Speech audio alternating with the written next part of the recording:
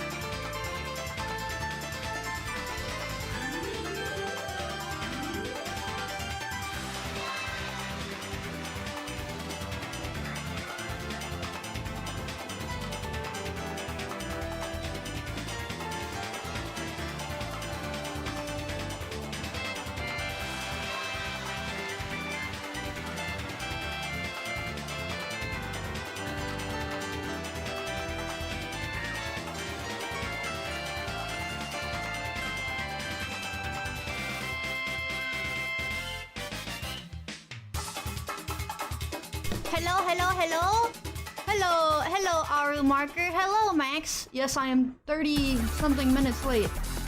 Bro, I got groceries, man. You know, it be like that. You gotta get groceries sometimes. Ronin, thank you for the 5 months membership. I appreciate this before it. I pass Thank out you. from working at 4 a.m. Thank you.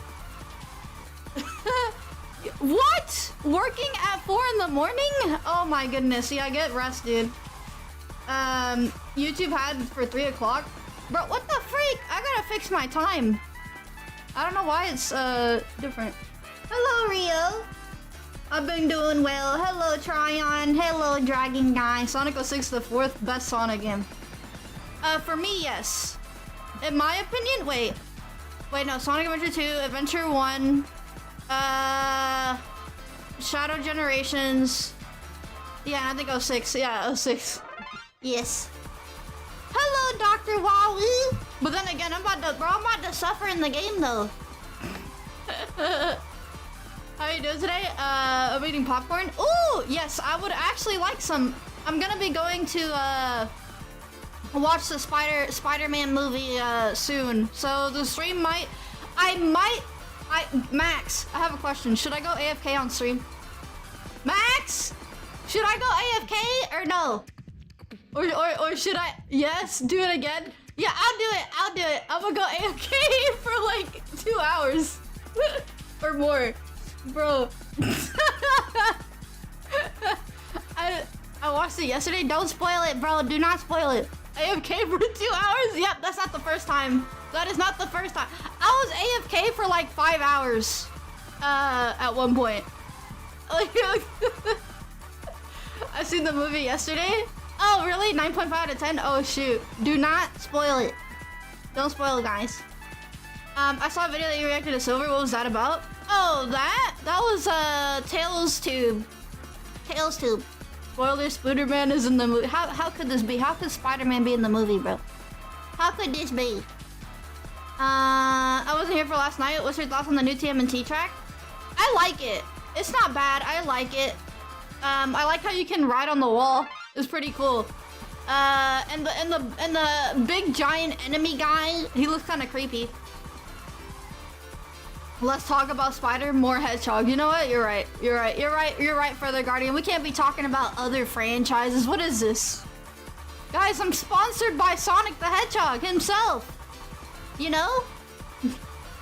Oh my goodness. Hey guys, hello everyone. Oh, I need to change my background. Hi. We're gonna make...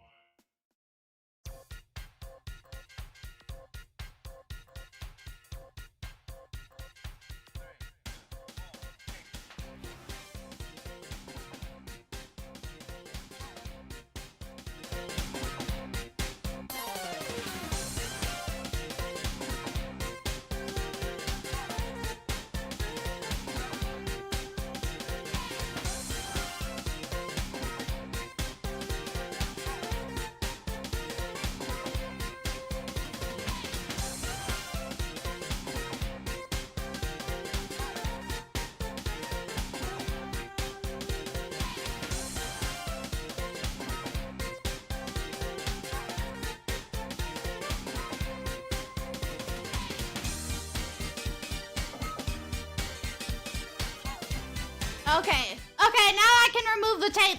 Yeah, no, I gotta add it on this model. The tape, this tape, I can't have it on yet. I need to set it up. I have to set it up on the bot. It will take around like 20 minutes for me to do that. But I will have it ready. I will have the tape inserted soon. Hello, Kingdom Hearts fan, thank you. I'm here on time this time. I missed the last two streams from being too exhausted from work. Oh, Team Prime, at least you got rest, no? I missed the live stream when you announced the new model. Oh wait, the new model, wait, oh wait, this isn't a new model. I mean, it technically is now because I have two hairstyles, but that's not really a new model. I don't really consider it. I just got hairstyles. This game also debuted the two of the best characters. What game? Oh yeah, Sonic's over the Hedgehog, yeah. Mephiles, bro, yes. At least it's underrated? I don't know. I don't know. Thank you, Looney. Thank you. I appreciate it. I didn't know Miia was into BD. Bro! Shiro, shut up! Bro! Shut up! It's not the new model? Yeah, just a different hair. Yes. Different hairstyle. Tomorrow is Silly Saturday? Is it? What day is it today? Oh! Yeah, you're right! Tomorrow, Silly Saturday, guys. You know what we're gonna use tomorrow? We're gonna use the silly bottle. It is Friday? Yeah, it's Friday. Tomorrow's Saturday. Okay. Bro, I know. It's funny, even though I've been doing things IRL, I still can't keep up with what day it is. As if we're lucky, as Elise getting a man, you look cuddleable. Cuddleable. Been a while since I caught a stream. Hello, welcome. Kazuto. Hi, 4 months in a row. Thank you so much. I really appreciate it. Thank you. We'll be having a member stream next week, so make sure y'all tune in for that. We're gonna be drawing, because I do want to draw some of y'all stuff. So don't miss out for that. But anyway, y'all got any snacks? Hope you guys had a good rest. You know, actually slept last night. It was a nice sleep. Wait, no it wasn't, because guys, I was actually, I was having a dream last night that I was going bald. Hi, Brandon! I had a dream last night that I was going bald, like the side of my head was like bald. Everything else had hair. I'm like, what the freak? Why we gotta have dreams like that, man? I don't have cookies? Bro. What do you mean? What do you mean I don't have cookies, bro? Trickster, go buy some. No snack at the moment. Go and get me some combos, because why not? I got me some TVs. Gonna make some popcorn? Alright, I got TVs. Bald! I still gotta add the bald toggle. Don't worry, I'm gonna do it. I just have to do it with all the hairstyles and stuff, you know? So, is clearly a sign. No, it's not! Kuro-senshi, no! I am not going bald. Okay, no, I'm not. Your avatar reminds me from Momo Devil Duke from To Love Ru. I have no idea what that is. I have no idea what that is. Your dream is my reality? Claydo, I am so sorry. It's okay though, you know why? You know, look, there's a good and bad when it comes to being bald. If you got hair, you can't wear too much hat. If you wear too many hats, right? Your hair is not gonna get the vitamins to keep growing. So imagine wearing all those hats. You're gonna have a bald spot because you'll be wearing too much stuff, you know. But hey, and if you don't have hair, you don't gotta deal with like brushing your hair and all that stuff. You don't gotta deal with having hair bangs all over your face and all that stuff, you know? Must be nice, especially like on roller coasters and stuff, or like on boats. You know, you don't gotta deal with none of that.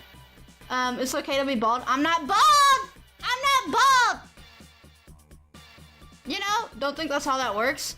That's what happened to my stepdad. What do you mean, Yukine? Literally, if you wear caps too much, like you start to not grow hair. Unless I'm tripping, I don't know. Maybe he lied to me. Yeah, he probably lied to me. He's like, hey, yeah, that's totally why I lost hair in the middle of my head. Because I wear too many hats. I hate wearing hats is worse than work. Are you serious, Feather? You think wearing hats is worse than work? Okay, great. That's how it works? That's not how it works. Oh, okay. Nah, family never lies. Hello, Mackenzie. Welcome on in. Wearing hats might be why. I love hats. Oh, yeah. I don't know. He has like a whole collection of them, too. Like, he wears them all the time.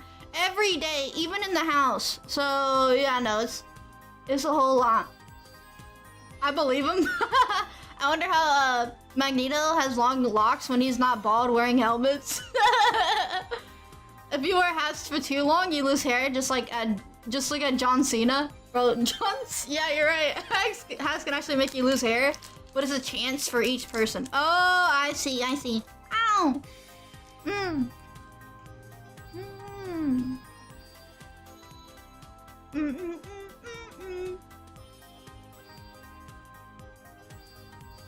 Cookie and milk?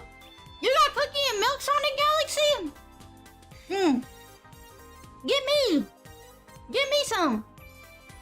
Do you enjoy looking at sprite animations?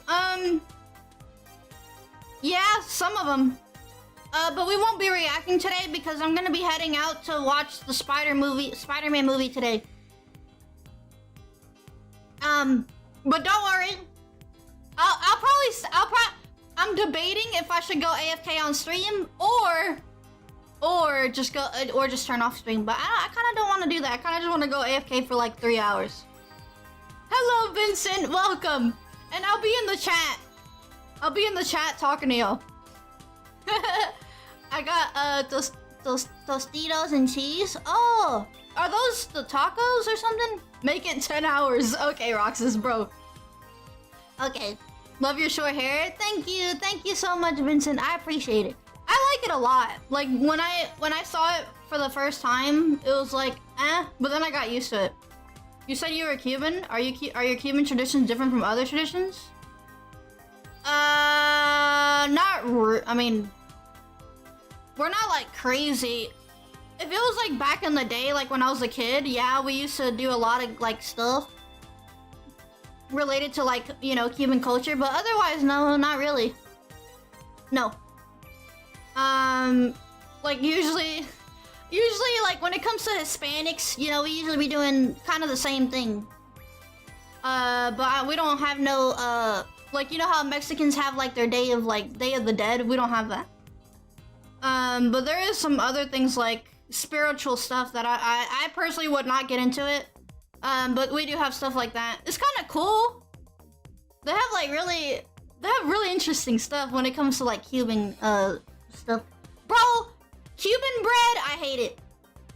Cuban bread, I don't like Cuban bread. Cuban bread, it makes a mess, it's too hard, and I like it with milk. If it's with milk, I will eat it. If it's not with milk, I will not eat it. I'll be working, so I won't be here till 7. Okay, King Prime. Have you ever thought of giving your model pigtails? Ooh! Ooh, maybe I should, maybe. The thing is, pigtails... Wait, yeah, oh my gosh! Why'd you have to say that? Dang it, Vincent! Now I want like Hasune Miku pigtails or something, like where they're like all the way down. Like, bro! I have 3 days left until I go back to school. I'm nervous. Last year of high school. Okay, good. You're not... I'm assuming you're not underage. Especially when you're graduating. I'm pretty sure you're 18 or higher. Your avatar hair looks like Pink Rose. Now that I say it, you look like humanoid Amy Rose, which is adorable. Thank you, Feather. I mean, really, the only thing... Look, the only thing with Amy, like, with me, is just short hair. Pink hair. There you go. So, you know. You prefer soft bread? Yes. Dude, no, it's not even that. Cuban bread is like, when you bite into it, it makes a mess. Like, it's bad. Like, you'll bite into it and it's just everywhere. And I'm just like, what the freak? Why? Why does it gotta be like that, you know? I was shopping for PC parts and streaming gear. Oh, nice. I think pigtails will look super cute on your model. Yeah, I don't know. Now I'm kind of disappointed. Now I gotta pay more money for that. I don't know. Who knows? We'll see. I thought you were saying human over and over. I got really confused. Clado, are you okay, bro? Are you tripping? You're tripping balls. He's tripping. Clado's tripping balls. Tripping balls. He's tripping balls. Hello, Khalil. Welcome. Good to see you. Welcome back. Welcome back. Your model will look great with a braided ponytail. Braided ponytail, yeah. Yeah, there's a lot of things you could do, but I'm not gonna go crazy with it, you know? Balls. There's a lot of theological and philosophical implications to why gentrifications is a bad thing. What is gentrifications? What is that? Hello, Sensei, welcome. Hello, Marquez. I'm doing good. I got me some Taco Bell. Got some tacos and a soda. And by the way, I usually don't. Every time I get soda, I only take like 3 sips, and then I just throw the rest of it away. I should the reason why is because they don't give us the option to order like small drinks. Like, I don't understand why. And even then, I wouldn't even drink the whole thing. But it's like, oh yeah, you only have the option to get a large. I'm like, why? Like, that's dumb. Just give me a small drink. I don't know. Do you drink Mountain Dew Baja Blast? No. That's nasty. No. Where, in the theaters? No. Taco Bell. I got Taco Bell food. Give me a break. I got AC blasting in this car while listening to the stream. Dude, how hot is it where you guys are at? It's freaking hot, bro. Love the new hairdo. Thank you, sis. Thank you. Any sparkling that is disgusting. That is disgusting, cousin. Bro, that is nasty, Kazuto. Disgusting, I say. That is nasty. Very nasty. Wait, y'all didn't get to see me with the hood. Hold on. How do I turn it on?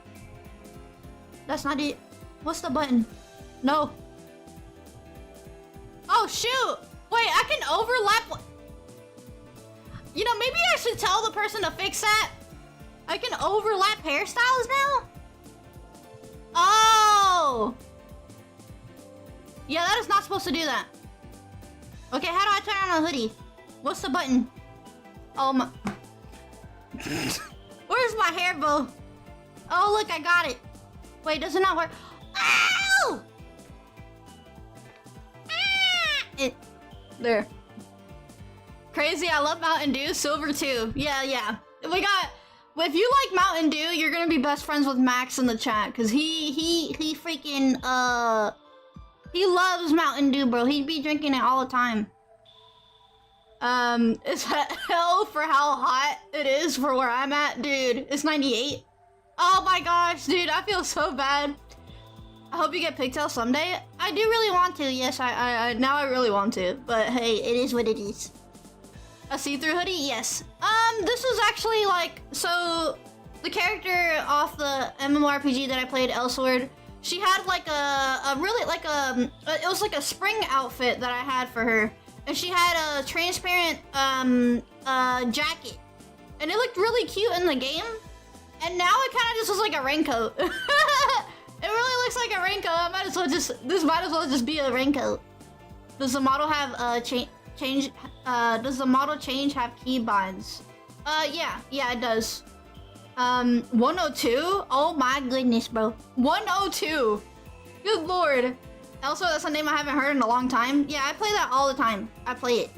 Gentrification is when rich people move into or buy buildings in low-income neighborhoods and cause the property taxes in that neighborhood to rise. Really? This usually causes the people who lived there before to move out because they can't afford to live there anymore? Oh, that's kind of messed up. Well, hey, we're rich! Let's go move to a neighborhood that's really cheap and then screw everyone else over. It's like, what the heck? That's kind of dumb. I thought it was a raincoat the entire time. That's not. I don't blame y'all. It does look a lot like a raincoat. It's not supposed to be though. Fun fact: I haven't owned a raincoat in like almost 10 years. Oh yeah, neither do I, Clayto. I don't use a raincoat either. I don't use raincoats either. I mean, you said 10 years. I don't even think I had one at all. It's not a raincoat? No, it's not. It is not star eyes, Roxas. They're flowers, all right? Flowers. They're not star eyes. Never used a raincoat, neither have I. You can see it in television, but I've never used it. Hello, Headshot. Welcome. Good to see you. Ow.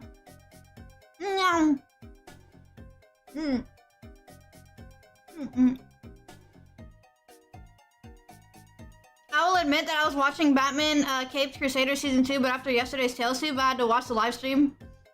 Anything for more Sonic 06 content and support.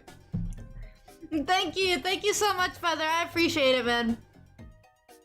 Yeah, no, I'm gonna see how far I can get into the Sonic story. Like I said, I am watching the Spider-Man movie today, so yeah. I just walk in the rain.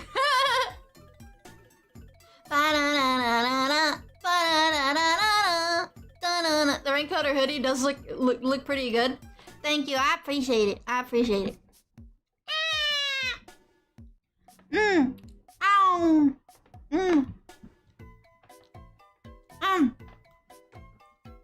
Hi. Raincoats are annoying. They are, yes. Well, then again, I never had one, so I don't know what I'm talking about.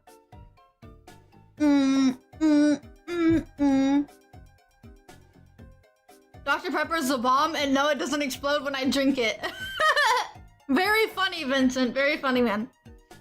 Yeah, no, Dr. Pepper is okay. It's like, it has like a strawberry aftertaste or something like that, you know? Speaking of strawberry, I got some strawberries too. Ow.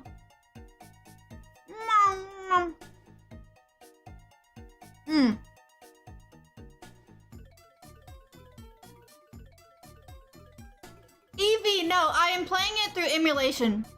No, not original hardware. No.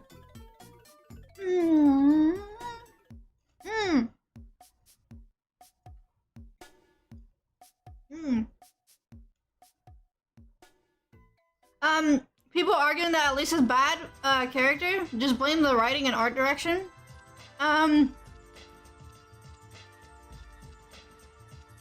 What's it called? I mean, I don't know. Elise is like, she's basically Princess Peach, right? But in Sonic, right? So, I mean, she doesn't bother me. Have you ever had strawberry Kit Kats? Nope, but I am actually eating Kit Kats right now. It's Japanese Kit Kats. The thing is, like, overseas, like, chocolate and stuff, they actually taste more natural compared to, like, the US. Will you play the DLC at some point? Or just a base game? I didn't even know there was DLC. Oh yeah, I'll definitely do that. Ow! Oh, no.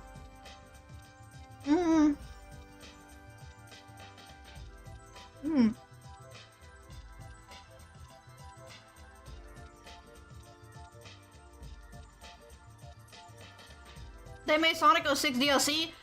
Yeah, now that I think about it, they have, but I forgot what it was about. I don't know what it was.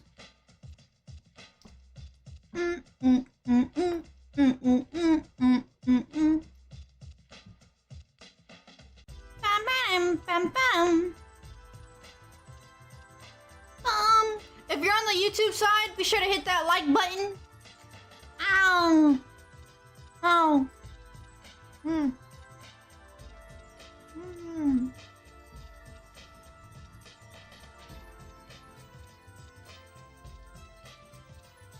If you think about it, rewriting 06 will make at least playable. Retweaking how Iblis worked for the game design. I don't know. I feel like if we seen more of her past growing up, maybe we'd like her more. It's kind of just, she's just kind of there. You know what I mean? DLC is hard? Oh, it's just hard mode? Oh no, hard mode in a game that is already broken. Are you serious? No way, dude. American chocolate tastes like vomit to a lot of other countries. I heard the, yes, Sonic EXE, I heard the same thing, yeah. They said that it tastes really bad.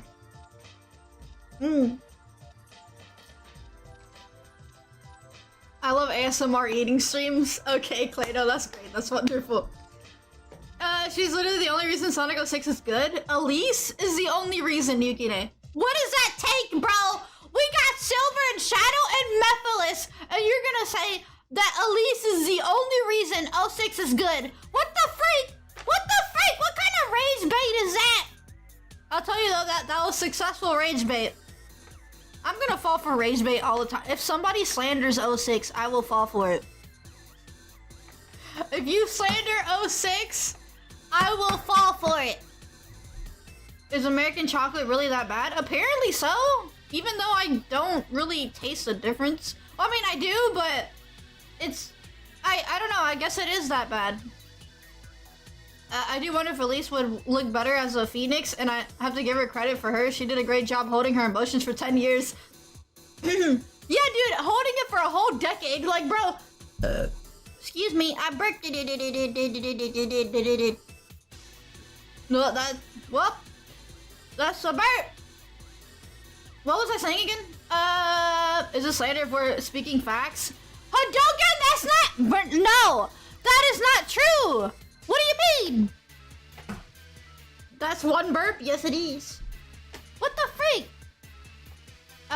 Boss attack mode and team attack amigo are two modes included in the 06 DLC and alongside of a hard mode? What the freak? I didn't even know that. What the... Hello, KG. It's good to see you. Welcome in. Welcome in. If you're used to it, then US chocolate is fine. But if you're not used to it, it's not great. Yeah, exactly. That's what I'm saying. I feel like, yeah, no, we might, bro. Us in the US are screwed, bro. We be eating, you know how they call it junk food? Yeah, it's actual junk food. It's trash. Our food in the US is bad. Because even though we're used to it, you know, I'm not speaking for everybody because I know there's people that live in other countries, but even though I'm used to it, it's probably bad anyways, you know. Team Prime might actually do that for the next... Oh, wait, what? Huh? I don't like Sonic 06, but I'm not gonna be a jerk to people who genuinely love the game. Yeah, no, I mean, they're not being jerks about it, you know, they're being silly. They're giving their takes on it, and I'm like, bro, y'all are saying, oh, the only good thing about 06 is Elise. What the freak? That video showing like food is actually junk. Oh, yeah. Bam! Food from the school cafeteria? Oh, no. Yeah, dude, I saw pictures of, like, school from, like, school food. And I just forgot how bad it was. You know, you just look back at it, it's like, dude, how did we consume this growing up? Hello, Ivan, welcome! I used to be so confused years ago in the PS3 store when I searched Sonic the Hedgehog. I didn't realize there were two completely different games. I thought there was two of the same game. Eevee, bro, yeah, no, so the reason why that game was named Sonic the Hedgehog, it was because it was supposed to be a reboot of the franchise. And yeah, no, it didn't happen, so. I think that's why, I'm pretty sure Blaze, that's probably why she was in the future, because, like, they changed her whole thing. You know what I mean? They changed her whole story. It's like, you know, we're changing everything. The American food that's actually liked by other countries and stuff like burgers and pizza and all that type of stuff. Yeah. One thing a soft reboot, yeah. One thing that does bother me though, is how the Tails tube, they kind of like, that's the thing, like they mentioned, Sonic Mania and stuff like that, but the thing is, I mean, then again, Sonic, yeah, no, but this is during a time where they kind of just made games just to make them. They didn't like try to make them connect. And that's the thing that Tails Tube and Frontiers did. And it's like, we don't need them to be connected. They were not meant to be connected. You know? If you want to actually do that, go for like the biggest events and then try to connect them. Otherwise, ignore the other games. You know what I mean? I feel like Forces though was kind of and I don't even want to count Sonic Generations because I feel like that was just supposed to be a celebration. And for them to make that like the main canon, it's like, bro, why? Because we had everyone else there and nobody did anything, like, except classic and modern. It's like, I get it, that's his whole story, like the whole celebration. But to make it canon in the story, it's like, bro, come on. Hello, Razor. Hope another day is smiling for you. You guys make me smile. Alright, y'all make me smile. I appreciate it. Is that Shadow in the background? Yes, it is, with a duck on his face. A duck, a beak, whatever you call it. Forcing certain games to fit in the canon is like forcing Dragon Ball GT to be canon to Dragon Ball Super. I wish Sonic's friends playable in Generations after you rescued each of them. Dude, Vincent, that would have been really... That's what I was expecting too! I remember that. When I was playing 06, or not 06, Generations growing up, I was expecting them to be playable as you go on. And now, and they never were. Really nice hair cut on the model. Thank you, Clown Thriller. I appreciate it. It's good to see you, by the way. Good to see you. I hope you've had a nice day. Nice Friday. Happy Friday, guys! I forgot to say that. Happy Friday. Wait, I forgot to announce that we're live. I'm so stupid. Oh my gosh, I'm an idiot. Let me go announce that we're live and... Yeah, we'll go ahead and start on 06 and all that good stuff.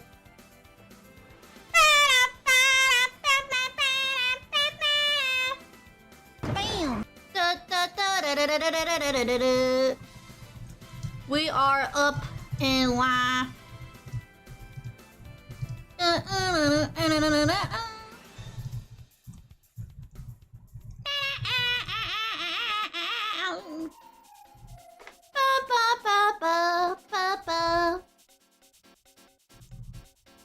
Ooh, guys, I have an idea. Let me do this. Hold on.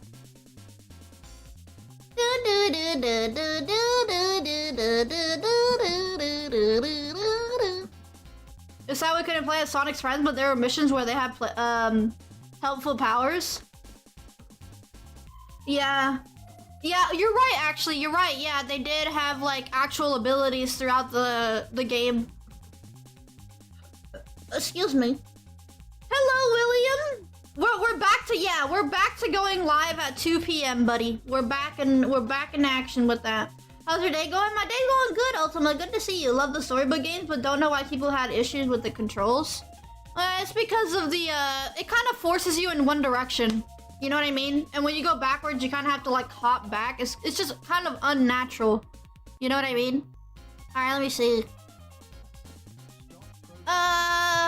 Yay, ads. Okay, let's see.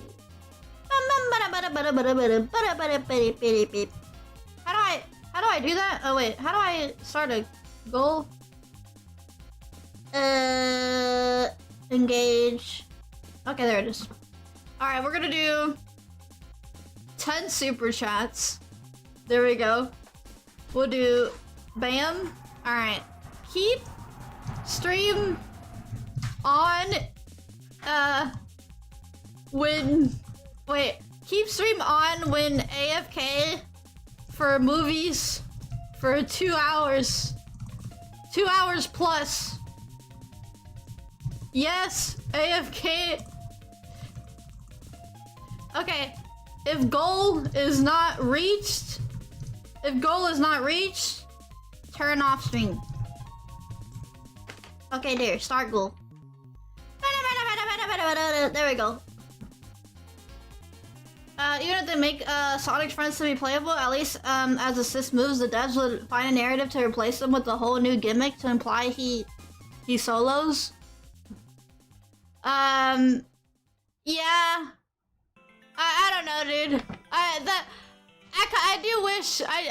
do wish that, you know, they're actually taken more seriously, but again, it was a celebration for Sonic, so it doesn't bother me.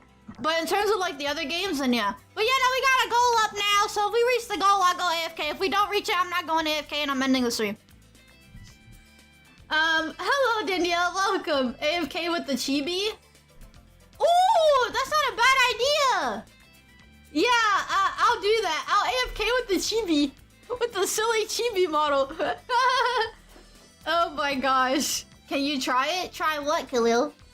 Try what? We've done that before. We've been AFK for like 5+ hours at one point.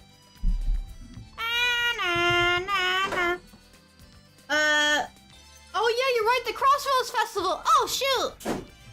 Well, you might want to reach the goal, guys. Just saying.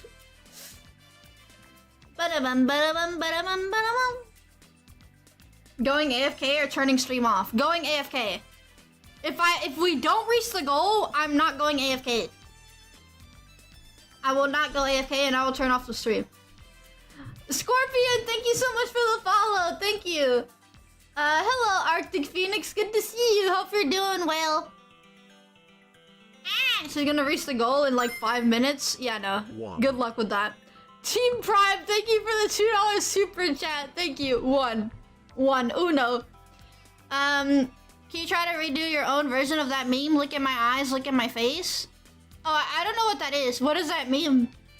Doing good, just chilling? That's good, that's good. Cool super chat, let's go. Bro, no way. Team Prime, are you actually gonna count? One. Dude, that's like my favorite line from like parodies when it comes to Sonic. One. Bro. When exactly are you going to AFK? Around, what time is it now? It's 3:20, so 5:50 or 5:30. So like 2 hours from now, something like that. Whenever I hear one, I always think of Snapcube dubbing. Yeah, me too, man. Me too, bro. Evie. Me too. That's all I hear. One. No, like that line has always been so funny to me. You know, it's always been so funny. Whenever I hear one, oh wait, I already had that. Only eyes, only face. I've never heard of that meme. I probably have, but I just forgot. You know. Team Prime, there's no way you're doing this, bro. You're actually counting. Okay, that's great. That's wonderful, guys. I think we're screwed. I might actually have to go AFK. You know what, guys? Let me tell y'all something. I got raided when I went AFK, and it was like 50 people, and I was gone. And I apologized to the person that raided me when I came back, and they never responded. 5. They never responded on Twitter, and I was so sad. I was like, I'm so sorry. I didn't mean to give you that impression that I just go AFK on stream. Like, dude, I've come to make an announcement. I think the hood looks cute, especially if it goes with the dress. Oh yeah, that'd be kind of cool. Someone's gonna raid again, I just know it. Bro, don't. Outron, please no. Team Prime, thank you so much for the $2 super chats. Thank you, I really appreciate it, dude. Oh my gosh, thank you so much. How good is Sonic at fixing women from your perspective? How good is Sonic at fixing women? Neptune, what the freak? What kind of question is that? Bro, he don't even gotta try. You know? You don't even gotta try it. You know how many women out there be simping for Sonic, bro? Oh my, there's no way you're actually doing this. Bro, electrician with the yay. Yay. Thank you, electrician. I appreciate it. That was surprisingly early. Yes, it is. Hello, Nala. You're gonna get used to it. You gotta get used to it because we're gonna have 2 p.m. streams again. We've had like late streams for like 3 weeks, but now we're back. You know.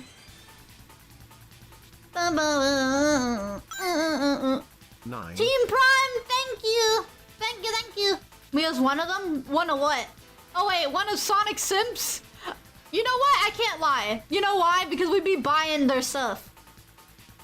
We be buying a bunch of Sonic crap. So guys, we're Simps for Sonic, alright? Hello, big bro, hi! Whether you like it or not, we are Simps for Sonic. We are 10. funding them. Oh my gosh. Sneaky! Wow! Thank you so much for the 40.99 super chat. Thank you. I really appreciate it. Thank you. Holy crap. Good lord, Sneaky. What the freak do I do now? Do I cancel the goal or what? What the freak? Because that doesn't go through for the goal. Bro, my goodness. Thank you so much. I feel like a simp for Amy myself. I mean, hey, it is what it is, I guess.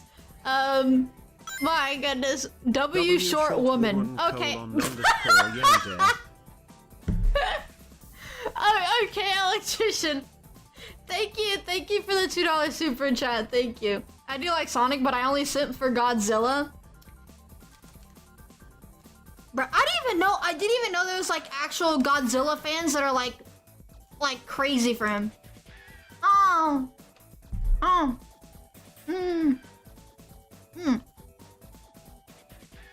Okay. I have a question. When it comes to Sonic merch, what do you usually get? Team Prime, thank you! Alonzi. Thank you so much for the $25 super chat. Thank you. Alonzi, what is Alonzi? But I was gonna ask y'all, what do y'all get for merch? When it usually comes to Sonic merch, do you get, toys, clothes, necklaces or bracelets, or like, do you get, figurines? Or like, you know, which one do y'all get? I usually go for clothing more than anything. I go for clothing.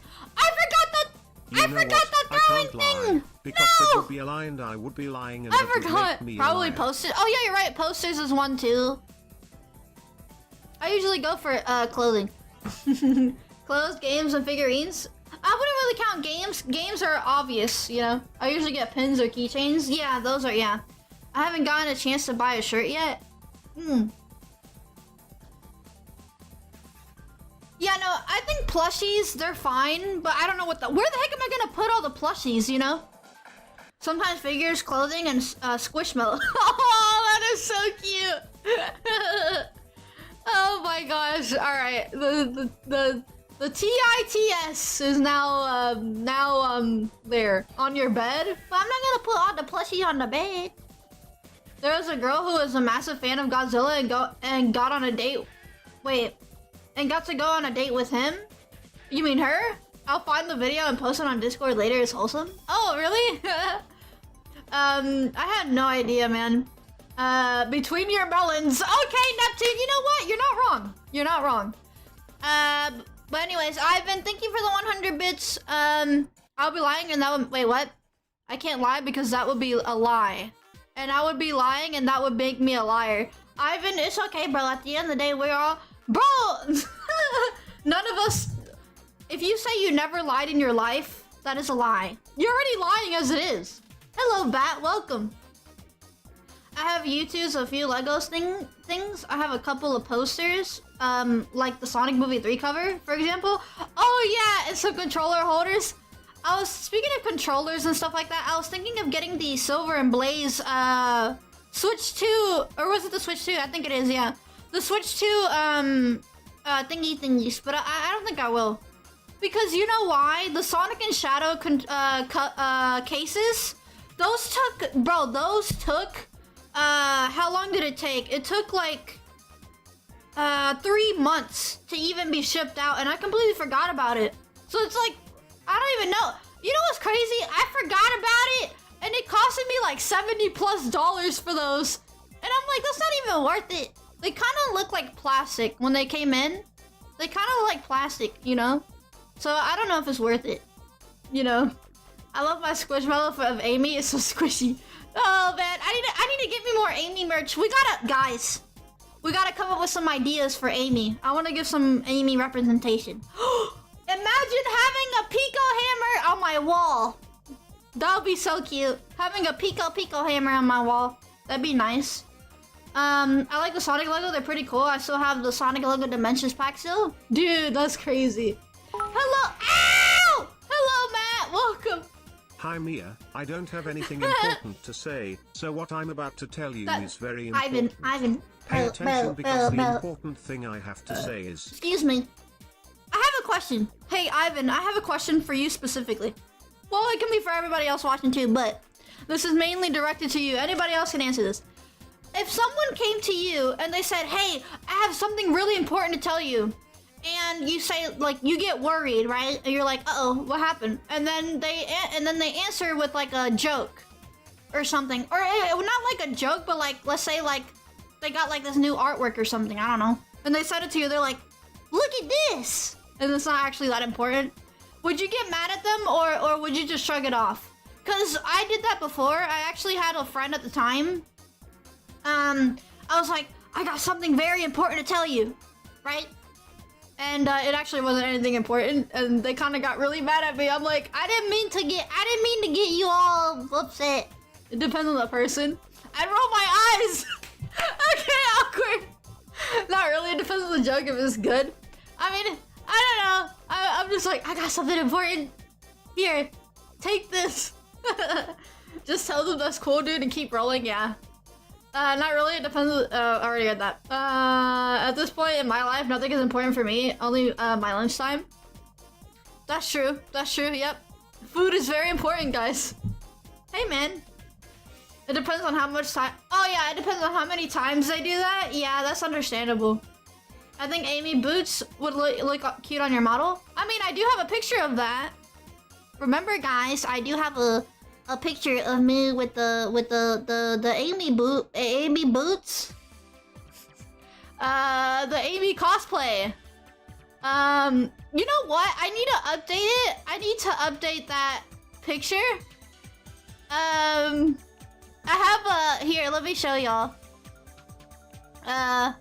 Oops, wrong screen. I didn't mean to do that. We're not ending stream yet. I'm sorry, I didn't mean to do that. Let me see. Boots? Yeah, not boobs, boots. Okay. Here. So here's the 90s style. Did you guys see this? Have y'all seen this? This is 90s style. So what I did was I generated the image, right? And then I edit it. So what I do now with my generation, AI generation, I usually add my own twist to it, and I kind of just edit it as well. I don't just generate it and post it. I put work into it. So we got this one, and then we got this one. You know, we got two of them. I need to do it with short hair now. I should have known because I saw this on one of your posts on YouTube. Yes, it is. It is. I love that one. Dude, these are really cute. I love them. Quick chat, a tip her to eat CC's pizza. I am not eating. If anyone has CC's pizza, do not go there. The art style's great. Yes, I love it. What I love about like artwork like this, Rouge 90s style, you know what? Maybe I should do that. Missed opportunity to have a Charmy cosplay. Hadouken, I'm not doing that. No, I am not doing that. I'm gonna have to, guys, I need y'all's help. So, you know how I cosplayed as like female Sonic characters? I want to cosplay in other franchises as well, but I don't know what characters you guys can think of, because I can't think of anything. You know, all I really know is Sonic, so it's like I can't really think. I could roleplay as Roll from Mega Man. I could roleplay as Roll from Mega Man, bro, and come up with something. Vector? I mean, besides Sonic, like other franchises. I want to do that. Oh, dude, imagine me wearing Elisa's outfit. No one put out Pizza the Hut. Dante? I mean, I technically did that already, but yeah, no, we can. You'll love it. Please do Black Rose from .hack. Black Rose from .hack. Okay. I'll keep that in mind, Shiro. I'll do it. Black Rose from .hack. Can you remind me? Because you're a mod. You can remind me later today or something, and I'll do it. Have me address as Melania from... Nope. This is I've only just started doing cosplays. The girls from the fighting games are always cosplay material. Oh yeah, they are, yes.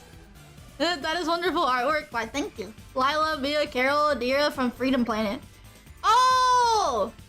Okay, yeah, no, that's a good one. The young cash register, aka Little Broomstick. Bro, electrician, what the freak is that?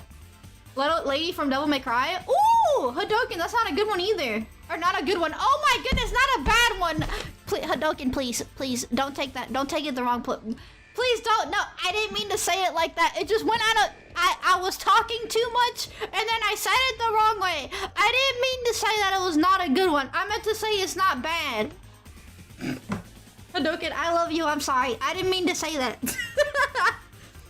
Here are my ideas. Nero, Peach. Oh yeah, Rosalina. Oh my goodness. Roll.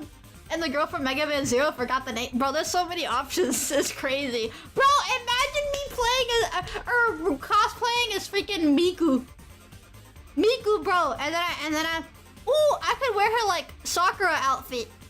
She has like a Sakura outfit. I could wear that. What about Princess Daisy? Bro. Oh my gosh, there's so many endless possibilities. Just like Sonic Unleashed. Yep, there it is. Sonic Unleashed. Hello, first vampire. Welcome. I'm doing good. I'm too busy talking and I haven't eaten yet. Well, I mean, I kind of have, but not at the same time. You already Linda R? Huh? Are you saying Linda like pretty? I've gotten in the mood to revisit Sonic Frontiers, and I'm working on a custom jukebox mod using a template on Game Banana. Ooh! Nice, bro.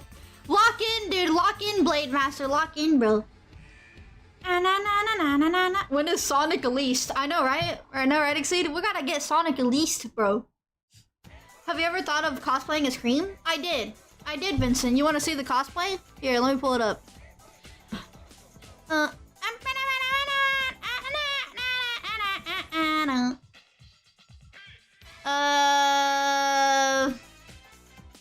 Here you go.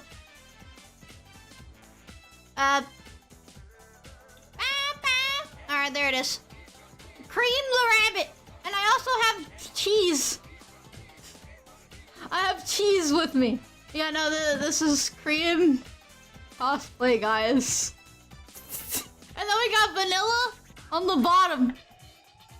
What is that dress made of? Cloth? Clothing? I don't know. May I speak freely? What does that mean? Charmy win? I gotta do Charmy, bro. Cheese so cute. He is, bro. He is. I love cheese. Cream's mother? Yes, I did Cream's mother as well. On the bottom. Cheese is the chat on Twitch. Yes, that's you guys. Do you want another water bottle? Do you want another water bottle? What do you mean by that, electrician? Of course, water bottle is good for you. Are we not gonna point out the fact that she kidnapped the child's pet? Why do you have cheese with you? Duncan, you're right. I took Cream's pet. Yep. The clothes is made of very, very strong stuff. It is. I'm a dark chaos child. Yes, you are, Max. And he looks really cool. He does look really cool. To be honest, we never got a proper take on American-themed Sonic media outside Adventure 1's mild inspiration for places. You're right, Neptune. Yeah. Huh? What? Thank you for the throne gift. I think that's a surprise gift because I don't know what it is. Let me see. how loud it is, by the way. I'll be getting, let's see. Huh?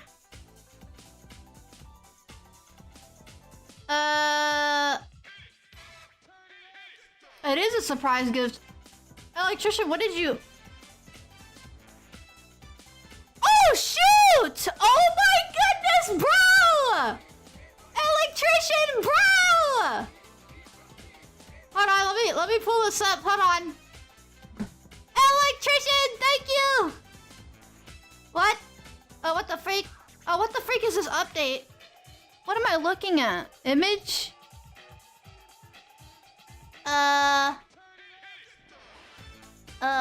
Okay. The OBS changed their UI. That just threw me off. Guys, look! Look at this! He got me this! He got me this! Bro! Look!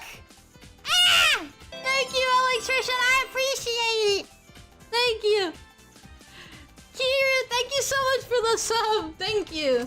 That looks nice. It does, bro. I need it. I need it. That's pretty. Yes. I cannot wait to get it. Thank you so much, Electrician. Thank you. Thank you. That's so cool. Where's that from? I don't know where he got it. I think he got it off like Amazon or something. Dude. Is that an Amy thermos? What is thermos? I don't know what thermos. It's a bottle. I thought you post those updates. No. You mean on Twitter and stuff? No, it's a bot.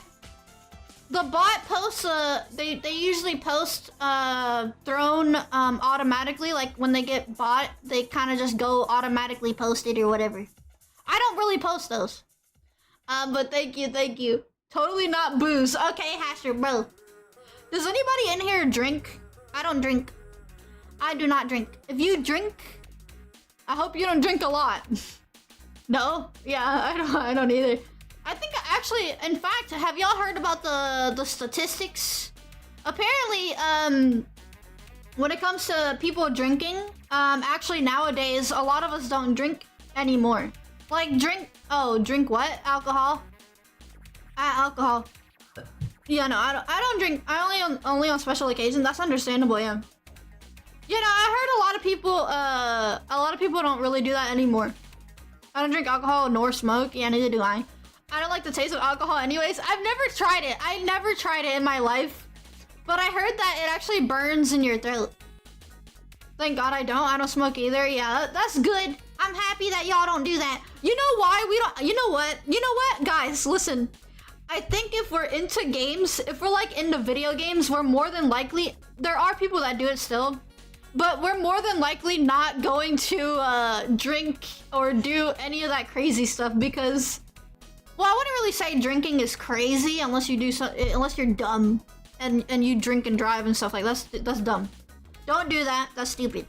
But anyways, yeah, no, I feel like a lot of us are just distracted with games.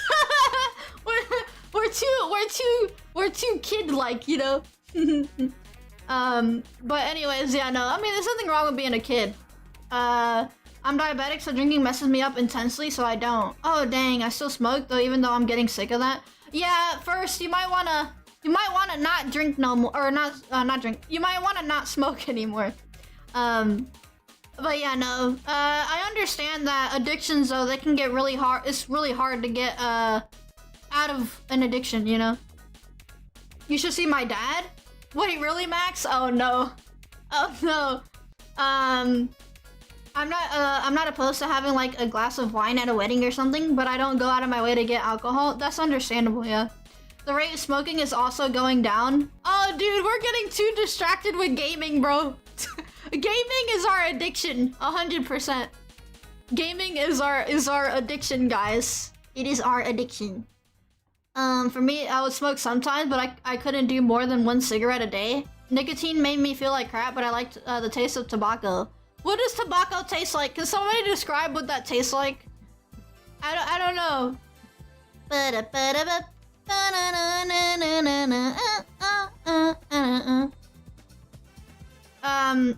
Gaming is a way better addiction. Yeah, but at the same time, you still damage your body for sitting down for too long. I never touched those. It's bitter and nasty. Okay.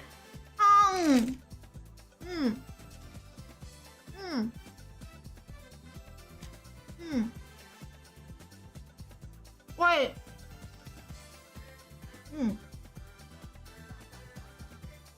They didn't put sour cream in my taco, bro. Let me get some sour cream.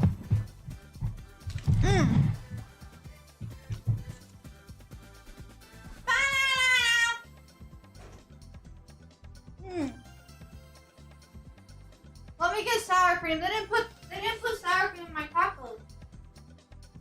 I'm saying. Ow! I hit my finger. I think it's also how we saw people who did smoke get negative effects and suffer, which we would want to avoid.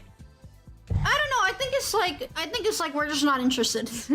The taste is like really weird or whatever. I don't know. Oh wait, I'm stupid. How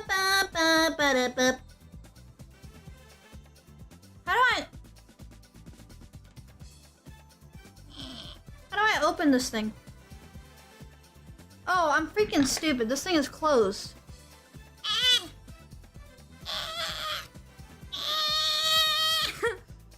I'm trying to open this.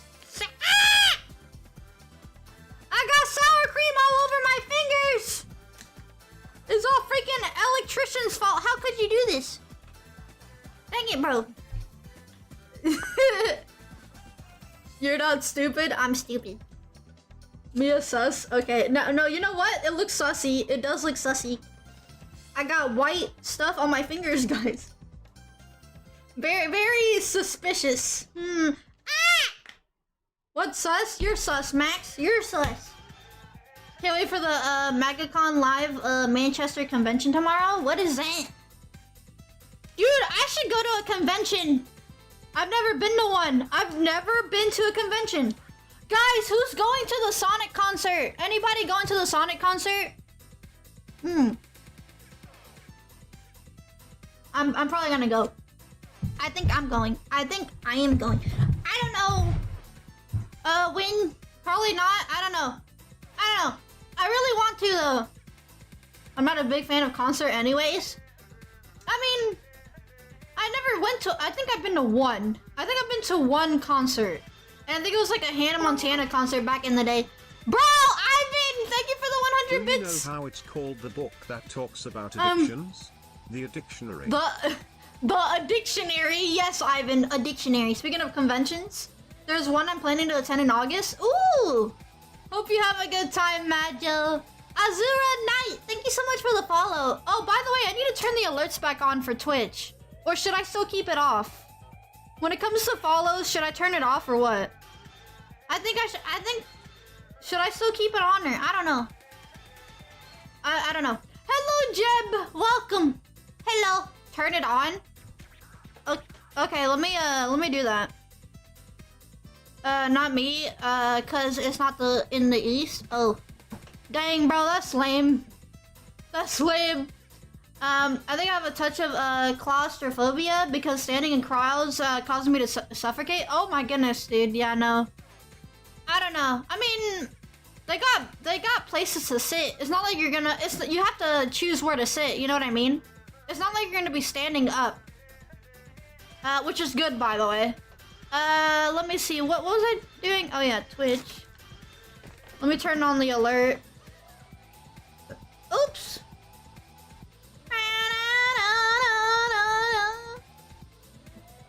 I still gotta add that one bot. Cosplay idea, the cotton candy monster from Scooby-Doo. Monsters Unleashed. Okay. I mean, that kind of works.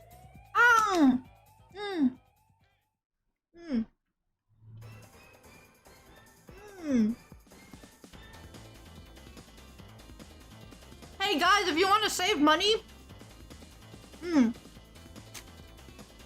don't order for a Taco Supreme. Just get freaking just get what's it called, sour cream, and just put it on the taco.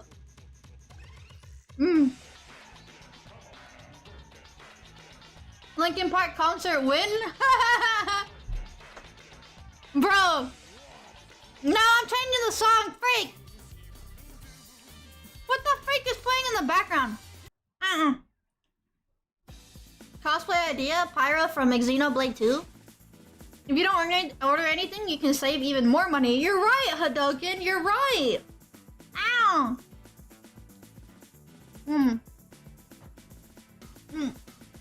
Taco Bell? Yes, yes, yes, Jay. Yes. I'm eating Taco Bell. If you want to save money, cook meals for yourself. Yeah, you're right, you're right. I'm too lazy though. I don't even know how to cook, bro. Anybody in here knows how to cook? I'm sure there's a lot of you in here that know how to cook. If so, teach me. You know how to cook, electrician? Dang, bro. I just remembered an idea for cosplay, Heroes Rouge. Oh, you're right. I could do a different outfit, yeah. Start with rice, the sky's the limit from there. Cool. I could cook for you? Bro. I cook pretty often. I'm gonna burn the house down. I'm gonna burn the house down? Who was that person who kept complaining about using their art and then using it on AI? That was my original artist. I don't know why, again, I don't know why they were complaining about it now when I've been using AI for like 7 months or more. And it's the original artwork of my model. It takes me forever to cook, like 3 to 4 hours to cook, for some reason. I mean, hey, you gotta take your time, you know? 4 hours is pretty long, though. Oh.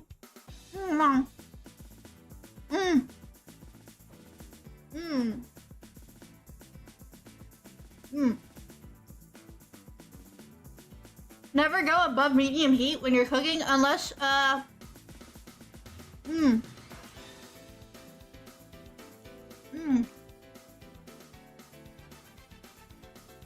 Never go above medium heat when you're cooking unless you're trying to sear something in the first tip. Gotta have patience, right? She didn't even use their art? No, I did not. I did not use their artwork or anything like that, but they still say that it's a problem because they own the character design, which means that they own the character, which that's not how that works. Because if that was the case, every other artist with the same TOS would mean that they also are affected in the same way. And that doesn't make any sense. I didn't sign up for HELLOOOO, bro. This is not a company that owns your model. That's not how that works. Quesadillas are pretty easy to make. Oh yeah, they are. I've seen people make them. They're not that hard. I never tried it though. What's HELLOOOO? It's like a... Was it HELLOOOO? I don't remember which one that owns the model. It was one of the companies that own the model. And there's some that don't. But yeah, no, they're basically going by that logic. It's like, bro, why? Why?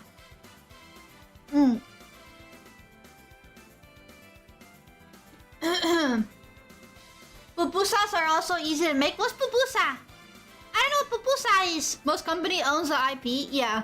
I know that there's like 1 or 2 that I've heard that they actually don't own them. HELLOOOO because we no longer have Gorgua. Oh yeah, you're right. Minnie! Thank you so much for becoming a member. I appreciate it. Welcome to the members. Thank you so much. We're gonna have a member stream next week. And we're gonna be drawing, so make sure to not miss out on that. I'm gonna make burgers. Y'all make me hungry, not gonna lie. Max, what are you gonna make? What kind of burger? Pupusas are stuffed tortillas. Oh, that sounds really good. I think I've had them before. Hello, Noah. Welcome. You could also try boiling water in the microwave with a mug to make tea. It's pretty quick and tastes great. Mr. C, I'm sorry to disappoint you, but I have to disappoint you. I don't like tea. I do not like tea. Tea, I've tasted tea. It's nasty. Ow! Ivan, thank you for the 100 bits. There's a lot of different cosplay you can do from Sonic, Murder of Sonic. Do you know how to make a sandwich? Yes. And Blaze, Knight of Love, Amy, Percival, Carl, and other skins. Yeah, there's a whole lot of cosplays I could do. There's many. Dude, Amy with the birthday outfit. Dude, imagine if it was my birthday and then I wear the outfit that Amy had on at the end the Murder of Sonic or something. Tea is dirt water. It is, bro. It's nasty. But yeah, no. What about grilled cheese? Grilled cheese is not that bad. It's not hard. Tea is awesome. Coffee is nasty. Okay, Cuban coffee is disgusting. Cuban coffee is literally bitter. It's bitter. All it is bitter. It's nasty. It's bad.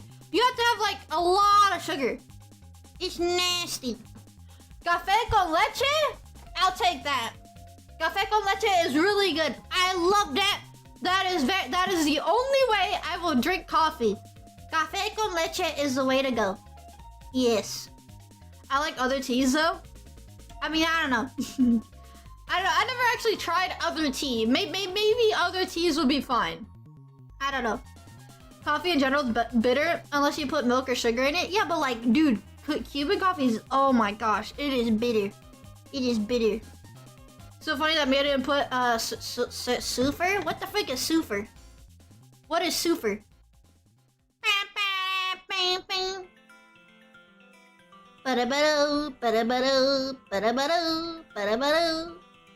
Is Amy your favorite Sonic character? When it comes to females, yeah, she's becoming like my favorite female character.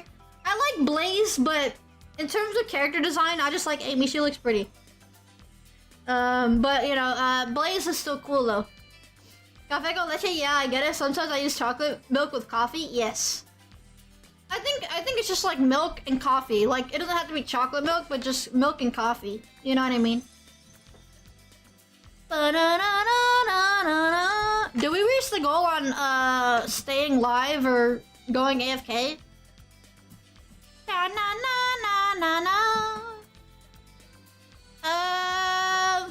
Oh yeah, ads. Coffee with chocolate flavored creamer.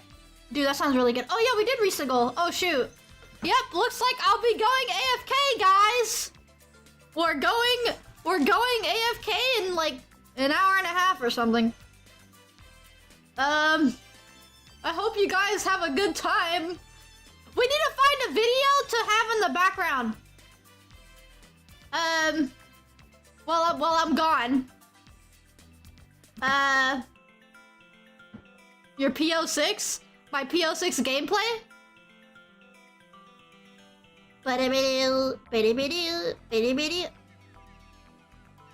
There it is, goal achieved.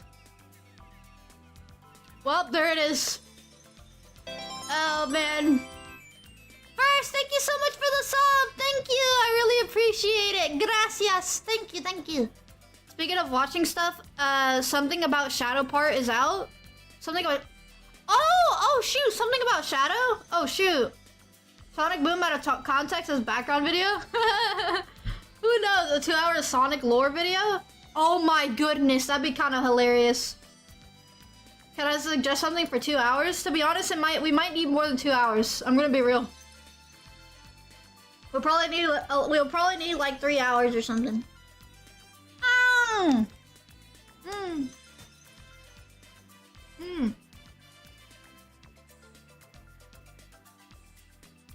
Yeah, go ahead and suggest it, Luigi.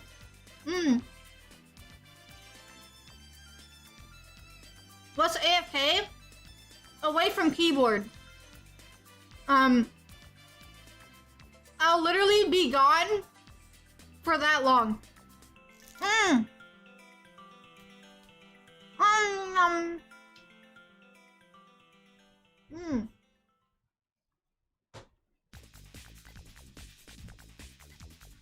Make sure you have autoplay on YouTube before you leave. You're right, I'll do that.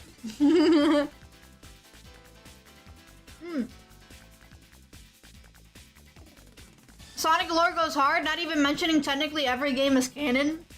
I mean, I think it only goes hard when it's 06. 06, Adventure 2, Adventure 1. So, no, I mean, Sonic Heroes, okay, Sonic Heroes, it could have been really good, but it's there. The lore is there, but they didn't really do anything with it. So I would technically count Sonic Heroes. Ow. Alright,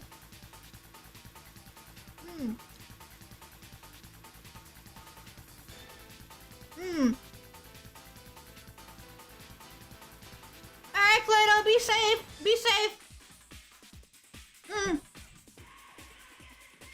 Frontiers go kind of hard too. No, it does not.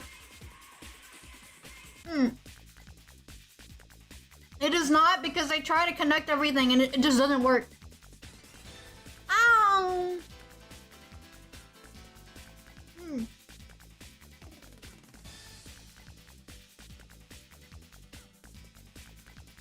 They have a video of 3 hours of Sonic Lore that makes me fall asleep. Oh yeah! I never actually watched it. Yeah, we can have that in the background while I'm gone.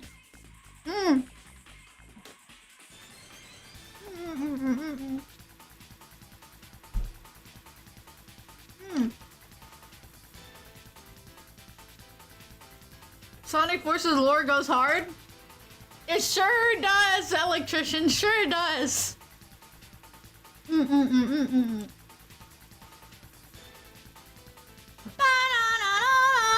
The entire Angry Birds movie that's free on YouTube in 4K? Wait, are you serious? That's the thing? No, it's free on YouTube already? I'm gonna get copyright. We should do that? I'm gonna get copyright. I can't do that.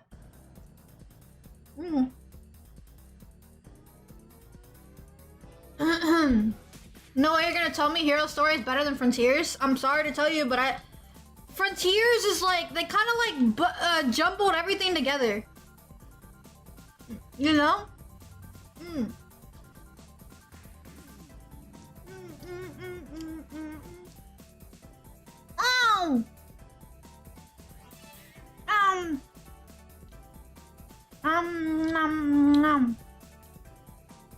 I gotta thank Greg DeSeuss for reminding me of you.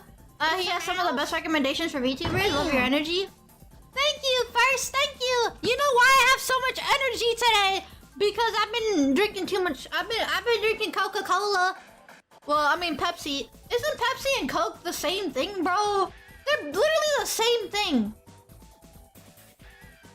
Wait, has Pepsi and Coke, have they ever tried to, sue each other?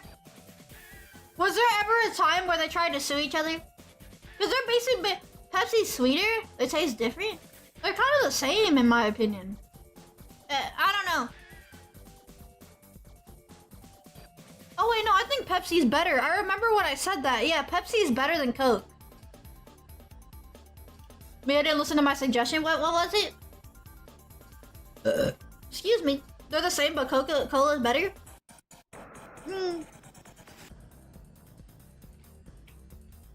You know where I want to go? I want to go to a Coca-Cola factory. Sprite is better than Pepsi? Sprite is mid. They're completely different tastes? Dude, I like Coke better, but both are okay. Pepsi has more caffeine, Coke has less. Both the same. Okay, that makes a lot of sense why I'm in high energy. They were still trying to one-up each other when I was a kid? Really, Minnie? Oh, that's funny. That's funny.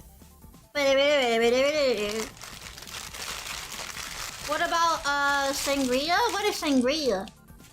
You know, Pepsi and Cola is losing money because of Ozempic. Wait, what is Ozempic? I've heard of that. What is that? What is Ozempic again? I did hear about that. Fat loss? Wait, no way. Are you actually serious? There's no way. Losing fat. Pepsi does to me what CC Pizza does to you. Wait, are you serious? No. Dude, when I had CC's Pizza, I was in so much pain.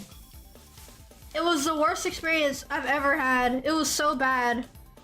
And it happened on stream. It's still so strange to remember that Pepsi Man is actually a thing and it's not, and it even has a game. Yeah, that is so weird. Weight loss, but I think it eats away at muscle as well. Oh my gosh, Darker.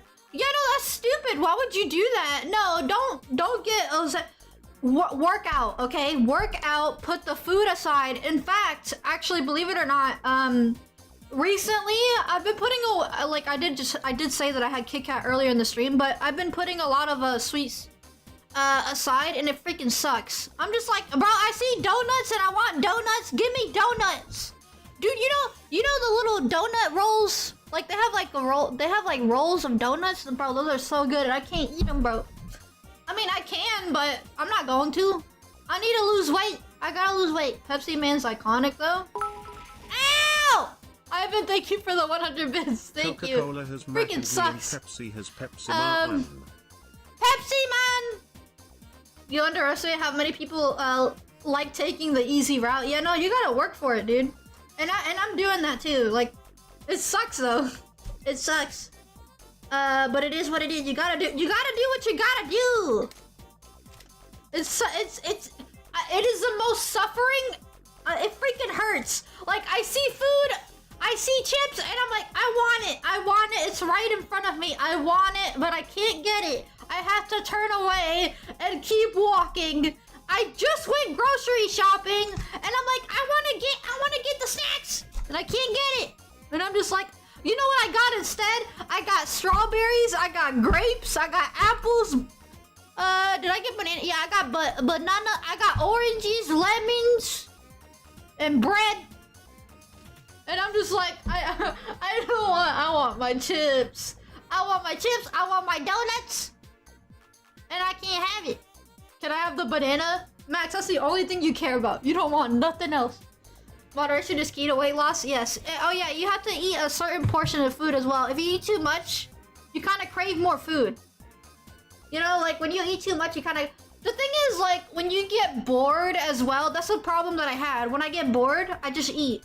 You know what I mean? Like, when I was like cleaning up my room and stuff like that, I had my PC on the side when I was off, and I didn't have anything to do, so I was like, I'm just gonna get some food. I don't know what to do. I'm just gonna get some food and watch some videos. You know how like when you get bored, you kind of just want to eat stuff. You know, increase protein and fiber to feel fuller. Yes. Read my suggestion. Killer Sands versus SP Dustale by Revolver Animations. I know you like battle between characters, so I suggest that. Oh, Lizzie, I usually watch death battles because people like to see me react to it. That's the only reason. Otherwise, I don't know what I'm reacting to. And I only really watch death battles. I don't really watch anything else when it comes to like fights, unless it's like Sonic related, then maybe. You know. Apparently there's studies that they found that Ozempic leads to weaker muscle development in mice. Oh my gosh, yeah, no. About your Twitter account that I posted today of your reply, I was making sure that you saw the reply I posted you? What is it? I got an idea for the cosplay, Sage? Oh yeah, you're right, I should do Sage. Oh my gosh! Yes, that would be so cool. I would have like electric effects and everything. Yeah, that'd be really cool. Oh, I wouldn't know if you would call it electric, but like digital effects. There you go, that's the word, digital effects. It's really great animated battle. Oh, okay. Maybe I'll see it, I don't know. Big Booba Sage, yeah, exactly. Every time there's some wonder drug like that, it always comes out some horrible side effect. Yeah, exactly. Do not do that. You have to do the work for it, as much as it sucks. I hate it, but you gotta do what you gotta do. Why the freak does bad food have to taste so good for us, or taste so good? And then it's like, the good food, it tastes like crap. Red, thank you for the follow. There's a new death battle that came out on Sunday, you need to watch it. Oh, electrician, why didn't you tell me anything? Why didn't you tell me nothing? It came out on Sunday last week? Ah, freak! Do you even check mod suggestions? Oh, I forgot to do that. Roxas told me. I didn't, Roxas, I'm sorry. I didn't see it. Ow!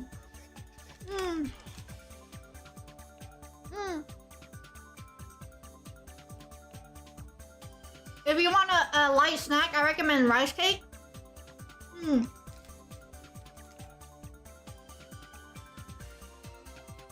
You're right. Yeah, like,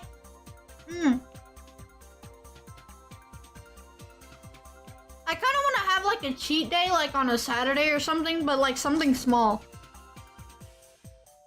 But you know,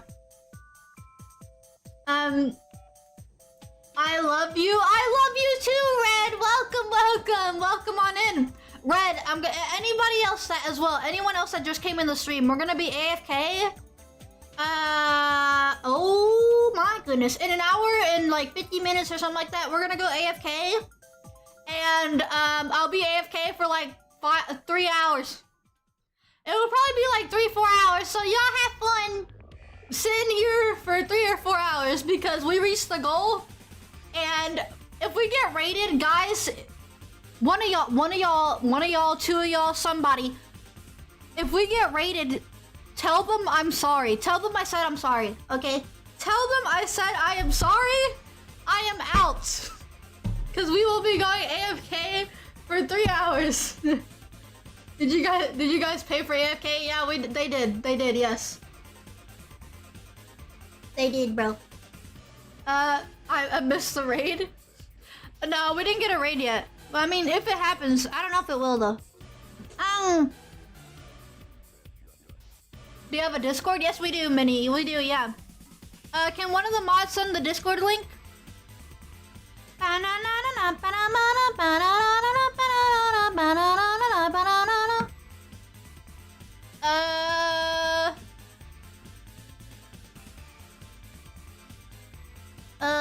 The poll? Goal to make Miia eat CCs again. No! No! Vote. I'm voting no. Yes, I voted on my own poll. No. Vote no. Alright, I am not eating at CC's Pizza. Okay? That place is great. No, it's not, Vega! Vega! That place made me freaking feel like I was dying. It was that bad. Like, I'm not kidding. It was so bad. The food is so good, though, but my god. Like, dude, and here I thought Taco Bell was like, you know, it makes your stomach hurt. No, CC's is terrible. It's bad. It's bad. You know? You ate too much? You know what? You might be right. I think I ate too much CC's pizza. No.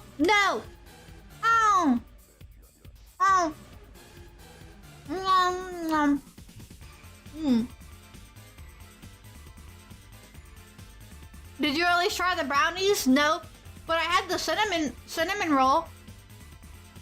It was good. But I'm too scared to have it. Alright? That just tells you that the eating too much is why I try not to mess with the Chinese buffet. Oh, you're right, yeah. You still didn't try cheesecake? Nope, I have never tried cheesecake in my life. Nope.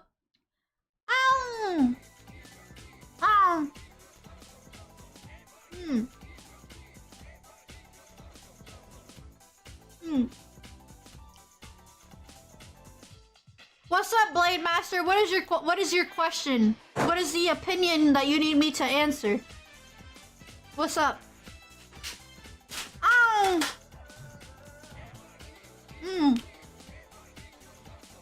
Cheesecake is nasty, red velvet is better. I agree, Max. I agree.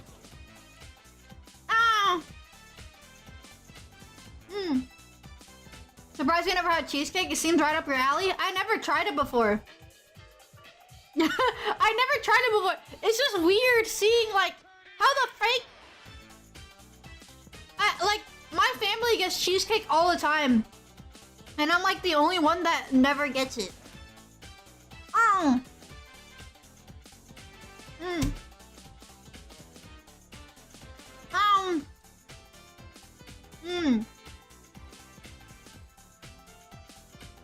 I hate carrot cake and coconut cake. Oh yeah, that sounds terrible.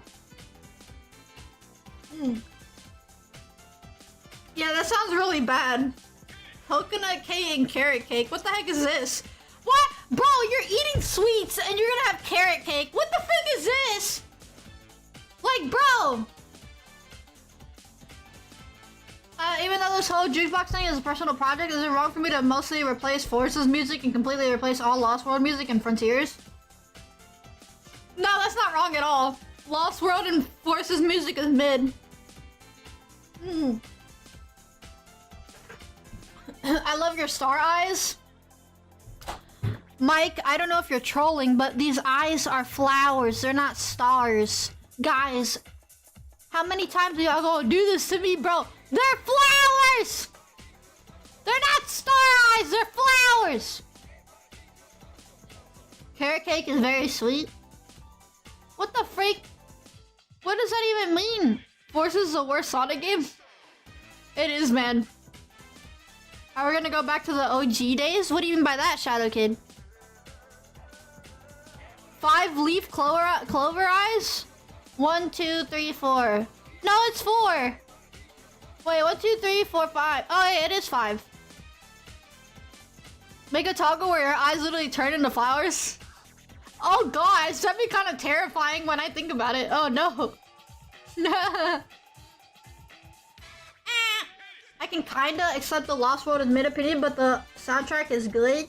No, it's not! You said it's godlike? Wow, Hadouken, you have terrible Sonic takes! There is no way you think so! Are you actually kidding me? We're doing the star flower bit again? Who's gonna call me a furry so we can have the freak out? Vigo, you technically just did that. You literally just did that! What the freak? Stop! I'm not a furry! Oh my... Guys! Guys! Guys! Guys! Guys! Guys! Guys! Guys! Look! Someone's doing fan art! Look! Look! Fan art! Bro! Someone's making fan art! They're cooking! That's good, yeah, bro! Cooking, cooking, cooking. They're working on it. It looks pink. That you? Yes, bro. It's with the cream, a cheese cream outfit. Ah! That's gorgeous. I know, right? It's great. It's pink. It's wonderful. Those are some nice shoes there. Shoes? Yeah, man, they're shoes. What do you mean? Hello, Lord Feast. Welcome. What are you, female friend Scooby-Doo? Okay, okay, Luigi. Okay, bro. I can hear you saying yay in this drawing. Yay! Yay! Okay, okay, bro. I'm your bro, it's called freaking panty shot. You know how they have that in anime? Freaking panty shots. Hey, that's nothing new. I'm planning on making that version of you wearing Amy's outfit from the death of Sonic thing. Oh yeah, yeah, no, I do wanna do that. Birthday, yep, I birthday. Excuse me. Bro, I think I'm burping too much. I had too much Pepsi. I had too much Pepsi. Hey guys, should I get a? You know what? No. I said, should I get a milkshake at the theater? No, guys, look, listen to me. I am trying to cut back on sweets. I can't have milkshake. I can't have milkshake. I want milkshake, but I can't have it. No, I will not get milkshake. No. I'm not having no milkshake. I can't do it. I was gonna say, should I get milkshake? I don't think so. No, I'm gonna get popcorn. I'll get popcorn. I'm not getting nothing else. I'll get water. This sounds so lame. I want freaking Coke. I want sweets. I want stuff. Still fatty? No, I'm gonna get a small cup popcorn with butter. I need butter. What the freak? How am I gonna eat popcorn with no butter? Less sugar, health matters. Yes, health does matter and it sucks. Can we react to the suggestion? Bro, Luigi, can you stop asking that question? You'd asked that like 10 times. I said maybe, which mainly means no. Don't you have milkshakes of your own? Okay, Shiro, bro, stop! Shiro, stop! Shiro, very funny. Yeah, I have my own milkshakes. Yep, exactly. The question is, can they draw an arm of silver and Miia sharing a milkshake and feeding her sweets on a picnic date? What the freak? Feeding her sweets? Sunny-san, what the heck? The way you worded that is so funny. Feeding her sweets. Yep, that sounds very Yep. Yep. Feeding her sweets. The milkshake on the table is somehow still okay. Yeah, somehow. Somehow. Do, do, do, do, do.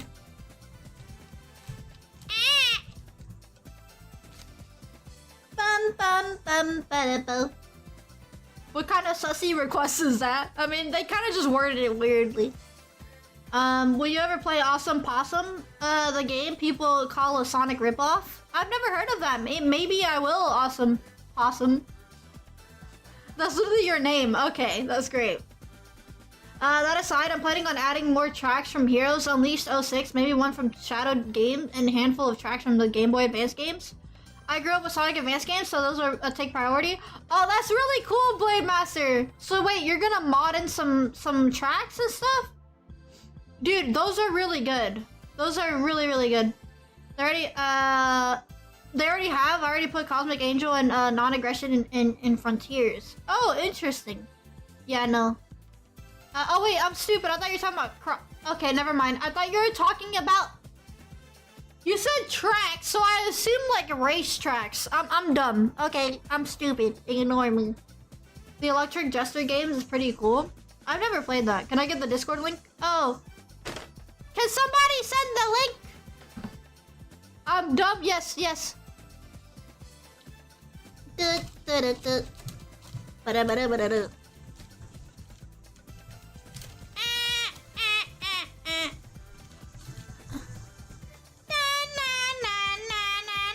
It's pinned? Oh, okay. I'm an Awesome Possum fan, and it had the Plankton voice actor voice the main villain. Oh, I see. Can you play, I dropped my Kit Kat bag. Can you play Sonic Classic Heroes? Sonic Classic Heroes. I'm your name, bro. What does that mean? Classic Sonic Heroes. You mean like the? I played it already.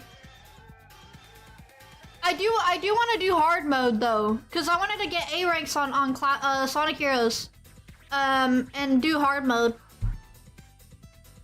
How do I go to your Discord if it says age restriction? You have to be 18 plus to join the Discord. If you're not over the age of 18, you will not be allowed in. It's a game called Classic Sonic Heroes. Wait, is it really? Oh, is it like classic Sonic characters and heroes? Okay. Da-na-na. Sonic Classic Heroes is Sonic 1, 2, and 2 with Sonic, Tails, Knuckles. Oh! I did not know that. That is so cool. Have you ever played a fighting game of Sonic Battle HD? I played Sonic Battle. I don't know about Sonic Battle HD. Does Discord verification still behave wonky on iPhone? I think it does, yeah. Pretty much yes. The jukebox template along with the slots for the already existing tracks that extends the count all the way to 99. My goodness, the original template made it a total of 127. I think it broke with updates. Dude, that's crazy. 99. My goodness.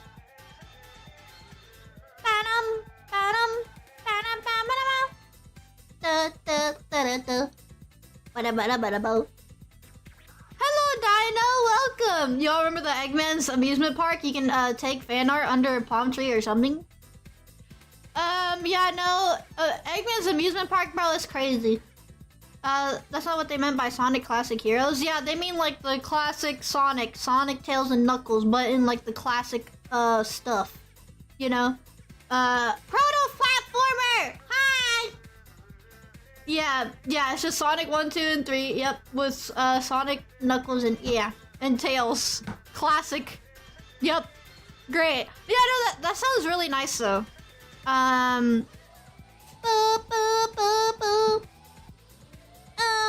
That reminds me of the what was that game that was on Steam? Oh yeah, Pico Park. Or is that what it's called? Pico Park? Pico Park. It's called Pico Park, I think. Pico Park. I'm pretty sure it's called that. Bro, please give me silver! Give me silver! Give me silver! I want to see silver with a pixel. Bro, that would be so funny. I need silver in Pico Park. That'd be great. Like a plug and play Sonic game? I guess. Hello, in. All right.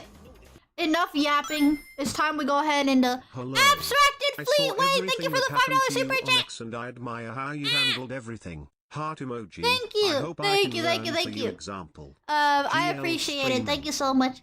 Thank you. Yeah. Yeah, no, if you guys are new here, yes. The stuff that happened on Twitter is a mess. It is a hot mess of a mess. But it's okay though. We stand strong and I will talk about it if necessary. Otherwise, I will not talk about it. If it does not involve me, I will not talk about it. However, I might actually talk about some issues in the Sonic community, like specifically from like the higher ups, like the IDW staff. I've heard a lot of things about IDW, the staff members. I don't know the specifics. So I was asking like a few people because I've seen people posting about it. I don't know what's going on with IDW. I heard that they're arguing between each other in Japan and the Western side.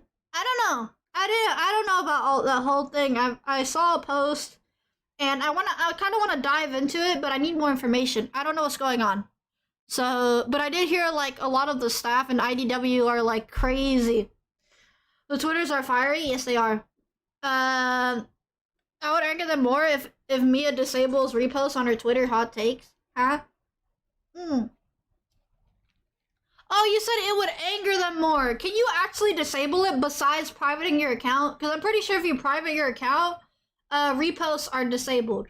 But that's the only way I know how you can disable them. I don't know if you can like physically go and go to your settings and change it and remove it. Otherwise, Sega and Sonic Team can just go back to the Sonic Adventure 1 and Adventure 2 and Heroes and Shadow the Hedgehog 06, aka PO6 gameplay, and have all the characters be playable too. I agree, PK. I think Sonic was really cool back in the day. Now it's kind of like a joke. But I don't know. IDW Comics have been destroying itself since 2016. I'm a bit surprised they're still going. Yeah, I hear apparently I heard that in Japan, they're actually getting mad at the Western, IDW staff or whatever. And they're kind of just bashing at each other right now. I don't know the specifics. So, but that's all I've seen. I'd have to look into it, because I didn't actually look into it. I don't know. But, I did ask them, like, if anyone can tell me, like, what's going on. And, I need evidence, because I don't just want to be told stuff without evidence, you know? I'm not that kind of person. Ow! Bro! Thought you could escape me, huh? Just cause I was at work, I think not. Sonic Out, thank you for the 300 bits. No, he's here to throw stuff at me. No. Yeah, man, welcome back, Sonic Out. It's good to see you. The IDW app has been faking reviews. Oh, they have? Ow, bro! Thank you for the 200 bits. Thank you. I wonder if arguments started because of the Sonic Bio website. But just a thought, I got no clue either. Yeah, I don't know. More. But, guys, I have a question. So, there's some IDW, people that work in IDW that have done some, like, very serious things that need to be talked about. But, I don't know if I should. I feel like, should I just keep my mouth shut and not talk about it? Or should I just, like, to spread awareness of what's going on? Or should I just not?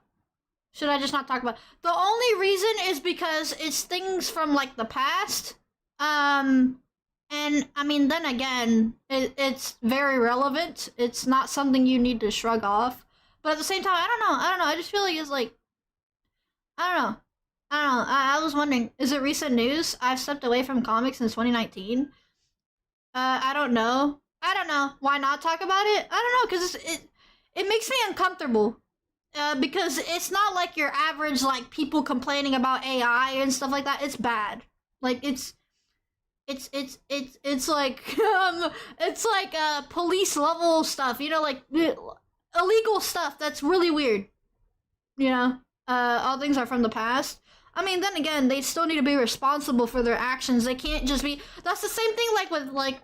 Again, I don't want to bring up that person, but you know who I'm talking about. That Amy, the person that loves Amy. That's the same thing with that. That's if we were to use the same logic with her. because remember they did pull up some stuff about her, and they had her in that in the event, and you know that was unfair. But that's basically the whole thing. That's so at the same time I could talk about IDW thing. It's really bad. I've seen a lot of crazy stuff. It's like something like with underage stuff, and it's bad. It's illegal. Ow! Here comes Sonic Elk 20 and his well-loaded stuffed bazooka. If you don't get fun on the stream, he will shoot at you. Sonic Elk, thank you so much for the 100 bits. Thank you. I appreciate it. I think it's fine to let it be. They can get mad about it when they get tossed out for causing problems. Well, it's not like drama. It's like very, very serious, the things that I think people need to be aware of. Like, I don't know, because I don't want to just talk about it without knowing fully what's going on. I've been told crazy things. Like, I'll get DMs from people like, I don't think you should be supporting, you know, or talking about this person or buying artwork from this person because they actually did this and this and this and this. And those are like IDW staff that have been doing like crazy stuff. Yet they're still allowed in like events and all that, which is crazy. It's crazy. You know? I'm your Nate, bro. Stop rushing me, bro. Stop rushing me. Let me speak. If you're uncomfortable talking about it, don't talk about it. Let other people talk about it. Yeah. I mean, but again, like, I'm a bigger voice, you know? In terms of, like, the others that are talking about it, they're not as, they don't really make content. That's the thing. Ow! Bro! Sonic Oak, thank you so much for the 500 bits, man. I really appreciate your support. Thank you. All that stuff is why I'm hesitant to read the IDW. Yep, that's why I stopped reading it too. That is why I stopped reading it, because of all that stuff I've been seeing. Gonna go by the crossovers event? Yes, I will, Fagiria. Yes, I will. I wouldn't talk about it. I think the only time I'll talk about it is if it gets attention again. If it gets attention again, I'll talk about it. Otherwise, I think I'm gonna keep my mouth shut until I know more information. Then I'll talk about it. Otherwise, I don't want to just talk about something without actually knowing the whole story. You know, so, I don't know. That's the only way I would talk about anything like that is if it was related to me. So, bro. Get belted with bits. Bro, stop! Why y'all abusing me, bro? Why y'all be abusing me? Why y'all gotta be like this? If it's police stuff, I don't think it's a good idea to talk about it, but I don't know. I mean, then again, there's a lot of streamers that talk about serious stuff all the time. The reason why is because remember, like I said yesterday, I want to shed a light into the Sonic community and show them what's happening. And I feel like I have a voice to basically make people wake up and see what's really going on. You know, it's IDW, the staff is not... I don't know. Okay, again, I'm not saying that everyone is, like, weird in IDW, behind IDW, but I don't know that. I'd have to look into... But I do know that there are some that are in there. I don't know how many people work behind IDW. I don't know that, okay? But I'm just saying from what I know. Even if it does, you shouldn't. If you truly want something to be done, tell the police. Do not let people ruin it. I guess. Even if it does, you shouldn't. Yeah. Yeah. People can throw them off, and it will make them the whole change in the community for the better pointless if no justice is done. I don't know. I want to make a change. I want to make a change. Let me put up my sour cream. I want to make a change because, like, I know we can. If I just spread awareness, you know, then it can get people involved. Don't say anything. Let them do the work. Bro, they're not. It's not going anywhere. I feel like I have to speak. Hello, Casca. I think it's best to talk about it if you have enough evidence and are well versed. Yes. Otherwise, I will not. It takes time. Yeah. Hello, TV Marshall. Welcome on in. The ones coming behind the Sonic comics are creeps. Yeah, I've seen a lot of stuff. At this point, people are just gonna yell about you drama farming if you talk about it. I mean, they're gonna... Vega, listen. They're gonna complain about anything I do. Whether it's playing games, they say that I'm a fake Sonic fan, which is not true. You know, it's like, they say all these things. I'm never gonna please them, and that's just how it is. You can't please anybody. Or everyone. That's what I'm gonna say. You can't please everyone, you know? And that's just how life is. That's just not how that works. You can't even reason with them anyways. Good thing I don't actually buy the Sonic IDW, and I One Piece sub, if you know what I mean. I don't understand that, True Blues. I don't understand the joke. Anyways, let's go ahead and react to that death battle, and then we're gonna, go to, Sonic 06. And then when I come back from, the theater, we'll what's it called? Play, Crossworlds. Because I do want to play Crossworlds with y'all. Sonic Twitter has too much power, they do, bro. Which death battle? There's a new one. That apparently came out on Sunday. And I didn't even know about it. I had no idea. Oh, it's Aang versus Traveler from Genshin Impact. Bro, what the freak? I'm so stupid, I forgot about it. I forgot all about it. I forgot all about it. I remember talking about it like a few weeks ago. I'm stupid. The death battle's mostly biased. I mean, I guess. Oops. I need to take off this hoodie. Okay. Oh gosh. I don't know my toggles. No. Oh, there we go. Ponytail! Ponytail! Ponytail! That fight was not biased, was it not? Have you seen the movie 28 Days Later? No, I have not. I have never seen it.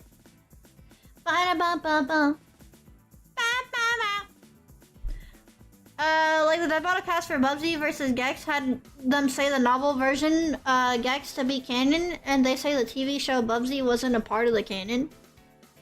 I don't even know anymore, bro. You'd hate that movie.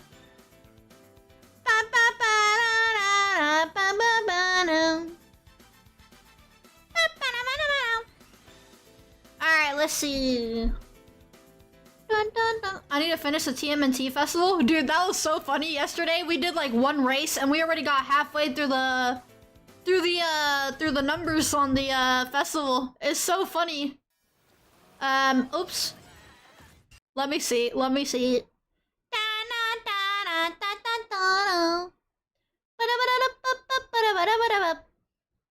Guys, who are your okay. Question. Who do you think is gonna win? Genshin or Aang. I think I'm gonna be real. I think Aang. I wanna go for Aang, bro. I'm voting Aang. Me too, bro. I want Aang. Alright, Vega, be safe. Thank you for coming. If Bubsy versus Gex gets a true death battle, then just bet on Gex since they were blatantly biased against Bubsy due to his bad reputation. Oh, I see. Probably Genshin, dude. I'm rooting for Aang. Yeah, no, I need Aang to win, bro. I need him to win. I heard that a lot of Avatar's been getting like really bad recently. So I think at least we need a death battle win. You know what I mean? I only don't know Aang, so he gets my vote. Okay, Julian. Yeah, no, I don't really know too much about Genshin anyways. So at the end of the day, you're gonna go for Genshin or whatever. I love your short hair. Thank you, Brandon. I appreciate it. They have Superman versus Goku 3 times and Superman won all 3. It's Superman, TV Marshall. It's Superman. Superman is literally a god. Okay? When it comes to superheroes, dude, are you excited for Avatar and Crossworlds? I'm excited for the map. As for the characters, I mean, it's just like, eh. The map looks really cool, though. Wasn't the last Avatar movie actually pretty good? I heard that it was leaked and stuff. I don't know. I'm pretty sure it was leaked and all that. So, I mean, they're kind of going through some stuff. I don't know. Anyways.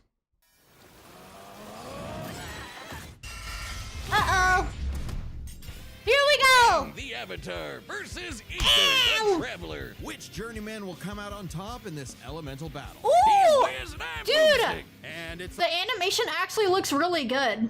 I actually really like it. Are those cheese balls? Did I just now realize he has cheese balls in the background? Bro, give me some. What the freak?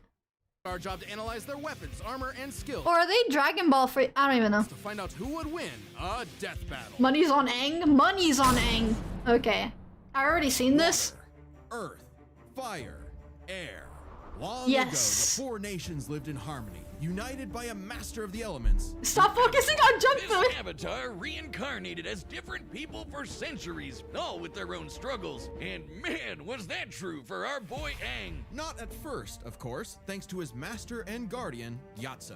As He dead, bro. a cheeky little air nomad, Aang traveled the world causing shenanigans, all while learning to control the winds with air bending. Based on the real-life martial art Bagua Zhang, airbending is the most spiritual of the four bending styles, focusing on evading and diverting attacks through circular motions. With even the smallest movement, Aang can create tornadoes, run like the Ooh. wind, and block hypersonic explosions. The perfect style for a twinkle-toed goofball like Aang. He even invented his own technique, the air scooter. How does he not fall off that thing? Add in a glider Yeah, stuff man, for that's flight, and cool. the sky was the limit. But you know how it goes. Everything changed when the Fire Nation attacked.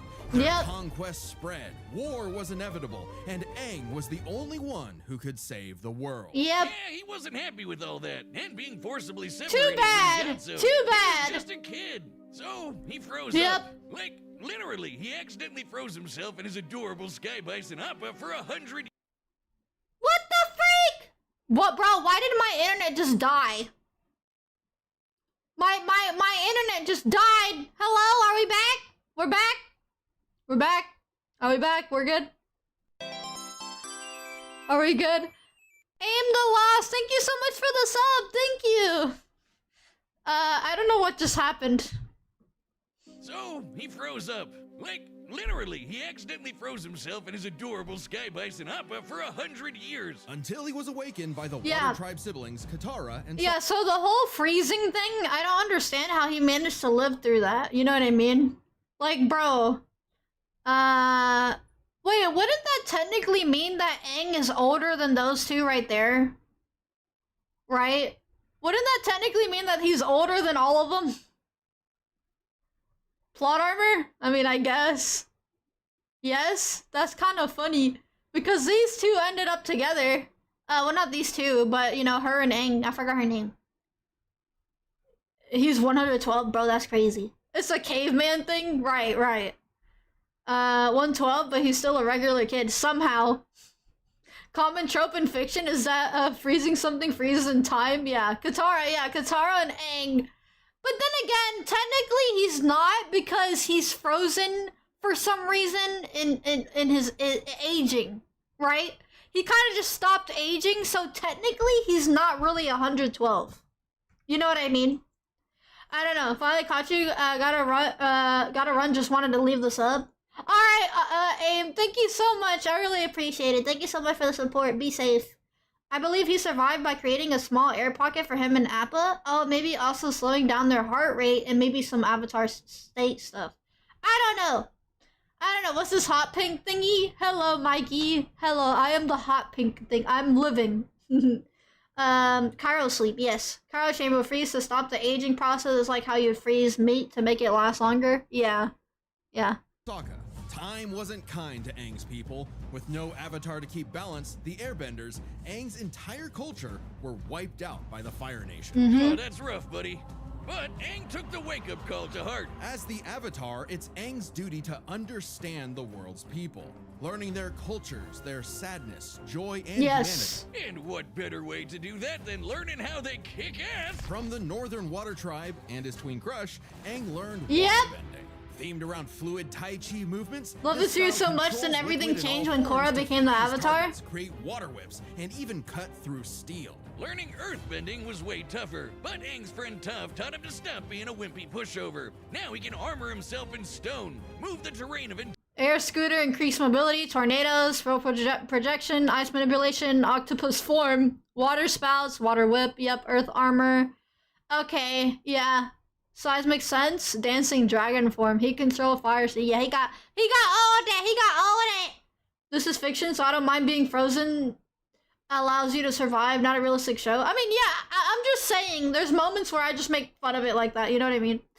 I mean, there's no harm to doing that. It's just funny. Avatar's everywhere these days. Not only did the new fighting game of it just come out recently, but it's planned to show up in Crossroads. Yep, I can't wait to see the track in action. Entire cities and fight blind with a sonar-style seismic sense. Earthbending is themed around the steady stances of Hung I did not know, Sonny. waiting for the right moment to strike head-on. There was a lot to learn, but even with the world at stake and this moody hothead on his tail, he had fun doing it. Who could forget the adventures penguin sledding, going through the bending bayous, and living in Ba Sing Se, the city where no wars ever happened. Yet across his journey, one power eluded Aang.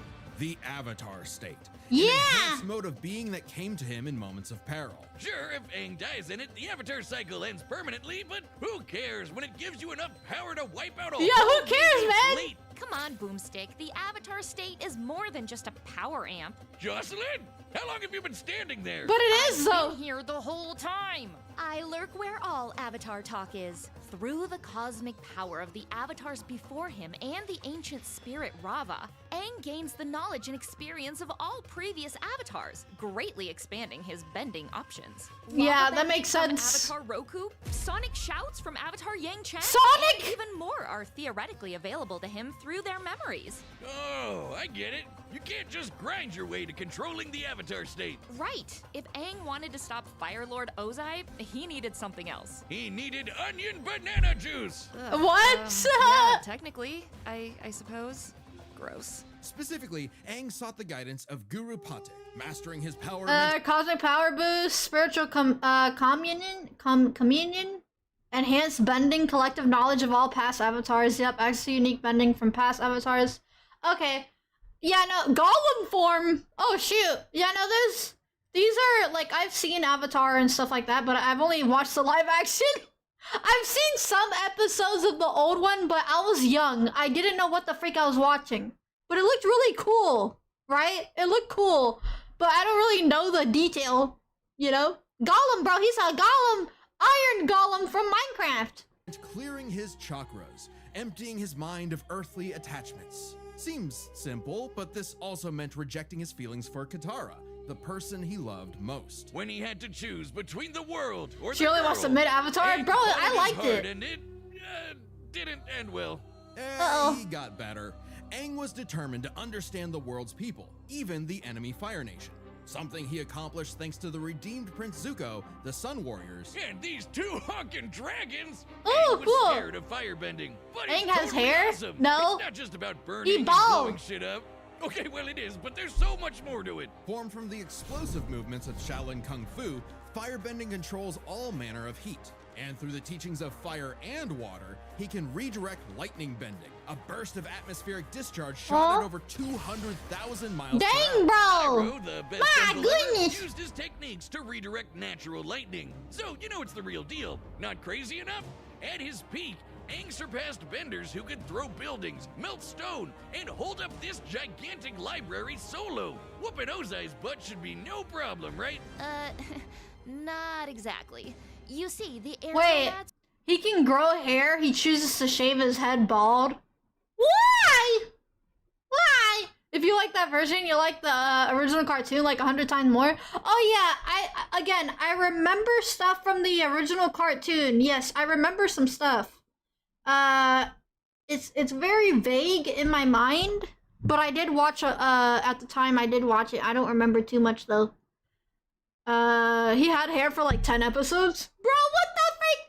Shaved heads are a monk tradition? Oh. were pacifists who believed in the value of life Oh. above all. Being the last airbender, Aang didn't think his people were truly gone unless he went back on their teachings, meaning he really didn't want to kill Ozai. So, what, he's just a coward now? Mr. Firelord is about to burn down the entire Earth Kingdom. Not at all. Are you even listening? Aang was simply at odds with what he wanted and what the world expected, so he needed to make a choice. Right. In his greatest challenge yet, Aang discovered his true self. making his spirit unbendable and finally mastering the Yeah, Avatar. let's go. Look at that. That's crazy. Avatars who could cause hurricanes, tsunamis, and volcanic eruptions. Or in Avatar Kyoshi's case, a new island. As in, she broke off nearly 30 square miles of a peninsula to form a new landmass. But to That's defeat crazy. Ozai, Aang needed one final element, something few avatars had bent before: energy bending. Not the easiest thing to do. Ooh. But Aang totally overwhelmed Ozai, severing the tyrant's connection. Aang wasn't born bald, it's part of his monkhood. Yeah. A reflection of Okay. real-life Buddhism. Yeah, thank you, Greyhound, for the $5 super chat. Thank you. Yeah, I didn't know that, but now I know. Now I know. Okay. Now the new Avatar series, the air nomads are extinct. Oh wait, really? Connection to fire and stopping his invasion, all while keeping his no-kill run intact. The ultimate FU to this warlord's ideology. Now that the Fire Nation had cooled off, Youngest air, very funny, haha. Youngest airbender master wiped out a naval fleet, caught an explosion with airbending, redirected lightning from Ozai, lifted columns weighing thousands of tons. Dang, bro. Aang led a new era of peace with the United Republic of Nations. Yes, I did, a place Patchy. where all I people did. could prosper, and where a new generation and a new avatar would take the reins. He even got hitched with Katara. Well, there you go. Katara shippers. There you go. Will end you. For all his doubts, Aang fulfilled the Avatar's destiny and then some. And he did it in a way that was true to who he was. Because before being the Avatar, or even an airbender, the greatest thing he could ever be was himself. All in a day's work for a free, fun-loving kid. Yep, there it is. Hello, The Warden. battle's Welcome. coming up thanks to this episode's sponsor. I don't know. I feel like Genshin, like knowing Genshin, they have like a bunch of crazy stuff. So I'm rooting for Aang, but I wouldn't be surprised if he loses. Third at 11:59 Right. p.m. Eastern Time. Add extra barbecue sauce. Ad Astra Ew. Avasas. Welcome to Tevat, a mysterious land governed by All right, godly archons. Minnie, be safe. Through Thank you the for eye coming. of someone beyond the stars, Ether. AKA the Traveler, who escaped his dying world with his sister Lumine in search of the flowers that bloomed on their lost home, only to crash land, awaken to an apocalypse, and get cubed by this jerk. Separated from his sister, Ether awoke. Just watch Genshin. It has some BS that makes him multiversal and one-shots Aang. You know what? At this point, I wouldn't be surprised. Again, in a new, less apocalyptic age, and fished up his own pathetic pet pixie, Paimon. Yeah, she makes for good emergency food. With his new guide, I heard that whatever her name is, her right there on the left, I heard that she actually had controversy with the voice actor or something like that. I don't know. I don't know what it is with the voice actor, but I heard some stuff on there that there was some things going on with that. I don't remember. Paimon, yeah, that's her name. Hello, Oreo guy. Welcome, welcome. It was a lot of voice actors in Genshin? Oh, she did have controversy? Oh, dang. Pet pixie, Paimon. Yeah, she makes for Just good her voice actor emergency kind of food. the With his new figurehead? guide, traveler to the windy country of Mondstadt to find his Hello, link to the goddess, past, welcome. But got a breath of the wild glider instead. Her voice actor's And long his gone? first Oh, element, okay. Animo, letting him make air slashes, tornadoes, and of Ooh. course, Windblade! But guess what? Traveler wasn't the only one with a power like this. Tevat was full of blessed people wielding these relic things called visions. vision bearers can imbue their weapons and bodies with elemental power, summon items, and use a special, well, vision to perceive the elements around them. Normally, they're limited to a single element, Alright, let's but see. Traveler is just built. Okay, no. This is Abyssal Purification, Elemental Reactions, Elemental Sight, Item Summoning, Nicel's Blessing, Teleportation. Yeah, I think it's over for Aang. I'm just gonna be real. Because we're talking about the Traveler, which is a character you make in the beginning of the game, right? It's a custom character that you play as. I guarantee you, because of there being a leveling system and like all this other stuff, bro, guarantee you, they're gonna win. I think Traveler's gonna win. I want Aang to win, but I think this is unfair. This is like, I don't know, this is like Toon Force versus non-Toon Force, you know, something that's not Toon Force, you know? It's like you already know what's gonna win. And I kind of already see it with this one, you know? the good traveler, all the powers available, pretty much, and like equipment and all this other stuff. I don't know. I don't think they have equipment. I never even played Genshin. I only played it for like 5 minutes. But, you know. Different. Through Paimon's guidance, he began collecting elements from mysterious statues across Tibet. No vision relic needed for him. Each nation had a new culture, a new element, a new crisis. And new character banners. When asked to play a sleuth for Heck a murder yeah. case in Liyue, Traveler wasn't interested. A corpse couldn't tell him where his sis was, but he was roped in anyway and got the Geo ability to form rock constructs and eruptions of Earth. When Ether ventured... So question, is the guy version of the game, that's the canon one, right? And the female isn't? I bet they're gonna pull a BS because Gacha bad. Oh yeah, Gacha's bad, guys. I mean, it is though. You're kind of addicted to it. to Inazuma, he didn't care about its I root war for with the Aang, I Vision hope Bearers so. and their Archon I don't either, think so. Until he saw the suffering caused by its tyrannical rule, and joined the resistance with electro abilities, fighting the powers that be using electric buzzsaws, thunder blades, and lightning. He even learned to dodge lightning. Other Electro users like my wife Lisa can conjure storms. My wife When my Lisa. adopted daughter Klee made explosions that raised mountains. Traveler met all kinds of people like this. You know the type. Twinks. Yeah, Tibet has its own laws, What? Boomstick. What the Many heck? Twinks being one of them. Maybe 2 or 3 of them, actually. Ringmaster. Shut up, Wiz. This guy's been playing Genshin since launch. I know everything there is to know about the Genshin meta. What We the look at its freak, elements for McDonald's? different reactions. Basically, Mickey big D's. elemental combinations. Geo crystallizes materials into special barriers. Electro mixed with water stuns foes. Animo spreads elements around in swirls of destruction. Boom, boom, boom, boom! Like how I combine beer and gunpowder. Exactly, Boomstick. What? Using Dendro, Traveler can form plant life that, when mixed with water and lightning, makes homing beams. Yeah! Okay, so they're literally using, okay, look. The difference is that this is a game. And as you progress, you gain more abilities, while Avatar, or Aang, is basically like his own like show and stuff like that, so it has a limitation. It has its limits because we don't really play and gain other things. Then again, he technically does still through training and all that, but the difference is, what I mean is that you're progressing through this game, you're gonna obviously get more abilities that are a lot stronger than your average, like, show of an anime or something. You know what I mean? So I think this is really unfair. So you're gonna just put all of this in, the skill set and everything. It's like, dude, these games have a lot of moves. Not just Genshin. Like, any anime, MMORPG, whatever you call it. Like, bro, there's so much stuff. This is just not fair. Yeah, run from that. With enough clever thinking and, artifact farming. These you can elemental combine reaction is a rule in anything universe? Genshin. Okay, we get it. Go lose another Aang has a few 50-50, tricks, yeah, that's the whale. thing. I'll show you a whale. Drop one on your lap next time you're not looking. In Sumeru, Traveler later beat Scaramouche, an edgy catboy with multiple elements at his fingertips. All at a characters time can do when it? Got repeated 168 Game times. logic makes it less fair. I think so too. Ether had control of more than just his own future. Tibet's fate fundamentally changed in ways small and grand, all through his unending willpower. Because the Traveler was a descender, someone unbound by the land's destiny.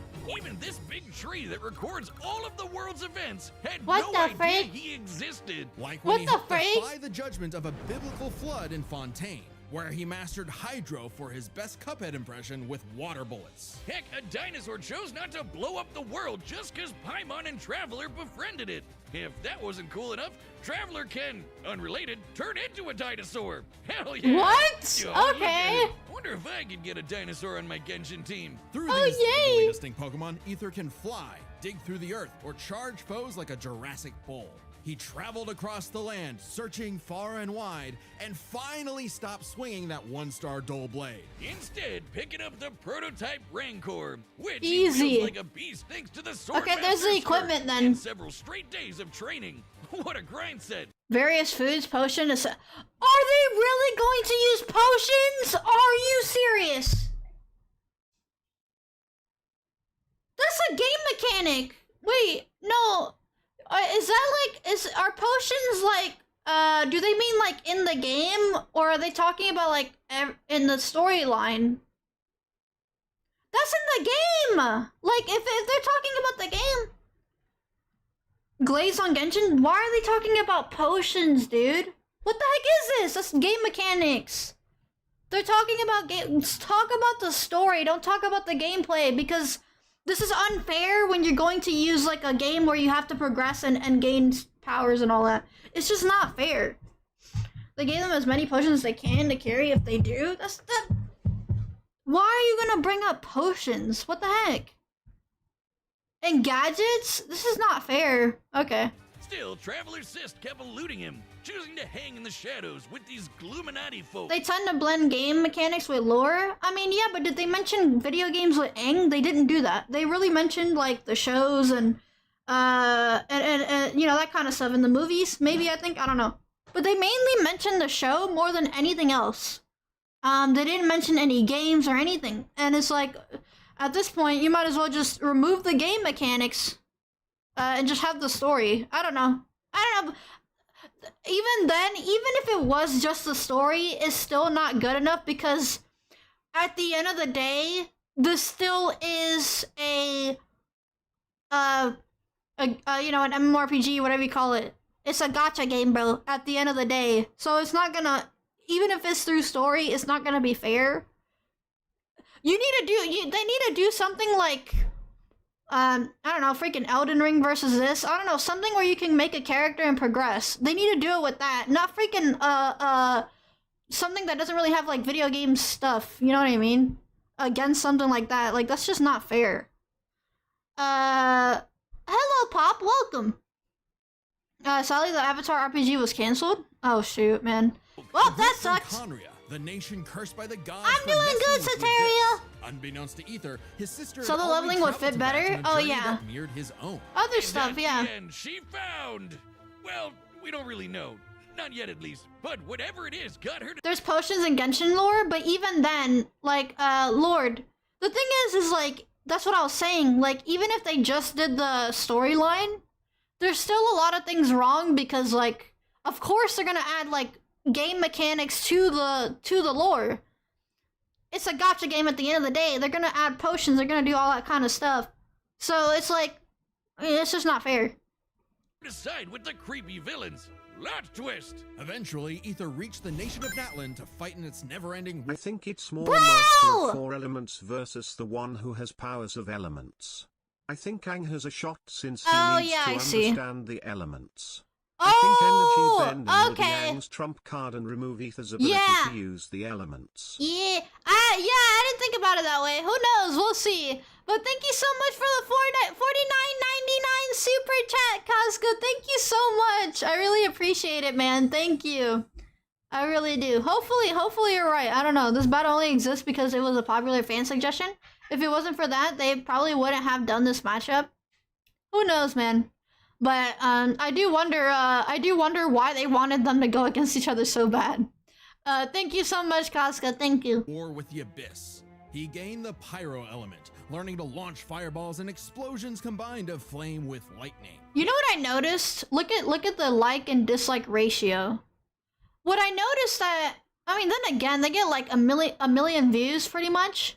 So I don't think this is really like fair to say, but that's a lot of dislikes. I don't know, 4,000, even though it's a million views. I mean, that is kind of big though. That's like 4,000 people that don't like it. I don't know. He didn't just dabble in fancy pyrotechnics. Oh yeah, and remember, people don't really do dislikes anyways, because you can't even see it unless you have the extension. So most people are not even gonna, if they don't like the video, most people are not even gonna click dislike. So that's 4,000 people that did it anyways, knowing that you can't see it. So I don't know. I'm just saying.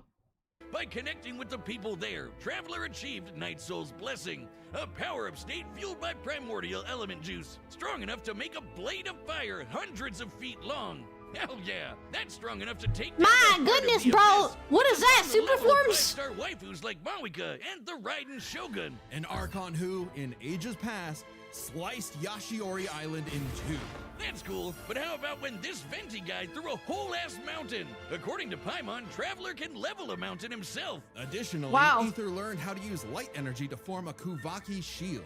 something he used to protect the people of Nodcry by blocking a cannon blast with enough energy to obliterate a town. This was no ordinary cannon either. It also uses Kavaki energy, so that's a beam of light. Through Dang, all his bro. adventures, Ether had come to genuinely care for Tevat's people. I think Maybe it's over one for day he Aang, will yeah. reunite with his sister, but for now, he's fighting for a whole new world. His new home. Ooh, you need a higher adventure rank for that. Don't you worry, gang. I dumped all my savings into Primo Gems for this. We can't miss when those Always does his dailies for the guild. Guys, that literally sounds like game mechanics. Always does his dailies. Who says that? Who says that? Always does dailies for the guild. That could mean any game like this, bro. Oh my goodness. Saved little one from the Flame Lord's blessing, caught a giant mechanical hand trying to crush him. Oh, great. Trained several days straight without rest. I mean, couldn't you say the same thing with Aang? Like, didn't he technically do the same thing? Shielded a town from... Okay, great. The beam, yep. Defeated, yep. All these, yep, great. ice guys trying to kill the traveler inevitably warm up to him. Still got it. Oh, so that's why you're broke as shit. To Ether, the journey Okay. has meaning. The birds of Tevat, the songs of its people, they are all part of it. Even if he's against the abyss itself, a new dawn is somewhere That was a just nice frame. beyond I the like that. stars, and a field of flowers Lumine too loved. Well, there you go. There you go. There it is. All right, it's over. The We're battle's losing. about to start, Aang is and if you losing. love I don't death like metal music, this. Some of your favorite battle tracks are coming to a collectible vinyl album. This Oh. album features 10 tracks from our independent era, created Oh, by that's our kinda awesome cool, though. composers Brandon Yates. Members Anyways. get a discount. That's deathbattle.gg, the home of I death. was right. Yeah, I think it's over. All right, here we go. Here we go. Here we go. Tibet and Tsar said Let's go. We've run the data through all possibilities. It's time for a death battle! Yeah, let's go.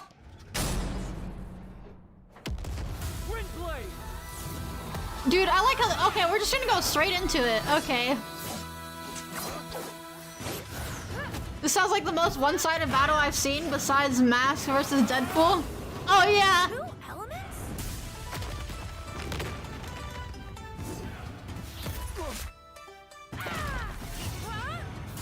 Okay, that voice sounds a little too young for the way Aang looks.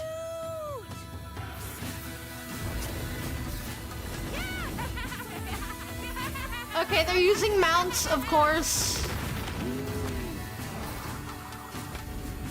Why does Aang sound like 12, but he's 18? Yeah, exactly. But looks 18. Yeah, exactly.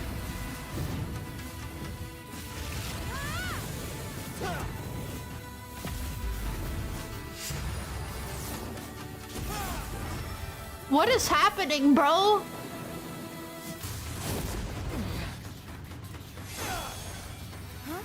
They made Aang taller than he normally is. Ooh! He finna die, bro. It's over. Oh no! Don't. Goes treasure hunting for 2 minutes. Now everything is going kaboom. Oh, I was gonna say, bro, if she was there to help him, it's a 1v1 battle, bro. Oh, there's the thingy. Cool glider. Can it do this? Ah!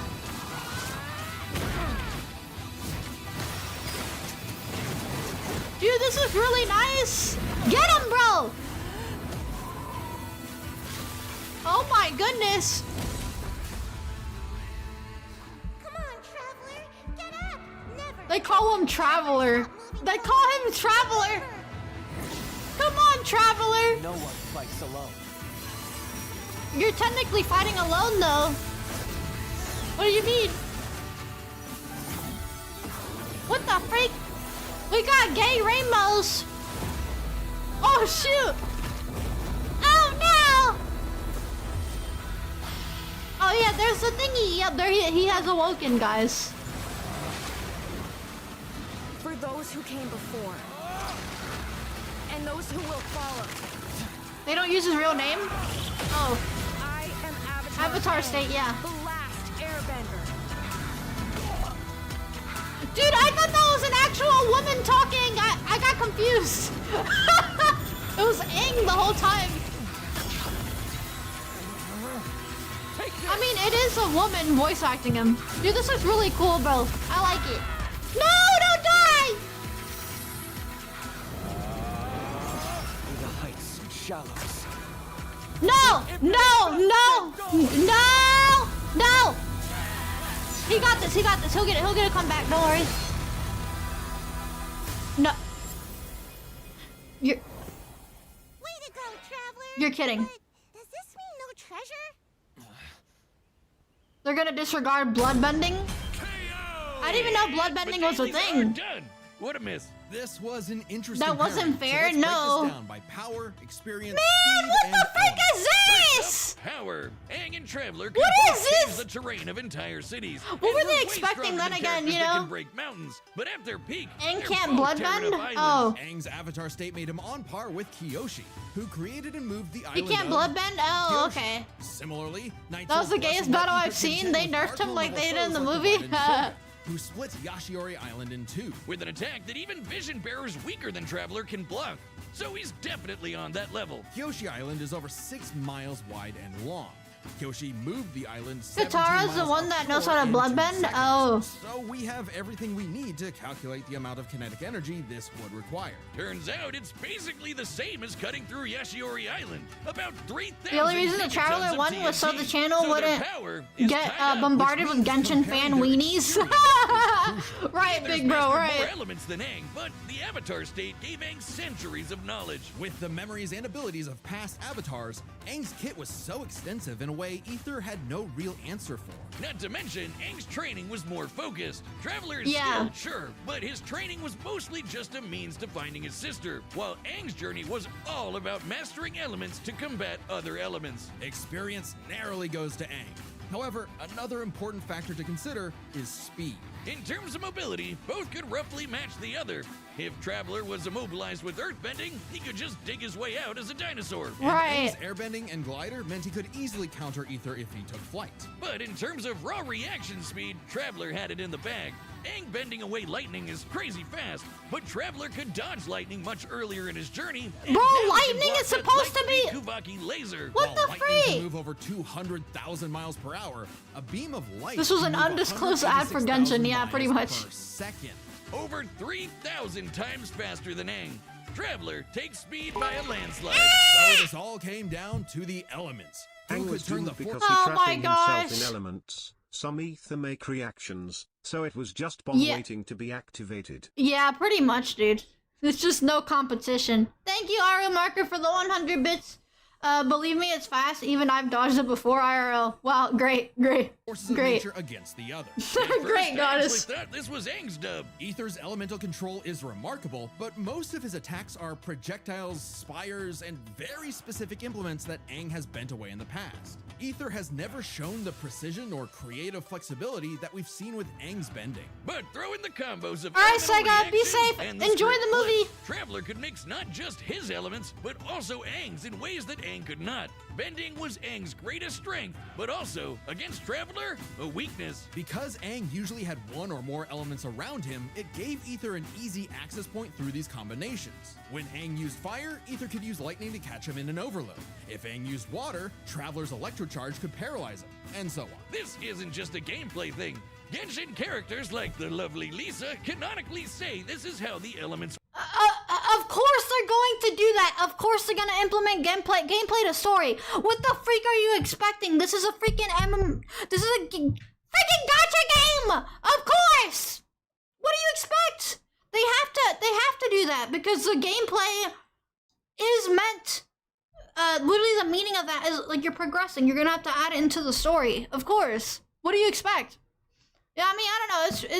It's weird. work. And unlike Aang, Ether has fought multiple people who can use multiple elements. The longer the fight went on, the more Ether would trip Aang up with these combinations, some of which Aang could not bend. Aang could redirect lightning, sure, but what about electro buzzsaws, or an electrified tornado, or dendroblasts of pure plant energy? The Kavaki shield especially gave Ether a strong defense to fall back on. He's talking about the He's talking about character's speech this time, not just gameplay. I mean, yeah, but still, my point still stands. This is, at the end of the day, it is a gacha game. And you're going to have a lot of abilities, you know? These element reactions is canon to the lore. Again, my point still stands. This is a freaking gacha game. You're gonna have a bunch of crap. What do you expect? Since it was made of pure light, Aang had no way to remove it outside of brute force. By comparison, Aang's wind barrier wouldn't block Traveler's elements. It would actually merge with them and create more combos that would target Aang himself. Not a great situation to be in. And since Aether's powers came from external earthly sources, like those statues, Aang could not depower him with energy bending, even if he theoretically overcame Aether's willpower.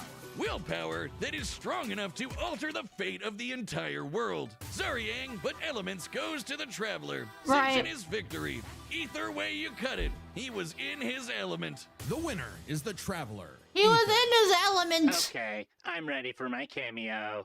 What? Oh.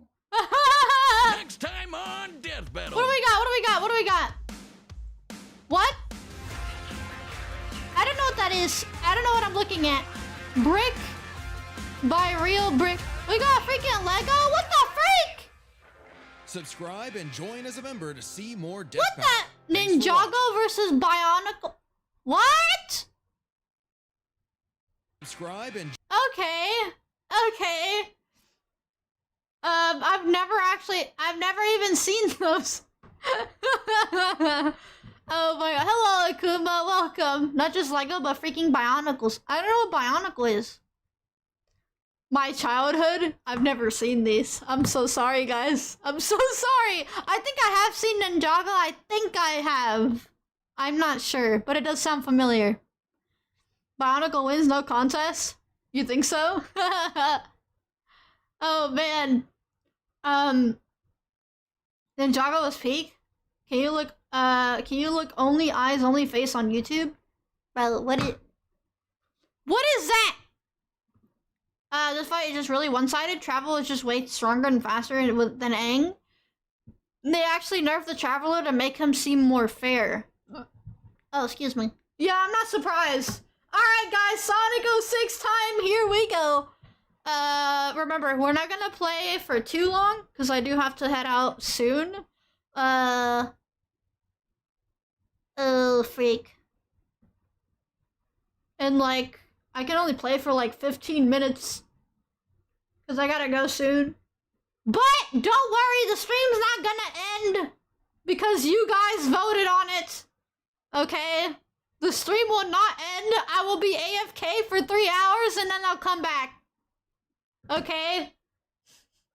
You're finding every excuse to not play Sonic 06? I just know it. DJ, bro, I'm leaving to I'm gonna watch the Spider-Man movie, bro.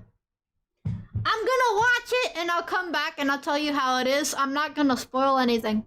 I'm just gonna say whether it's good or bad. Okay? I will not spoil anything. Play the game in the movie? You know what? That's a good idea. That's a good idea. Let's take my whole PC and take it to the theaters. And play the game. Funny, I'll be watching the Spider-Man movie tomorrow with my friends as well. Oh, nice, really? Nice, nice. You're about to leave? Oh, okay, awesome, Johnny. Be safe. I saw Spider-Man today. No spoilers. I liked it. Good. Good. Good. Please spoil so I can know when to see it or not. Bro, no spoilers, please!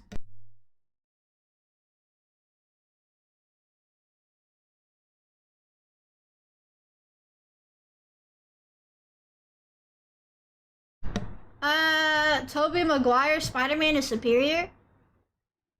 Oh yeah, I agree. I think so too. I think so too. Alright, let me go and pull up this, let me pull up this. Tobey Maguire, hands down, best one. Hands down, no competition. Try to find a chair that's closest to a power cable so you can connect your PC in the theaters. Oh wait, I didn't even know they had that, what the freak? Then again. See, Thomas, thank you so much for subscribing. Toby's goated. He is, bro. I love him. I love him. But, you know, it's funny because, like, he kind of... I don't think he wants anything to do with Spider-Man, to be honest. You know what's funny, by the way, guys? You know Tom Holland, right? So I thought he actually does speak like I thought he has an American accent, but apparently not. That's like his that's his acting stuff. That's when he's acting. He does like the American voice. And I'm like, dude, you're like so good at it. I didn't know he speaks whatever, you know? Like what? I thought it was the other way around. I thought he was just I thought he was pretending that he can like make that voice. But I don't know. You just discovered he's British. Yeah. I thought he was just making it up. I thought he was pretending to be British. I didn't know he's actually British. I was like, oh. Well, the more you know. Where is my freaking game at? Guys, I can't find my... oh yeah, I was using Xenia, whatever. Not Dolphin Emulator. Oh my gosh. Let me see. Alright, here we go. Many British people are good at acting American or English voices. Yeah, it's crazy. I'm like, holy crap. Are you freaking kidding me? It crashed. Hold on. Give me a second, guys. Hold up. It crashed again, like last time. Why this be happening? Why? Do you think there's a chance you'll try Project 06? I have tried it many times. I play it off stream. Project 06 is goated. I love it. It's a big reason why I like 06 again, you know? And going back to Sonic 06, it's not bad. You know, it's messed up. We know this, but, you know, but you know, like when I had friends that were like new to Sonic, I always told them to play P06. That is the first Sonic game I will tell anyone to play. And it's so funny because like that you don't even know the story and you just bring like new Sonic fans or whatever to like the franchise and that's the first game they play. Where the heck is the game? Where is it? I can't find it. Where's Xenia? Where did I download it? Why didn't I pin it in my taskbar? I don't remember where I put it. Oh wait, there it is. I found it! Okay. Bam, bam. Alright, please don't crash. You crashed the game and badly it disappeared. Yep, I crashed it so badly it disappeared. Alright. Check your shelf. Dun dun dun dun dun dun dun dun. Alright.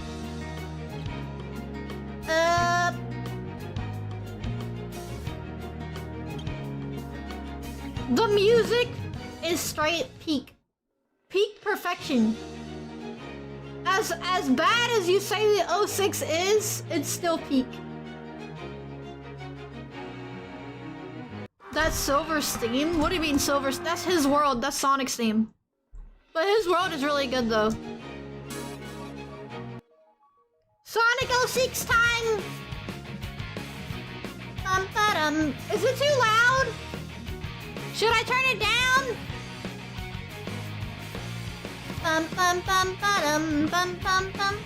If you're on the YouTube side, be sure to hit that like button. It does help a lot. Here we go. Sonic's campaign. I probably don't find it loud. Okay. Let's go. Do I need to do a side mission? Hello, Mr. Hammerhead. Welcome. Oh, hi. Are you the guy that I'm pretty sure if I had to... Can you stop jumping? If I had to guess, I think this is the, This is the guy that you race in like a car or something. Do not... I want to guess it. I'm gonna put a death counter up. There it is. Alright, here we go. Hey. Once upon a time, there were 3 musketeers that saved Soliana. According to the legend, they hid treasure somewhere, but there were conditions that you had to fulfill to get treasure. Running speed, rock crushing strength, and flying speed are the things you had to show. But it's all a legend, so you can't find 3 people who can take it seriously enough to try it. Okay, great. You want to try it? They say that if you go to the clock tower with the right people, you can hear voices. What the freak? I'm gonna be back. All right, Subway, be safe. Welcome. What the freak? Hi.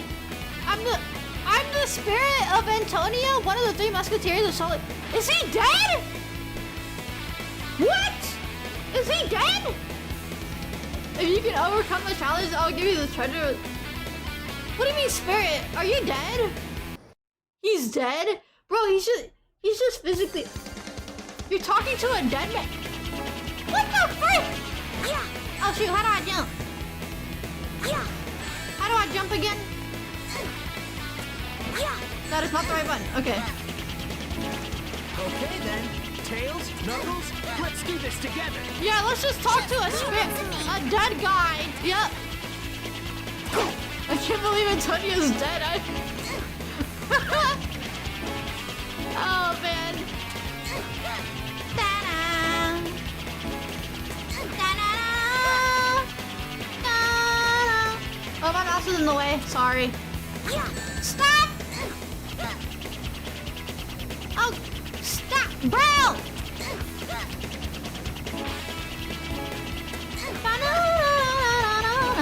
This is your favorite music? I like it. Oh my, this is so bad.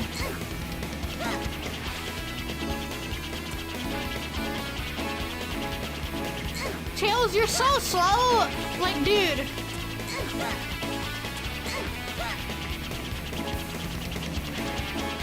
Oh my gosh! Oh my freak! Is the time gonna reset when I'm done with Tails? Bruh! We're good. They simply failed to add the ghost effects? Right. Next, the strength challenge. Okay, so you're dead, bro. Are you serious? What, do I hit the rocks? I'll help. What do I need to do? Hit rocks? Who is this slow in this game? Yeah. Wait to get going. This old man seems fishy.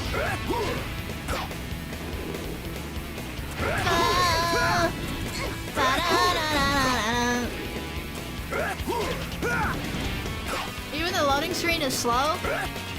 This is so goofy. It is, bro. What the? This is so bad. Oh my goodness.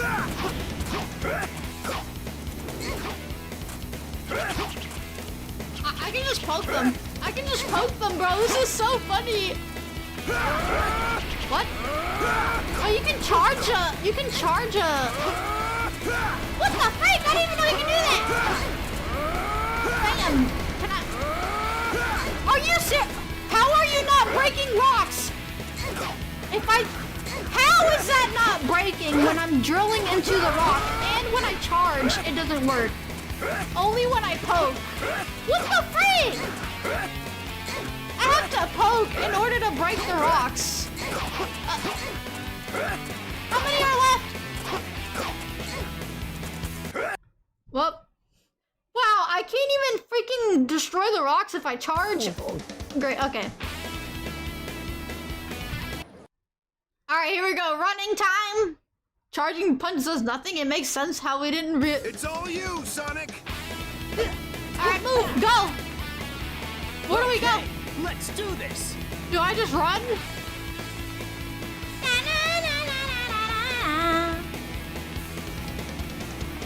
Oh, this is great. I just run around. Sonic!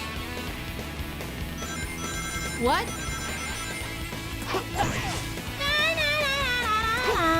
Knuckles feels incomplete. He does, yeah. You're Sonic, of course. He's just right. You're right.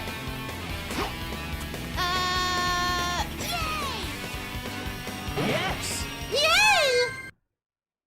That's not even fair, dude. You're going against human beings. Well done. You deserve the treasure of soul. Bro, they're not human beings. It's not fair.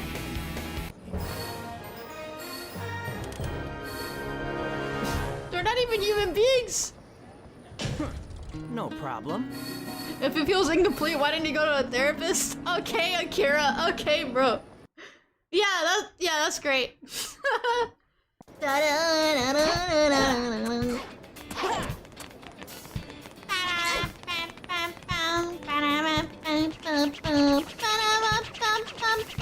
Ba-da-bum.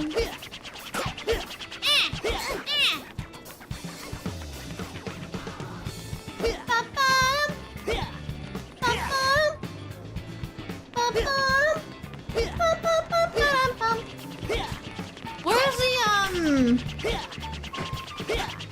Tails? Okay, chaos speed, bro. What are you saying?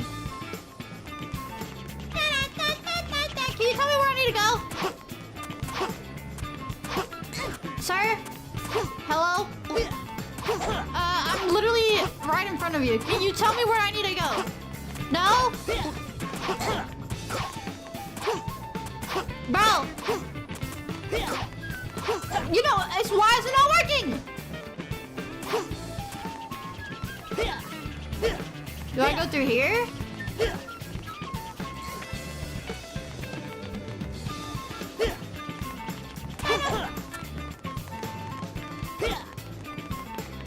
This game my brother and I played, what a nightmare. Can I talk to you now? Huh? Oh, now you want to work. Okay, this way? You have to go to what was, Snowy Mountain. Snowy Mountain?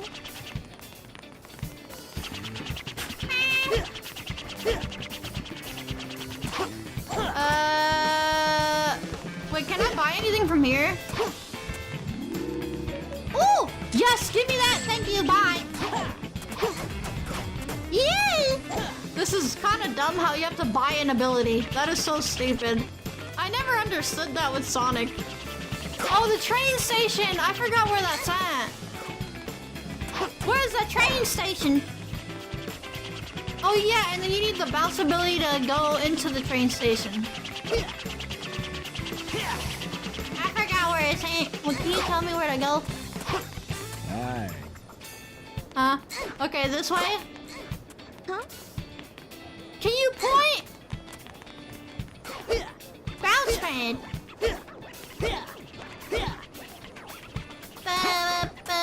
Bum. Once you beat the game, you get gems for the shoes. Yellow Toad, thank you so much for subscribing. Yeah, I remember that. Gimme.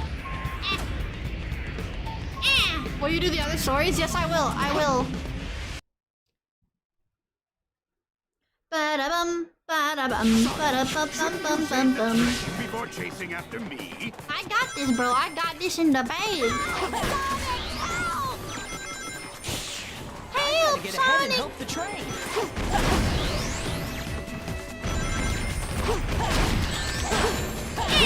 Good luck. Yeah, I'm gonna need it. Okay, look. The thing about it in 06, the stages are fine. The only problem is that the game is unfinished. In terms of level design, it's great. I like it. But it's bad because the game is unfinished. They already have a really good layout and everything, but the, you're always like, it's just hard to control. This is better than Sonic Forces? Yes, it is, actually. I'd rather play this than Sonic Forces any day, bro. This way. No!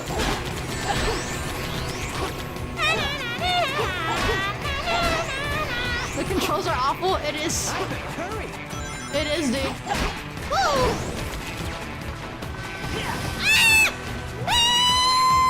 Get him!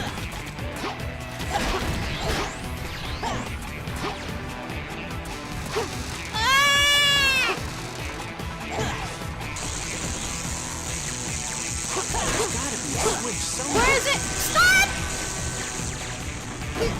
Give me!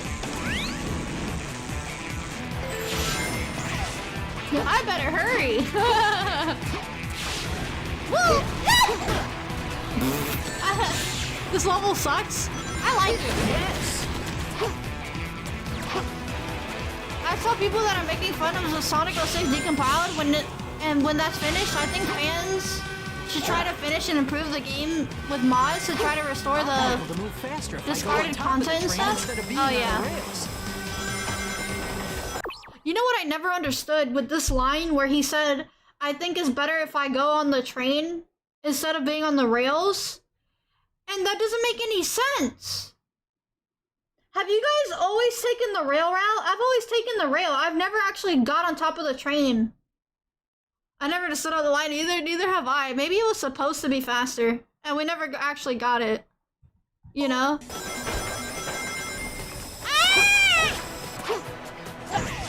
I think it probably was supposed to be faster. I had full questions of that. What does it mean? I don't know. That cage for some reason. I've got to defeat them first. What do you mean for some reason? No! No! The bounce ability sucks in the original 06. I forgot how bad it is. I can't even move. When I do the bounce, I can't move. Ah! What the frick? It's faster in the rails. It is, dude.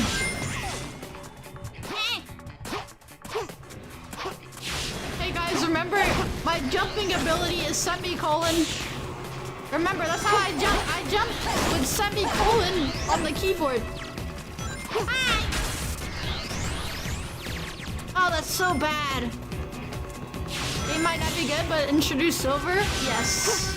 I like the game though. It's not. It's obvious. It's bad. Ah! But it's funny. It's funny.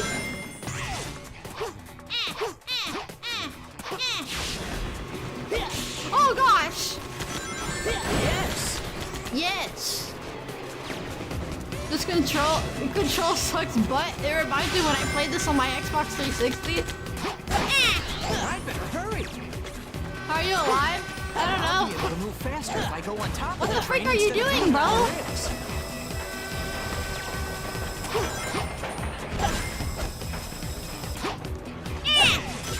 What the? What are these spring placements? Those seem to be protecting that cage for some reason. Are you freaking kidding me? There's stop sets in this game! Good lord! The stop you can't move when you use it. Uh-oh, gotta speed up. How do I dash again on rings? Oh, there we go. Ah! Ooh! Oh, frick!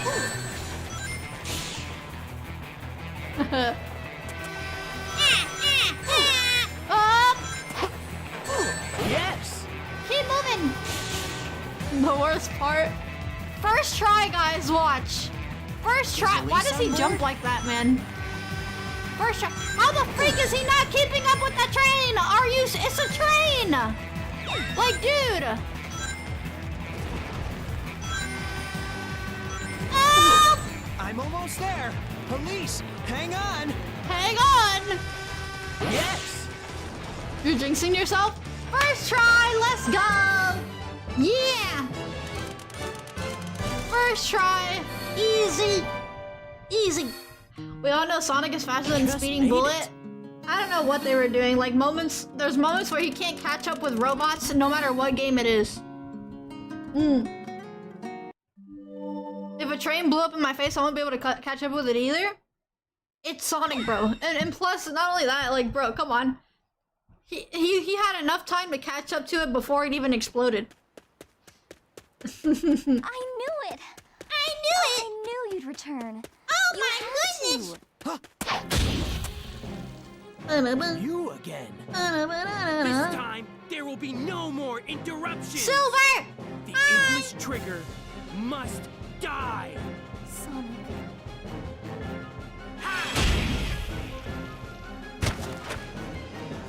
He wasn't playing around, dude. So how was your little walk? Bye! Ah! It's time to end this.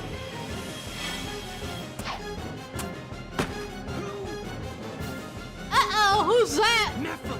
It's Mephiles, Why are you guys. getting in my way? I'm Shadow the Hedgehog. Was Silver the bad guy in this? No, not really. But technically yes, but not really, no.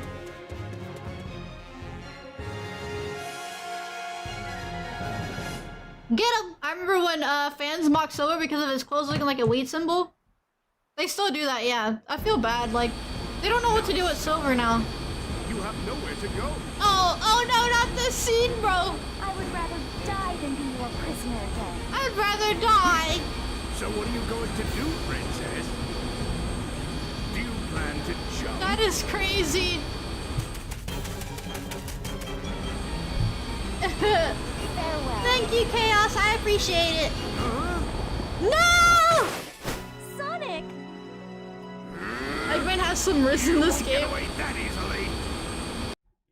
Too bad!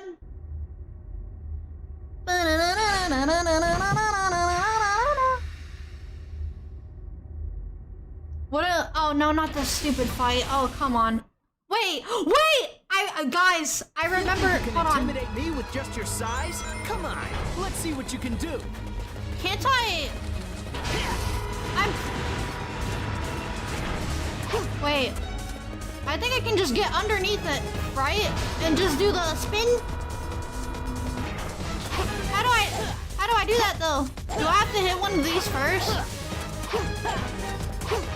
Bounce bracelet? Oh! What the freak? What the freak? I'm stuck! Can you turn around? That'd be great. Oh. Hi, Logan. Yes, I'm playing 06. Where he at? If Elise dies, she would release Iblis? Yeah. Or not? I don't know. Yeah.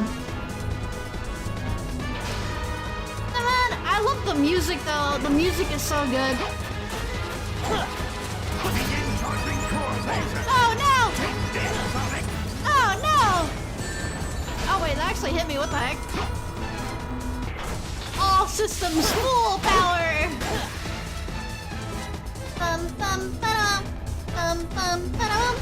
You know, all I really needed to do, I'm pretty sure I was supposed to like make him go down and then spam the spin attack and then he just dies. Oh no! Oh no!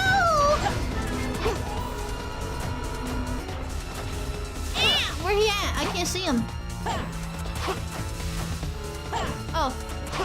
I'm blind. Thank you, camera! He's dead. Are you dead now? Sonic, look out! The fortress is crashing! Can I hit you from here? I can't hit him. What? Oh. That camera there, oh, so bad! I'm still flickering! The boss was short? Yeah, dude, it was so short. Too easy. No sweat. Ba-da-ba-da-dum. Da-da-da-da-da-da-da-da. Thank you, KG. You be safe. The game was designed. Yep, exactly. Pick me out. The game was designed. Yep, there you go. Alright. No S rank skill issue? What do you mean? That was a gutsy move back there. Well, I was desperate and, I just had to get away. I just had to get away. Lot, Sonic.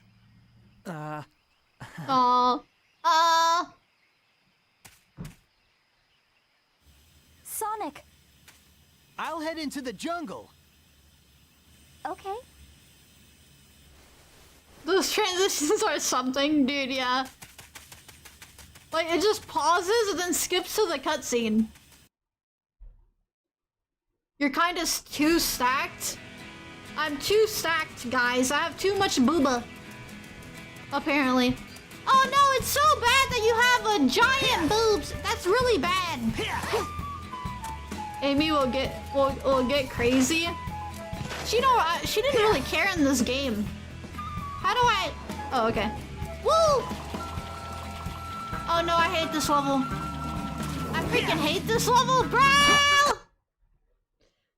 I love the random dust cloud and the robots that aren't moving in the background because it's just a giant PNG.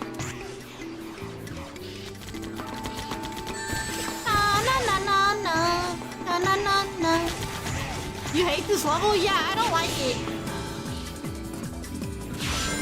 I think Tropical Jungle is like the worst one. Yes, out of all three. It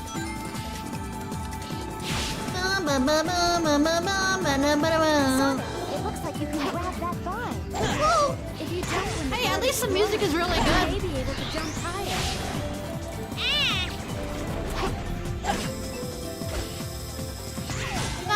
What the freak? What? Why am I down here? Oh, come on, dude. What was that? The music slaps? It does, bro. Let's run straight up. Da, da, da, da, da, da, da, da.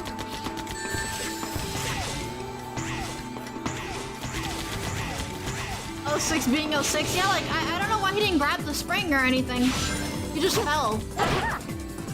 I know the current Sonic director has wanted to remake 06. I think if they do ever do it, they should make Elise Mobian. I don't think so. No. No. I don't want that. If you jump when the bud No, is they should blowing, not do that. you may be able to jump You know what higher. they should do? Do what they did in the Sonic Channel art. They had Sonic Channel art or whatever, and she looked a lot better. And I'm pretty sure they would go with that. Oh no! I'm good. What the freak? What the heck? What is happening? How was I? What? Clutched it? Yeah, bro. Alright. After this, I'm gonna go AFK, by the way. After this level, I will poof for a good 3 hours or so. So, you guys voted for that, so don't even... No, y'all sent super chats for that crap. No! What the freak? They should make Sonic human. 3 hours? Yeah, bro, I'm gonna go watch the Spider-Man movie. Straight up. No, I said poof, not poop. I didn't say dookie, I said poof. We're going AFK? A normal stream for me? No, that's not. I don't do streams like that. This is my 3rd time doing that, going AFK for multiple hours. Grab that vine. If you jump when the bud is blowing, you may be able to jump higher.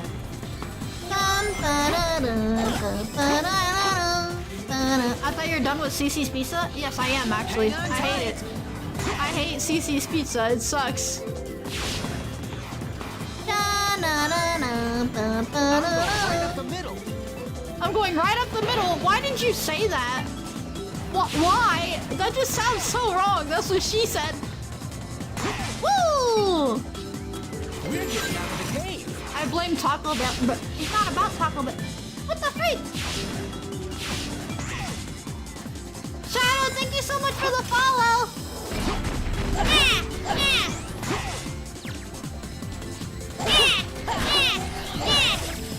What the freak? Why are you grinding on a tree? What the heck? That don't even make no sense. What the freak? Oh. Tarzan? Yeah, he's Tarzan, guys. Let's go. What up? Give me that. You know what? This level's not so bad. It's not so bad. I think I just don't like the least levels.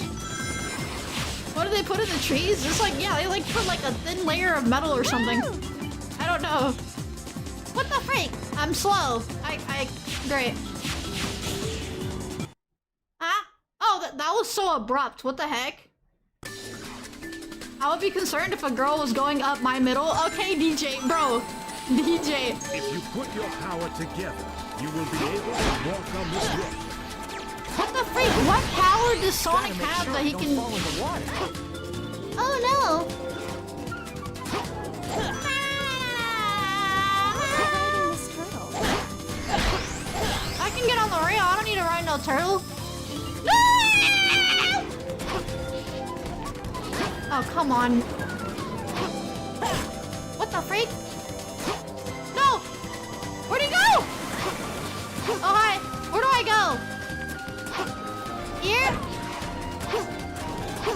Bam! Bam! Am I going the wrong way?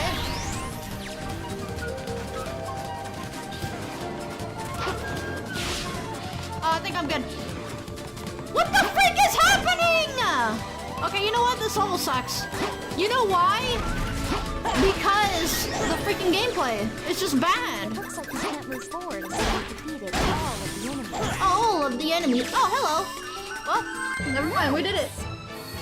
Alright, guys. I'ma head out for now. Y'all be safe. Don't do nothing stupid while I'm gone. I don't believe it. Alright?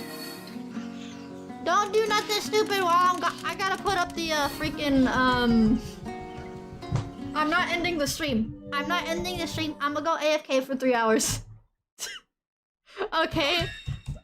I'm gonna watch you guys in the chat, okay? I'll probably be in the chat sometimes. And, yeah. Oh, shoot! CGI! Looks like we've lost them. I'll settle things here. CGI!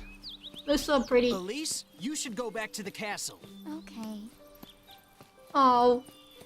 You really only cry when you got a crush on someone.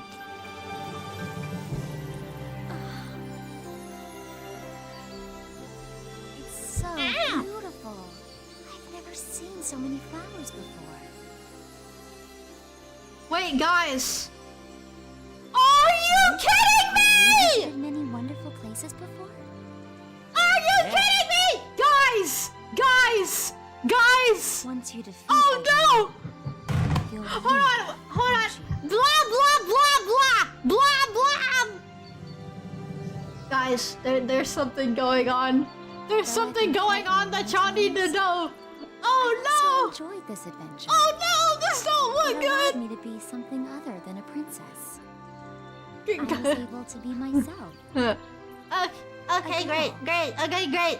Great. Is it bad? I think it is. I think it is. It isn't sometimes. I think it is. This country. It looks. Everyone in the castle, the Oh! children, all Yay! my citizens, really. The same love my late father and mother. That's great. That's great. Do you have a neck or chin? Okay, bro. Okay. Strong queen. You irresponsible father. You're an irresponsible father. Putting that on your daughter. What is wrong with you? My country. I'm sorry you have to go through this game. I understand. It's okay, everything Calvin. My parents said to me now. Yeah. Sonic. Okay, Kingdom Hearts character. Go on another adventure. Oh, can you stop talking? This Can place. the cutscene end already? Definitely. He looks so nice though. It looks really good. The CGI looks really nice. What was the freak out? Don't worry, Aru. I'm about to show you. I'm fine. Her legs aren't a carrot. I mustn't cry. Yeah, don't cry. You almost screwed up just now. You kind of just screwed up anyways. You had tears in your eyes. Elise, smile. Why does he have to be crying? Like, if you sleep more than 8 hours, you summon Iblis. There you go. Alright? Like, I don't want this whole crying thing. Because that doesn't make any sense. A whole decade of not crying. Bro! Is that Chris? That's Chris, guys. Is Chris... That's not crying, it's allergies. Great. You know what? What about allergies? Like tears? What went through his mind to make him think putting a demon in his daughter was a good idea? I don't know. That was really stupid. Princess Elise, ruler of Soliana. What if she cries in her sleep? Do tears of joy count? I know, right? Or like yawning. You know? Force me to take drastic action. Oh no! How terrible! Meet me at the specified Baby's so adorable. There she goes. today. Failure to do so on time will result in my leveling of this city. Great. So that nothing but ashes remain. Wonderful.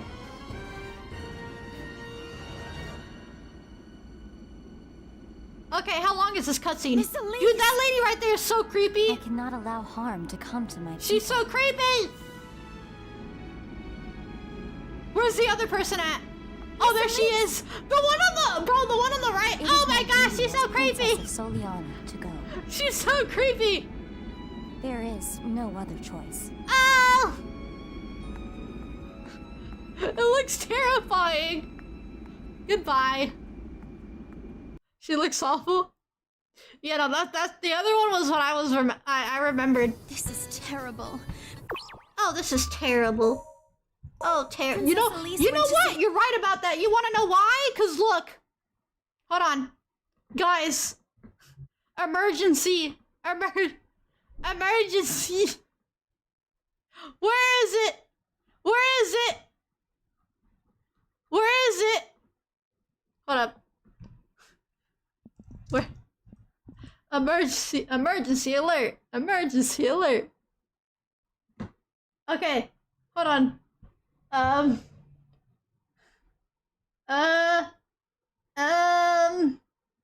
Bam. Guys. Oh no. Oh no. It's Fortnite. Is this Fortnite? Is this Fortnite? Or is this a costume? If this is a costume, I'm gonna be so upset because I freaked out for no reason. Is this Fortnite? Is this Fortnite or a costume? Bro, if this is Fortnite, all units must be seen heading. Okay, great. Yeah, that's Maggie Daily.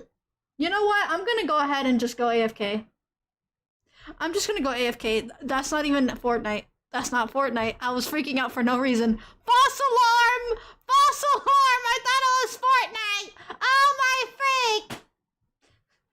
I think it's a costume in Fortnite. It's a costume? Wait, oh my. Imagine if, like, we're not even getting an actual skin. We're just getting a costume.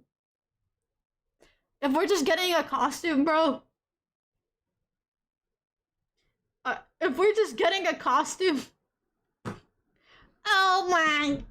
This looks too real for it to be a Fortnite skin. I don't know. Anyways, let me go ahead and pull up the video that you guys suggested. Sonic lore that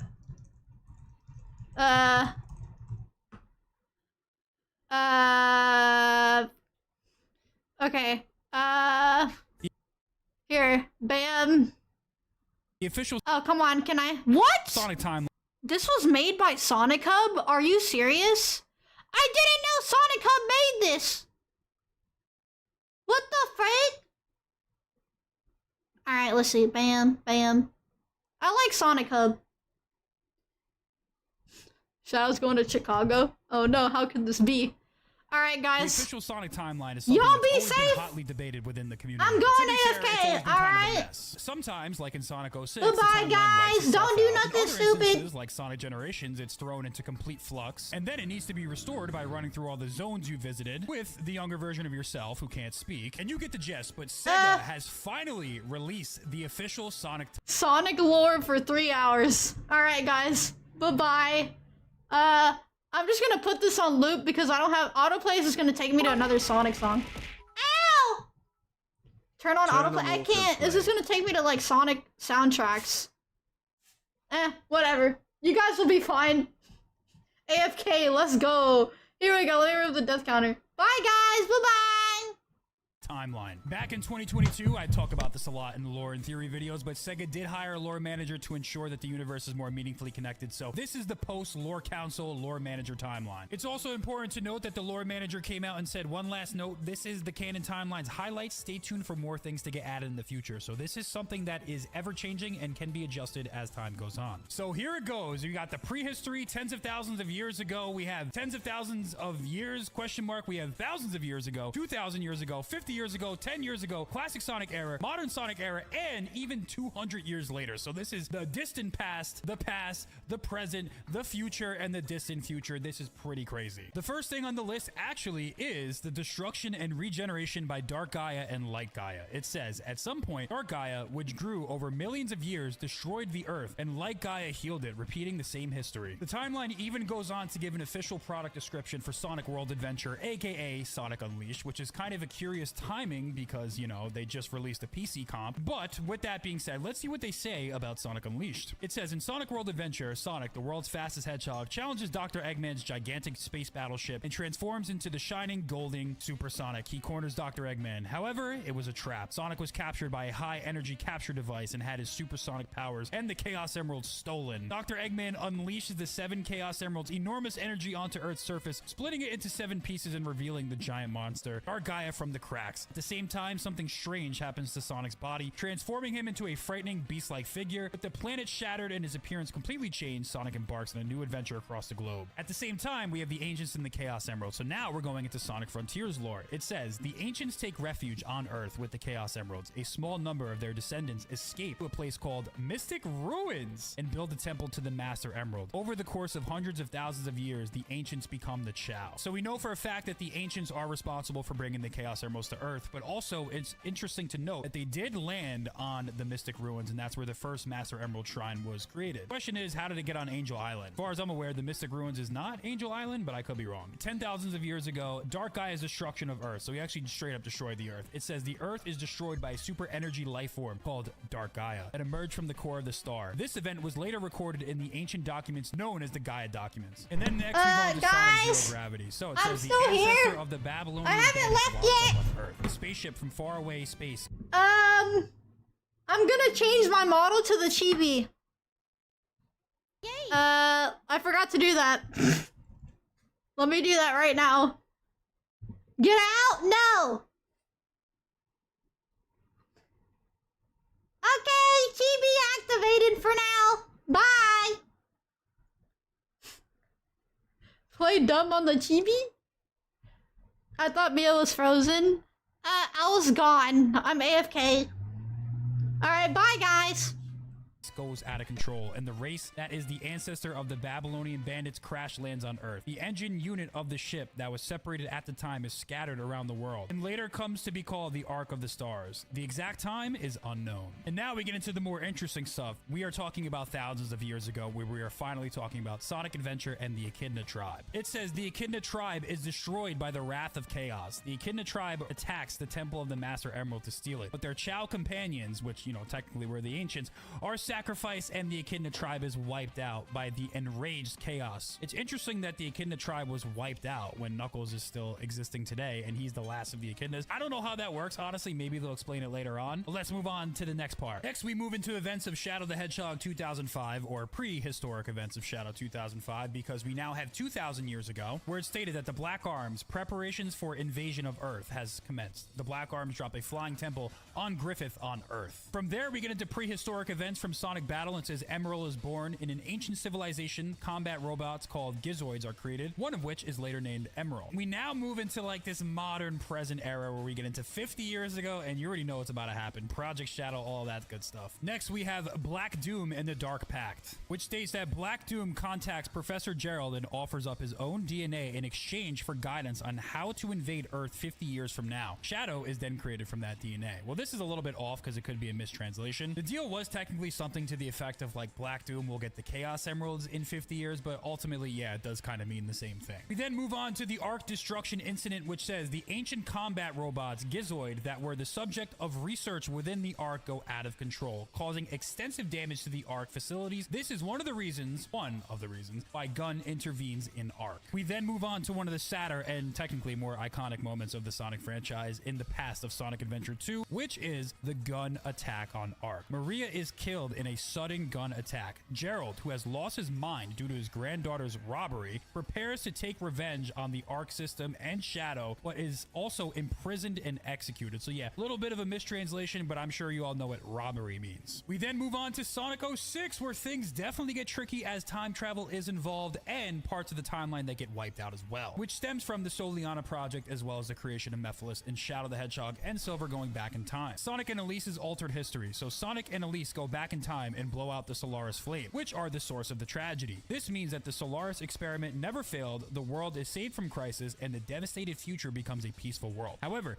this series of events also never happened in history, right? Yeah. So it did happen at one point, but it did wipe itself out. But the question is, what is the corrected timeline? We have Solaris experiment failed, Iblis' seal. When King Soliana's Solaris experiment fails, he sacrifices his own life to prevent the flames of calamity from being awakened and destroying the world, sealing Iblis within his daughter, Elise. So it's canon been, but it never happened. Not necessarily a shocking revelation if you've been following this stuff as I have closely for many years, but perhaps for some of you it might come as news. Now we get into the good stuff, the origins of Sonic, no pun intended, the classic Sonic era, starting with Sonic 1, where Dr. Eggman attacks South Island. Sonic defeats Dr. Eggman, who attacks South Island to steal the Chaos Emeralds and prevents him from taking over the world. Of course, after that, the Chaos Emeralds are scattered to a different island. And now it's official, Sonic CD officially takes place before Sonic 2, something that's not really surprising. I think that's been conventional wisdom, but it is nonetheless confirmed now. Sonic CD is officially next in the timeline, and it says Sonic rescues Amy, who was kidnapped by Metal Sonic. Amy, who had a fateful encounter with Sonic on Little Planet, became embroiled in Dr. Eggman's evil deeds and was kidnapped by Metal Sonic. Sonic defeats Metal Sonic and rescued Amy, thus thwarting Dr. Eggman's ambitions. We then have the events of Sonic 2, where Tails is bullied for having two tails, but then he meets Sonic, they become best friends, and Sonic is able to show Tails how to truly reach his potential. They link up and Sonic 2 happens, which leads to an eventual showdown between Sonic and Dr. Eggman on the Death Egg, and he's promptly defeated. And after Dr. Eggman is defeated in Sonic 2, the Death Egg officially crashes onto Angel Island, which is exactly what it says here. Death Egg crashes into Angel Island. So this is they kind of just skipped over the events of Sonic 2 and just got to the conclusion. It says Sonic and Tails work together to defeat Dr. Eggman, who attacks West Side Island. Destroyed Space Fortress, the Death Egg crashes into Angel Island. Next, we have the events of Sonic 3 and Knuckles, where it says recover the Master Emerald, prevent the Death Egg Fortress from reviving. Dr. Eggman tricks Knuckles into stealing the Master Emerald and plots to revive the crashed Space Fortress, the Death Egg. However, Sonic, Tails, and Knuckles work together to destroy the Death Egg, thwarting Dr. Eggman's ambitions of world domination. The Master Emerald is restored, and Angel Island rises into the sky once again. What's interesting is that there's no mention of the Super Emeralds or Hypersonic or anything like that, so they kind of avoided that question. What actually happened to Hypersonic? Is he canon? Who knows? I think he is, but Sega just wants nothing to do with him going forward. And then we move on to Sonic Mania, which, yes, obviously it happens after Sonic 3, but also it's before Sonic Superstars. We get into the mysterious secret stone, Phantom Ruby. Dr. Eggman unearths a gem with mysterious powers called the Phantom Ruby, which sends Sonic, Tails, and Knuckles to various worlds. After being defeated by Sonic and his friends, the Phantom Ruby leaves Dr. Eggman's hands and disappears across time and space into modern Sonic's world. So Dr. Eggman gets the Phantom Ruby in the past, and then he somehow gets it in the future, and I guess doesn't realize that it was from the past.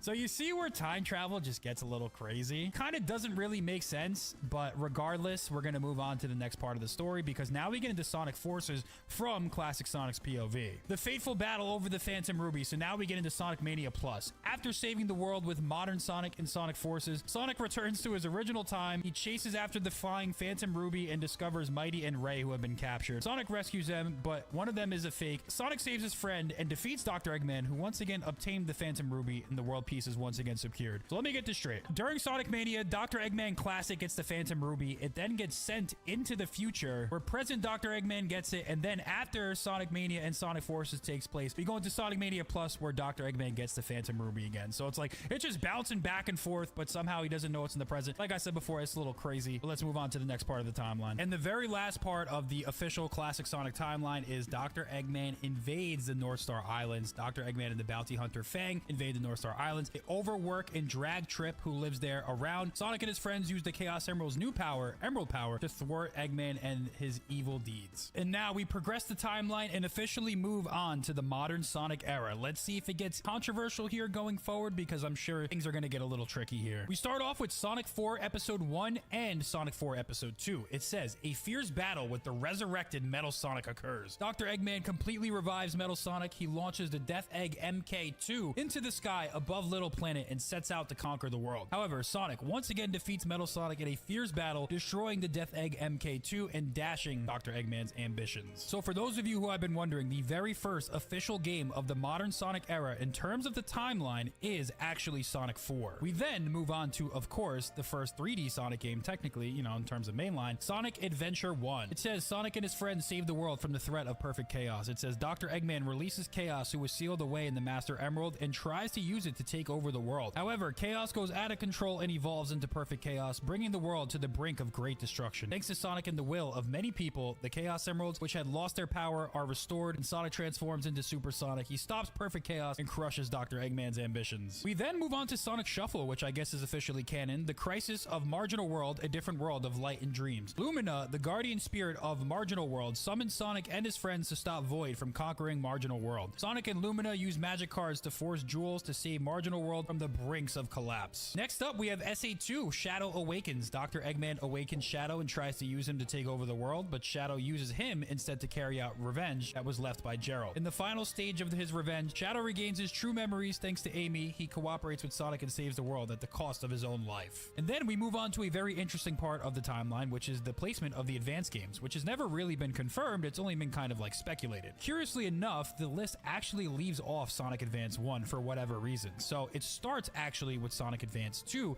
And by the way, this takes place before Sonic Heroes as well. Cream and Cheese's first adventure. So Sonic meets Cream and saves her with his friends. They rescue Vanilla, who was kidnapped, and defeat Dr. Eggman, who is plotting to build Eggman Land again. So perhaps it could be true that Sonic Advance 1 was either retconned, or 2, nothing that happens in the game is important enough to include in the timeline. Or maybe it could be a mix of both. So regardless, no Sonic Advance 1. Let's move on to what happens next in the Sonic timeline, and that would be Sonic Heroes. Sonic Heroes, it says, Rebellion, a masterpiece. Metal Sonic, who has regained his sense of self, rebels and imprisons Dr. Eggman, and in his name issues a challenge to Sonic and his friends to conquer the world. Metal Sonic gathers Sonic and his friends' biodata during the battle and becomes more powerful, but is ultimately defeated by Sonic and his friends. So yeah, ultimately it's a very short description for the plot of Sonic Heroes because it's pretty light. The most significant things that happen are the reemergence of Shadow as well as the introduction of Neo Metal Sonic. After Sonic Heroes, we then move on to Shadow 05. So it says Shadow repels Black Doom's invasion of Earth. Black Doom, an alien invader, invades the Earth. Shadow, provoked by Black Doom to learn about his past, travels the world in search of the Chaos Emeralds, and sometimes at odds with Sonic and the others. After many struggles, Shadow defeats Black Doom,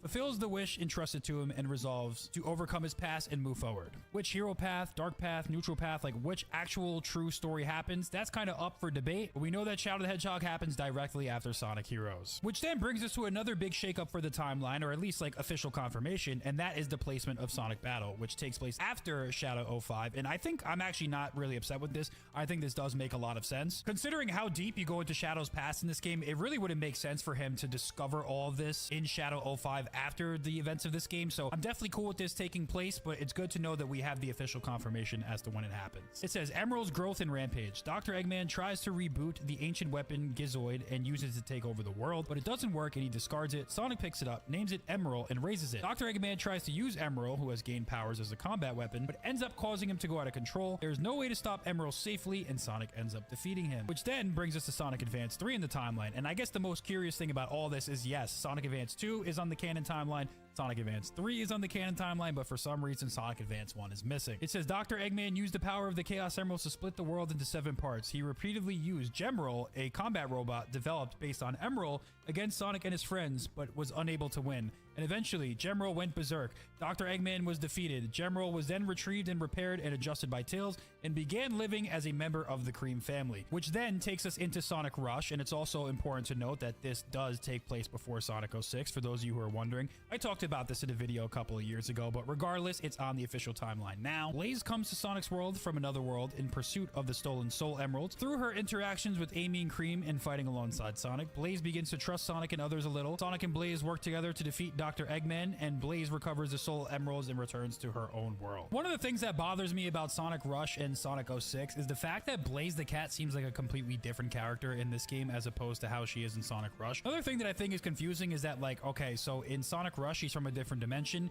In Sonic 06, she's in the future, just like chilling. Also, when she interacts with Sonic in this game, she acts like she's never seen him before. She's totally cool with Silver killing him. And then also at the end, she like kind of dies. To me, Blaze from 06 and Blaze from Rush always felt different, but now that the canon and the timeline is unified, that is what it is. Let's move on to Sonic 06 because that's next in the timeline. A major incident surrounding the Flame of Calamity begins to unfold. In order to obtain the Flame of Calamity, Dr. Eggman kidnaps Princess Elise, who was sealed away by Iblis. Sonic rushes to rescue her, and Silver, who travels back in time to defeat Sonic in order to save the future. Shadow, who is on a mission to Dr. Eggman's base, and the mysterious being Mephiles all become entangled in a major incident, each with their own intentions and destinies. Calling Sonic 06 a major incident is definitely one way to put it. This brings us directly directly to Sonic Riders, and it says, battle against the Babylon Bandits and the fastest race in the world. Dr. Eggman is hosting the Extreme Gears World Fastest Competition. Sonic and his friends compete in a heated race against the Babylon Bandits for the prize, the Chaos Emerald. However, the race is a trap set by Dr. Eggman to steal the treasures of the Babylon Temple. We then jump back over to Sonic Rush Adventure, where it says Sonic and Tails are caught in a storm and washed up on Blaze's world. They are rescued by Marine, a self-proclaimed adventurer, and while investigating the islands, they are reunited with Blaze. However, before they can go enjoy their reunion, they are caught up in a national treasure, the Jeweled Staff, being stolen right before their eyes, and they end up chasing the pirates with Blaze. Sonic and friends defeat Dr. Eggman, and they retrieve the Jeweled Staff. From there, we move on to the events of Sonic Riders Zero Gravity. And by the way, I didn't mention this before, but it's cool to know that the Sonic Riders games are canon. Up until Sonic Frontiers, we didn't even know if that was the case. It says Jet's ancestors were capable of warp travel through gravity conversion. That spaceship was the modern Babylon Garden,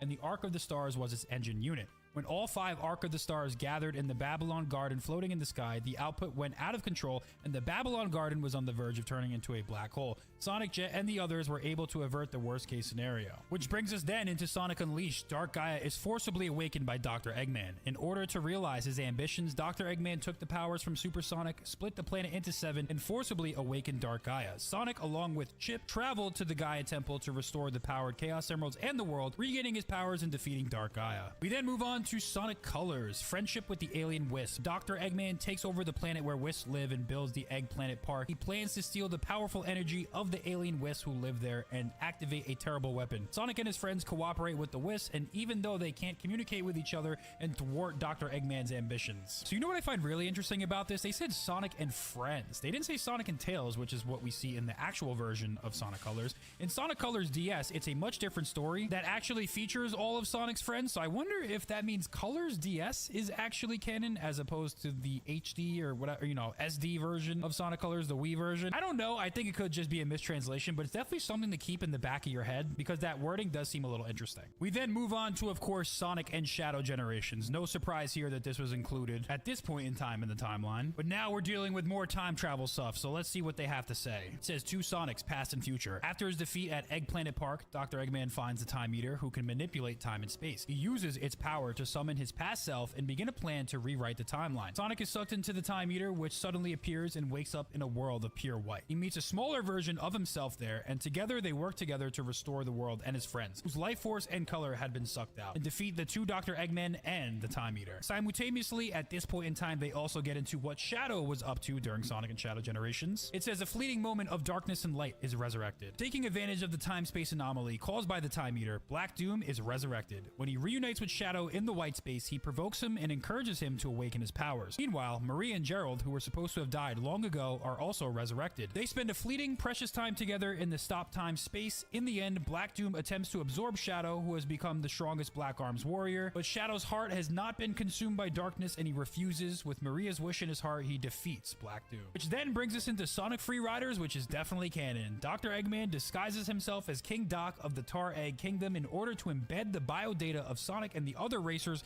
into Metal Sonic. He holds the World Grand Prix, a global competition for extreme gear where the winner will receive a huge prize of money and treasure. The race begins where the thoughts of each participating team intersect, which then directly brings us into Sonic Lost World. The 6 demons betray Dr. Eggman. Dr. Eggman finds the Lost Hex, a mystical land where the Oni clan live, and uses the conch cell, which is their weak point, to enslave the 6 demons and absorb life energy from the earth. However, after losing the conch cell, the 6 demons betray Dr. Eggman, banish him, steal the device, and suck out all of the life energy, putting the earth in danger of collapse. Sonic and Dr. Eggman have no choice but to join forces to defeat the 6 demons, and they defeat them. We then get another unique timeline placement, and that is because the release date of this game is different than when it takes place in the timeline. And that, of course, is the now official placement of Team Sonic Racing. King Dodonpa holds a car race in the Donpa Kingdom. Dr. Eggman steals the Ultimate Power Engine developed by Dodonpa of the Donpa Kingdom and plots to use it for evil purposes. However, just as he is using the engine for evil purposes, he is defeated by Sonic and his friends, and his ambitions are thwarted. Next, we move on to Sonic Forces. Sonic and his avatar team up to free the world that was 99% conquered by Dr. Eggman. Dr. Eggman creates an infinite army with the power of the newly acquired Phantom Ruby. I don't know how it's newly acquired if he acquired it in the past. And with Infinite at his side, he takes over 99% of the world. However, Dr. Eggman and his allies are defeated by the Resistance army formed by Sonic's friends and the Avatar who joined it. Modern and classic Sonic, and peace is restored to the world. Which then brings us to Sonic Frontiers. A mysterious girl holds Knuckles Knuckles captive in cyberspace. That is the entire premise of the plot. While investigating the ancient ruins he discovered on Angel Island, Knuckles is sent to Ares Island. Just as Knuckles thinks that Dr. Eggman is behind it,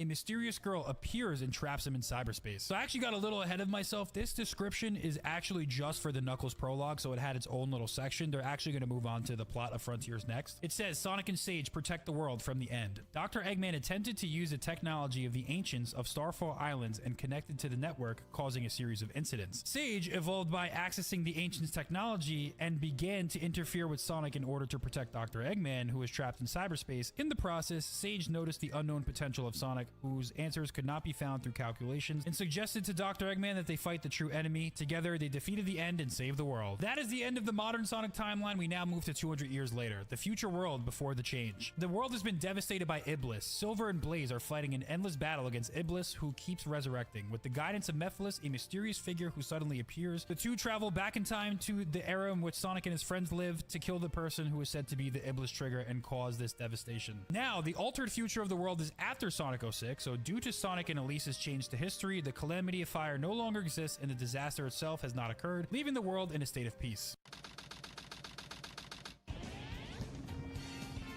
Freeze! What do you think you're doing? Get that hedgehog! Talk about low-budget flights, no food or movies. I'm out of here. I like running better.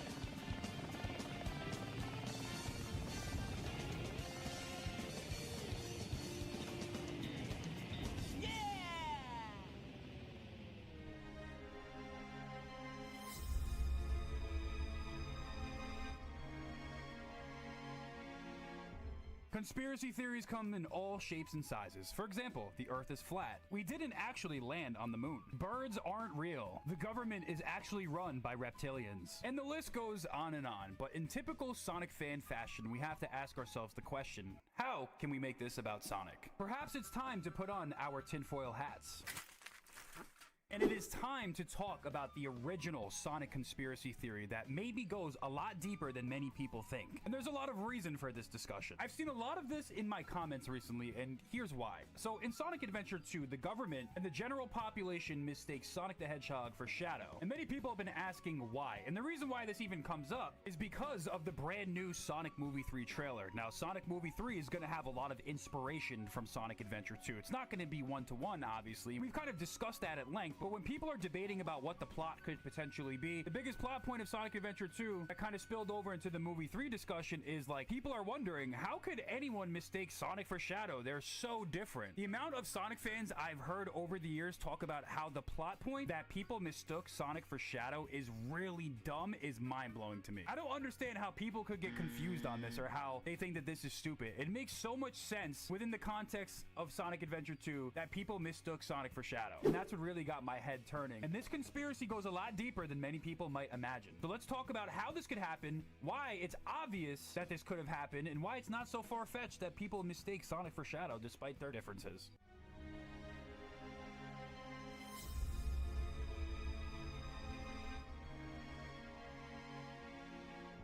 So how is Sonic the Hedgehog blamed for the crimes of a similar looking hedgehog? Or to some people, not similar at all. Allegedly, these two look nothing alike. Let's use the real life argument. Let's talk about how this could happen in real life without really using any in-game context or lore. It will get a lot more exciting when we get into that, but let's just talk about why this isn't even far-fetched to begin with. For example, let's talk about maybe your uncle. By the way, this guy right here is your uncle. Or maybe even your normie dad. So within the context of that, Sonic the Hedgehog is a very iconic and recognizable character. Do you think your father, who probably has a zero idea or understanding about the Sonic franchise, could potentially get this character right here, Shadow, mixed up with Sonic? Seems pretty likely to me. And by the way, you are a Sonic fan. You know everything about the Sonic franchise. You probably spend all day on Twitter micro-analyzing and debating every single thing about Sonic. Obviously, to you, it might seem far-fetched that Sonic could be mistaken for Shadow. But you don't think for a second that this guy right here might not know who Shadow is? Might think that it's just Sonic because they look similar? I mean, let's be real. I bet if some of you asked your parents who this character right here is, I would not be surprised for a second if they said that Tails was like Pikachu or something like that. Go ahead, go try and ask him and see what they say. If my memory serves correctly, during the Sonic Movie 2 reviews, I'm pretty sure one of the reviews was asking why there's so many Sonic characters and why is there a red Sonic when referring to Knuckles. So is it really that far-fetched to assume that someone would think that Shadow is just Sonic, especially when they don't know as much as we do? Probably not.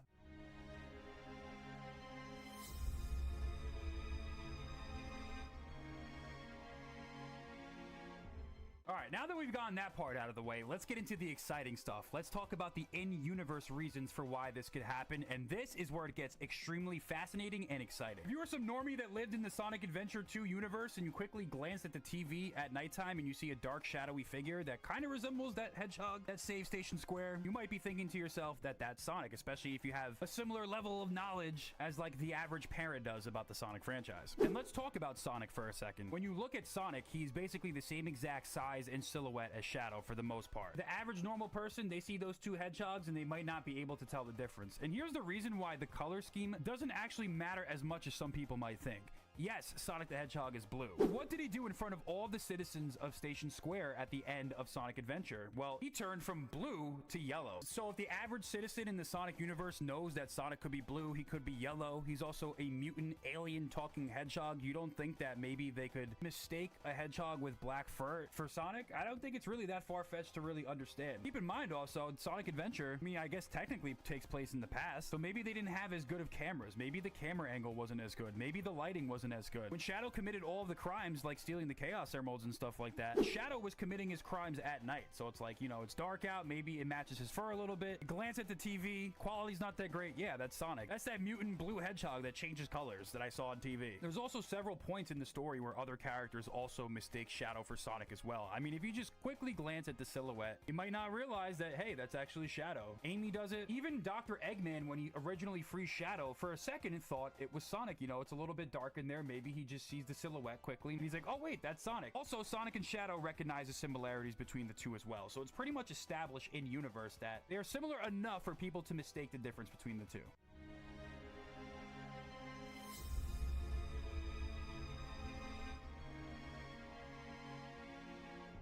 Now, let's get into some of the fun stuff. Let's get into some of the more conspiratorial stuff, but I think we'll be able to tie all this together and make it make a lot of sense. We have to talk about the elephant in the room. We have to talk about GUN, Guardian Union of Nations, the military that is responsible for Project Shadow in the first place. These people who are chasing after Sonic all throughout Sonic Adventure 2, you don't think that they knew a little more than they were letting on to the general public? Their role in Project Shadow and all of the tragedies that have derived from it cannot be denied or understated. Let's start from the beginning real quick. 50 years ago, Project Shadow was conceived by the then president of the United Federation under the guise of achieving immortality. However, at the same time, they were really using this research to develop weapons of mass destruction. They tasked Eggman's grandfather, Professor Gerald Robotnik, at the head of this project. Gerald's motivation for doing this project was to find a cure for his granddaughter's terminal illness. The Bio-Lizard was the first prototype of the ultimate life form that was developed, and obviously he was a failure because he required life support to even stay alive. He also was unstable and went on a rampage. So they basically locked him in the basement of the Ark. Kind of messed up when you think about it. A lot of people feel a little bit of sympathy for this character. He's like Shadow's mutant brother that nobody actually liked. As time was running out, Gerald was getting a little bit more desperate in order to create his ultimate life form, which is why he met up with Black Doom and promised him the Chaos Emeralds in 50 years in exchange for his DNA to create the ultimate life form, which was Shadow the Hedgehog. The government sees this and like, yo, we gotta shut this down. These guys are like total weirdos. So the government in fact goes to Space Colony Ark to shut down Project Shadow. But guess what happens when they shut down Project Shadow?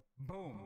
They kill a 12-year-old girl in cold blood. They end up taking Gerald Robotnik into custody. He ends up going into madness, so they execute him. And then the government locks away Shadow the Hedgehog for 50 years. I mean, at this point, they just want to rid themselves of this project and have nothing to do with it. Imagine if the general public finds out the government is conducting shady research that involves artificially creating life forms, communicating with aliens, resulted in the death of an innocent 12-year-old girl. Imagine what the public would think about their government if some of this stuff got out. Well, guess what happens 50 years later? Shadow was released by Dr. Eggman. And now the government is probably saying, oh my god, Shadow from Project Shadow has escaped. The general public cannot find out about this. Should the people find out that their government is involved with all of these shady schemes, which involves the death of their own citizens and developing weapons of mass destruction and communicating with aliens, and not only that, the ultimate life form hedgehog that the government is directly responsible for creating is currently trying to destroy the entire planet, you can understand why the general population may lose trust within their government if stuff like this is happening. They need to absolve absolve themselves of all the responsibility fast. It's definitely not a good look for the government also if it got out that they murdered a 12-year-old girl. It doesn't take a rocket scientist to figure that out. It could potentially cause the government to be destabilized and lose its legitimacy to govern. And how do governments derive legitimacy? Well, there's a lot of different ways. You know, you gotta have elections, you gotta have rule of law, but this doesn't automatically grant legitimacy. State legitimacy rests on the citizens' perceptions and expectations of the state. If the governed population catches wind of corruption within their own government, which could directly lead to the demise of that population, this can cause a lot of upheaval and mistrust. The consent of the governed refers to the ideas that a government's legitimacy and moral right to use state power is justified and lawful only when consented to by the people or society over which that political power is exercised. Should the people find out about these schemes and there's general mistrust in the institutions amongst the governed population, they lose their legitimacy and it's a big problem for that said government. So what does the government do to combat this? Well, they manufacture consent through the media. So even in Sonic Adventure 2, maybe it's possible that the government somehow got Sonic confused for Shadow. The Sigma Alpha 2 unit, which actually captured Sonic the Hedgehog in the beginning of the game, maybe they're just somehow confused. Well, we know that the government knows about Project Shadow and knows who Shadow is, as evidenced in the Shadow the Hedgehog 2005 game. The gun commander is well aware of the ARC situation and also hates Shadow. So this idea that this top secret government intelligence military agency gets these two characters confused seems highly unlikely considering the intel that they have and considering their role in the actual creation of Shadow the Hedgehog. So since Shadow is on the loose, it's possible that the people could figure out about this project. So the easiest way to quell this project is most likely to get someone to blame for this and keep it far away from this Shadow the Hedgehog figure as possible. How do you do that? You capture Sonic the Hedgehog and then you pin all of Shadow's crimes on him. As a matter of fact, guess what happens in City Escape? It's all over the news. It's all over the cameras. You got this blue hedgehog destroying everyone's property in the city, causing massive amounts of destruction. And not only that, at the same exact time, Sonic ends up defeating the gun robot at the end of City Escape. So now you have it on camera of Sonic committing all these crimes. Now it's a lot easier to get this Project Shadow nonsense swept under the rug because you now have a perpetrator to blame. Hey, look over here. There's nothing to see behind the curtains. It wasn't us who created Shadow the Hedgehog, who is now trying to destroy the world with Dr. Eggman, who is also the grandson of someone that we executed along with his 12-year-old daughter while trying to create weapons of mass destruction and communicating with aliens and trying to seal this away and hide it from the public. It was actually, look at this hedgehog to distract you from the other hedgehog who's doing all the bad stuff. Which, by the way, we are directly responsible for all of this. During the same exact day where Sonic is running through City Escape, there's also footage of Shadow breaking in and robbing somewhere for a Chaos Emerald. So now you got Sonic on camera in broad daylight, fighting the government, running through the city, destroying the property. You also have Shadow at night on camera committing crimes as well. So the people probably see that and they just mistake Sonic for Shadow because they think it's all one thing. That's why it's not so far-fetched that the people do not understand the difference between Sonic and Shadow, in addition to all the other arguments and examples that we used. The government's able to sweep this under the rug because they're able to give bad intel to the media, who's going to blast off misinformation to the public that, hey, look guys, it's Sonic the Hedgehog committing all these crimes. He's gone rogue. Don't look at us. We didn't do anything wrong. I mean, he's on camera fighting gun robots. He's on camera destroying the city. It's a much easier sell to the public in order to cover up their own crimes. My own fun little theory aside, I think that this probably explains how people got Sonic and Shadow confused at the very least. I think it's an extremely plausible theory that the government set up Sonic so that they could be absolved for all the atrocities that they committed during the Project Shadow debacle. And I think we did a good job of explaining why it's very likely that people could trick Sonic for Shadow, especially when you consider the potential media manipulation that the government could have been involved in order to cover themselves. So tricking the general population into believing that Sonic was responsible for these crimes definitely takes a lot of heat off of them. So when people ask, how could the story of Sonic Adventure 2 have this scenario where people mistake Sonic for Shadow and it's very far-fetched, comes up into conversation, this is why I think it's really not as far-fetched as you may think. Where is Shadow?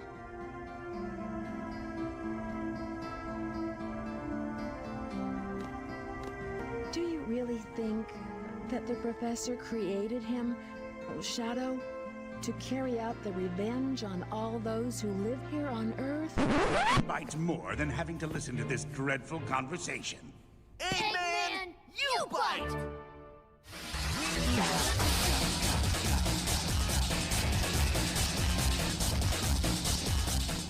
Stories in Some Sonic the Hedgehog games are like a box of chocolates. You never know what you're gonna get. Most of you probably don't understand that reference. But in all actuality, I can't think of a series that has just gone through so many different identities throughout the years as the Little Blue Talking Rat franchise. But is this for the better? Is this good? Should Sonic have serious stories? Well, let's do a deep dive into that question. To understand Sonic stories, you must kind of first understand the history of the Sonic franchise. Briefly, let's not waste your time over here. I know time is important to you. But the Sonic the Hedgehog franchise was born to compete with Mario. Sonic was meant to be seen as like the cool, edgy version of Mario. For example, take a look at this picture right here. He's so cool. He's playing a guitar. And not only that, he's wearing headphones nowhere near where his ears are supposed to be. Does it get much cooler than that? I don't think so. On some level, they are kind of like speed-based platformers. I know people don't think of that when they think of Mario, but if you watch anyone speedrun a Mario game, you'll find out pretty quickly, especially in the 2D games, going fast is something you can do. Major categorical differences when it comes to the storytelling of the Mario franchise and the Sonic franchise could not be more stark. The average Mario story is about the plumber going wahoo, jumping around and saving a princess. The storytelling of the Mario series is kind of meant to be very limited as far as like the 3D mainline platformers go, because the real magic of a Mario and Nintendo game is that you're going to get something that's extremely polished with extremely good gameplay. Gameplay first, story is a much larger afterthought. Compare that to the stark contrast of some of the stories and moments you'll see in Sonic the Hedgehog games. I think that's the reason why many people are gravitated to him in the first place. Look at moments like this. Let's do it!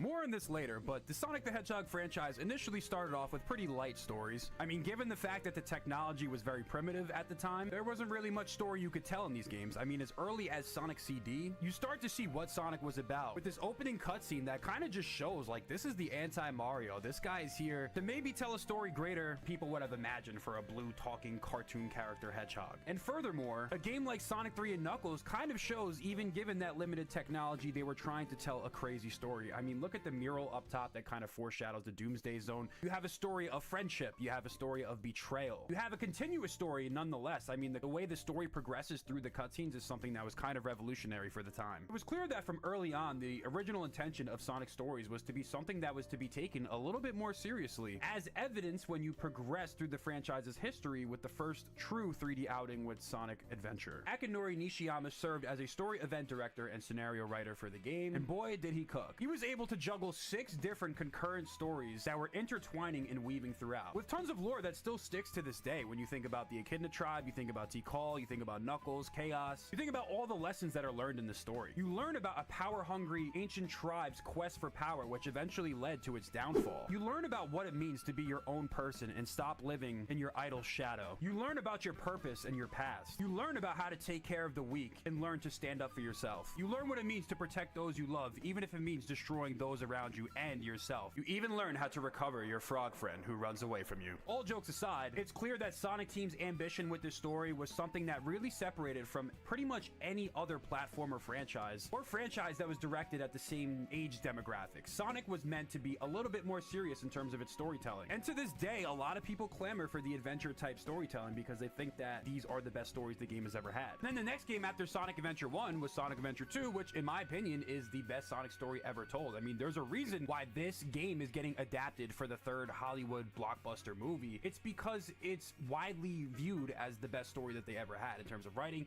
characterization, backstory. This is the first game where Shiro Meikawa served as one of like the main writers for the Sonic franchise, and he is a popular name within the fan base because a lot of people love the games that he wrote or contributed to, including Adventure 2, including a lot of the early 2000 Sonic games, and he even helped supervise write Sonic X Season 3, which a lot of people consider to be the best season of the show. But back to the plot and significance of Sonic Adventure 2, to not even go fully in depth on the game's story, the game includes a backstory with a government conspiracy theory to shut down a research facility used to cure a terminal illness, which ends up with the death of a professor's young granddaughter, with the manipulated hedgehog's memories to carry out revenge against humankind. Like, to not even do the full story, I mean, just right there, it shows how in-depth some of these stories were. And then the game ends up with chill-inducing moments where Sonic and Shadow go super to team up to save the world at the last minute, which culminates culminates with the supposed death of Shadow the Hedgehog, because technically this was supposed to be the last Sonic game, so Shadow was supposed to die. He just came back with popular fan demand. Like, all the moments in this game just give you the absolute chills, and anyone who played this game through the years growing up will always remember this game for its story. Unfortunately, after Sonic Adventure 2, the Sega Dreamcast and Sega as a hardware manufacturer as a whole had ceased to exist. So the future of Sonic was looking pretty bleak. That was until Sega decided to keep the Sonic franchise afloat and keep their company afloat as a whole by swapping over to a game publisher as opposed to a hardware manufacturer or console manufacturer. And Sonic Heroes was the first game that was a result of this move, and it was the first multi-platform Sonic game. And the storytelling in this game definitely took a little bit of a step back. Not that it was bad, like the characterization of the characters was definitely still on point, but story was something that took a little bit of a backseat. While there was still an interesting overarching plot, like in my opinion, growing up, seeing the Neo Metal Sonic plot twist at the end definitely blew my mind as a kid. This was my first Sonic game also, so it was my first experience like seeing Super Sonic, and that's kind of those chill-inducing moments that kept me coming back to Sonic over and over again. But yeah, overall, the tone of the Sonic series and Sonic franchise remained largely unchanged throughout the years, up until about 2006 with Sonic 06. That was probably the biggest franchise-changing moment. Shiro Miyakawa wrote most of the Sonic stories going forward, other than Shadow the Hedgehog, which is written by Takashi Iizuka, I believe. Sonic 06 was probably the biggest turning point for the franchise. After this game flopped, it was clear that Sega wanted to go into a different direction, which is why it did kind of a complete 180 with the gameplay and even somewhat of the storytelling with Sonic Unleashed. And although the story kind of adhered to a lot of the similar principles, it was definitely a step back and a little bit more lighthearted, but it still had the great characterization. Although it's not too crazy that Sonic Unleashed had a little bit of a different tone for the story, well, still pretty good because it was actually written by Kyoko Yoshimura. I guess you could say, though, the real true tonal shift probably happened after Sonic and the Black Knight. Ironically enough, this is a game that a lot of people in the franchise consider to be the best voice acting and characterization and personality of Sonic the Hedgehog. And to no surprise, this is the last game that Shiro Miyakawa, the original writer for Sonic Adventure 2, had involvement with writing the story for. Because we then move into the meta era, which is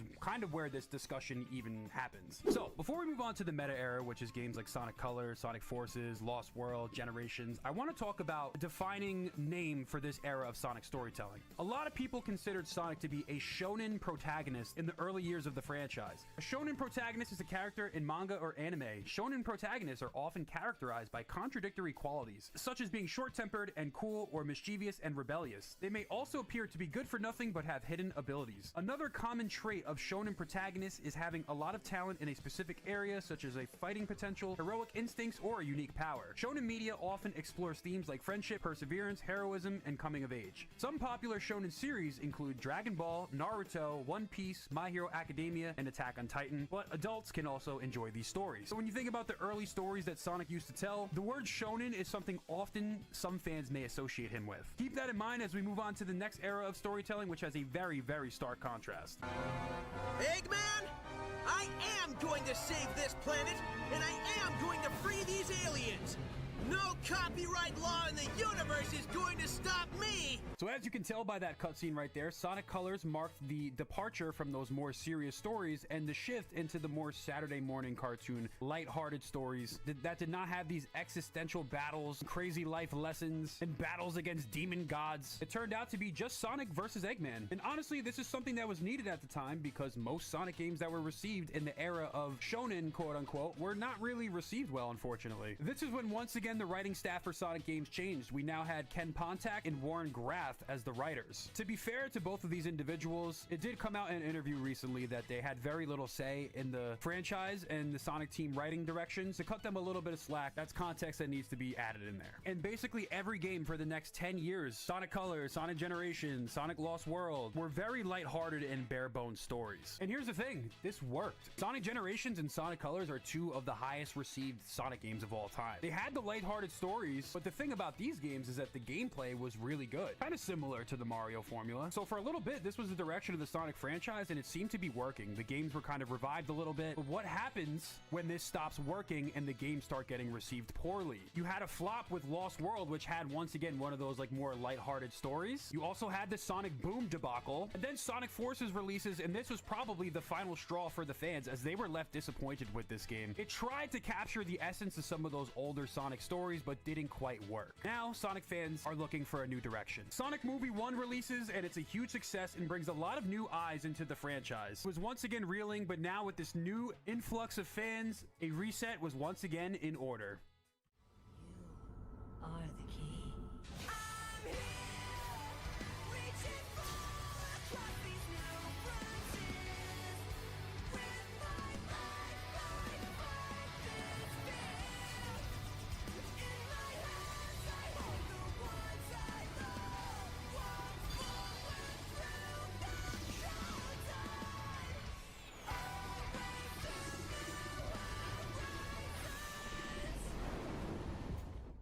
Sonic Frontiers was released in 2022, and this felt like it was Sega's last chance almost to make a good 3D Sonic game. Since there was a bunch of flops, people were wondering, is Sonic Team capable in the current day and age of making a solid 3D platformer? And I think Frontiers answered that question for a lot of people. It wasn't perfect, right? I mean, there's obviously some issues with the game. It wasn't unanimously loved, but it was received a lot better than most people thought it was going to be, receiving an 8.5 out of 10 fan score, with a lot of people actually enjoying this game, including myself. This is actually one of my favorite 3D Sonic games ever made. And one of the biggest things about this game was the return to form with a more serious story or a higher stakes story. It was definitely a somber and melancholy story that delivered a lot of Sonic fans extremely memorable moments like the Titan fights, as well as the transformation into Super Sonic 2. For what it's worth, I do have my issues with Frontier's story. I don't think it's the best Sonic story that's ever been, but one thing I can really appreciate is that they were trying to recapture the essence of what made Sonic stories good in the first place. They made Sonic cool again. The story took itself seriously. Frontiers gave us some great memorable Sonic moments that really pushed him to his limits, and the memories and moments in this game are going to be things that stick with us long after this game's release. It's been a long time since we got serious, dire existential stakes in a Sonic story, with all the supersonic boss fights and all of the cool moments and dialogue between the characters. Not only was the story a significantly different tone than the decade prior, in my opinion, the writing and dialogue between the characters was significantly improved as well, and that is because they brought on writer Ian Flynn. Ian Flynn has been involved with writing Sonic stories since 2006 with Archie Comics, and he was previously one of the writers for the comic books in IDW prior to getting brought on for Sonic Frontiers. And Sonic Frontiers ended up being one of the fastest selling 3D Sonic games of all time. The success of Frontiers and kind of giving Sonic fans what they wanted to see after all these years is probably going to lead them to having a stronger emphasis on stories and lore. For those who don't know, they hired a lore manager back in 2022 to make the universe more meaningfully connected. So it seems like leaning back into that signature identity that Sonic has that kind of separates him from his contemporaries is something that they're going to focus on going forward. Even by looking at the next mainline title, Sonic and Shadow Generations, the Shadow portion is definitely going to lean into Shadow the Hedgehog's backstory, which is one of the most compelling stories that Sega's ever told before. It seems like Sega may be leaning into these like more in-depth stories going forward. It's not to say that every single story needs to have the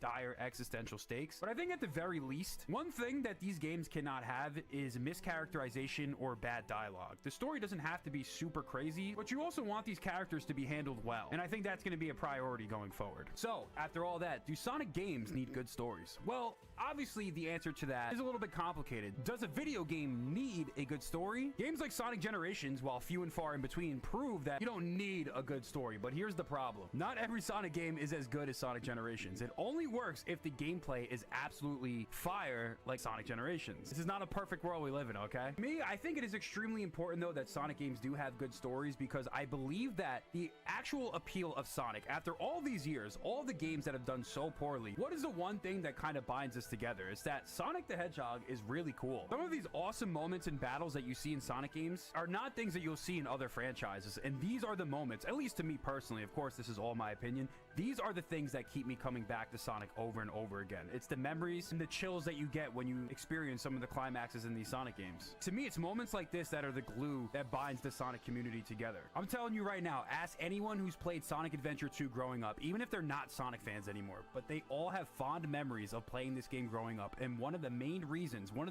why people love it and they were so immersed by the story and why it stuck with them after all these years, and of course why it's being adapted for the Hollywood film, is because the story is so good. It's like, do we like every treasure hunting stage in this game?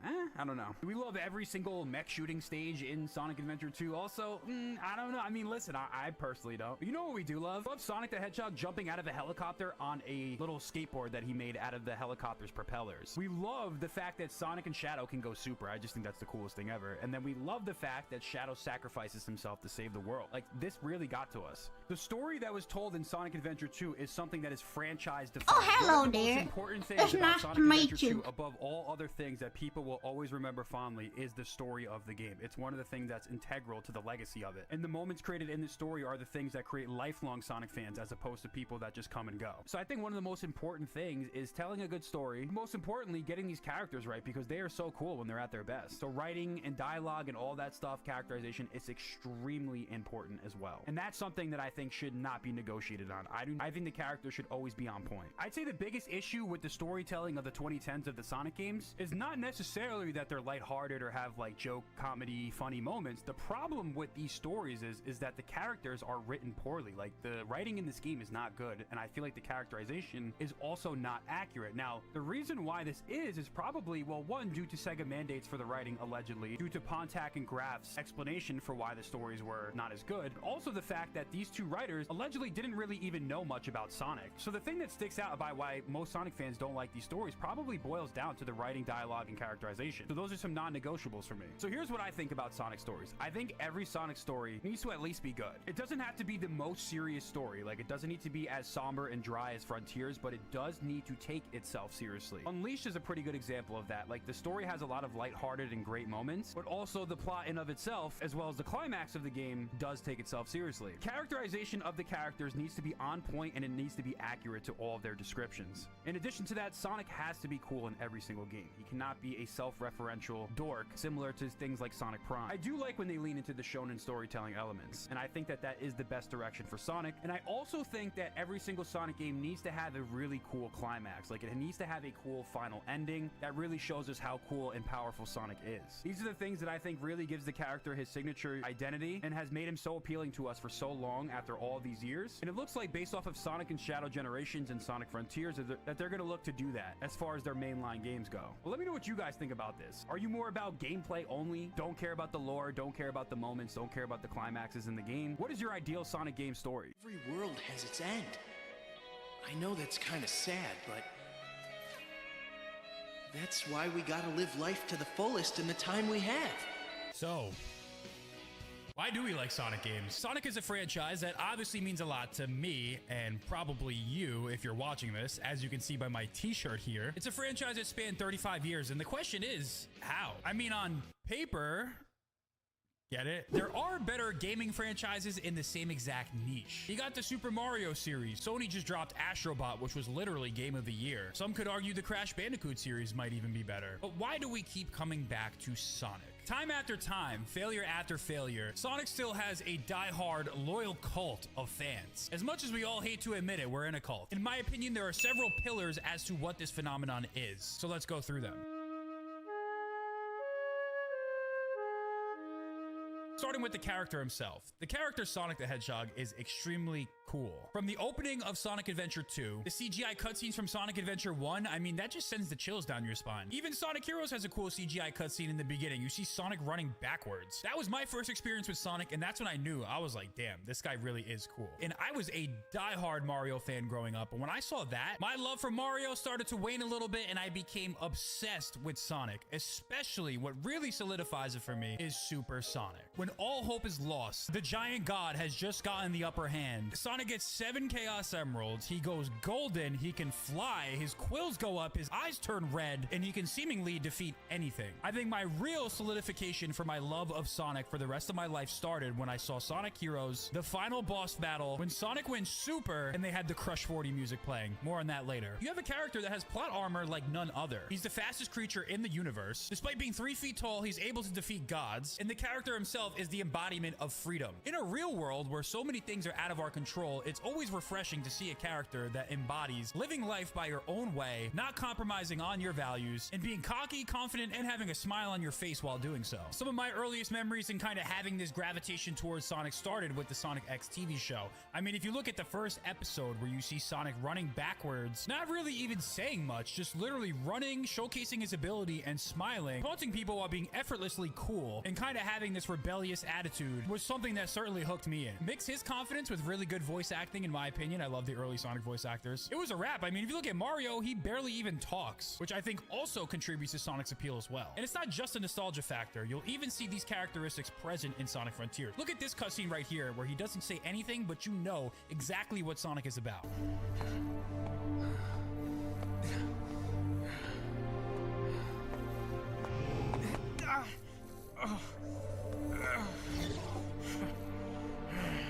Your cyber corruption is accelerating. How can you smile when you can barely stand?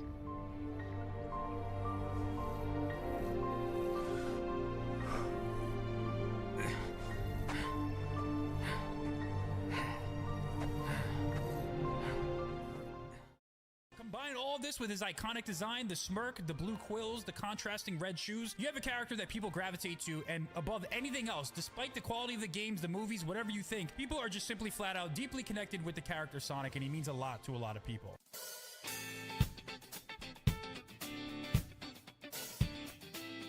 The next pillar that kind of ties into Sonic's character as well is the storytelling of the game. Sonic games often have a greater focus on narrative and storytelling. It was much more prevalent from like Sonic Adventure all the way to Sonic and the Black Knight. But let's take a look at Sonic's contemporaries. Like, for example, his biggest rival at the time, I know we hate to say this, was Mario. And if you look at the typical Mario story, minus the RPGs, the typical Mario mainline platformer game, it's like Bowser kidnaps the princess, Mario has to go save the princess. Now, granted, story doesn't necessarily make a game better, as you all know, but when you look at the average Sonic the Hedgehog story, usually there's something more deeper at play. When you look at the first two adventure games, you have stories like E102 Gamma, you have the lore of the Echidna tribe, which culminates with Chaos destroying Station Square, but the power of Sonic and his friends' positivity is able to charge the emeralds to make him go super again in order to counteract that and correct Chaos's behavior by addressing it instead of pushing it aside. You even have stories like obviously Sonic Adventure 2, which introduces Shadow and the whole Project Shadow lore. Think about a lot of people who maybe haven't played a Sonic game in like 20 years, but they played Sonic Adventure 2 Battle. The average person that played those games and they haven't touched a Sonic game since, most of them are like, yo, that game had the best story. Sonic and Shadow going super at the end, how cool was that? The story was amazing. Live and Learn playing in the background when you're fighting the final hazard. Stories are very important because they immerse the player. They again contribute to this gravitational pull that people have towards the character Sonic, and it all kind of ties together. There's a lot of lessons to be learned in Sonic games, like in Sonic and the Black Knight. Every world has its end, which is why you should live your life to the fullest. Sonic Unleashed, do I need a reason to help a friend? Shadow Generations, it's about moving on from your trauma, but also honoring your loved ones. Sonic Frontiers, doing anything to protect your friends. And also, when you talk about the story of Sonic games, the climaxes are usually the best parts of the game. There's this phenomenon that I personally have when I play Sonic games. Usually when we get to that climax, we get to that final boss fight, you usually get the chills. I don't know if it's just me, but these cool moments are something that really stick with me and keep me coming back over and over again to play the next Sonic game. These are some of the highs that I feel like you don't really experience in other gaming franchises. Sure, the gameplay could be better, and also you might not even like story, but at the same time, this is something that I think helps people connect with the character Sonic and why we like the franchise.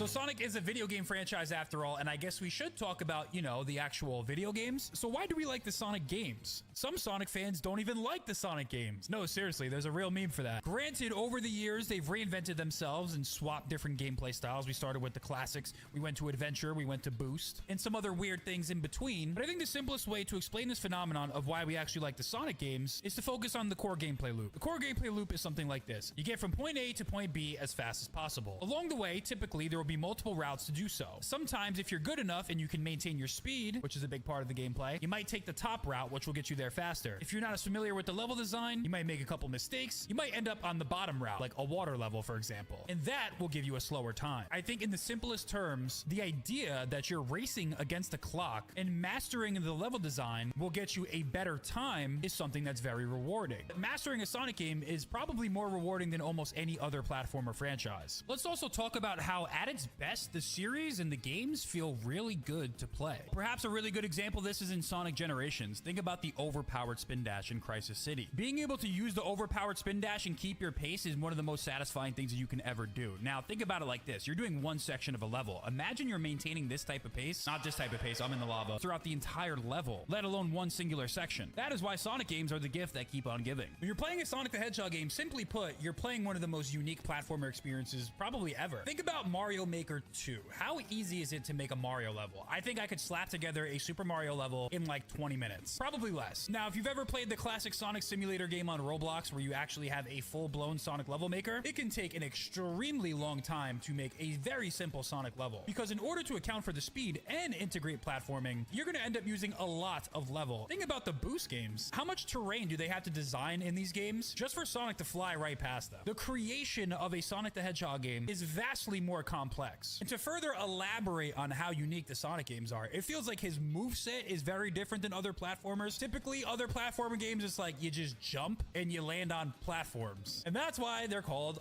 platformers. But because Sonic has the most unique movement, it feels different than almost every other game. A Crash Bandicoot and a Mario game, while yes, there's nuance, obviously, save the paragraphs in the comments, they feel a lot more similar than how a Sonic game feels compared to those two. That's because you're moving at a fast pace and you have these unique moves such as the homing attack, you have the boost, you have the spin dash. It's not always perfect and it's not always pretty, but you are getting something uniquely different than the competitors. The idea that Sonic's like canonical power, which is his speed, is perfectly integrated into the gameplay, especially when you think about the boost games. There's something about that just works so perfectly. In a world where we're craving constant stimulation with these little boxes right here, there's nothing more stimulating than the sense of speed and thrill of completing a Sonic the Hedgehog level. Whether it's adventure, whether it's boost, whether it's classic, the core philosophy for the most part always remains the same. The Sonic genre of games are platformers that play like almost no other. It's about going fast and maintaining speed. Most other games are about vertical platforming or skilled or precision platforming. It still exists in this one, but in some games, it gets turned up to the next level because you're going at a breakneck pace. Playing a Sonic game is almost competitive. Sometimes you're racing against your friend's best time, sometimes you're racing against yourself. And that's why this time attack philosophy will always make Sonic games feel rewarding to play. It feels like the time that you put in is actually building towards something. And watching someone complete a Sonic speedrun is just straight up awesome. So I think in a nutshell, I think that's why we like Sonic games. It's the progression, it's the dopamine from hitting a certain route that took you a couple times to hit. It's just flat out rewarding.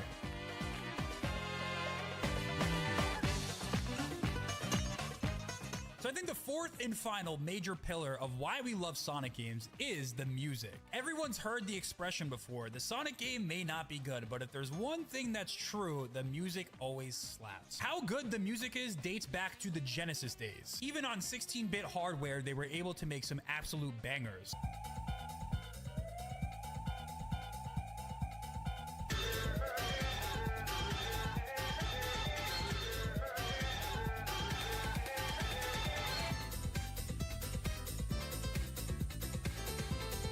They even recruited Michael Jackson to work on Sonic the Hedgehog 3. That's how you know they had aura and clout. You can't necessarily say music is something that makes a game, but when you take all the other pillars like the character, the gameplay, the stories, and the music, and you put it all as one harmonious package, it greatly enhances the experience. Sonic has had all different types of genres such as hip-hop, jazz, rock music. I think Sonic was like my introduction to rock music. Even nowadays, they dabble in EDM. I'm not like the biggest EDM guy. I would prefer if they went back to more of those traditional soundtracks, but it still works. Some of those cyberspace songs absolutely slap. I think the best example of all four pillars being in action is probably the ending of Sonic Adventure 2. You have Sonic, the character, being cool and going super. You had all the good gameplay that kind of led up to that point. You have the storytelling where Sonic and Shadow have to save the world. And then the icing on the cake is Live and Learn playing. Live and Learn is an absolutely iconic song. It's hard to talk about Sonic games and the Sonic franchise without talking about the Sonic music. As a matter of fact, I went to a Sonic concert this summer called the Sonic Symphony, and it was a great time. Music is something that connects people. Music is something that enhances and immerses. Music is a language that transcends. Why do the Sonic Symphonies exist? Simply put, because all of the songs in the franchise are iconic. You don't go on a world tour bringing all these fans together, singing the songs at the top of their lungs if music wasn't one of the biggest pillars of the franchise's success. Tell me you don't walk around humming all the songs or singing them by yourself. I know I do. Maybe I'm just weird. I don't know. When Super Sonic first went up against Giganto in Sonic Frontiers, I got the absolute chills because it brought that feeling back. So yes, music is one of those unique things that if you're telling the story about Sonic, you cannot leave out this part.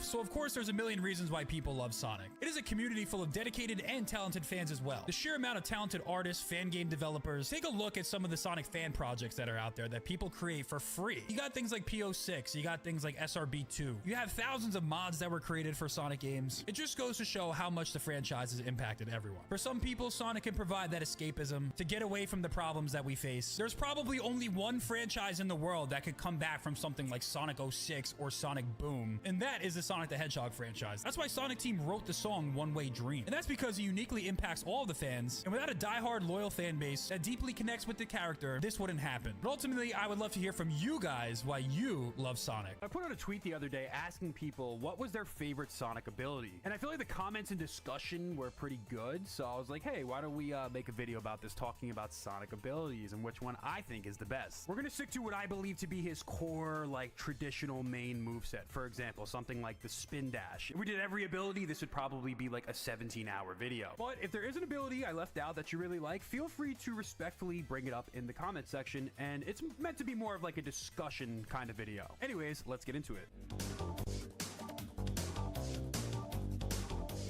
So I feel like we have to start with the most famous Sonic ability, which is the spin dash, which is the ability to rev up by rolling into a ball, charging up your speed, and getting a free instantaneous boost of speed. The ability was first introduced in the greatest classic Sonic game of all time. Hello, Sonic 2. Argue with yourselves in the comments. And some classic Sonic purists may even think that this was the downfall of the classic Sonic formula, because traditionally 2D Sonic games were about earning your speed through trial and error and memorizing the levels that you play over and over again. However, the spin dash, you know, if you run out of speed and you can't get through an obstacle, gives you that free out, which kind of continues into the future when you think about the boost formula. That's a different discussion. We're talking about the spin dash, baby. This move was essentially a staple in the classic Sonic formula and even continued all the way up until the next gen Sonic 06 when you think about like the spin dash in mainline 3D games. However, the game flopped, and that was that for the spin dash. Not only is the spin dash a speed...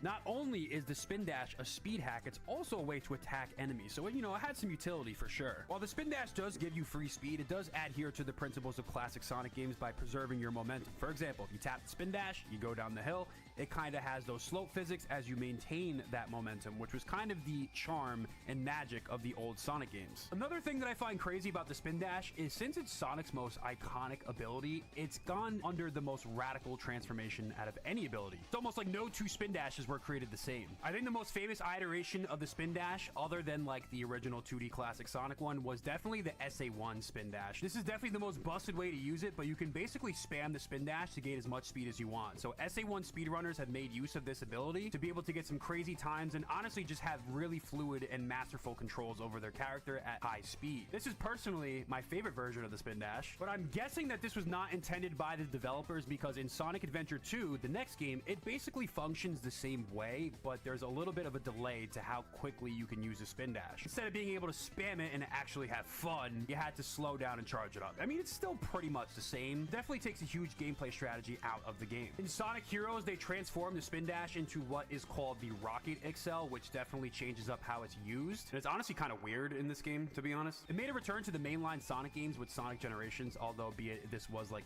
2D Sonic. Spin dash was extremely fun to use in this game because you just tap the button and it's so broken, but it definitely makes the classic Sonic gameplay worth playing because it's interesting and different. The spin dash should eventually return in 3D with Sonic Lost World, but again, even in this game, it functions extremely weird and different than how it used to in the old classic Sonic games. Definitely one of my least favorite versions of the spin dash. And the spin dash returned finally in the 3D games with Sonic Frontiers, and it was the most different and unique version of the spin dash yet. Essentially, it was like a boost, but if you go off a slope, it disables gravity for like 2 seconds and allows you to make some of the craziest skips possible. So the spin dash is constantly undergoing changes. No two spin dashes are alike for the most part. And that's a brief and shallow history of the spin dash. Let's move on to the next ability.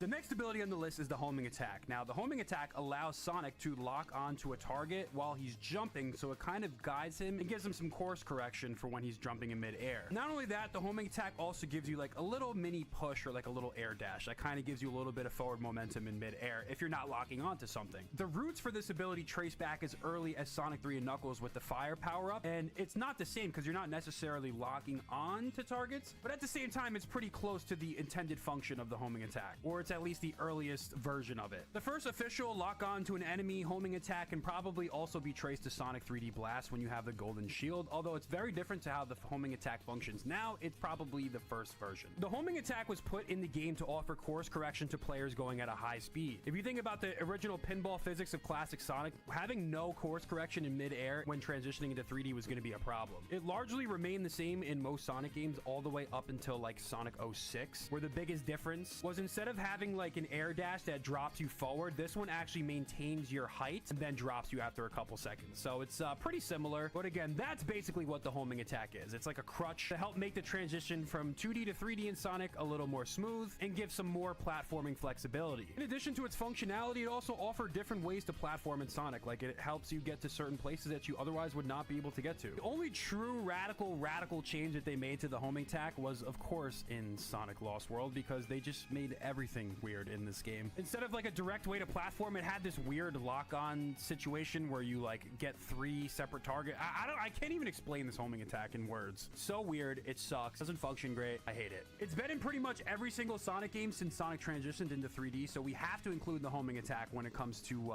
Sonic's core moveset. But let's move on to the next one.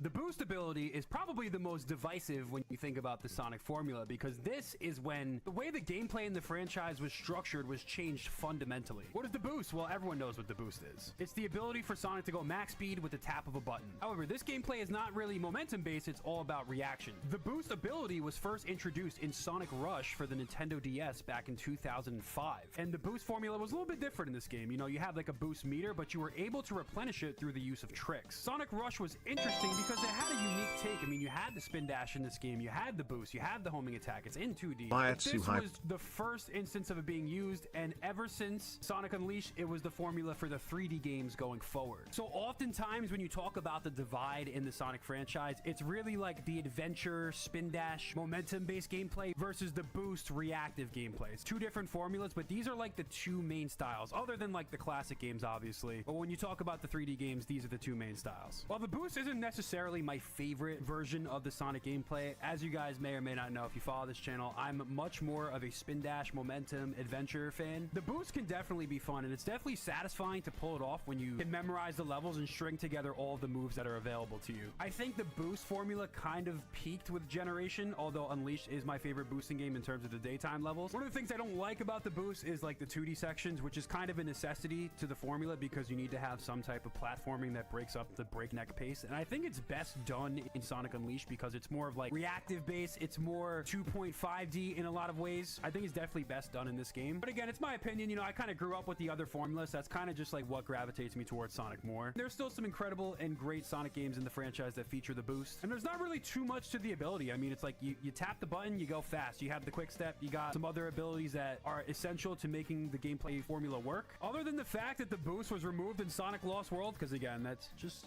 a very strange game. It's just weird. The only radical change to the boost was probably Sonic Frontiers, where it turned more into like a glorified run button, because in my opinion, the Frontiers gameplay is more of like a boost and adventure hybrid. The speed was significantly slowed down. The boost is pretty straightforward. There's not really much to say. You tap the button, you go faster. Some people love it, some people hate it. Let's move on to the next one. The next ability is also one of my favorites. It's the bounce ability. The roots for this ability, at least in my opinion, can be traced back as early as Sonic 3 and Knuckles when you had the little bounce power-up. Seems like a lot of these Sonic abilities originated from Sonic 3 and Knuckles power-ups. That just goes to show how impactful this game was. What does this ability allow you to do? I guess we can do our history out of order and skip ahead to Sonic Frontiers to best demonstrate, because the bounce and the stomp are actually on the same button. So if you're doing the stomp, it allows you to quickly descend, and it helps you have more precise platforming and descend quicker. Bounce will help you reach higher heights. Also, since we're on the topic of frontiers, the bounce attack is really good in this game in combination with the air boost because it allows you to pull off some really fun platforming sequences, allows you to change direction mid-air. In the 2D section especially, it really shines and outshines Generations. Yes, I have some praise for cyberspace, believe me. I know a lot of people hate on it. But anyways, obviously there's a lot of history to it, but this was kind of like the final product of the ability. The move was first introduced in 3D back in the adventure games, and this is how it functioned. It was basically a way to go higher. If there was a higher platform that you wanted to reach, you would spam the bounce attack and then you would be able to get up there. Also, it was just pretty good in general for stringing together movements and resetting your homing attack. Overall, the bounce is definitely one of my favorite moves that they've ever introduced to the Sonic franchise. Another great thing that the bounce attack was able to do is when you're like stringing together moves in Sonic Adventure 2 trying to get an S rank, you can preserve your trick combos by just spamming the bounce. Now, back to the stomp portion of this. I know that the bounce and the stomp are two very different abilities when you really think about it, but I'm kind of lumping them in together. Now, the stomp ability is extremely important specifically to the boosting formula. The reason being is that the stomp is like the only way to correct yourself when you're overshooting something. So instead of overshooting this platform with the boost, I'm able to stomp. Pulling off a successful jump, stomp, boost combo, or whatever you want to call it, I don't even know if I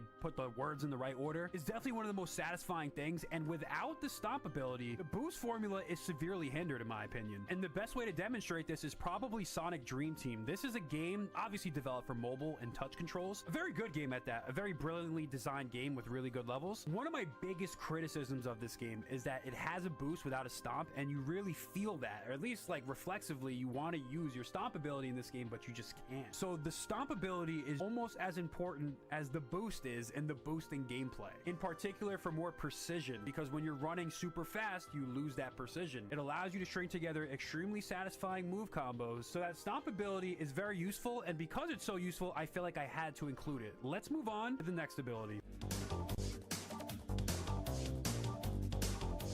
The next ability on the list is the Lightspeed Dash. This is also a fan favorite ability, which first introduced in Sonic Adventure 1. The way it functioned in this game is you actually had to charge up the Lightspeed Dash in order to actually use it. So if there's a trail of rings, Sonic can go through it and quickly get through a path. There wasn't many changes to this ability, but again, I guess in Sonic Adventure 1, the biggest thing about this was it had to charge, but also you could use it as an attack, which was pretty cool. Just like that. Yep, there we go. After Sonic Adventure 1, it was modernized and just used as a one quick tap button in order to activate, and this is probably when it was at its best, and this is pretty much how it functioned for the rest of the franchise. Most games had it, you know, here and there, some games didn't. But I think the Lightspeed Dash is definitely at its best when it's used for alternative paths, or even if you look at Metal Harbor, sometimes you're able to use it to do extra tricks and stuff like that. The biggest change that the Lightspeed Dash underwent since Sonic Adventure 1 and 2 was probably in Sonic Dream Team when you were able to homing attack Lightspeed Dash chains, which honestly, in my opinion, was definitely pretty cool. And I think it's a pretty useful and functional way for the Lightspeed Dash to function. And I believe that's the route they're going to go for Sonic and Shadow Generations as well. Not much really to say about this ability. I mean, that's pretty much the entire history of it. Most people like it, and if integrated into the level design correctly, can be an extremely fun way for Sonic Team to design levels. Let's move on to the next ability.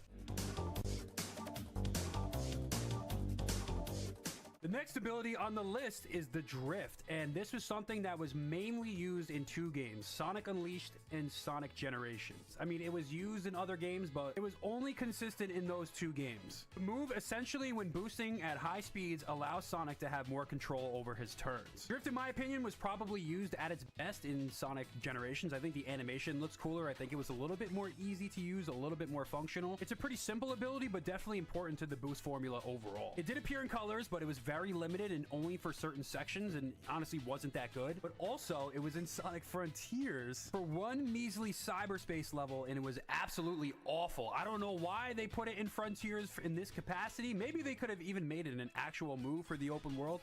I'm sure it would have been cool. Like, having more freedom and controls, I feel like is usually a good thing. Yeah, in Frontiers, it was absolutely awful. That was the last time they used it. It's kind of a shame that we never got to see the Drift again, the way it was used in Generations. Maybe it'll make a comeback in a future Sonic game, but let me know what you think about the Drift.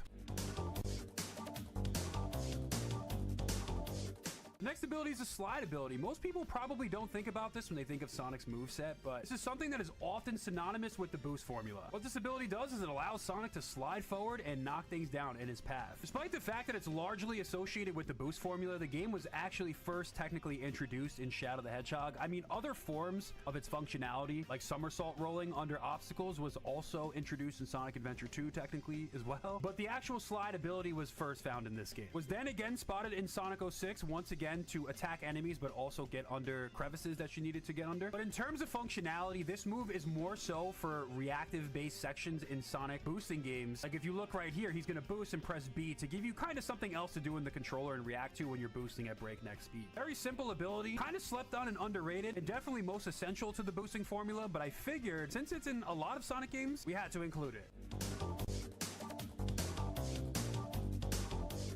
The drop dash. This is a banger ability. This is probably my favorite ability to use in the 2D Sonic games, and it's mainly for the 2D Sonic games. It was first introduced in 2017 Sonic Mania, and it definitely revolutionized the way 2D Sonic was played. What it is you jump and you can drop right into a spin dash without having to stop and charge it up. So this really keeps the pace going, and if you're a speedrunner, it's definitely going to help you move as quickly as possible through some of these sections. Like, look at these movements that I'm able to string together. The drop dash is not only a 2D Sonic move because it was actually recently added in Sonic Frontiers, albeit it's not really too useful in this game. Like sometimes it's useful for helping to scale terrain, but as far as like the actual functionality of the move, you don't really need it. But the thing is about Sonic games, and I think that Sega should focus on just like the core movement and freedom and creativity that the players are allowed to express with the platforming. So I like the idea that we have a drop dash. Even if it's not as useful, I definitely had fun going down slopes with this because this was like one of the only ways you could experience actual slope physics kind of in Frontiers prior to them adding the momentum sliders. The move is so popular and synonymous with Sonic at this point, the drop dash is also going to be retroactively added into the Sonic and Shadow Generations remaster, even for the 3D modern Sonic sections. Definitely a W. More tools at our disposal, the better. With that being said, it's definitely one of my favorite moves in the game. Where does it rank for you?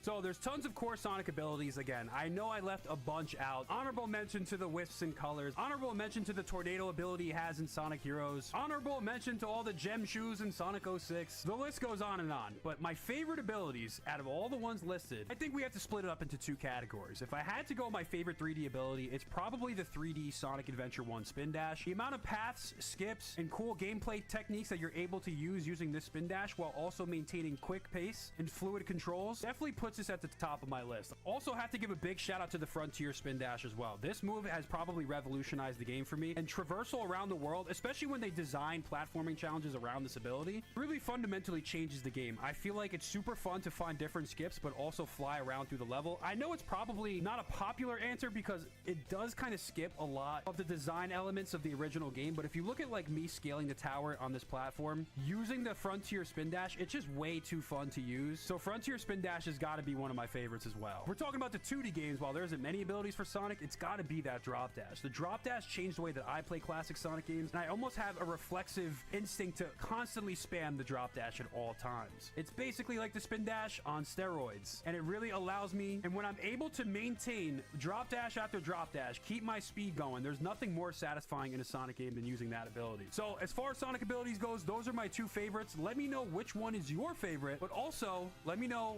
which one I missed that might be your favorite as well. I was streaming a couple days ago, and a viewer actually brought up a good point to me. He asked me which Sonic games I'd like to see remastered and what's a candidate for being remastered, etc. There's a reason why this is actually interesting to talk about, and that's because the head of Sonic team, Takashi Iizuka himself, has said that the team is up for more remasters. As you know, over the last couple of years, we've gotten Sonic Colors Ultimate. We have the current game that's dropping in just a couple of months, Sonic and Shadow Generations, which comes with a remake of Generations, but also a new game at the same time. And we also just recently got Sonic Origins and Sonic Origins Plus. Sega, for the last like 2 or 3 years, has been saying if Sonic sales are doing well, we're going to remaster and remake more games. This is something they've been saying for a while. But here's the current statement of what Takashi Iizuka had to say about Sonic remasters, which brings up this discussion. He says, when we remastered Sonic Colors, there was Sonic Colors Ultimate, we wanted to think about what we can bring next as a remastered title. At that time, Sonic Generation was kind of what everyone was really excited about. I don't know who was excited about it, but we'll keep going. What they really wanted and what they were really hungry for.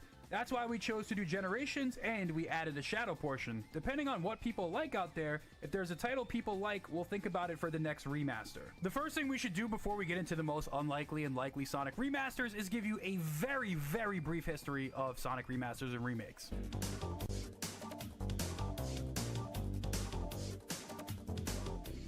When it comes to Sonic remakes, remasters, and even re-releases / ports, the first thing you could probably point to is Sonic Jam. There's been some other one-off re-releases, but this was like a full-blown Sonic Team release that had like a little 3D hub world. That was one of the first true experimentations of 3D Sonic, but the game also included re-releases of Sonic 1, 2, 3, and Knuckles with minor graphical enhancements. As a matter of fact, when you talk about Sonic remakes, remasters, re-releases, one of the only things you could realistically point to is the classic games. These things have been ported and re-released like 100,000 times. You had the Sonic Mega Collection from 2002, which featured several classic Sonic games in addition to the original trilogy. The Sonic Gems Collection had some other games like Sonic the Fighter, Sonic CD, Sonic R, then like some of the Game Gear games. So at this point, they were kind of re-releasing their entire catalog for more modern home consoles and third-party platforms. So while most remasters, remakes, re-releases, whatever you want to call them, for Sonic games were basically just classic Sonic ports, the first 3D Sonic game to get a re-release or port or enhanced version was actually Sonic Adventure 2 Battle for the GameCube. This was of course not too long after the original Sega Dreamcast went under and Sega stopped making consoles. Here's a common theme though. While there were some advanced features in this, it's widely considered to be a worse version of the original Dreamcast version, and the same can be said for one of the other only 3D Sonic re-releases or remakes or remasters, which was Sonic Adventure DX, which again, a lot of people considered this version to be inferior to the original Dreamcast version. This definitely made way more drastic changes, and you could consider this a full-blown remaster. It was re-released a couple of times, but was basically like the deep fried meme where it gets worse and worse with each re-release, because they did it on the PC, they ported it to the Xbox, they ported it to Steam, and it got worse every time. But other than that, mainly it's classic Sonic games getting remastered. We also got a port of Sonic 1, the Game Boy Advance, and believe it or not, this was actually one of the worst Sonic games ever. Some people even consider this to be worse than Sonic 06. In many ways, it made the game more inferior, and the fact that you can barely see the screen is a huge problem. But they did add the spin dash to it, at least. Yeah, right? I mean, that's good. We got the Sonic Classic Collection, which was released for the Nintendo DS back in 2010, which actually included Sonic 3. For the first time in a long time, like a lot of people will point out that Sonic 3 was a little bit less accessible than some of the other classic Sonic games, but they did do this. But the best versions of the classic Sonic re-releases that they ever did were the Christian Whitehead mobile ports. They did Sonic 1, they did Sonic 2, they did Sonic CD. When you think about like some of the best ways to play this game officially, these have to be it, with the widescreen support, beautiful graphics, QOL changes. These were certainly a bright spot in a pretty rocky history of Sonic re-releases. Sonic Lost World got a re-release in 2015, which was good because it was basically stuck on a dead and dying platform in the Wii U. So it was cool that other fans were able to actually access this game, despite the fact that I really don't like it that much. So maybe other games in the Sonic franchise, like Sonic Unleashed, could get this treatment in the future, but we'll talk about that later. Fast forward a couple of years later, we got Sonic Colors Ultimate, which seemed to be a good idea at the time because Sonic Colors is a very beloved Sonic game. Like, it's one of the highest rated 3D Sonic games of all time. So they kind of wanted to release something after the movie that they thought would be incontroversial, that like most Sonic fans would enjoy. The only problem is the remaster got pretty botched by the third-party studio that released it. Was it their fault? Was it Sega's fault? I don't really know. I don't want to get into the details. But tons of graphical issues and glitches really left a bad taste in a lot of people's mouth. The next year, we got Sonic Origins, which was released in 2020, and we got Sonic Origins Plus in 2023. This was supposed to be the definitive way to play the classic games, but again, there was a lot of fan discourse about these games and certain things that they didn't like about it, like some of the soundtracks, some of the glitches, some of the bugs, some of the features that were available considering the fact that it was like $40. Also, the weird DLC. They gave the DLC for free to new players, but players that purchased the original game had to pay extra. There's a lot of fan issues with it. If you want to look it up, you can go look it up. Personally, I didn't really hate the game. Most recently, we also got a Sonic Mania port to mobile from Netflix Games. Once again, this was an inferior way to play the original game. They removed some features from the original Sonic Mania, like the time trial mode. The touch controls also were not that great, and there's a bunch of other issues. Like I said before, it's like an inferior way to play the game. We're not going to get into that completely, but again, it's just another botched re-release / port. Fast forward to the current day and age, we are now in the era of Sonic and Shadow Generations, which is going to be coming in a couple of months. So next Sonic remaster is on the way, and the question in everybody's head is like, are they going to get this one right? They have a rocky history with this stuff. Obviously, I missed a couple ones before, but I kind of gave you the general brief history of it. So in addition to this game, the question is, what other games are extremely likely candidates for remasters, remakes, ports, whatever the case may be? Well, let's get into it.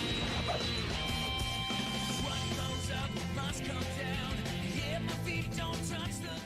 Let's start with a game that had a lot of buzz and heat with respect to getting a remake or remaster, and that is Sonic Heroes. Out of all games listed, this game actually is ripe for that type of treatment, and the reason why is that it's a pretty decently received Sonic game. It's got its critics for sure, but compared to a lot of 3D Sonic games out there, it's actually one of the higher rated 3D Sonic games. This game is a prime candidate for something like a remaster in my opinion. I think that the game looks decent and good enough. It has this very vibrant and cartoonish aesthetic that is very true to the original Sonic design from the 90s, just in 3D. The visuals to this day actually hold up pretty well due to its art style. I think almost in a way, it holds up better than the adventure games. As you all know, there was huge buzz a couple of months ago about Sonic Heroes not getting a remaster, but a full-blown remake. Now, I think this has since been debunked, or at least deconfirmed, but regardless, it does bring up an interesting discussion. There's allegedly some issues with doing a full-blown remaster of this game and just porting it, because I believe the engine that the game runs on, Sega no longer has access to, or there's some licensing issues with it. I believe with EA, now you could fact check me if I'm wrong on this, but that could be a potential obstacle for this game getting just a straight up remaster, which it could use. I mean, you could simply just port this game over to modern platforms. That's why when the rumors were going around about Sonic Heroes getting a remake, they were talking about it being developed in Unreal Engine 5, which Sega is hiring developers for, so keep that in mind. The reason why this game would work is because it's actually the least accessible out of every single game that we will list off on this list. This game is stuck on 2004 hardware, and for the most part has not really been made accessible since. Maybe there was like a virtual console release on the Wii or something that I didn't know about, so don't actually me in the comments, but yeah, you get the point. So there is some problems though, because the game is a little bit divisive. You know, you don't want Sega to release games that could potentially get low critic scores, so they would probably have to fix a couple things. In particular, some of the things that people don't like about the game is the fact that the speed characters have some slippery control, so maybe a quality of life improvement to the collision or whatever, the movement of the game for the speed characters could be something that works. Maybe that's something they'd have to address in a full-blown remake of the game. I don't know how this works, okay? Another thing that people often criticize about this game is the fact that in order to actually beat it, you have to play it 4 times in a row with very minimal changes to the level, so you're basically doing the same thing over and over and over again. So people really don't like that. So perhaps some QL would have to address this. Like I said before though, one of the biggest things is that the game isn't even accessible via like backwards compatibility like some other Sonic titles we'll mention on this list. It's not available on Nintendo Switch hardware, which is kind of like the #1 platform for Sonic games currently. So this game, if they remastered or remade it, would definitely have an audience, and due to how inaccessible it is, I think it's certainly a prime candidate for something like this. Could you just potentially port this and upscale the textures, put it in HD? I think they can get away with that. If they were able to actually use the engine and just actually polish up the game, like remove some glitches, make sure that the collision's okay, it would probably work. I mean, you just run into the issue of the fact that critics may or may not like the game due to how divisive it can be for some people. However, if you don't have access to the engine and you need to use something else, I think a ground up remake actually makes sense for this game. I don't think it's the #1 deserving Sonic game of a full-blown remake. We'll get into that. Let's move on to the next one.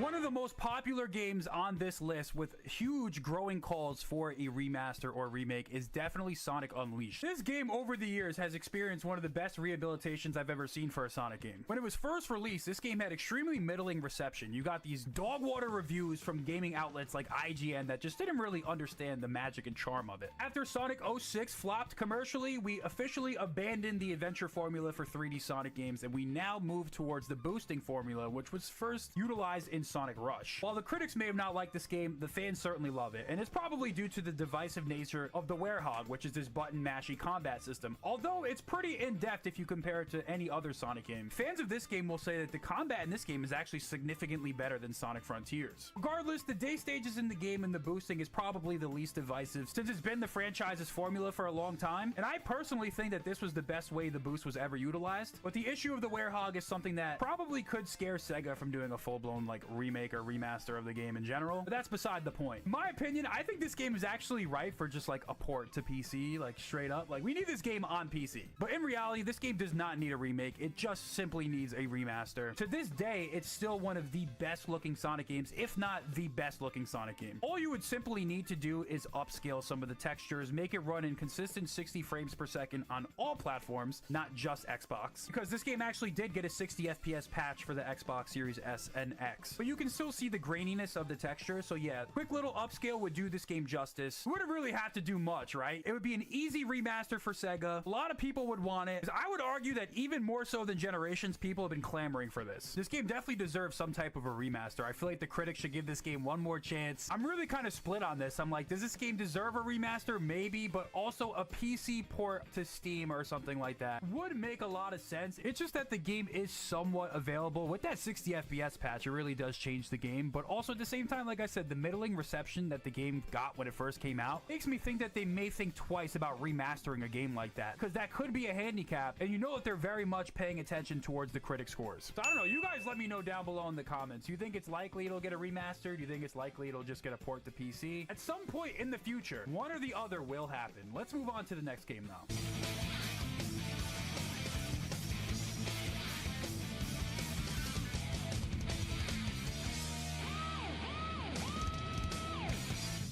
All right, people, time to get to the elephant in the room. Full-blown remakes of the Sonic Adventure games. I'm going to be extremely biased here. These are my two favorite Sonic games of all time. Believe it or not, my inspiration for Sonic 2 being in the first place was when rumors of these games getting a remake or a remaster was extremely heavy back in like 2020. So with respect to the conversation of does this game deserve a remaster, does it deserve a remake, I believe that these games deserve full-blown, ground-up modern remakes. What do I mean by this? We need something like the Crash Bandicoot trilogy. They did a modern remake of this game. It looked absolutely incredible, and by the way, it also sold a lot of copies. There's clearly demand and appetite for games like this. You know, it just feels like they don't make games the way they used to. Am I right? So this is the treatment I'd like for the adventure games, primarily due to the fact that these games are relatively accessible. They have full-blown Steam ports of this game. They re-release it for the PS3 and Xbox 360, which I believe is available via backwards compatibility. Like, I can still play this on my Xbox right now. Sonic Adventure got the Adventure DX treatment. Sonic Adventure 2 got the Battle treatment. Like, we have 2010 re-releases of these games. I don't really want to see this game in its current state anymore. I want to see something evolve to the next level, and I think that's what Sega wants to do as well. Takashi Iizuka himself said that Sonic Adventure 2 is his favorite Sonic game, so I think that Sega would really want to make sure that they get these games right. They wouldn't want to potentially ruin the legacy of these games. There's also aspects of both of these games that, you know, didn't age well. In particular, you look at the cutscenes with the voice acting. The cutscenes definitely did not age that well. Watch out! You're gonna crash! Ah! As much as I love the original voice cast of these games, and I actually would prefer them, I would probably want to bring in the modern cast to redo all the voices, because if you look at the voice acting of this game, fun fact, when they recorded this, I think most of the actors didn't even see the game. Like, they were just blindly recording lines. The animation doesn't really fit, so you probably would have to get new voice lines in this in order to make the cutscenes match the tone and emotion of the voice acting. Or maybe bring back the old voice cast. I don't know if they'd be able to do that. Some people, obviously, they wouldn't be able to. But also, with respect to the gameplay, there are some things that haven't aged well. Now, I think the Sonic gameplay, I think in terms of his controls, are actually the best they've been in the series for the most part. But you look at things like the camera, some of the wonky collision in the games, there's certainly some QOL and polishing that could be touched up with a modern remake. I just would like to see this game given the Crash treatment. Both games, they're super important to Sonic's legacy. So Sega would have to first show us that they can even get a 3D remaster / remake done right in the first place. Because you look at Colors, it was kind of a disaster. Origins had some level of middling reception amongst the fans. So we're going to put this to the test with Generations. Hopefully that's successful, and hopefully it opens up the door for the adventure games to get remade. But I know someone like Takashi Iizuka would certainly want that to be done justice and done correctly. So it's a long way out, but before the Sonic franchise ends, between now and the next 30 years, we will see some type of remake for the adventure games. It's not going to be a remaster. They're doing a full-blown remake, and obviously they would need to get this on Nintendo consoles as well. That's what I think is most likely. I mean, there was rumors that they were going to do this back in like 2015. I mean, it's not confirmed, but like, they know that we want it. I think they just got to get it perfect. I expect nothing less than a full-blown remake. I mean, look at the Mystic Ruins right here. Imagine this on a modern game. Like, it would just look so good. Well, let's move on to the honorable mentions, because there's still some other stuff out there.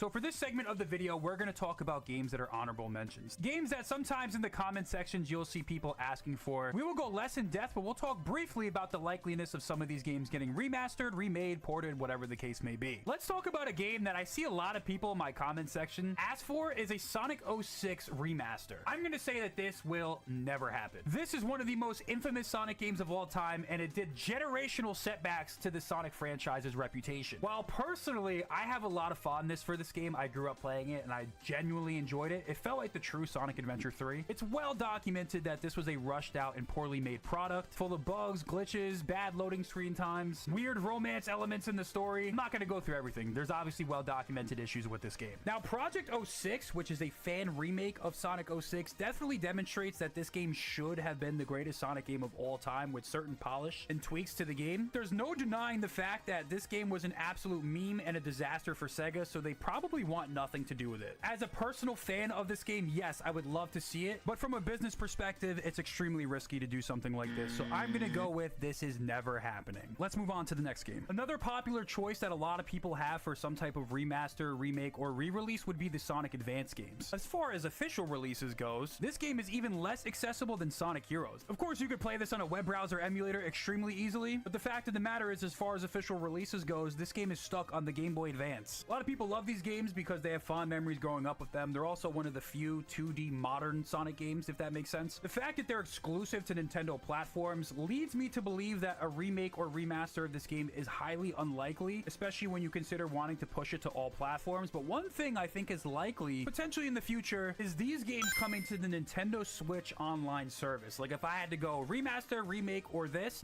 would probably be the most likely option. Will Sega do it? That remains to be seen, but if we ever see new ways to play these games, my money would be on them coming to the Nintendo Switch online service. Would be super easy, and you can access the multiplayer features using the online service as well. So it's actually the most likely candidate. I'm going to talk about this super briefly. The storybook games, Sonic and the Secret Ring, Sonic and the Black Knight, I think these have no chance to come to modern platforms either, due to the fact that they were received poorly, one, and two, they were designed for the Wii with the janky motion controls. Figured I'd speak on this briefly just in case people don't understand, but I think it's pretty self-evident why they won't touch these games either. Last but not least, we have Sonic Rush and Sonic Rush Adventure. These are two games that I also believe are highly unlikely to get any form of remaster or remake. Obviously, people would want it, but there are some challenges with porting these games. In particular, the fact that they're made for the Nintendo DS with the weird two-screen system would make it quite difficult for them to port this game accurately. I mean, obviously it can be done, but with the dual screen system and the weird resolution that they would have to put the game in, means they would have to completely full-blown remake the game. So my opinion, I find it highly unlikely that this will happen. You see right behind me? That is because of influence. When you talk about an iconic series like Sonic the Hedgehog, you have to ask yourself, what is the most influential Sonic game ever? Is it the first Sonic the Hedgehog game? When you have this conversation, it's hard to avoid talking about Sonic the Hedgehog 1. The reason why Sonic 1 is so influential is because, you know, he probably wouldn't be here unless this game released, but the influence of Sonic the Hedgehog 1 is so much deeper than it's just the first game, bro. You have Sonic, this blue hedgehog with red shoes, the perfect contrast, by the way. This character design alone is probably what kept the franchise afloat when we were dropping games like Sonic 06 and the franchise was on a downturn. As far as the gameplay elements and some of the aesthetics of the series, almost everything in the series can be traced back to the first game. We have tons of gameplay elements such as rolling, Sonic going into a ball when he jumps. That is something that's been in every single game since. And the fact that he can roll into a ball to preserve his momentum, while this isn't a staple of every single Sonic game these days, it's synonymous with the brand. The colorful, aesthetic, vibrant zones such as Green Hill, which has been quote-unquote overused in the Sonic franchise in like almost every game. You have the Green Hill aesthetic in Sonic the Hedgehog 1, 2, SA2, Sonic Heroes, Sonic Lost World, Sonic Frontiers. It's literally everywhere you look. The first Sonic the Hedgehog game is what catapulted Sonic and Sega to taking a giant chunk of Nintendo's console market share. Elements like rings, springs, badniks, goalpost signs, going from point A to point B as fast as possible with alternative paths for different skill levels of players, checkpoints, spikes, loop-de-loops. I mean, come on, almost everything from this original game still pops up in the series to this very day. And everything in between that has happened in the Sonic the Hedgehog franchise since can all be traced back to the first game. Some may call it nostalgia pandering, but ultimately the influence that the first game had may be amongst the greatest in the entire series. Whenever it's time to present Sonic the Hedgehog to the widest and most general audience possible, and we're talking about strictly licensing, usually there's some version of Green Hill there. That's because it's the most marketable, and that's because it's the most iconic. And that is simply just a testament to how influential the first game was. I mean, look at that checkered pattern down there. That just screams Sonic. It gave Sega its reputation, it gave it its market share, and it gave it a ton of success. What about the second Sonic game? Sonic the Hedgehog 2 essentially improves everything that Sonic 1 does. I think the game is significantly better. It adds Tails, an iconic sidekick who is seen in almost every game since. It adds the Spin Dash, one of the most iconic moves ever. It adds the Death Egg, and it adds a little bit more of story as well as Super Sonic. So there's a lot of influential elements of Sonic 2 that impact the series today. I think at its core, it's just an improved Sonic 1 with some extra core stuff, as opposed to like global phenomenon that birthed the entire franchise. The first game will always have that leverage. As far as Sonic CD, introduces some core characters like Amy and Metal Sonic, some interesting elements such as time travel, which is also still used in the series. But ultimately, other than like the characters, this game certainly does not carry the same impact as the first Sonic game. Now, as far as Sonic the Hedgehog 3, it's hard not to say that this game is one of the most influential because it introduces Knuckles, an all-time iconic character in the series. Elements of it were adapted for Sonic the Hedgehog 2, the movie. You have the Master Emerald, which has been a major plot point and device used earlier in the series, not so much now, but I think it's going to make a comeback. As far as the actual game itself, like this is widely seen as one of the best 2D platformers ever. Probably the pinnacle and apex of the classic Sonic series in general. Like, yeah, Sonic 1's extremely influential, but 3 is significantly better. You have 3 playable characters, Knuckles' glide ability, Tails' ability to fly, and different routes for each playstyle. Like Tails is the easy mode, Knuckles, you can explore and find some cool things. The best and most experienced players who replay the levels a lot will be able to complete them faster because they know the faster routes. I think the biggest thing though we could take away from Sonic 3 and Knuckles in terms of its influence is story. Angel Island, an iconic set piece, while it's not used as much as it used to be, almost everyone who's interacted with the series knows and loves it. The idea that there's this like evolving narrative surrounded around friendship and betrayal, Sonic going super and fighting in the Doomsday Zone if you get all of the Chaos Emeralds, like using Super Sonic as like that plot device for a true final story. Now that is something that influences the series far beyond a lot of the things that happen in the actual game or its quality, because yeah, it's like one of the best. We also have to talk about power-ups in Sonic 3. The homing attack, it's pretty similar to the fire shield. The bounce attack, pretty similar to the bubble shield. The lightning attack kind of serves as that double jump, which you see in a lot of the boosting games. We can't really say it enough. The classic games are obviously influential, and a lot of the elements in those games still exist in the series today. It's hard to say one has the most influence out of all of them, but I guess you kind of have to go with the first Sonic game. Despite the fact that you could almost put all of them into one, since they all play so similar, but just added their own little bits and pieces to Sonic's rich history. Now, Sonic Adventure is an interesting case. This is Sonic's first true mainline leap into a 3D platformer, and I think it was pretty successful. There are definitely a lot of elements from the classic games that are borrowed and translated pretty well into this game. You have Ice Cap, which features Angel Island. You have the Master Emerald. You have Chaos Emeralds. You have a Super Sonic boss fight. You have multiple playable characters, and what's interesting about Sonic Adventure 1's multiple playable characters is that all the characters share the same levels. So that philosophy from Sonic 3 with Tails to be the easy route and fly is prevalent in his gameplay as well. There's also some new routes you can take. Same thing with Knuckles. He shares stages with Sonic. There's a lot of different places that you can go to and access using his gliding and climbing ability. In addition to that, this game introduces 6 playable characters with intertwining stories, which was something that was extremely relevant for this decade of Sonic games. Sonic Adventure was certainly the formula for the next decade in the sense that open zone is going to be the formula for the next decade. The greater focus on narrative and plot is something that remains to this day, and one of the most influential aspects is probably the redesign for Sonic. They took his iconic character design, gave him green eyes, longer limbs, made him a little bit more edgy, right? A little bit more cool. And probably most people think that this is the better design. You may not like Sonic games anymore. You may never even played a Sonic game, but that character design, you definitely recognize. So the redesign for all the characters is something that certainly gives Sonic Adventure a case for being one of the most influential games. In addition to that, the adventure gameplay is something that stuck for a while. You have the more open level designs, kind of similar to the classics, that encourage exploration, just this time it's in 3D, so it's translated a little differently. You still have those rolling physics. I mean, it's not like true momentum, but there's certainly something there. If you go down a hill in the ball form, you will gain speed. Get to point A to point B as fast as possible. Platform. Sonic getting on a snowboard and going down Ice Cap, that's in Sonic 3 and Knuckles, but also you see the exact same scene in Sonic Adventure. Sky Chase, which features Sonic and Tails trying to get onto a floating Eggman fortress, that's also in Sonic the Hedgehog 2. A casino zone with pinball physics, don't worry,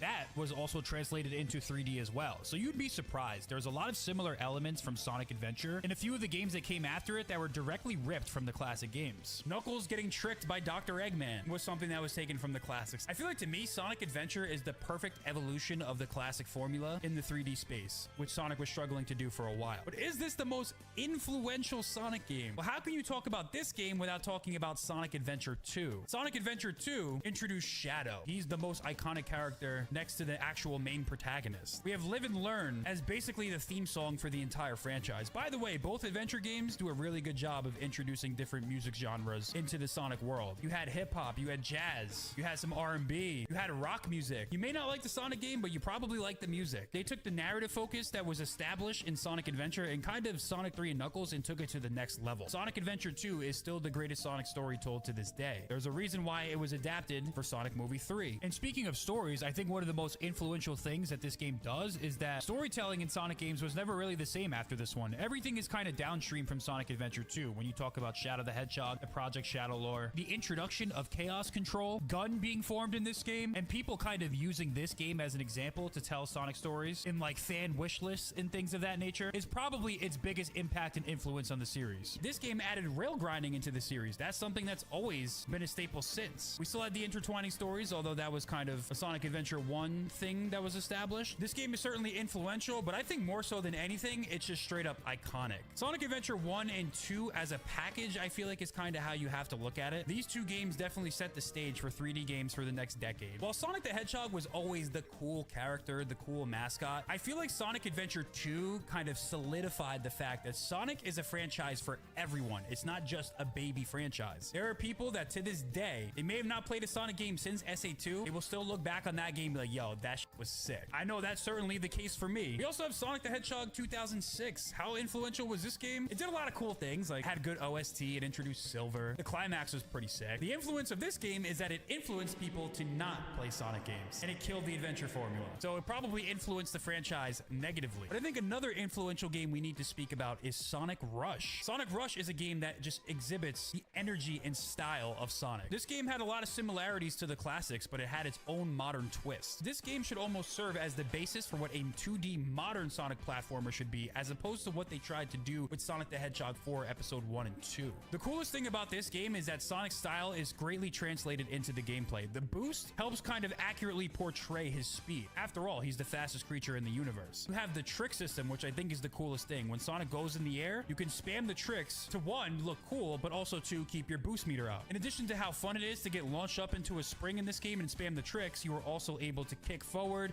or kick up. So you had some cool movement options, but I think the biggest thing that Sonic Rush introduced was the boost gameplay formula. If there's one thing that has been a staple in the series since, and honestly like a genre defining thing, it's the boost formula. We had the classic, adventure, and boost. That's kind of the three major pillars of Sonic. So the fact that Sonic Rush started one of the major pillars just goes to show that this probably is one of the most influential games ever, and its gameplay style is still here 20 years strong. So Sonic Rush, in terms of the gameplay, probably has to be the most influential. It serves as a 20-year running pillar that was translated for the first time in 3D in Sonic Unleashed. You can't talk about Sonic Rush's influence without talking about how it influenced Sonic Unleashed, which kind of served as the mainline 3D inspiration for the games to come. It starts with Rush, but kind of ferments with Sonic Unleashed and turns into a whole nother monster. Not a werehog, by the way. But yeah, Sonic Unleashed took the boost formula and turned it into 3D. That thing that everyone liked in Sonic Rush, yeah, they don't like the adventure formula anymore because the game flopped. Why don't we put it in the 3D games? And it worked. The gameplay style for Sonic Unleashed is, to this day, at least the boosting levels, to be the best that the formula has to offer. It's not only about platforming, it's also about how fast can you react, how cool can you look while doing it. It took Sonic the Hedgehog, the fictional character with all of his canon abilities, and basically translated that into the actual gameplay. It was just so cool. I think the biggest thing about Sonic Unleashed is that it took the leap into 3D, but also took the 2D gameplay and integrated it into that 3D gameplay style. Without the 2D stages, some people would argue that the game is basically a glorified temple run. There's certainly more nuance to that, but the 2D sections, which are probably inspired from Sonic Rush, allow us to slow down the game a little bit and integrate platforming into the level design to break up the pace, and not only that, extend the length of the levels. The biggest problem with Sonic Unleashed is the fact that it had the werehog, but the gameplay style remained. Once other Sonic games flopped and we wanted to return back to form, we got Sonic Colors, another game that in its own right is pretty influential. They said, let's take the werehog style, throw it into the trash where it belongs, and let's just put the parts of the game that people liked and make it the entire game. Kind of genius if you think about it. The biggest things that this game influenced on the next decade of Sonic was the fact that they had lighter stories that were not as intense comprehensive. There's no romance and human princesses or whatever. There's no edgy hedgehogs with a gun trying to destroy the planet and aliens and weird stuff and conspiracy theories. It's just Sonic.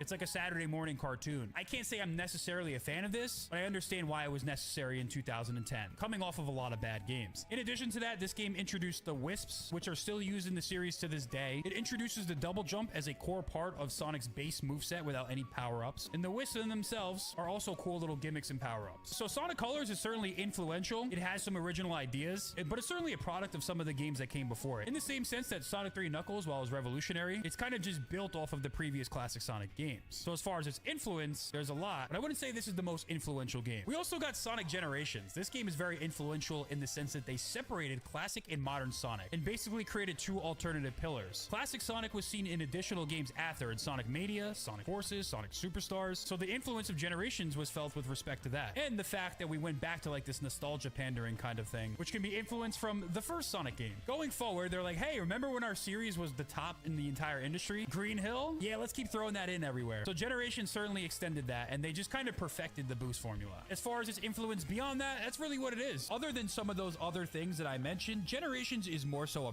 product of influence rather than being more influential in of itself. Although technically Shadow Generations was definitely influenced by Sonic Generations. Sonic Forces, you could say, is influential in the fact that because it was a flop, it gave us the era that we have now, and that's really all the good you can say about what it's done for the franchise. The Sonic movies, their influence really can't be understated. We don't get any of this without the Sonic movies, but we're talking about the games. So maybe that's a different conversation for a different day. But the final game that has the most influence in the Sonic series, I would say, is Sonic Frontiers. The last true full-blown mainline 3D game. Frontiers is obviously, as of right now, the basis for Sonic's future. In the sense that the adventure games were and the classic games were, we're now kind of in this open zone era. Every game that follows Sonic Frontiers until the next game flops is going to be this open zone formula. The gameplay loop is pretty simple. You platform and run around the open world, which is comprised of basically mini elements of Sonic levels. Do enough of the challenges around the map in order to access the linear stages, which are more traditional Sonic gameplay, and from there, rinse and repeat until you fight the boss and move on to the next island. We already know that open zone is the future because Takashi Iizuka said as much. He wants this to be the basis for Sonic for the next 10 years. The last Sonic game that we got, Sonic and Shadow Generations, also featured a mini open zone. Open zone is kind of just like this natural evolution of what platformer games are going to do. We saw it with Mario. We saw Zelda Breath of the Wild. Like, these mascot characters are going into these open giant environments because the hardware can now handle for that. Sonic Frontiers was seen as one of the most successful games in the franchise. We know that this is going to be the gameplay style going forward, so it's hard to understate Frontiers' impact. Some people even say that without Frontiers, we wouldn't even have Sonic games anymore because it was so successful. Time will tell, though. We still have like 5 years left in this decade, so the story about Frontiers isn't fully written, but as far as I'm aware, the influence can't be understated. So which game out of all these is the most influential? So at number 5 for most influential Sonic games, we're going to put Sonic Frontiers. I just talked about all the reasons why this is the case. The story is still yet to be written, as I stated before. Like, there's still time for more open zone games to come out, so if we get like 2 more, this can certainly climb up. While open zone in of itself is the main piece that we're talking about, there's elements of the next Sonic games to follow that make them more influential. At number 4, I'm going to put Sonic 3 and Knuckles. The reason why, despite the fact that it's not necessarily the original classic Sonic game, too much of the history and influence of Sonic can be traced back to this game. Most importantly, like the secret final supersonic boss that was a staple of the series for a while. Knuckles the Echidna was established in the story, and this is where we got the core trio of Sonic, Tails, and Knuckles. The idea that Sonic games would have a little bit more story than some of the other platformer games available at the time certainly traces back to this game. It also just feels like too much of Sonic's history and lore is kind of like established in this game. Plus the multiple playable characters, you really can't go wrong with it. Number 3, I'm gonna go with Sonic Adventure. Too much that was introduced and established in this game is relevant to the series to this day. Fully voice acted and redesigned characters that are still used to this day. This game also had the hub worlds, which you could say is kind of like a basis for Sonic Frontiers. And again, just a lot of Sonic's brand identity was established in this game. I think you can also throw Sonic Adventure 2 in there as like a package deal. I feel like the best of both of these games would create the best Sonic game ever with some modern polish. It feels like leaving out Sonic Adventure 2 would be borderline criminal, and I feel like those two games together is truly how you have to look at it. At number 2, super hot take, I think we're gonna have to put Sonic Rush here. The reason why is because it established the boost formula. Whether you love or hate the boost, and I'm sure that there's some adventure or classic fans that don't like it, you have to admit that this has been the primary gameplay style of Sonic for like the last 20 years. As an adventure fan, that gameplay style has only lasted a couple of years, whereas this one has far outlived it. So I feel like just the introduction of this mechanic alone makes it one of the most influential. If you want to package it together with Sonic Unleashed, that's also fine. It's kind of hard for me to say one or the other because technically Rush was first, but Unleash was kind of like the 3D version of this, so do with that what you will. Number 2 is definitely like whenever the boost formula started though. Number 1 though, it has to be the first Sonic the Hedgehog game. Every bit of nostalgia pandering or everything that you see from the series pretty much originates from this game. Green Hill, Rings, like Spin Dash, Sonic himself, Dr. Eggman, Rolling Physics, Chaos Emeralds, like pretty much everything comes from this game, and all the licensing and marketing for Sonic, usually elements of this game are present. It's that iconic, it birthed the franchise, it really can't be anything other than number 1. But let me know if you guys agree or disagree.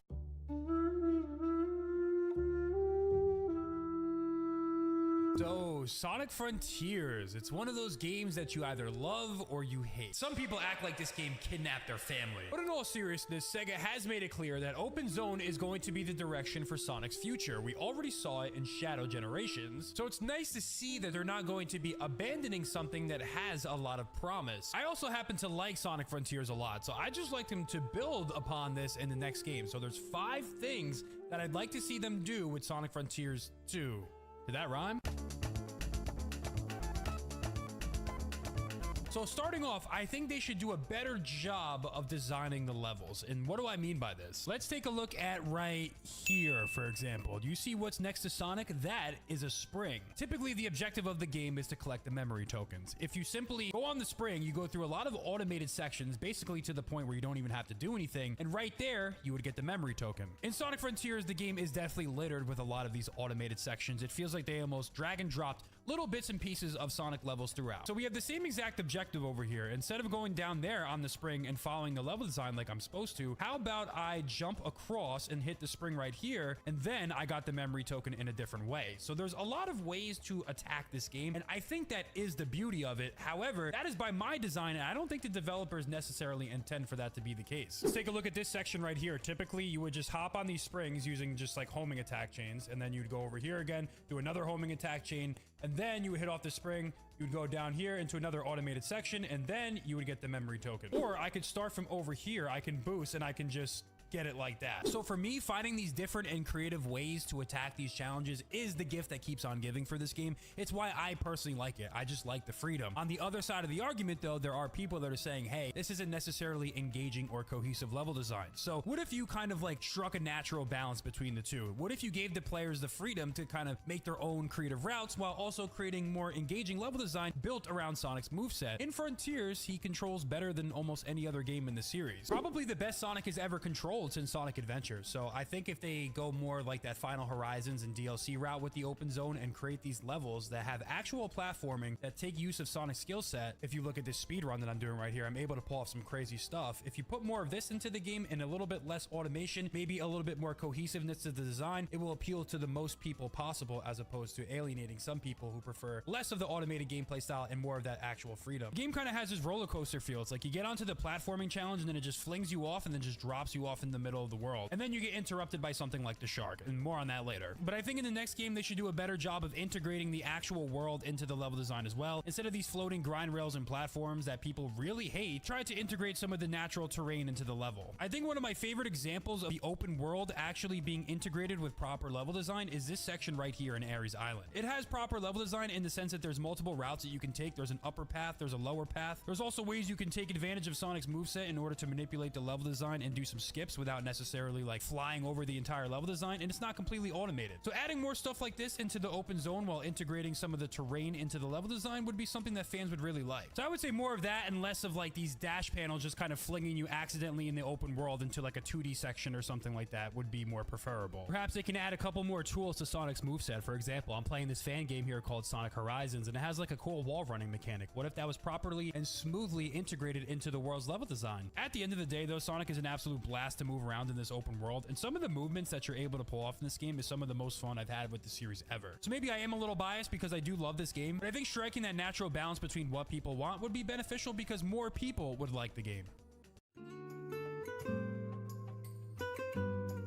Hey Sonic, you Gonna take care of this guy over here or what? The combat is also something that is much maligned with Sonic Frontiers, and maybe some tweaks and improvements could make it more engaging and fun. On the outset, the combat is extremely simple, which I think is kind of fun. Like, I'm playing a Sonic the Hedgehog game, so I don't necessarily want to be stuck doing combat sections. Once you realize there's not much challenge to it, and you can kind of just hold the parry button forever in order to block your enemy's attacks, or you can sit there and spam the same combos without any resistance from the enemies, you kind of realize, yeah, the combat's a little too simple, and maybe there's not enough challenge, and maybe this isn't great design. So I would think that the worst part of the combat in the game is actually probably the Guardian boss battles, because it feels like they kind of take too long. Like, there's way too much padding going on with them. If I ever see an enemy like the tank or the caterpillar in the open zone, my first instinct is to just run away. I want nothing to do with it, and I will do anything to not engage with it whatsoever. So that is not a good sign for the combat. Enemies like Spider throw you into these super long skydiving sections. Fortress is another long grind rail section. The Shark, oh my goodness, don't get me started on the Shark. That is like one of the worst bosses in the game. Also, let's talk about how they fling you into a little cutscene every time they pop up on the screen. That is one of the most annoying things that's ever been done to me in a game, because it happens so many times. So yeah, if we're talking about combat as a whole, it's not the simplicity that bothers me so much, it's probably these Guardian fights. But being the fan of Frontiers that I am, I'm here to once again play the other side of the argument, and that is player input and player freedom. There's a lot of fun that you can create when you're fighting these Guardians. For example, the game wants me to do this. It wants me to go up this way. The game wants me to attack the top of Ashura, and then I get flung off. What if instead of playing the way Sonic Team designed it, I decide to have my own fun? Let's say I pop a spin dash real quick, hop on this grind rail, do a little rail launch right onto Ashura, and I found another fun and engaging way to do that. And instead of falling to the ground, I exploit the game's physics, and then I come up here and take him out. That is a lot more fun than sometimes engaging with the padding that the game allows for. Uh-oh, the Squid has appeared. How does Sonic Team want me to fight Squid? They want me to sit here and run on this automated section and kind of play the Starlight Carnival Sonic level. What if instead of doing the 40-second automated section that's really boring to chase down Squid, I actually use some Sonic level design to try and chase him down? Maybe I'll actually do some platforming to add some style and flair to my boss battle. So I'll come up here, I'll do a nice little well-timed spin dash and try to fly all the way over to Squid. Am I gonna make it? Yes, I am. There's certainly a ton of different ways we can go about doing this, but the point is, a lot of the fun in this game comes from creating it yourself. What if Sonic Team designed it where that creativity was built into the actual game design? It's like, can we get way more of what I did with Ashura and Squid and way less? Actually, let's make it 0 of what you're doing on this Guardian. This is like one of my least favorite in the game. I actually can kind of appreciate the simplicity of it, because it's something that you don't necessarily have to spend too much time doing if you don't want to have to do it. It's probably at its best when you have full 360 control over the character when you're fighting bosses like Ninja, as opposed to those other bosses that have soft locks. But I think one big complaint of the game a lot of people have is combat, so if they can make it better in the next one, then by all means, let's do it.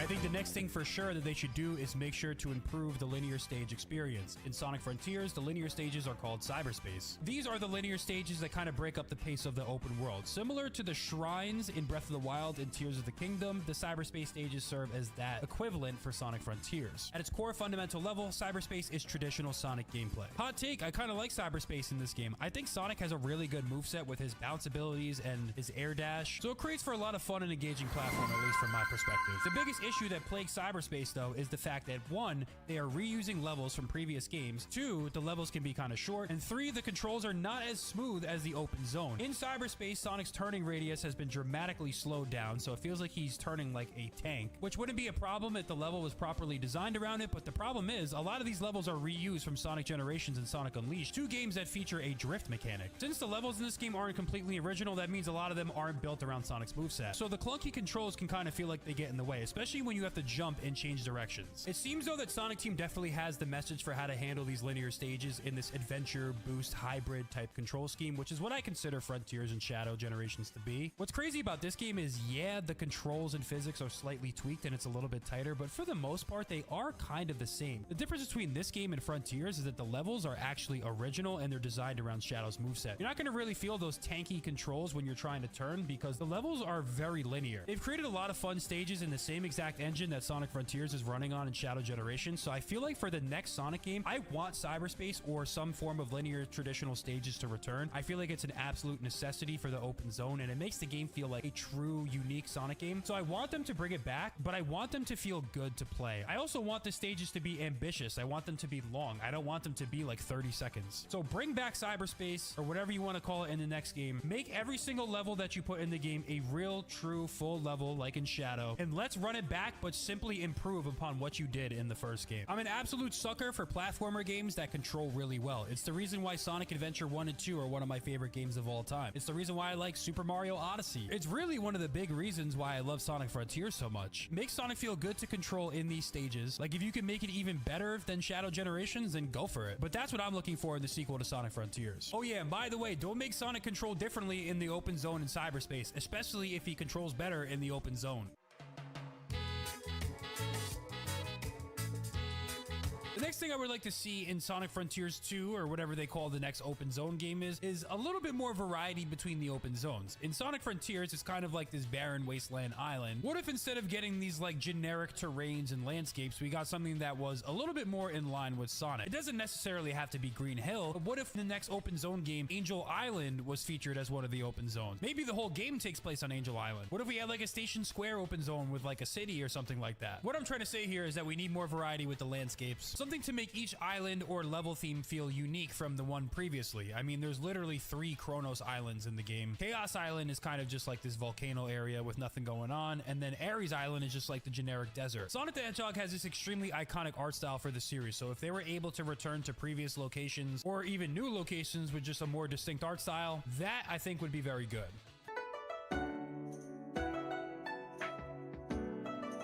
Last but not least, I think one of the biggest things that Sonic Frontiers 2 needs is an incredible amount of polish. And that doesn't just start with the gameplay. It starts with really almost everything. Let's start with the cutscenes of the game. Some of them are okay, but there's a lot of them that are just the characters standing around talking with little to no movement. This does not really scream AAA or super high quality. Even the cutscenes where they're actually moving around don't really look that great either, but it seems like this is going to be corrected, as Shadow Generations has had incredible animation and cutscenes, and it honestly looks night and day compared to Sonic Frontiers. And this is just a side project, so imagine what Sonic Team can do with a little more budget, time, resources, and effort in a AAA game. And a lot of that could also be applied to the in-game animations as well. He's still using the same running motions that he used from Sonic Forces. They could probably touch up on the smoothness of the physics as well. Like, look what happens when you try to run on this rock. Like, it just looks so ugly. Look at that. Like, for example, there's a cliff right here, and if Sonic boosts off of it, he kind of just, like, sticks to the terrain. It's just kind of weird. It doesn't look good. There's unscalable terrain, and now, like, I don't even know what's going on with my character right now. Like, we all know that the game has some polish issues. While there's still a lot of fun to be had, if they can make it look even smoother, that would be good. That could even apply to the model as well. Like, maybe we can have a more stylized Sonic. It feels like we've been using kind of the same thing for the last 20 years. And that polish also applies to the story. Now, this is probably one of the most ambitious Sonic stories in a long time, probably since Sonic Unleashed. And I really appreciate what they did. I really like Ian Flynn's writing in the game. The characters, for the first time in a really long time, don't feel like parodies of themselves. Sonic actually feels a lot closer to the Sonic that I became a fan of when I was younger. But the problem with the story is, I think it was a little rushed and vague. Like, it feels like they're building up to something grand, and then you get to the final island, and it's like, oh, like, this is where they ran out of budget and time. And it really slaps you in the face at the end when you fight the moon with the shooting minigame. Obviously, Final Horizons fixed that, but had the game had proper polish and time, we wouldn't have this situation where we need a patch to fix the actual story of the game. In the Sonic Frontiers sequel, I still want them to go back to those more ambitious stories. I like what they did with Frontiers, but I think they could have done even better, because they definitely did a great job with the spectacle. And it's a lot more in line with the Sonic stories that I like, so keep going and bring something like this back. Just make it even better and give them the time that they need. Oh yeah, and it goes without saying, I guess this falls under the polish category. With the linear stages, they cannot be as janky as cyberspace. We talked about this earlier, but it definitely still falls under the polish category. While air controls in the game are relatively solid, especially in a linear fashion, when you're jumping, changing directions is very slow. Sonic has to do a full 360 motion when he jumps, so it really creates a lot of issues when you're platforming. So I think this is something that they can definitely improve. It doesn't really seem like it got much better in Shadow, so I don't know how it will improve in the next Sonic game. When I play a game like Sonic Adventure, the air controls feel a lot better when moving in that 360 motion. It also goes without saying, and I hope that because we're in the Nintendo Switch 2 era, we won't have this problem anymore, but they need to fix the pop-in. The pop-in for Sonic Frontiers is quite frankly embarrassing for a AAA game in the year that it was released, 2022, basically 2023. So this is what the sequel to Sonic Frontiers needs. Despite the fact that it's one of my favorite 3D Sonic games ever, the unfortunate reality is that it received a 7 out of 10. So I think if we implement some of these ideas and make some tweaks and improvements, the sequel can widely be seen amongst the general community as like an 8.5 or a 9 out of 10. So who had a better 2024 than Shadow the Hedgehog? It's officially been 1 year since the Fearless Year of Shadow campaign kicked off, and the marketing goals were pretty simple, and that was to simply revive Shadow the the Hedgehog and focus all projects around him. And it all culminated with the grand finale of Sonic Movie 3, which features Shadow on the big screen, resulting with the highest rated video game film of all time. Oh yeah, and by the way, in addition to that, we also got a 3D Sonic game that was the highest rated since Sonic Adventure 2 with Sonic and Shadow Generations. For today's discussion, let's hone in on that game for a second. The biggest thing, at least for me, when it came to Sonic and Shadow Generations was that we were going to get some new updated lore to the whole Project Shadow origin story. To be clear, I think this is the greatest story that Sonic has ever told, so it only makes sense that they would expand upon this, especially in a year focused around Shadow the Hedgehog as a character. His backstory and his upbringing is central to his appeal in a lot of ways. Shadow the Hedgehog is not only the coolest character, but his story is very powerful. It's about trauma, it's about dealing with grief, it's about learning how to move on. So it's natural that a lot of people are gravitated to this because it's something that's relatable and more in-depth than anything we've ever seen. So with Sonic and Shadow Generations, what has changed about his story? Well, not really that much. However, there are some details that have been added and updated, and perhaps some retcons seem to have been made, but does it really matter? Well, let's get into it. So our story dates back to when Sonic and Shadow Generations originally leaked and some of the pre-order bonuses had leaked out. First things first, we saw a Sonic Adventure Dreamcast skin, which is a really big deal because a lot of people love that model, obviously. But also, Gerald's Robotnik journal detailing Shadow's creation is the thing that caught everyone's attention. Not only did this indicate that we were getting additional Project Shadow lore, when you zoomed in really close on the journal, you saw Angel Island as well as the Mystic Ruins, which got a lot of people thinking. Could it finally be true, the fan theory about the mural on Angel Island depicting Supersonic actually leading towards the creation of Shadow being true? As you can tell, there was just certainly a lot of hype about potentially what could be discovered in Gerald Robotnik's journal. Well, today's discussion centers around things that were found there, in addition to previous Sonic character bios and how potentially a retcon involving Maria's story may have occurred. Because fast forward a couple of months later and the game came out and we were finally able to go to the collection room and access Gerald's journal. The journal of Gerald Robotnik is a source for a lot of cool information, one of which is the formal introduction to Professor Tori, the mysterious purple-haired professor that was haunting Sonic fans for years. Now that she's finally been revealed, it seems like Sonic and Shadow Generations was officially her introduction to the Sonic universe. And also, she has a connection to Gun, with Tori in particular claiming that she would have very much liked to have a greater insight into Gerald and Maria's lives. We also got a little bit more history of the Robotnik family tree, involving Eggman's father as well as Maria's father, and the schism that Project Shadow caused between their family. So now on to Maria's retcons. So it's important to understand the context of Maria as a character. So she spent most of her life on Space Colony Ark. The reason why she was there was because she had a terminal illness that nobody knew how to treat. The only person who would attempt to do such is Professor Gerald Robotnik, the world's greatest scientist. The reason why he agreed to work on Project Shadow, which ultimately led to the creation of Shadow the Hedgehog, was in order to find a cure for her. At the same time, though, the government who was funding the project was really looking for the creation of weapons of mass destruction. While all this was happening and all the research was going on, you had incidents such as the Gizoid causing a rampage on the Ark, Gerald creating blood pacts with a bunch of aliens in order to create Shadow the Hedgehog, and then you had the creation of things like the Biolizard, which also caused another accident on the Ark as well. It's safe to say that research probably wasn't going the way the government had initially planned. So you're the government, you hear all this crazy stuff going on up there in the Ark. By the way, you're funding it. At this point, it's time to go up there and shut this whole thing down. The government raids the Ark, they end up killing Maria, and her dream of seeing the Earth is never fulfilled. An early character bio of Maria Robotnik says this: of frail appearance but full of life. Maria is the granddaughter of Professor Gerald and Dr. Robotnik's cousin. She's always been the apple of Professor Gerald's eye. She was born and raised on the Space Colony Ark along with Shadow, who she considers a brother to her. She's very eager to visit Earth due to her always being limited to observing it with great interest from the loneliness of the colony. To improve her health, the professor started the research for the ultimate life form, but the tragic events that changed the space colony's destiny cost him her life. Her death triggered Gerald's insanity and his thirst for revenge. So for a lot of people, it feels like Maria is a character who never actually went to Earth, and personally, that was something I was always of the belief of. Take a look at this dialogue from Sonic Adventure 2. Shadow, what do you think it's like on Earth? The professor said his life's work was dedicated to all of those who live down there. He once told that the reason for his existence was making people happy through the power of science. Shadow. Maria, I just don't know anything anymore.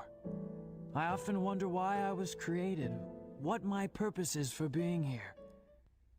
Maybe if I go down there, I will find the answers. So I'm definitely not the only one, but the way I interpreted that scene is that, yeah, she's never been to Earth before, and there's a lot of other Sonic fans that also feel the same way. Fast forward to some of the events, cutscenes, and dialogue from Sonic and Shadow Generations, as well as Professor Gerald's journal, we gain some additional insight to Maria's true upbringing. In the second entry of Gerald Robotnik's journal, after he introduces his sons, he talks about how his granddaughter Maria was born, and everything he does from this day forward will be for her. She will be his legacy. In a lot of ways, that is true. A couple of entries later, we get additional insight on Maria's life, and it's finally been confirmed that Maria was not born on the Ark like people had previously thought. She has actually been to Earth before. He also talks about her diagnosis. It says, "It has been a trying time, to say the least. Maria was diagnosed with neuroimmunodeficiency syndrome. There is no cure yet. I pulled some strings and had her brought aboard the Ark for treatment and assessment. The low-gravity environment should keep her symptoms manageable. Her family has been less than enthusiastic with my decision. Despite everything, she remains the most positive person in the room. Most of the staff here left their families back on Earth, so I worried she'd feel lonely. Instead, she's become the adoptive daughter of every researcher on the Ark. Moreover, she's become like a big sister to little Abraham Tower, the Ark's happy little accident over the last few years." He then goes on to talk about how he's racing to find a cure for her. So what's interesting about all this is that Abraham Tower, aka the gun commander, actually was born on the Ark, so it's not really necessarily out of the realm of possibility that that could happen, but it does turn out to be the case that Maria is not from the Ark. So this has led to a lot of confusion among Sonic fans. A lot of people are saying that, oh, this is actually a retcon because Maria was said to have been born on the Ark. So is it a retcon? Is it true? Well, let's get some further context from Gerald's journal, and then, of course, get to the final verdict. So the next entry in the journal says, "Maria is growing into a lovely young woman. It breaks my heart that someone as bright and energetic as her is diminished by disease. There are no visible effects, and I've caught my fellow researchers muttering to each other, debating her illness. It is infuriating. I find all my measure and restraint vanishes when she's slighted, and yet she remains an unended front of positivity, even on her worst days. When fear and pain take hold, she tells me she dreams for the day when she can return home. She has total faith in me and that Project Shadow will cure her. Her family back on Earth has no such faith. It has been so long, some of the researchers actually think she was born here. Her family either wants her better or wants her home. I can do neither. Somehow, their scorn is harsher than the government or military's increasing pressure for more weapons research." Maria's character bio in Sonic and Shadow Generations also further drives home this point. It says, "Maria is the granddaughter of Professor Gerald and cousin to Dr. Eggman. She's plagued by chronic illness, but that doesn't diminish her courage and loving heart. She was sent to the Ark for treatment and she grew up alongside Shadow. She dreamed of one day being cured and returning to the Earth that she loved and missed so much. However, she was lost to a tragedy, and now Shadow carries on her wish for the world." It's also important to note that we do get more context about Maria's life back on Earth, because in dialogue in the games, he says to Shadow, "Before I got sick, I went with my family to Spagonia. The food there was amazing." Maria also talks more about her family and says, "I miss my family and I miss my baby sister most of all." So there is a Miia Robotnik sister out there, and I don't think that they introduced that to us for no reason. The implication that potentially there's a future Sonic plot out there that features a long-lost cousin of Dr. Robotnik, a relative to Maria, and how this could potentially all tie in together with Shadow the Hedgehog would be extremely interesting, and I would love to see them further explore this in the future. Back to the task at hand. Are Sonic fans correct? Is Maria's new backstory from Sonic and Shadow Generations a retcon? I think there are definitely some legitimate ways to explain this. One of which being the dialogue in the journal that says that Maria has been in the Ark so long, a lot of people think that she was born there. I feel like this kind of addresses some of the inconsistent dialogue from SA2 that makes it seem like she never visited the Earth, and that's probably why they slipped that in there. Here's another reason. I've done some digging in old Sonic game manuals, and here's Shadow 05. All it says about Maria is that she is the professor's granddaughter, and 50 years ago, his top secret government project was to create the ultimate life form, and as a result, Maria was caught in the crossfire of the conspiracy. They don't necessarily state that she was born on the Ark. I also looked at the manual for Sonic Adventure 2, and all it says is that Miia Robotnik is a mysterious girl that exists in the memory of Shadow. Maria is the granddaughter of Professor Gerald and a cousin of Dr. Eggman. It does not say necessarily anything about her previously living on Earth or being born on the Ark, despite the dialogue in the game, which we'll get to in a second. The Sonic Adventure 2 battle GameCube manual also has nothing to say about where Maria was born either. So the two previous dialogues that we pointed to before, the cutscene in SA2 as well as that other translated manual that I found, I think the most plausible explanation for all this is that it can be chalked up to bad localization. The scene where Maria is asking Shadow what the Earth is like on the Ark, allegedly in the original Japanese script, something more akin to her asking Shadow what his opinion of the Earth is. So you could argue that the localization on the English script wasn't as good. So yes, it's definitely true that while growing up, I always thought Maria never visited Earth. I'm kind of fine with this explanation. I think it works. But on some level, the original thought that Maria was born on the Ark and she never got to see the Earth makes her story that much more tragic in a way, because Shadow's role is to protect the planet that Maria loves so much. And while he got to experience Earth and all of the great things about it, Maria never never got to do the same. He has to watch over a world that Maria never got to see. So what do you think about all this? What was your original opinion on Maria's story? Do you like the new story? Do you think it's a retcon? Do you like the new changes? Let me know what Sonic lore topics you'd like me to cover next. The console wars. Get used to not hearing this term anymore in the future. While at one point it seemed like a never-ending arms race, but with news and rumors about Xbox leaving the industry, you can only wonder what the industry will look like in the future, especially when you think about Nintendo Switch 2's rocky reveal. Although it feels like their place in the console industry is etched in stone. Rather than trying to out Xbox and PlayStation, they decided to go their own route, which is leverage their world-class IPs and not focus on this never-ending race for graphical fidelity. But as you know, things can't stay the same way forever. Things can change really fast. Think about Sega, which at one point was one of the top competitors within the industry, and just within 10 years became a third-party publisher. Which brings us back to Sonic the Hedgehog. Which generation of consoles featured the best Sonic games by group? Well, let's rank them all.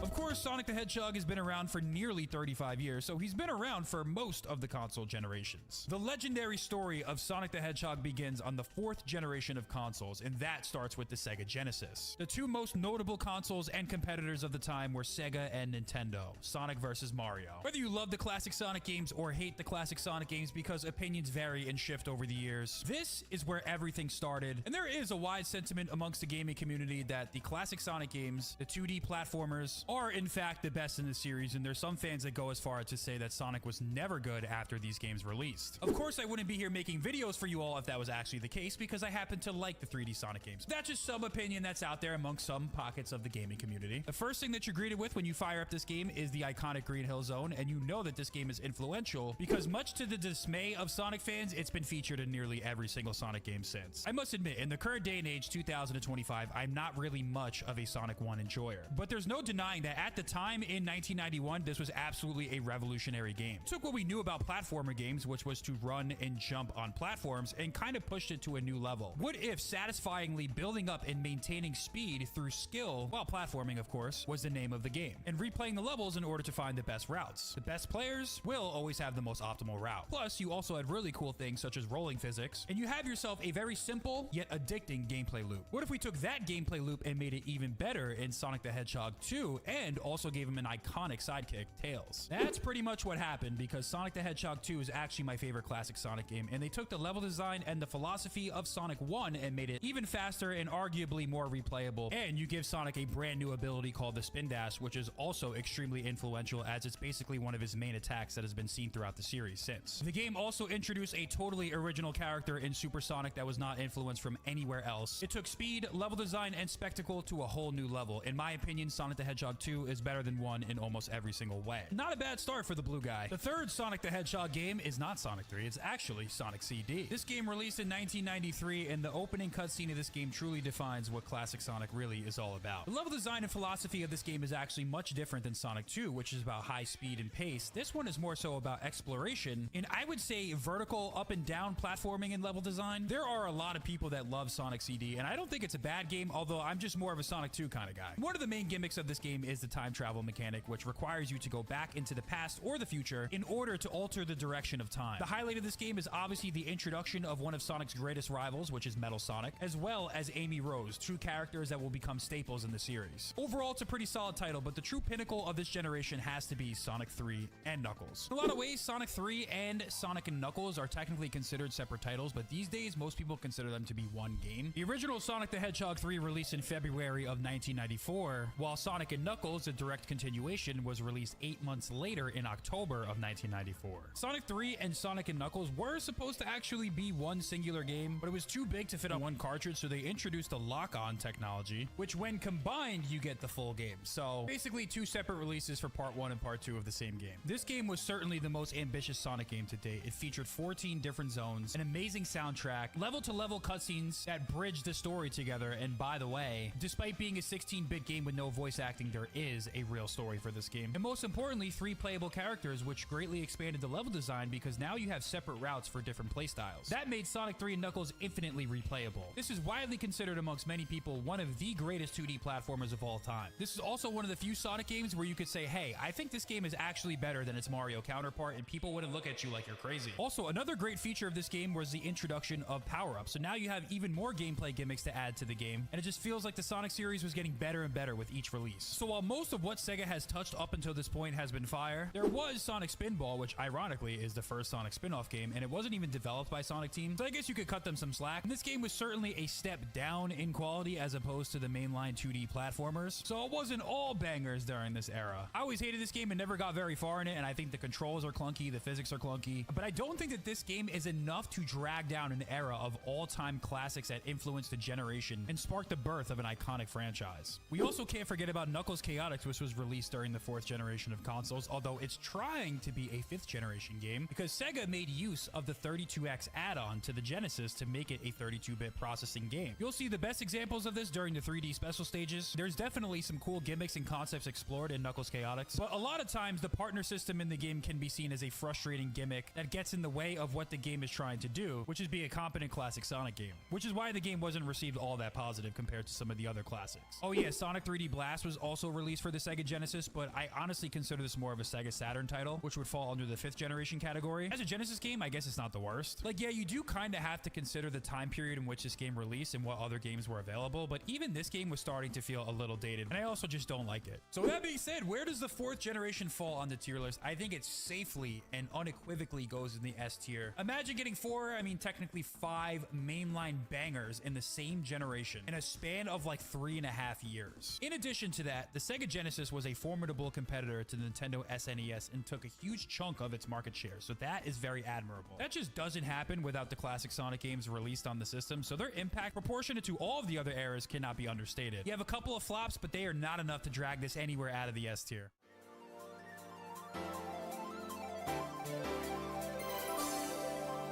So Sega is absolutely cooking. They put out a generation-defining console. Sonic is doing better than ever. So how do they follow it up? Well, enter the Sega Saturn, which was Sega's leap into the 5th generation. The Sega Saturn was technically impressive. Unfortunately, due to the way that it was designed with 2 32-bit processors, it was very difficult for developers to create games for the system. Unfortunately, at the time, it wasn't just Nintendo that was Sega's competition. As a matter of fact, Nintendo had competition as well, and that's because Sony released the PlayStation 1, one of the best-selling consoles of all time. To be honest, it took Nintendo a couple of generations to catch up to Sony and the PlayStation because they were getting routinely outsold for a couple generations after that, as far as home consoles go. The Sega Saturn didn't necessarily sell terribly, but it did get outsold by the PlayStation like 11-1, and most of the sales came in Japan. So take a look at the Sega Saturn's performance, and now take a guess as to how Sonic performed during this era.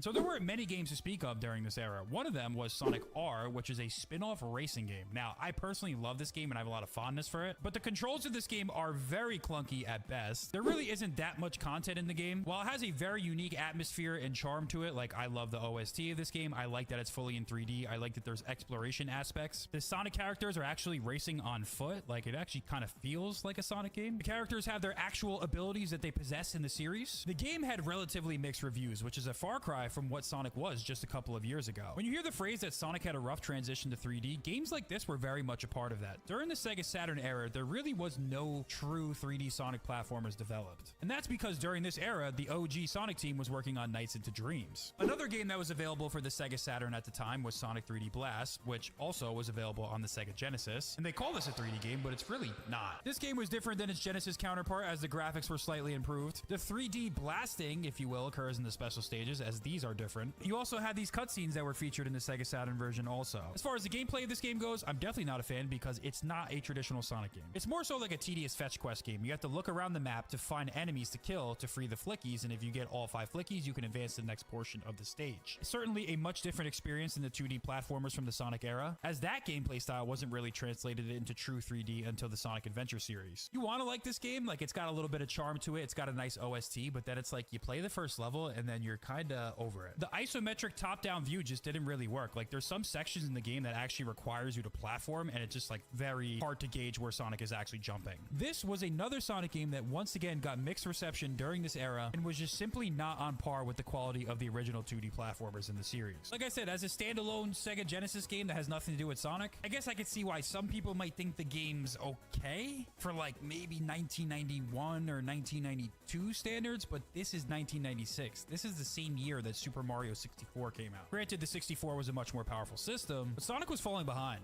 So that brings us to the game that comes after Mario 64, and that is Sonic Jam, which was the only Sonic Team game developed during the Sega Saturn era. And basically what we got was a tech demo in the overworld with a bunch of like mini challenges that Sonic could complete. Granted, this would serve as inspiration for future titles like Sonic Adventure as well as Sonic Frontiers, but this was just a small portion of Sonic Jam. A majority of what the game was essentially ports of Sonic 1, 2, 3, and Knuckles. It also had the museum with a bunch of artwork and celebration of Sonic's history, so I wouldn't even necessarily consider this like a full-blown original Sonic release. So the 5th generation of consoles was definitely the beginning of the end for Sega. There was not a single full-blown original Sonic Team release. I honestly think that you have to put it in the F tier. I like Sonic R, it's not a bad game, but this truly is the weakest generation in the history of Sonic, I think.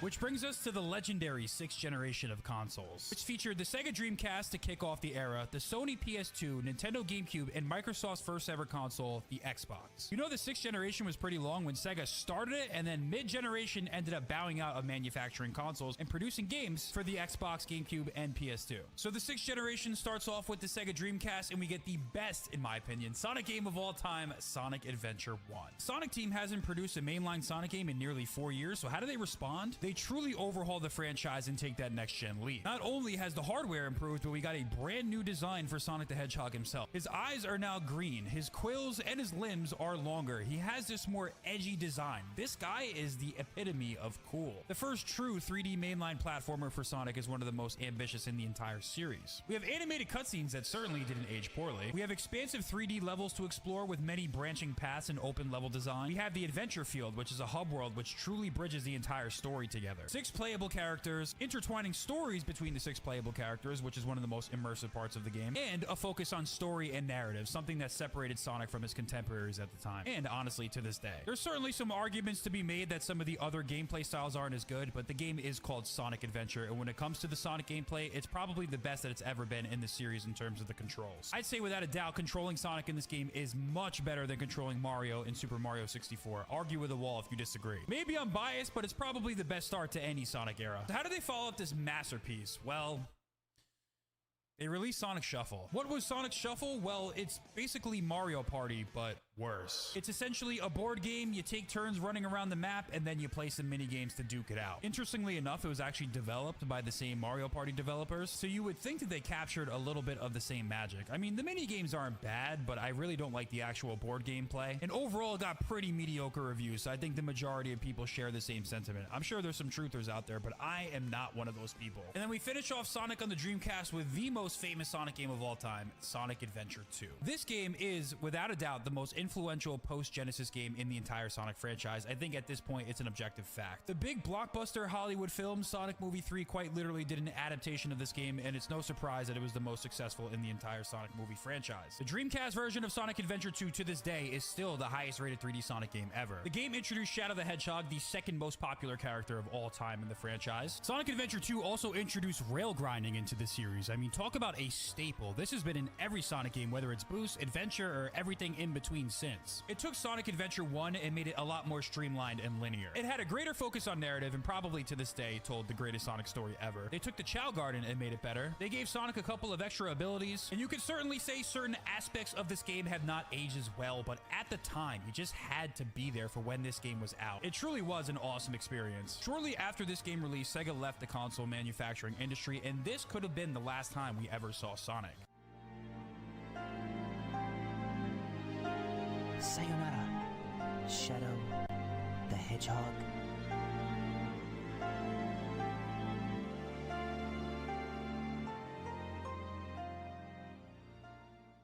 He certainly went out with a bang. That is until...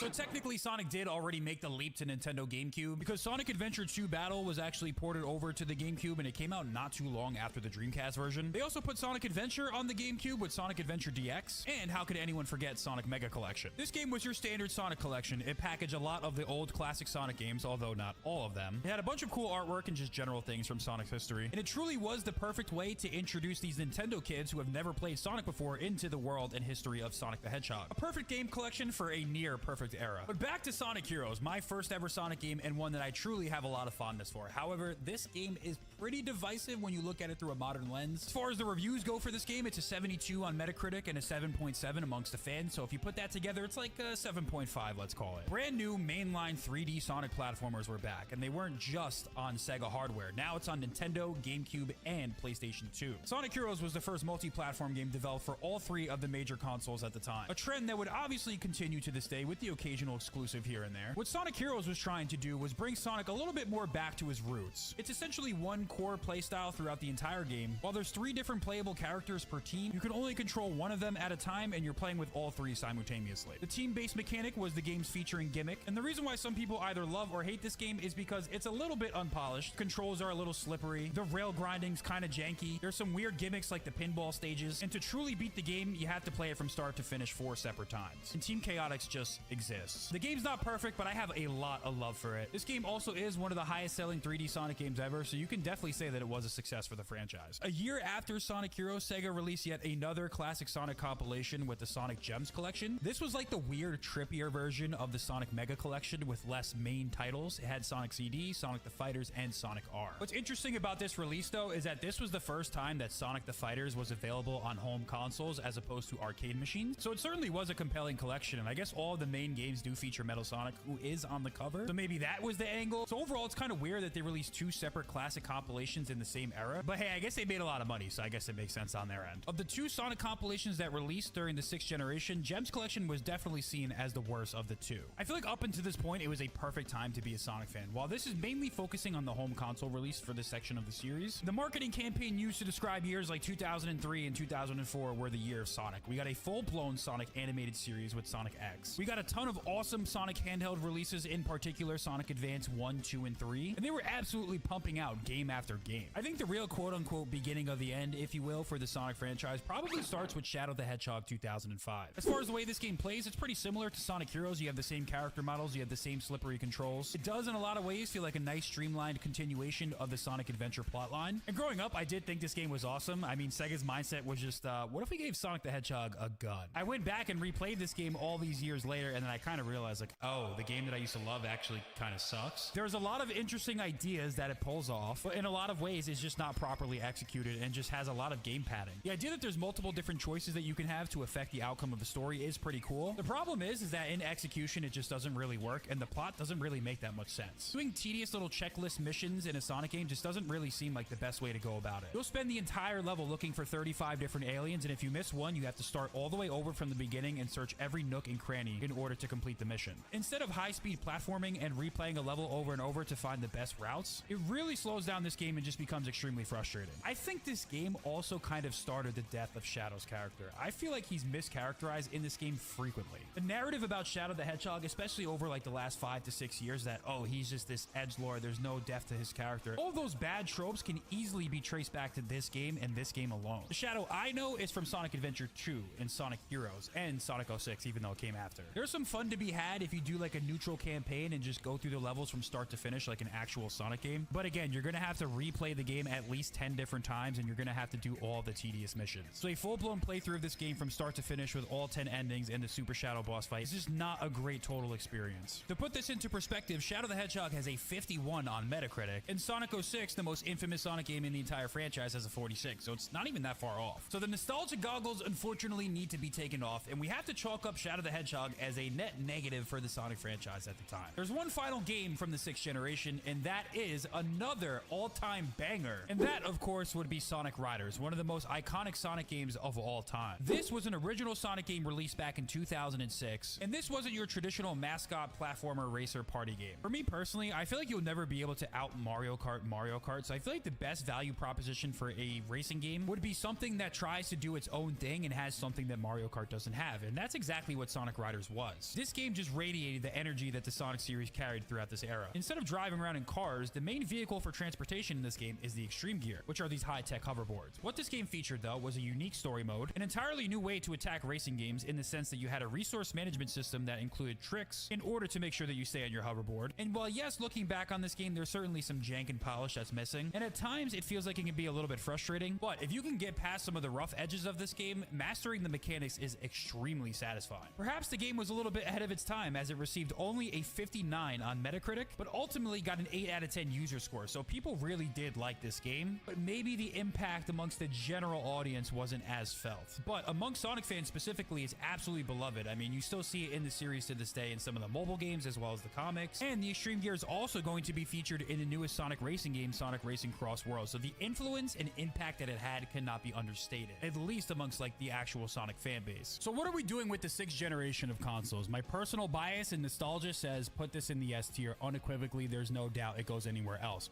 But hear me out. Adventure 1 and Adventure 2 are definitely bangers, but there's some people out there that are like, hey, listen, the mech stages aren't that good, the treasure hunting's not that good. The GameCube port that released for Sonic Adventure only got a 57 on Metacritic. Sonic Adventure 2 Battle, the port that released for the GameCube, not the Dreamcast version, got a 73. Sonic Heroes, a game that I personally like, has a lot of people that despise this game. Like, this game is so weird in the sense that you either love this game or you hate it, and there are some people that think this is like one of the worst Sonic games ever. It's kind of crazy. Regardless, like an extremely divisive game. Sonic Riders, like, yeah, we as the fans love this game, but the general reception maybe wasn't as strong. Sonic Mega Collection and Gems Collection, they're just ports. Shadow the Hedgehog was widely seen as a bad game. So if I remove my biases and feelings from the 6th generation of consoles, I think with that public perception of some of the games, I'm gonna bump it down to the A tier. I'm not going any lower though.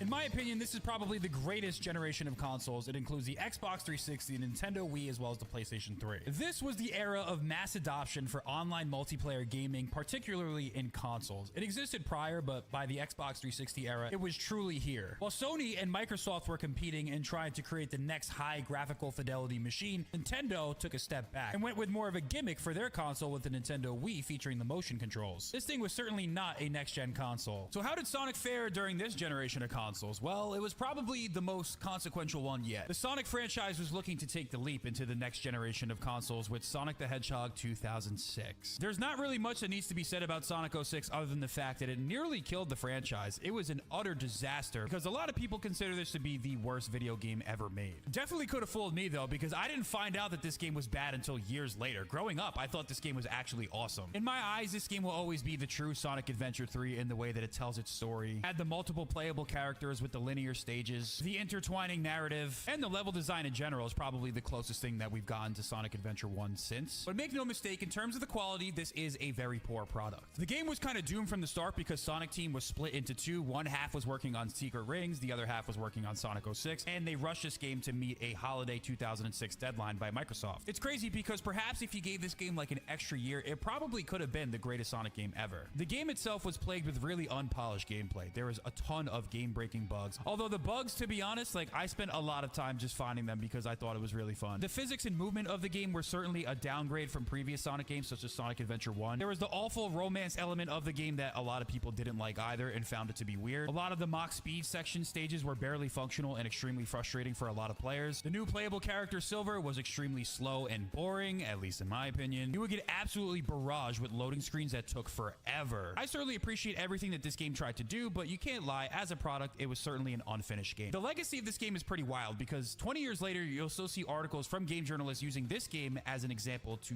on the Sonic franchise. It's rated amongst critics one of the worst 3D Sonic games ever, so there's no denying that this game did some damage to the franchise. So how did Sonic Team bounce back from Sonic 06? Well, a couple of months later, they released Sonic and the Secret Rings, the other game that kind of contributed to this game's failure. Sonic and the Secret Rings didn't necessarily fare much better than Sonic 06, although it is considered to be better. The main gameplay gimmick of this game is featuring the Wii's motion controls. The game's an auto-runner, so you don't really have full control over Sonic, you kind of just like guide his movement. The janky motion controls were definitely enough to frustrate a lot of players who played it, and while it's not necessarily a horrible game, like it's certainly a playable experience, I wouldn't say necessarily this was the direction that Sonic needed at the time. Let's skip ahead a bit real quick to also talk about the other storybook game, which was Sonic and the Black Knight. It's a very similar situation to how Secret Rings played out. Everything about this game is perfect. The vibes, the atmosphere, the story, the voice acting, but the only thing that isn't is the actual gameplay. By far, this game is Jason Griffith's best performance as Sonic the Hedgehog, and a lot of the things that I love about Sonic were gone from the character after this game flopped. It's kind of a shame because literally it's peak voice acting and writing. It's another one of those situations where the Metacritic score really wasn't that great, a 54, but the user score was a 7.4. All right, so first we skipped ahead, now we gotta go back to one of the most unique games in the entire Sonic series, and that is Sonic Unleashed. So how did Sonic Team bounce back from the near franchise-killing disaster of Sonic 06? Well, they released this game. In terms of quality and presentation, Sonic Unleashed is definitely like the most AAA feeling Sonic game probably ever. It features an extremely simple but charming story, kind of the best example of how video game stories don't necessarily need to be the most serious or dark to be good. If you have good presentation, good voice acting, good characterization, a plot that invokes emotion, a globe-trotting journey across a visually stunning world, and an incredible climax, probably the best the series has ever seen, and you got something good on your hands. As far as the gameplay goes for Sonic Unleashed, it is the tale of two halves. The first half of the game adapts the boosting gameplay that was first seen in Sonic Rush. In terms of the correlation to Sonic's actual abilities put into gameplay, this is the most accurate it probably will ever be. You have this blazing fast speed with the boost mechanic, high-speed platforming that requires precision timing and reaction. You have 2D sections that are integrated into the 3D section in order to break up the pace and allow for even more platforming. And arguably, some fans say that after all these years, Sonic Unleashed is still the best that the boost formula has to offer. So why did this game get mediocre reception from the critics, but an 8.6 from fans? This isn't necessarily rocket science or breaking news, but obviously it's the Werehog. There are people that absolutely love the Werehog, and there's sections when even I think the Werehog's pretty fun, even though I'm not like the biggest fan of this gameplay style. I mean, if you think about it, the combat is definitely polished and it works. Some of the platforming sections can be fun, some of the combat can even be fun, but I think the biggest problem with the Werehog is just simply that it's radically different than the boosting gameplay. So it's like, if you like one, but you don't like the other, you're going to hate the game, or probably rate it a 6 out of 10. The Werehog can be pretty slow, and you get kind of like soft locked in these sections where you have to spam and button mash the combos. There are people out there that say, oh no, you just got to get good, you just got to master the combos, which is probably true. Like, if you actually master the gameplay style, that is certainly going to be the way that it reaches its full potential. Combine that with the fact that some of these Werehog levels can drag on for like 30 minutes. You have to search every nook and cranny of every stage for the Sun and Moon medals in order to progress. Some people will find out the hard way and get soft locked. It's just way too different from the day stages that feel more in line with what I'm looking for from a Sonic the Hedgehog game. I'm just simply not the biggest Werehog fan. It's too slow for me. And despite having the highest highs in the series by far, in my opinion, I can certainly see why initially when this game came out, it was written off by critics and got mediocre reception. Also, on the other side of the coin, I can see why some fans over the years have come out and said, like, wait, this actually is kind of like an underrated gem. The game is just a tale of two halves. What else can I say about it? I have a lot of love for it in my heart, but at the same time, I understand where people are coming from. Now, you might be asking yourself, where are the bangers from this era? Well, I'm here to present to you Sonic and Mario at the Olympic Games. So the two biggest rivals from the 90s, Sonic and Mario, have finally linked up to put their differences aside. Sega and Nintendo in a collab game. And what did they do? Well, they made a party minigame collection. This game came out for the Wii, and it's basically a glorified Wii Sports with Mario and Sonic characters. While you can definitely have some fun in this game, you know, you play with your friends or something like that, there's not really too much depth to it. But unfortunately, all the potential that these two series could have had if you put them together for like a mainline platform or something, this is all that we got, and unfortunately, it's not really moving the needle forward. They also dropped another Sonic Riders game, which was Sonic Riders Zero Gravity for the Wii and PlayStation 2. In a lot of ways, it's pretty much similar to the first one. They had this additional mechanic for the Zero Gravity, and they actually replaced a couple of mechanics from the original. Definitely has a lot of heart and soul, as the art style from the game is pretty cool, and it also features like a full-blown story with cutscenes and voice acting. If you like Riders 1, you'll probably like this game as well, although in my opinion, I think the original Riders is definitely a little bit better than this one. It's one of those situations, again, where the fan base, you know, they adore Sonic Riders, but the critic reviews were also really not that good for this game. All right, I get it. So you're asking me about the bangers for this era. Well, can I present to you Sonic the Hedgehog 4, Episode 1?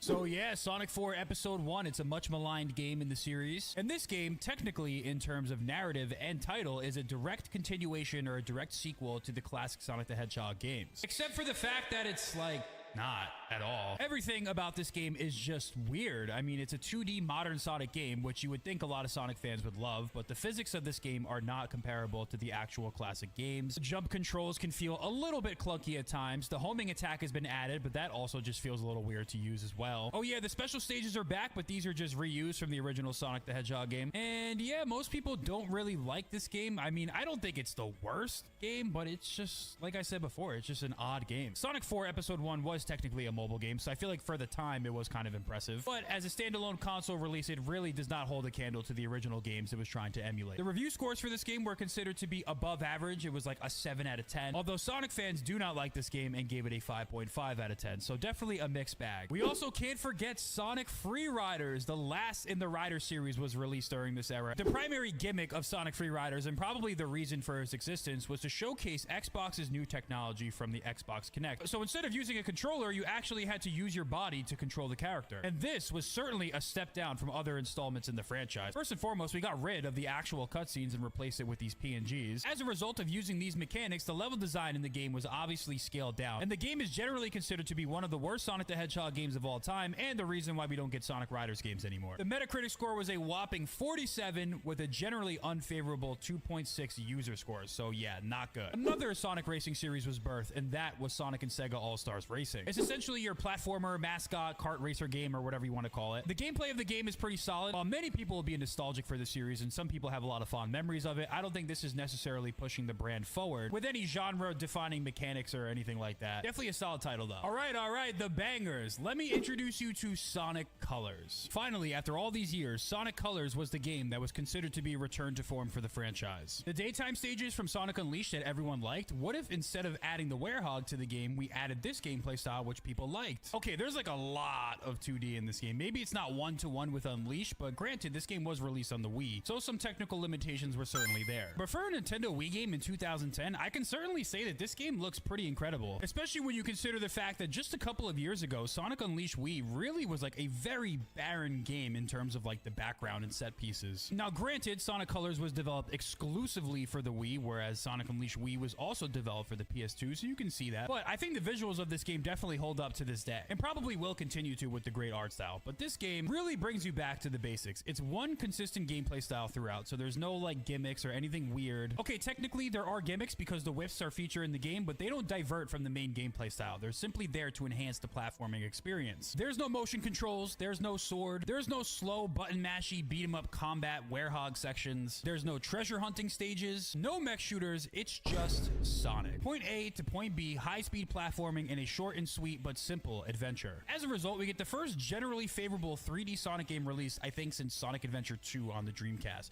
with an 8 out of 10 user score, basically an 8 out of 10 critic score. This was certainly revolutionary for the franchise at the time. With that being said, though, Sonic Colors is certainly not a perfect game. There's some gripes that a lot of people have with it, some gripes that I have with the game. I'm not going to do a full-blown review of the game, but there's certainly one thing that I think it's important to mention. One of the biggest downgrades from this game is that they stripped, like, the story away from Sonic. Like, this game's story is extremely simple. The writing is very bad. It started a trend for future Sonic games that would eventually kind of lead us into the era that we are in now. More on that later. But overall, it's hard to recognize this game as anything other than a massive success when this era was just littered with, like, bad games. Sega then follows up Sonic Colors by going back to back by dropping an undisputed banger of a game, Sonic Generations. Some people would argue that consecutively, these are the two greatest 3D Sonic games to be released back to back since the adventure games. And honestly, some people don't even like the adventure games, so it certainly comes down to personal preference, but most people can agree that Sonic Generations is probably one of the most polished 3D Sonic experiences ever. The lessons learned from Sonic Unleashed that were applied into Sonic Colors have now been fully fleshed out in a system that can actually handle a full game like this. Generations is a celebration of Sonic's past. It was released for Sonic's 20th anniversary, and it features a collection of Sonic's greatest hits reimagined in 3D. Or 2D, honestly. This game has a lot of 2D also. The game also introduced a split between classic Sonic and modern Sonic, giving them two separate designations. Classic Sonic's gameplay is pretty good as well. It's not a recreation of the Genesis games, but it's a really fun experience in its own right. Oh, I'm dead serious. I know people like to hate on this little pipsqueak's gameplay, but if you use that OP spin dash and actually get it right, memorize the level design, take some of those alternative paths by finding the red star rings, you'll start to have a blast because this gameplay style will really open up for you. Modern Sonic stages return the boost formula and give us some of the best level design that we've ever seen. Tons of spectacle, high-speed sections, multiple branching paths that encourage speedrunning, and and replaying the levels to improve your time. It's simply a great Sonic game, and while there's two separate gameplay styles, which will always create some division amongst critics, ultimately both gameplay styles are both in line with the core fundamentals of the series. Get to point A to point B as fast as possible while platforming. The game once again suffers from the trend of Sonic Colors by not really having a great story. A genuinely lackluster finish, like this is the first game to make a supersonic boss fight just like not even that cool or suspenseful, but it gives the people what they want and what they really needed at the time when the series was faltering, and that is just good gameplay. Also, during this era, we got Sega All-Stars Racing Transformed, which is widely considered to be a huge upgrade over its predecessor. Now, remember how I said the first All-Stars Racing wasn't really that unique, doesn't really bring anything to the table? I think this version of Sonic Racing does a lot more cool things. Now we're racing by land, air, sea. And Sonic and All-Stars Racing Transformed is widely considered to be the best Sonic racing game to date. A lot more replayability, tons of great tracks, great characters, and overall a very solid experience. It's a kart racer though, so it's not going to carry the generation, but it was certainly a solid title nonetheless. And most importantly, an improvement. There was also two more Sonic and Mario Olympic games released during this console era, but once again, you played one, you've kind of played them all. It's just like a party minigame collection. I wish Sega and Nintendo would get together and collab on an actual video game. Oh yeah, we got a Sega tennis game, but does this even count as a Sonic game? I don't know. Oh yeah, we also got Sonic 4 Episode 2 during this era, which was a continuation of Sonic 4 Episode 1, obviously, and this game introduces Tails, and there's like a team-up mechanic. The game's visuals are significantly improved from Episode 1. The physics seem a little slightly better. And while yes, I think this game is an improvement over the first game, unfortunately, it still doesn't really feel that good to play, and that is the biggest crime of any platformer. If the game doesn't control well, I'm not messing with it. While the partner mechanic for the game is fun in principle, like the actual movement of the gameplay is fun, the problem is like this little buffer in between using it. Every time you press the button to team up, there's like this 2 or 3 second delay, so it really gets in the way when you have to use it a bunch of times throughout the game, and certainly breaks up the pace. One thing you don't want to do in a classic Sonic game is break the pace. The physics of the game are still weird. He doesn't really carry momentum the way he does in the classics. The homing attack also has like a weird delay to it as well, so that's also kind of pace breaky. Overall, the game is just simply not as smooth as the classics that it's trying to emulate, just like Sonic 4 Episode 1. The bosses in this game also kind of suffer from Sonic Superstar Syndrome, which we'll get into a little bit later in the video, but to make a long point short, some of these bosses take longer than some of the levels that you're playing in. And speaking of the levels, the level design can feel a little clunky at times. It feels like it can be kind of hard to maintain a flow and pace in this game, so that is certainly something that's working against it. But at the end of the day, it's not a horrible game. It's probably like a 6 out of 10, 6.5. It's kind of weird. Sonic 4 Episode 1 is considered by the Sonic community to be the worst of the two, but the reviews for Sonic 4 Episode 2 are worse than Sonic 4 Episode 1. There was actually a Sonic 4 Episode 3 plan that was going to feature Knuckles and the Master Emerald, and presumably getting tricked by Dr. Eggman, but this never materialized, probably because the game was a flop. Overall, a net negative for the franchise at the time. So after that long history lesson, we are here to talk about the 7th generation of consoles. Some people with just Sonic Unleashed, Sonic Colors, and Sonic Generations, that's enough to throw this thing into the S tier.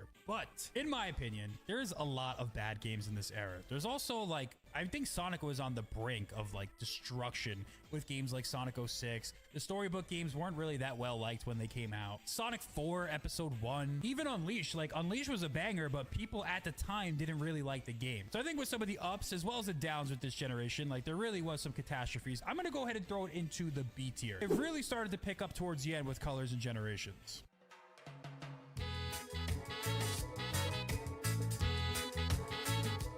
And that brings us to the 8th generation, which would include the Wii U, the Xbox One, and the PlayStation 4. The Wii U was a colossal, giant failure. And speaking of the Wii U, Sega linked up with Nintendo to give us 2 exclusive Sonic games for the console. The first of the 2 games released for the Wii U was Super Mario Galaxy at Home, and that is Sonic Lost World. Sonic Lost World is kind of a weird game. It's one of those games when you look at it, you want to like it. It's kind of bringing back that classic Sonic art style. If you're someone that didn't like werewolves or storybooks or human princesses, seeing this aesthetic might entice you to actually pick up this game. That's, of course, if you actually bought a Wii U. Of course, nobody bought the Wii U as it was discontinued literally 3 years after its release. Probably the quickest out of any console. Okay, I said probably. So the thing about this game is up until this point, the boost formula was working really well for the Sonic franchise. Sonic Unleashed, maybe it wasn't received well, but almost everyone liked the daytime stages. Colors was good, Generations was good. But in this game, they ditched the boost formula and went with this, like, I don't even know what to call it. I wouldn't call call it adventure style, it's kind of its own thing. Instead of a boost button, there's now a run button, which you have to hold in order to make Sonic go faster. The coolest thing that the game introduced was the parkour mechanic, and it's kind of sad that because the game flopped, they didn't expand upon this or polish it or like kind of flesh it out a little more. But to me, the movement's kind of the weakest part of the game. It doesn't move like a traditional Sonic game. It does some cool things, and there's definitely some cool tricks you can pull off, but overall, it doesn't really feel great to control. Like, I feel like the air controls in this game can cause for a lot of death and frustration. Some of the gimmicks of the game are certainly breaking up the pace. The homing attack in this game is easily the worst version of it ever. I mean, look at what happened right here, how it just like sent me back in the level. Sonic the Hedgehog game should feel good to play, and a majority of the time, at least my opinion, I don't think this game feels that great. To be honest, it doesn't even feel like a Sonic game. You don't like naturally gain speed or anything like that. A lot of the gimmicks can be extremely frustrating. I mean, it's certainly a platformer. Like, there's a lot of platforming in this game, but that doesn't make it good. And remember how I talked about the disturbing trend that Sonic Colors brought into the series? What happens when the stories and writing is really bad, but also people view the game as bad? That's when people's patience starts to wear thin with these lighter stories. Some people probably didn't like them to begin with, but this really made it worse. A platformer with imprecise controls is usually a recipe for disaster, and the critics didn't really like this game. They gave it a 6 out of 10. So this generation of Sonic games is certainly not off to a great start, but it couldn't get any worse, right? Well, let me introduce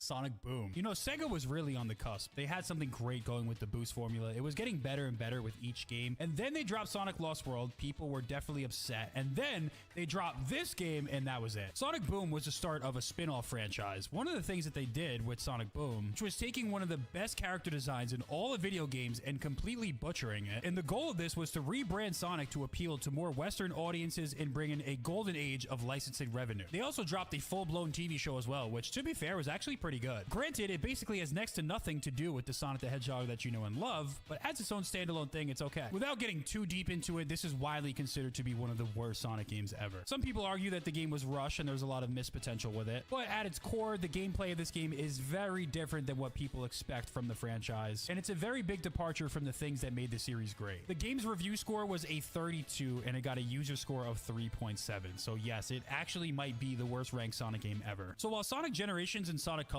were two games that were received extremely well, which made people think that the franchise might be back, Sonic Lost World and Sonic Boom brought this franchise to a new dark age. It's been a couple of years since we got the disaster of Sonic Boom, and now we are moving into Sonic Mania, which was released in 2017. While Sonic Mania wasn't really developed by Sonic Team, it showed that the series' roots were still something that wasn't worth throwing away. Sonic Mania brought the beloved Genesis formula back into the franchise, and it did not show any signs of age. As a matter of fact, some people consider this to be the best Sonic game ever. Sonic Mania to this day is still one of the highest rated Sonic games. You can certainly criticize some things about it, like there's a lot of reused level design and level themes. There's also a lot of reliance on nostalgia, like it's not a fully 100% original game, but you can't really argue with the quality of the game. But is it enough to save Sonic in this era? We haven't gotten a mainline Sonic game in a couple of years, so what did Sega announce next? Well, we got a game from the team that brought us Sonic Colors and Sonic Generations, and that is Sonic Forces. We ditched the blue arms. We brought in classic Sonic, although maybe this was a little ill-advised, but people like Generations, so yeah, we brought back classic Sonic. And they brought in an OC creator, so Sonic fans were definitely over the moon about this game when it was announced. Like, the cinematic trailers for it just looked absolutely insane. The problem with the game is that it didn't really turn out so good. So people had insane expectations. They waited 4 years for this game, and the final result was something that was extremely easy. This game you could beat in probably like 2 hours. The level design in this game was so simple. Half of the gameplay is just holding the boost button and just watching the game play itself. The controls of the game also weren't great. They were pretty clunky. Classic Sonic in this game plays nothing like the Genesis games, and he doesn't even control better than Sonic Generations. Like, we already did this, so how did it get worse? Couple that in with the fact that the levels are like 1 minute long, and this game was extremely disappointing. I don't think this is the worst Sonic game. As a matter of fact, I think there's definitely some fun that you can have with it. The problem is that we waited 4 years for this. They tried to make the stories a little better, but ultimately it was the same writing team that still didn't fundamentally understand the characters. The biggest crime of this game is that Sonic fans were hyped up for 4 years. It's been so long since we got a mainline Sonic game, and then their expectations are completely subverted. The end result was a 57 on Metacritic, and it's been a while since we got a good mainline 3D Sonic game, so people were hitting the panic button and writing off the franchise. And then a couple years later, we brought back Sonic Kart Racing with Team Sonic Racing, which had a story mode, but obviously was low budget, as you can tell by these PNG cutscenes. It had an interesting team-based mechanic, but overall didn't really do anything for the game. For the most part, the game just exists. There's really no reason to play this game over something far superior like Mario Kart 8 Deluxe. So while this era was considered considered widely to be a massive drought for the Sonic the Hedgehog franchise, we did team up with Mario one more time to release Sonic and Mario at the 2020 Olympic Games for the Nintendo Switch. The first and only in the Switch era. While this series was nothing really more than just a fun party minigame collection that you could play with your friends and have a good time, none of the games in this series were necessarily met with like extremely over-the-moon praise. But I do think there's a lot of people that are going to miss this series and probably have some fond memories playing it growing up. In a way, this feels kind of bittersweet, and the series may not be coming back because the Olympics ditched the Mario and Sonic series to explore NFTs and esports, allegedly. The final game in the Mario and Sonic series did get mixed reception, but actually it's probably one of the higher received games during the 8th generation. But anyways, not really doing much for this era. So what are we doing with the 8th generation? The 8th generation also includes the Switch, by the way. It's kind of weird, but I mean, I guess with Sonic Mania, you could throw it in the C tier, but I'm super biased. I hate Sonic Lost World. Sonic Boom, I dislike. Sonic Forces, not good enough. So I'm honestly throwing this generation in the D tier. A lot of damage was done to Sonic in this time. It wasn't just the 06 Dark Era. This little time period has something to do with it as well.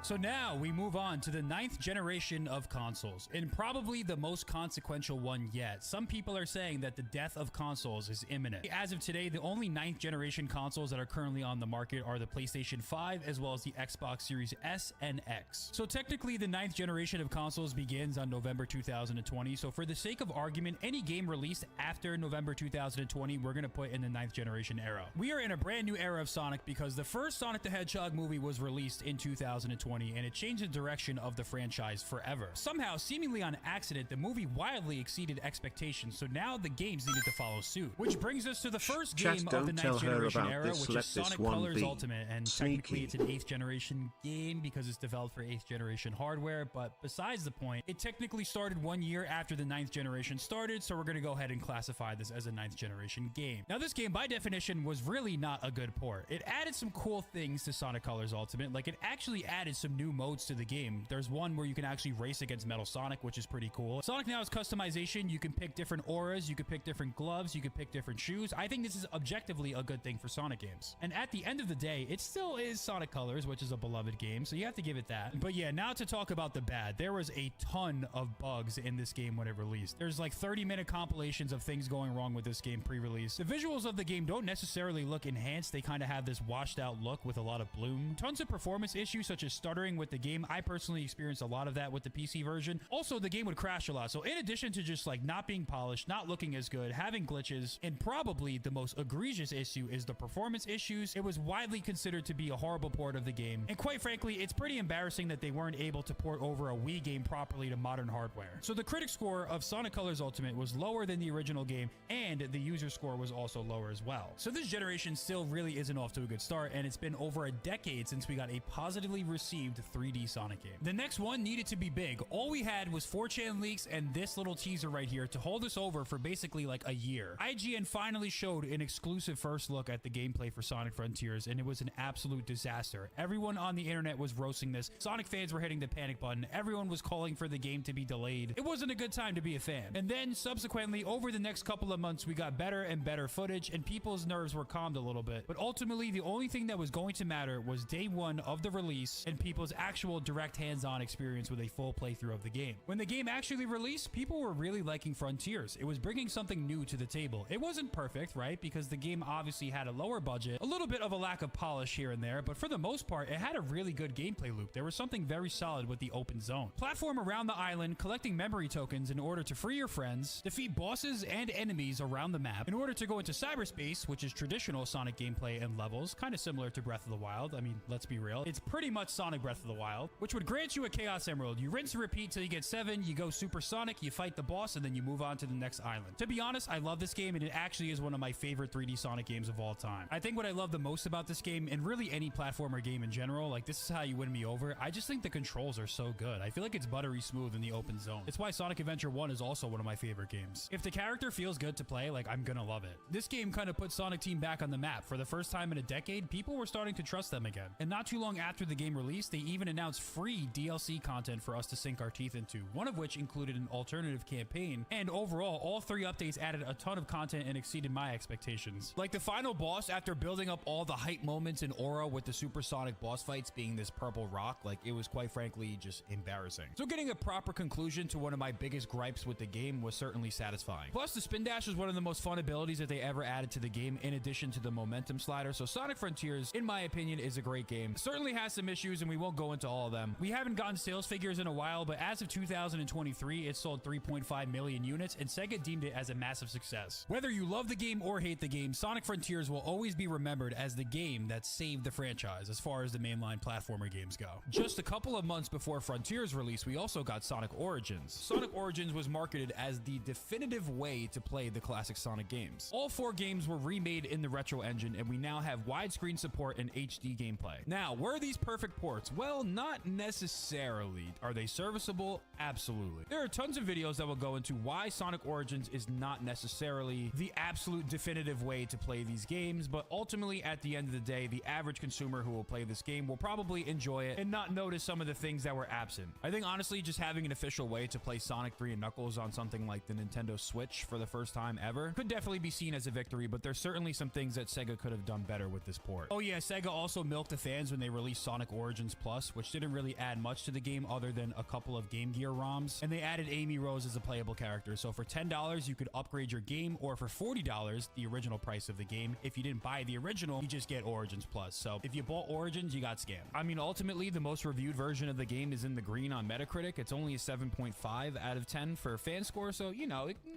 is what it is, right? It's not like a major loss, but not like a major victory, I guess. What really came out of left field was Sonic Superstars. So that was the next game to be released. And this game was announced not too long after Frontiers release, only like 6 months. So nobody was expecting this. Sonic Superstars was billed to be the answer to the new Super Mario Bros. Series. We now have 4-player co-op on-screen multiplayer for the first time ever in the Sonic the Hedgehog franchise. New Chaos Emerald powers. Fang the Hunter has finally returned to the series. We also got a new playable character. Sonic Superstars was certainly pacing to be one of the best Sonic games ever, except for the fact that it has these self-inflicted wounds and didn't quite get the review score that we wanted. So on the outset, the updated 3D visuals I think look pretty good. Like the environments are vibrant. The game is an art style that's full of color and life. I'll never understand the constant criticism I see of the visuals of this game on Twitter. I think they look fine. You have, for the most part, some really strong level design. Now, every classic Sonic game has a couple of levels that like you don't care for, and this game is certainly no exception. Golden Capital, Egg Fortress, but a lot of the time I feel like the level design is rock solid. The controls are buttery smooth and crispy. Like I said before, a platformer game, in order to win me over, has to have really solid controls. I could almost overlook tons of flaws if the movement in the game is fine,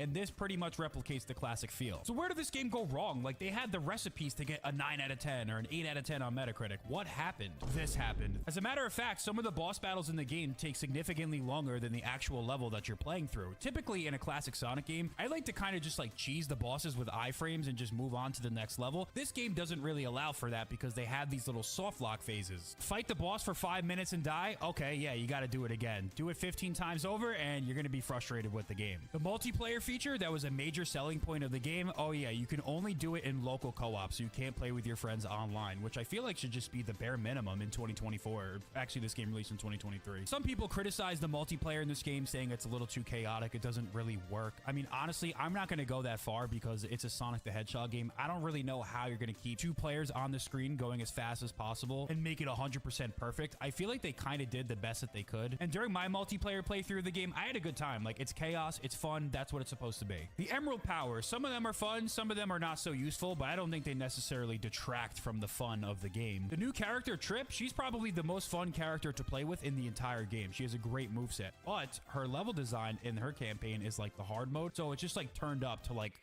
5 different degrees of difficulty, and there's a lot of cheap little tricks that they throw at you to throw off your pace, and it just like really breaks the fun of the experience. The actual online multiplayer that they added in the game, it's fun, but it's so lackluster and bare bones that it's not even worth talking about. I don't even know why they put it in the game. They should have invested any money and resources into allowing us to play co-op online. But ultimately, the game shines in its single player time attack experience, if you will, and that's usually what I do when I play Sonic games. I replay the levels that I like, so I do like Superstars, but there's just so many self-inflicted wounds that could have been avoided with this game. It has so much potential and all the tools to just be one of the best Sonic games ever, and it just wasn't. But overall, like I said before, I think the game is pretty fun. It's miles better than anything we were getting over the last decade. It's significantly better than Sonic the Hedgehog 4, Episode 1 and 2, probably combined, if I'm being honest. So I would have liked just a little more, but overall, I'm chalking this up as a good game for this era. And now we move on to the final game. I can't believe that we've been doing this for an hour. I mean, I was expecting this video to be like 15 minutes, but here we are. So we have Shadow Generations. It seemed like Sega was gearing up for a Sonic Generations remaster according to the announced trailer. It didn't seem like anything was too out of the sort until the CGI cutscene played and Shadow appeared out of nowhere. Although technically we kind of knew this was going to happen due to some leaks that came out prior, but we got to look at brand new gameplay featuring Shadow the Hedgehog exclusively. Also, the big bad villain from the original Shadow the Hedgehog game, Black Doom, was back, so fans were hyped. But also people were a little bit skeptical. Is this going to be another Sonic Frontiers cyberspace situation, or would they improve the physics? At the same time though, they seem pretty confident in this game. They were showing off a lot of gameplay, a lot of cool hype moments like Mephiles returning to the game. We also saw that the game was going to feature an open zone, so maybe we were getting more than we bargained for, because at the time the discussion surrounding this game is like, is it a level pack, is it a full separate game?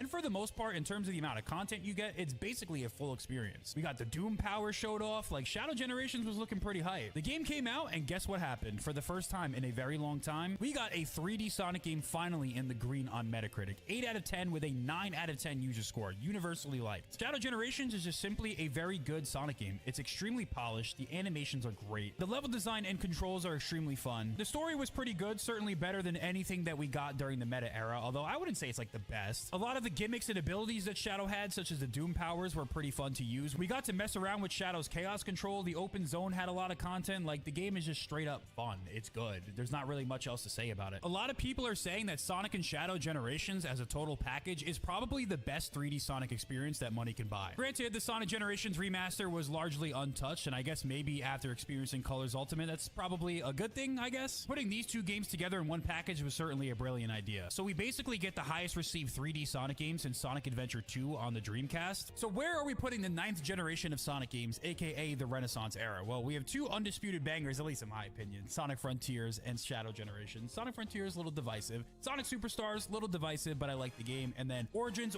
Plus, a little divisive, and Colors Ultimate definitely like drags us down a little bit. So I'm gonna go ahead and throw it into the A tier. Now, we still have time, right? There's still time for another Sonic game to be released within the next 2 years. So there might be another mainline 9th generation Sonic game, which can easily bring it up to the S tier, but we still have time. Cross Worlds isn't out yet, you know what I'm saying? Maybe one more mainline game. So for now, we're putting it into the A tier, but it's teetering on that. It's right there. I mean, it might as well be at the top of the A tier. So let me know if you guys agree with these rankings for the console generations, and stay tuned for the handheld rankings.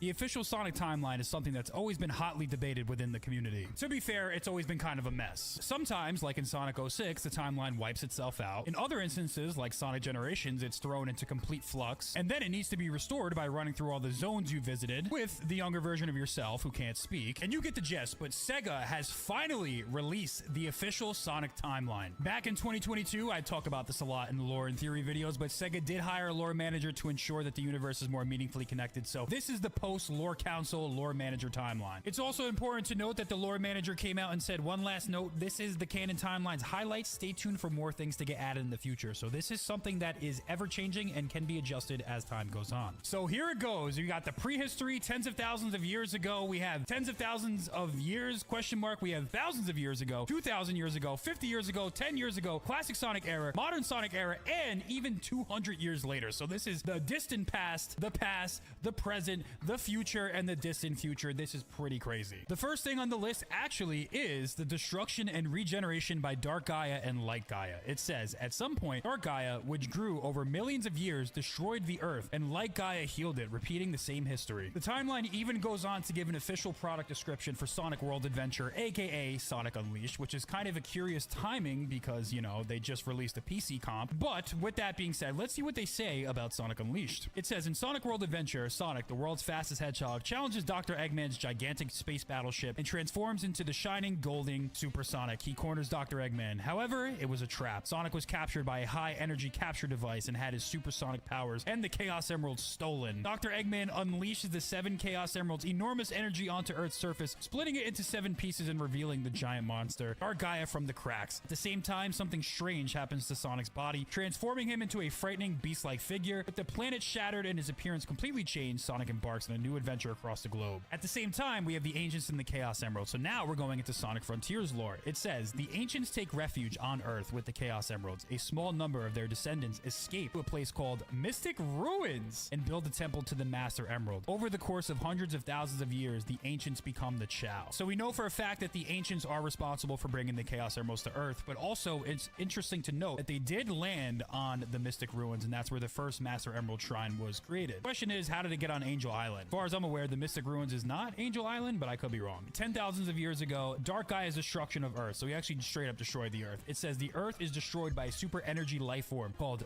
Dark Gaia that emerged from the core of the star. This event was later recorded in the ancient documents known as the Gaia documents. And then next we go into Sonic Zero Gravity. So it says the ancestor of the Babylonian bandits washed up on Earth. A spaceship from faraway space goes out of control, and the race that is the ancestor of the Babylonian bandits crash lands on Earth. The engine unit of the ship that was separated at the time is scattered around the world and later comes to be called the Ark of the Stars. The exact time is unknown. And now we get into the more interesting stuff. We are talking about thousands of years ago, where we are finally talking about Sonic Adventure and the Echidna tribe. It says the Echidna tribe is destroyed by the wrath of chaos. The Echidna tribe attacks the temple of the Master Emerald to steal it, but their Chao companions, which, you know, technically were the Ancients, are sacrificed, and the Echidna tribe is wiped out by the enraged chaos. It's interesting that the Echidna tribe was wiped out when Knuckles is still existing today, and he's the last of the Echidnas. I don't know how that works, honestly. Maybe they'll explain it later on. But let's move on to the next part. Next, we move into events of Shadow the Hedgehog 2005, or prehistoric events of Shadow 2005, because we now have 2,000 years ago, where it stated that the Black Arms preparations for invasion of Earth has commenced. The Black Arms drop a flying temple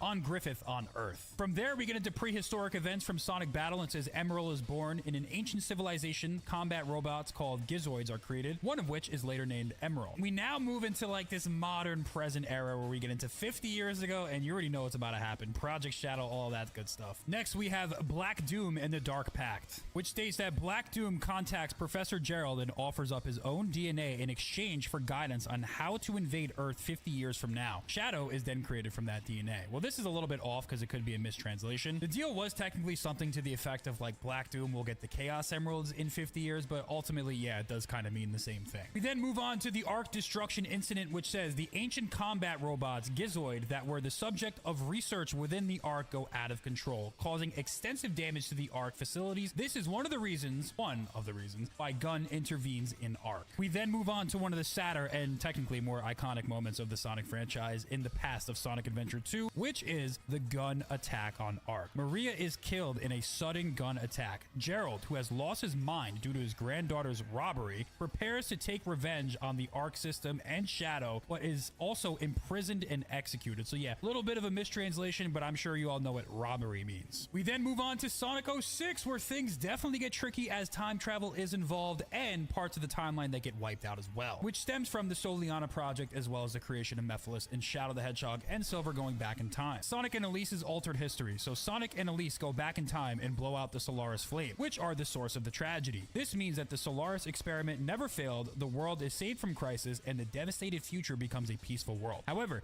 this series of events also never happened in history, right? Yeah. So it did happen at one point, but it did wipe itself out. But the question is, what is the corrected timeline? We have Solaris experiment failed, Iblis's seal. When King Soliana's Solaris experiment fails, he sacrifices his own life to prevent the flames of calamity from being awakened and destroying the world, sealing Iblis within his daughter, Elise. So it's canon, but it never happened. Not necessarily a shocking revelation if you've been following this stuff as I have closely for many years, but perhaps for some of you it might come as news. Now we get into the good stuff, the origins of Sonic, no pun intended, the classic Sonic era, starting with Sonic 1, where Dr. Eggman attacks South Island. Sonic defeats Dr. Eggman, who attacks South Island to steal the Chaos Emeralds and prevents him from taking over the world. Of course, after that, the Chaos Emeralds are scattered to a different island. And now it's official, Sonic CD officially takes place before Sonic 2, something that's not really surprising. I think that's been conventional wisdom, but it is nonetheless confirmed now. Sonic CD is officially next in the timeline. And it says Sonic rescues Amy, who was kidnapped by Metal Sonic. Amy, who had a fateful encounter with Sonic on Little Planet, became embroiled in Dr. Eggman's evil deeds and was kidnapped by Metal Sonic. Sonic defeats Metal Sonic and rescued Amy, thus thwarting Dr. Eggman's ambitions. We then have the events of Sonic 2, where Tails is bullied for having two tails, but then he meets Sonic, they become best friends, and Sonic is able to show Tails how to truly reach his potential. They link up and Sonic 2 happens, which leads to an eventual showdown between Sonic and Dr. Eggman on the Death Egg, and he's promptly defeated. And after Dr. Eggman is defeated in Sonic 2, the Death Egg officially crashes onto Angel Island, which is exactly what it says here. Death Egg crashes into Angel Island. So this is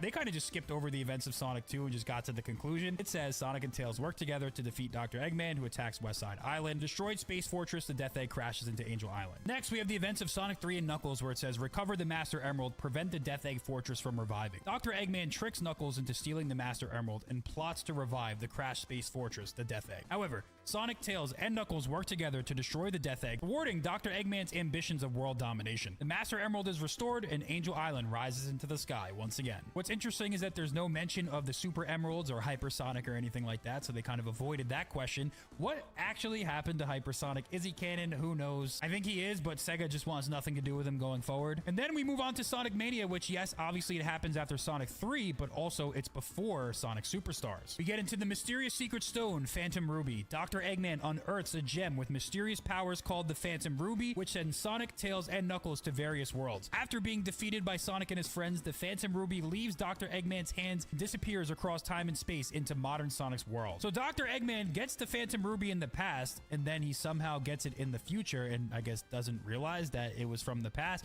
So you see where time travel just gets a little crazy. Kind of doesn't really make sense, but regardless, we're going to move on to the next part of the story, because now we get into Sonic Forces from classic Sonic's POV. The fateful battle over the Phantom Ruby. So now we get into Sonic Mania Plus. After saving the world with modern Sonic and Sonic Forces, Sonic returns to his original time. He chases after the flying Phantom Ruby and discovers Mighty and Ray, who have been captured. Sonic rescues them, but one of them is a fake. Sonic saves his friend and defeats Dr. Eggman, who once again obtained the Phantom Ruby, and the world peace is once again secured. So let me get this straight. During Sonic Mania, Dr. Eggman Classic gets the Phantom Ruby. It then gets sent into the future, where present Dr. Eggman gets it, and then after Sonic Mania and Sonic Forces takes place, we go into Sonic Mania Plus, where Dr. Eggman gets the Phantom Ruby again. So it's like, it's just bouncing back and forth, but somehow he doesn't know it's in the present. Like I said before, it's a little crazy, but let's move on to the next part of the timeline. And the very last part of the official classic Sonic timeline is Dr. Eggman invades the North Star Islands. Dr. Eggman and the bounty hunter Fang invade the North Star Islands. They overwork and drag Trip, who lives there, around. Sonic and his friends use the Chaos Emerald's new power, Emerald Power, to thwart Eggman and his evil deeds. And now we progress the timeline and officially move on to the modern Sonic era. Let's see if it gets controversial here going forward, because I'm sure things are going to get a little tricky here. We start off with Sonic 4 Episode 1 and Sonic 4 Episode 2. It says, a fierce battle with the resurrected Metal Sonic occurs. Dr. Eggman completely revives Metal Sonic. He launches the Death Egg MK2 into the sky above Little Planet and sets out to conquer the world. However, Sonic once again defeats Metal Sonic in a fierce battle, destroying the Death Egg MK2 and dashing Dr. Eggman's ambitions. So for those of you who have been wondering, the very first official game of the modern Sonic era in terms of the timeline is actually Sonic 4. We then move on to, of course, the first 3D Sonic game, technically, you know, in terms of mainline, Sonic Adventure 1. It says Sonic and his friends save the world from the threat of perfect chaos. It says Dr. Eggman releases Chaos, who was sealed away in the Master Emerald, and tries to use it to take over the world. However, Chaos goes out of control and evolves into perfect chaos, bringing the world to the brink of great destruction. Thanks to Sonic and the will of many people, the Chaos Emeralds, which had lost their power, are restored, and Sonic transforms into Super Sonic. He stops perfect chaos and crushes Dr. Eggman's ambitions. We then move on to Sonic Shuffle, which I guess is officially canon, the crisis of Marginal World, a different world of light and dreams. Lumina, the guardian spirit of Marginal World, summons Sonic and his friends to stop Void from conquering Marginal World. Sonic and Lumina use magic cards to force jewels to save Marginal World from the brinks of collapse. Next up, we have SA2, Shadow Awakens. Dr. Eggman awakens Shadow and tries to use him to take over the world, but Shadow uses him instead to carry out revenge that was left by Gerald. In the final stage of his revenge, Shadow regains his true memories thanks to Amy. He cooperates with Sonic and saves the world at the cost of his own life. And then we move on to a very interesting part of the timeline, which is the placement of the advanced games, which has never really been confirmed. It's only been kind of like speculated. Curiously enough, the list actually leaves off Sonic Advance 1 for whatever reason. So it starts actually with Sonic Advance 2.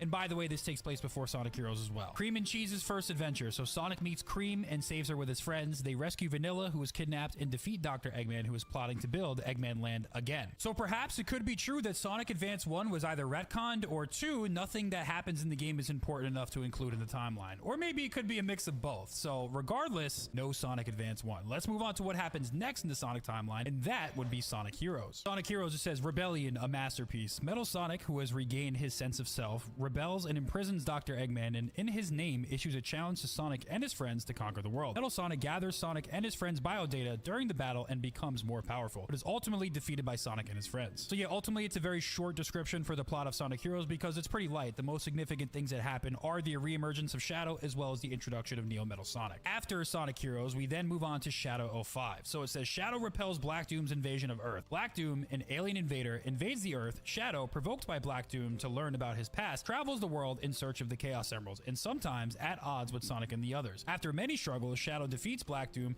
fulfills the wish entrusted to him, and resolves to overcome his past and move forward. Which hero path, dark path, neutral path, like which actual true story happens, that's kind of up for debate, but we know that Shadow the Hedgehog happens directly after Sonic Heroes. Which then brings us to another big shakeup for the timeline, or at least like official confirmation, and that is the placement of Sonic Battle, which takes place after Shadow 05. And I think I'm actually not really upset with this. I think this does make a lot of sense. Considering how deep you go into Shadow's past in this game, it really wouldn't make sense for him to discover all of this in Shadow 05 after the events of this game. So I'm definitely cool with this taking place, but it's good to know that we have the official confirmation as to when it happens. It says Emerald's growth and rampage. Dr. Eggman tries to reboot the ancient weapon Gizoid and uses it to take over the world, but it doesn't work and he discards it. Sonic picks it up, names it Emerald, and raises it. Dr. Eggman tries to use Emerald, who has gained powers as a combat weapon, but ends up causing him to go out of control. There's no way to stop Emerald safely, and Sonic ends up defeating him. Which then brings us to Sonic Advance 3 in the timeline, and I guess the most curious thing about all this is, yes, Sonic Advance 2 is on the canon timeline,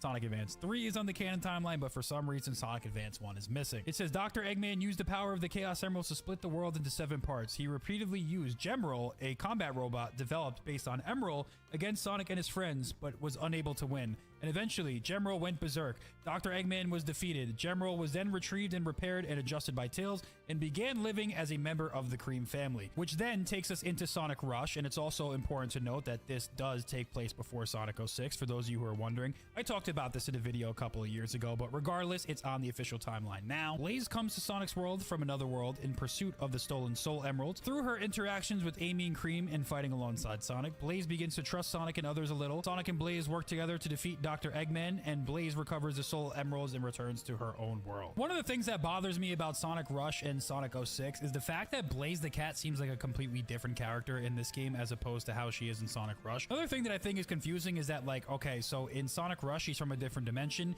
In Sonic 06, she's in the future, just like chilling. Also, when she interacts with Sonic in this game, she acts like she's never seen him before. She's totally cool with Silver killing him. And then also at the end, she like kind of dies. To me, Blaze from 06 and Blaze from Rush always felt different, but now that the canon and the timeline is unified, that is what it is. Let's move on to Sonic 06 because that's next in the timeline. A major incident surrounding the Flame of Calamity begins to unfold. In order to obtain the Flame of Calamity, Dr. Eggman kidnaps Princess Elise, who was sealed away by Iblis. Sonic rushes to rescue her, and Silver, who travels back in time to defeat Sonic in order to save the future. Shadow, who is on a mission to Dr. Eggman's base, and the mysterious being Mephiles all become entangled in a major incident, each with their own intentions and destinies. Calling Sonic 06 a major incident is definitely one way to put it. This brings us directly to Sonic Riders, and it says battle against the Babylon Bandits and the fastest race in the world. Dr. Eggman is hosting the Extreme Gears World Fastest Competition. Sonic and his friends compete in a heated race against the Babylon Bandits for the prize, the Chaos Emerald. However, the race is a trap set by Dr. Eggman to steal the treasures of the Babylon Temple. We then jump back over to Sonic Rush Adventure, where it says Sonic and Tails are caught in a storm and washed up on Blaze's world. They are rescued by Marine, a self-proclaimed adventurer, and while investigating the islands, they are reunited with Blaze. However, before they can go enjoy their reunion,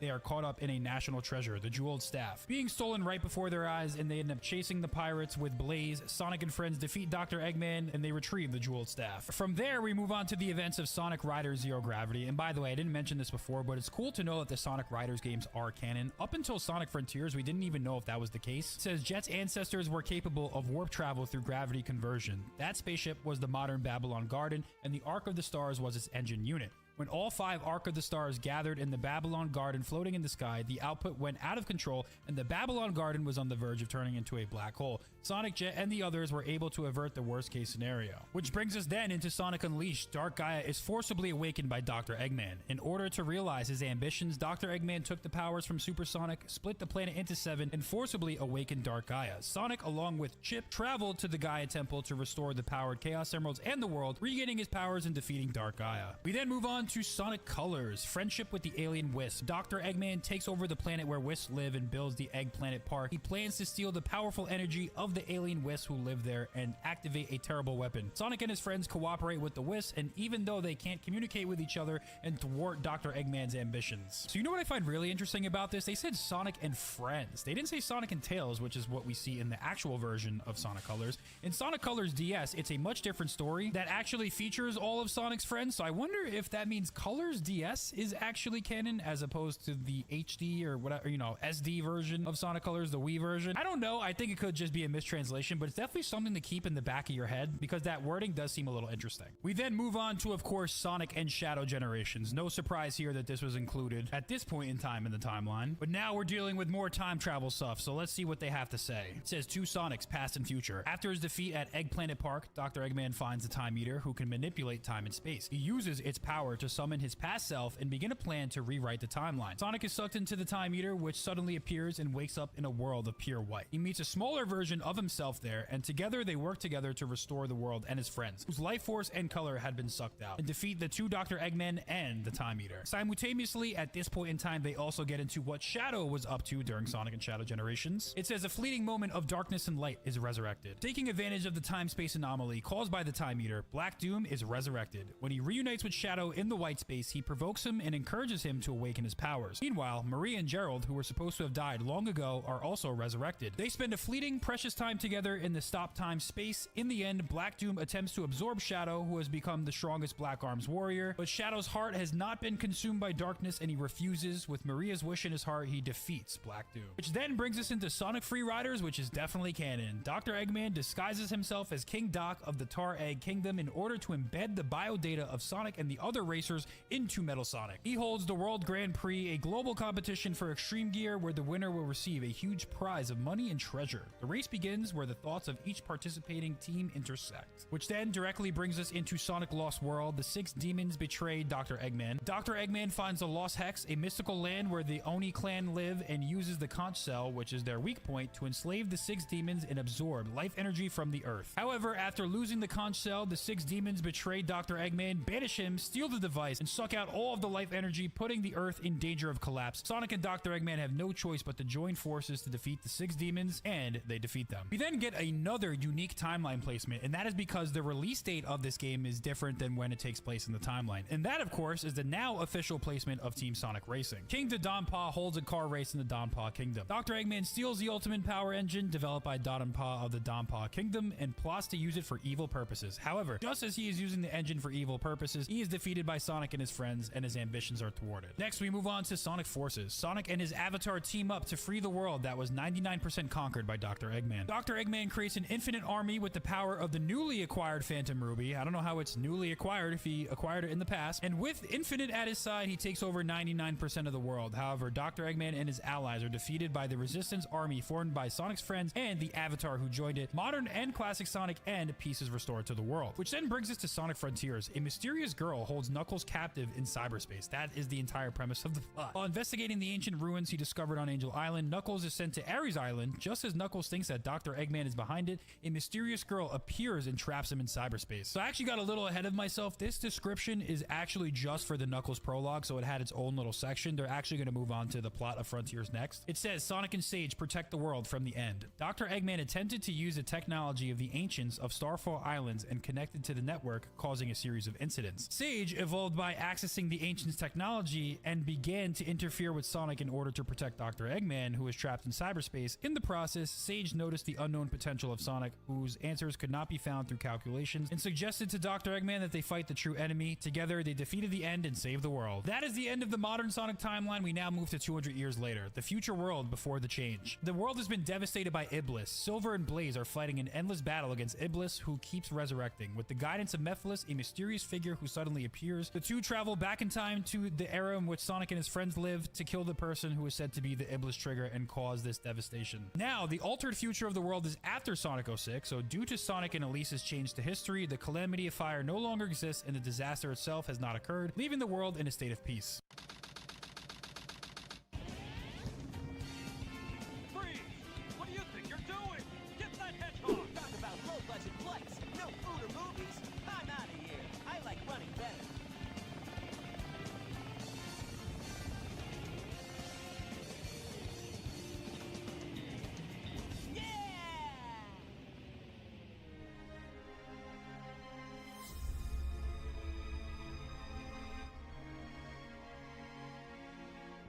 Conspiracy theories come in all shapes and sizes. For example, the Earth is flat. We didn't actually land on the moon. Birds aren't real. The government is actually run by reptilians. And the list goes on and on. But in typical Sonic fan fashion, we have to ask ourselves the question, how can we make this about Sonic? Perhaps it's time to put on our tinfoil hats.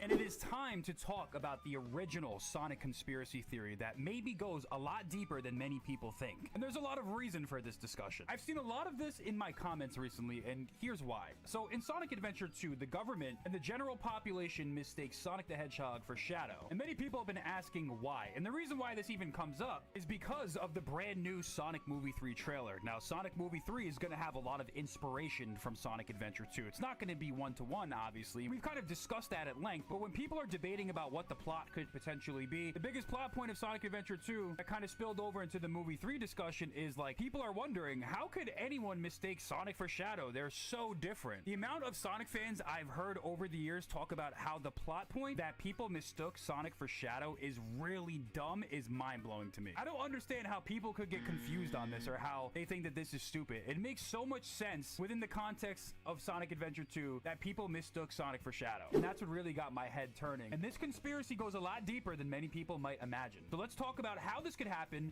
why it's obvious that this could have happened, and why it's not so far-fetched that people mistake Sonic for Shadow despite their differences.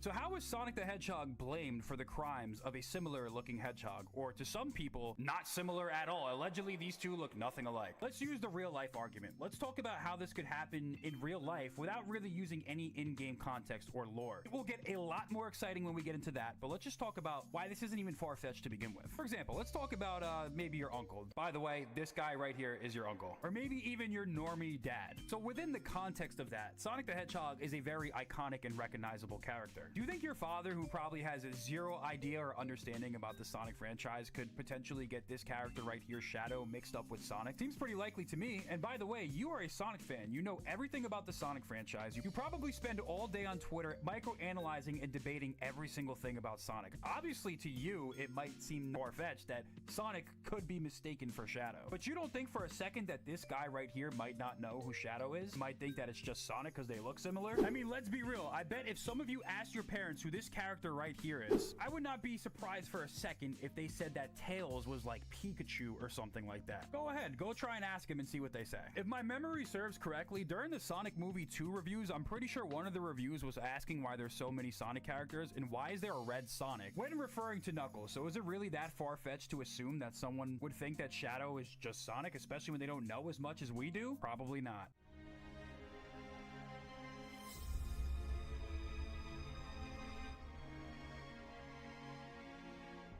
All right, now that we've gotten that part out of the way, let's get into the exciting stuff. Let's talk about the in-universe reasons for why this could happen, and this is where it gets extremely fascinating and exciting. If you were some normie that lived in the Sonic Adventure 2 universe and you quickly glanced at the TV at nighttime and you see a dark, shadowy figure that kind of resembles that hedgehog that saves Station Square, you might be thinking to yourself that that's Sonic, especially if you have a similar level of knowledge as like the average parent does about the Sonic franchise. And let's talk about Sonic for a second. When you look at Sonic, he's basically the same exact size and silhouette as Shadow for the most part. The average normal person, they see those two hedgehogs and they might not be able to tell the difference. And here's the reason why the color scheme doesn't actually matter as much as some people might think. Yes, Sonic the Hedgehog is blue. What did he do in front of all the citizens of Station Square at the end of Sonic Adventure? Well, he turned from blue to yellow. So if the average citizen in the Sonic universe knows that Sonic could be blue, he could be yellow, he's also a mutant alien talking hedgehog, you don't think that maybe they could mistake a hedgehog with black fur for Sonic? I don't think it's really that far-fetched to really understand. Keep in mind also, Sonic Adventure, I mean, I guess technically takes place in the past, so maybe they didn't have as good of cameras. Maybe the camera angle wasn't as good. Maybe the lighting wasn't as good. When Shadow committed all of the crimes, like stealing the Chaos Emeralds and stuff like that, Shadow was committing his crimes at night. So it's like, you know, it's dark out, maybe it matches his fur a little bit. Glance at the TV, quality's not that great. Yeah, that's Sonic. That's that mutant blue hedgehog that changes colors that I saw on TV. There's also several points in the story where other characters also mistake Shadow for Sonic as well. I mean, if you just quickly glance at the silhouette, you might not realize that, hey, that's actually Shadow. Amy does it. Even Dr. Eggman, when he originally frees Shadow, for a second thought it was Sonic. You know, it's a little bit dark in there. Maybe he just sees the silhouette quickly and he's like, oh wait, that's Sonic. Also, Sonic and Shadow recognize the similarities between the two as well. So it's pretty much established in universe that they are similar enough for people to mistake the difference between the two.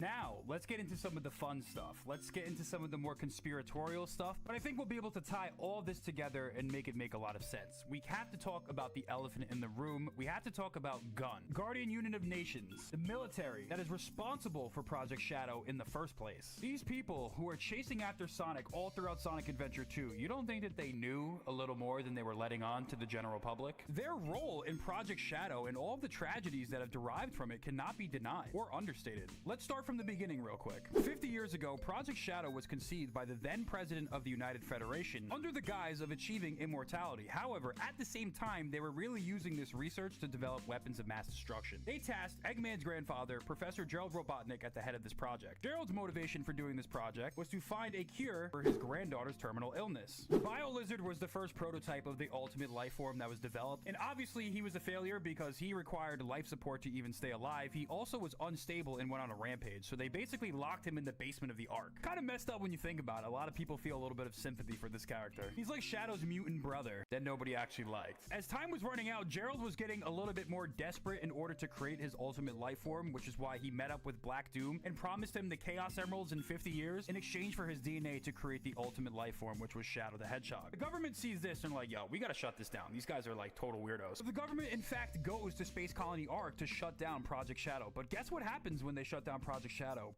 Boom. They kill a 12-year-old girl in cold blood. They end up taking Gerald Robotnik into custody. He ends up going into madness, so they execute him. And then the government locks away Shadow the Hedgehog for 50 years. I mean, at this point, they just want to rid themselves of this project and have nothing to do with it. Imagine if the general public finds out the government is conducting shady research that involves artificially creating life forms, communicating with aliens, resulted in the death of an innocent 12-year-old girl. Imagine what the public would think about their government if some of this stuff got out. Well, guess what happens 50 years later? Shadow was released by Dr. Eggman, and now the government is probably saying, oh my god, Shadow from Project Shadow has escaped. The general public cannot find out about this. Should the people find out that their government is involved with all of these shady schemes, which involves the death of their own citizens and developing weapons of mass destruction and communicating with aliens, and not only that, the ultimate life form hedgehog that the government is directly responsible for creating is currently trying to destroy the entire planet, you can understand why the general population may lose trust within their government if stuff like this is happening. They need to absolve themselves of all the responsibility fast. It's definitely not a good look for the government also if it got out that they murdered a 12-year-old girl. It doesn't take a rocket scientist to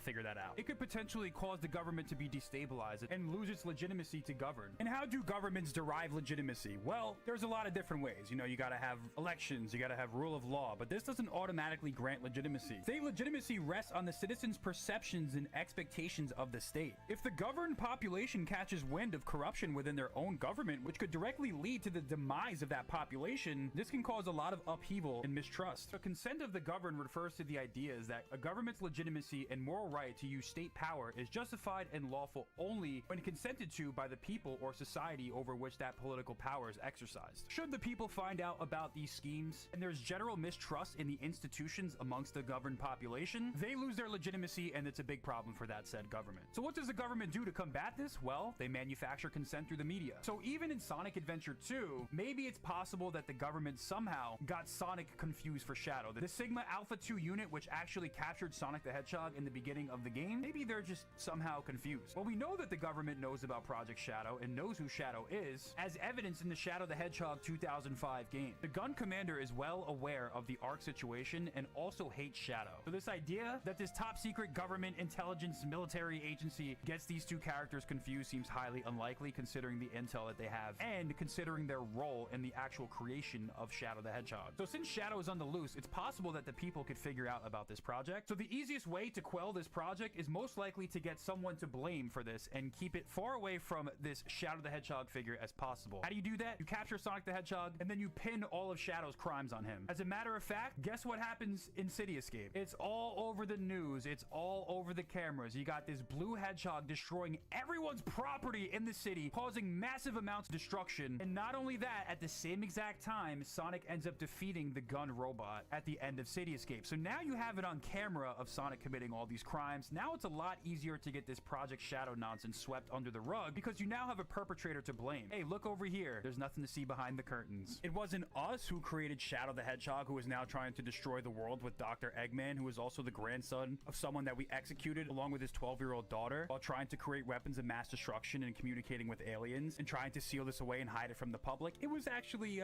just look at this hedgehog to distract you from the other hedgehog who's doing all the bad stuff. Which, by the way, we are directly responsible for all of this. During the same exact day where Sonic is running through City Escape, there's also footage of Shadow breaking in and robbing somewhere for a Chaos Emerald. So now you got Sonic on camera in broad daylight, fighting the government, running through the city, destroying the property. You also have Shadow at night on camera committing crimes as well. So the people probably see that and they just mistake Sonic for Shadow because they think it's all one thing. That's why it's not so far-fetched that the people do not understand the difference between Sonic and Shadow, in addition to all the other arguments and examples that we used. The government's able to sweep this under the rug because they're able to give bad intel to the media, who's going to blast off misinformation to the public that, hey, look guys, it's Sonic the Hedgehog committing all these crimes. He's gone rogue. Don't look at us. We didn't do anything wrong. I mean, he's on camera fighting gun robots. He's on camera destroying the city. It's a much easier sell to the public in order to cover up their own crimes. My own fun little theory aside, I think that this probably explains how people got Sonic and Shadow confused at the very least. I think it's an extremely plausible theory that the government set up Sonic so that they could be absolved for all the atrocities that they committed during the Project Shadow debacle. And I think we did a good job of explaining why it's very likely that people could trick Sonic for Shadow, especially when you consider the potential media manipulation that the government could have been involved in order to cover themselves. So tricking the general population into believing that Sonic was responsible for these crimes definitely takes a lot of heat off of them. So when people ask, how could the story of Sonic Adventure 2 have this scenario where people mistake Sonic for Shadow and it's very far-fetched, comes up into conversation, this is why I think it's really not as far-fetched as you may think. Where is Shadow?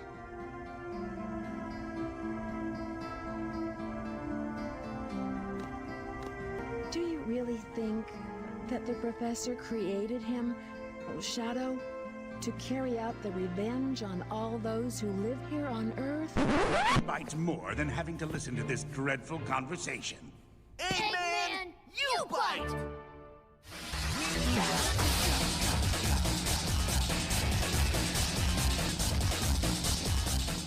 Stories in Sonic the Hedgehog games are like a box of chocolates. You never know what you're gonna get. Most of you probably don't understand that reference. But in all actuality, I can't think of a series that has just gone through so many different identities throughout the years as the Little Blue Talking Rat franchise. But is this for the better? Is this good? Should Sonic have serious stories? Well, let's do a deep dive into that question. To understand Sonic stories, you must kind of first understand the history of the Sonic franchise. Briefly, let's not waste your time over here. I know time is important to you. But the Sonic the Hedgehog franchise was born to compete with Mario. Sonic was meant to be seen as like the cool, edgy version of Mario. For example, take a look at this picture right here. He's so cool. He's playing a guitar. And not only that, he's wearing headphones nowhere near where his ears are supposed to be. Does it get much cooler than that? I don't think so. On some level, they are kind of like speed-based platformers. I know people don't think of that when they think of Mario, but if you watch anyone speedrun a Mario game, you'll find out pretty quickly, especially in the 2D games, going fast is something you can do. Major categorical differences when it comes to the storytelling of the Mario franchise and the Sonic franchise could not be more stark. The average Mario story is about the plumber going wahoo Woo! Jumping around and saving a princess. The storytelling of the Mario series is kind of meant to be very limited as far as like the 3D mainline platformers go, because the real magic of a Mario and Nintendo game is that you're gonna get something that's extremely polished with extremely good gameplay. Gameplay first, story is a much larger afterthought. Compare that to the stark contrast of some of the stories and moments you'll see in Sonic the Hedgehog games. I think that's the reason why many people are gravitated to him in the first place. Look at moments like this. Let's do it!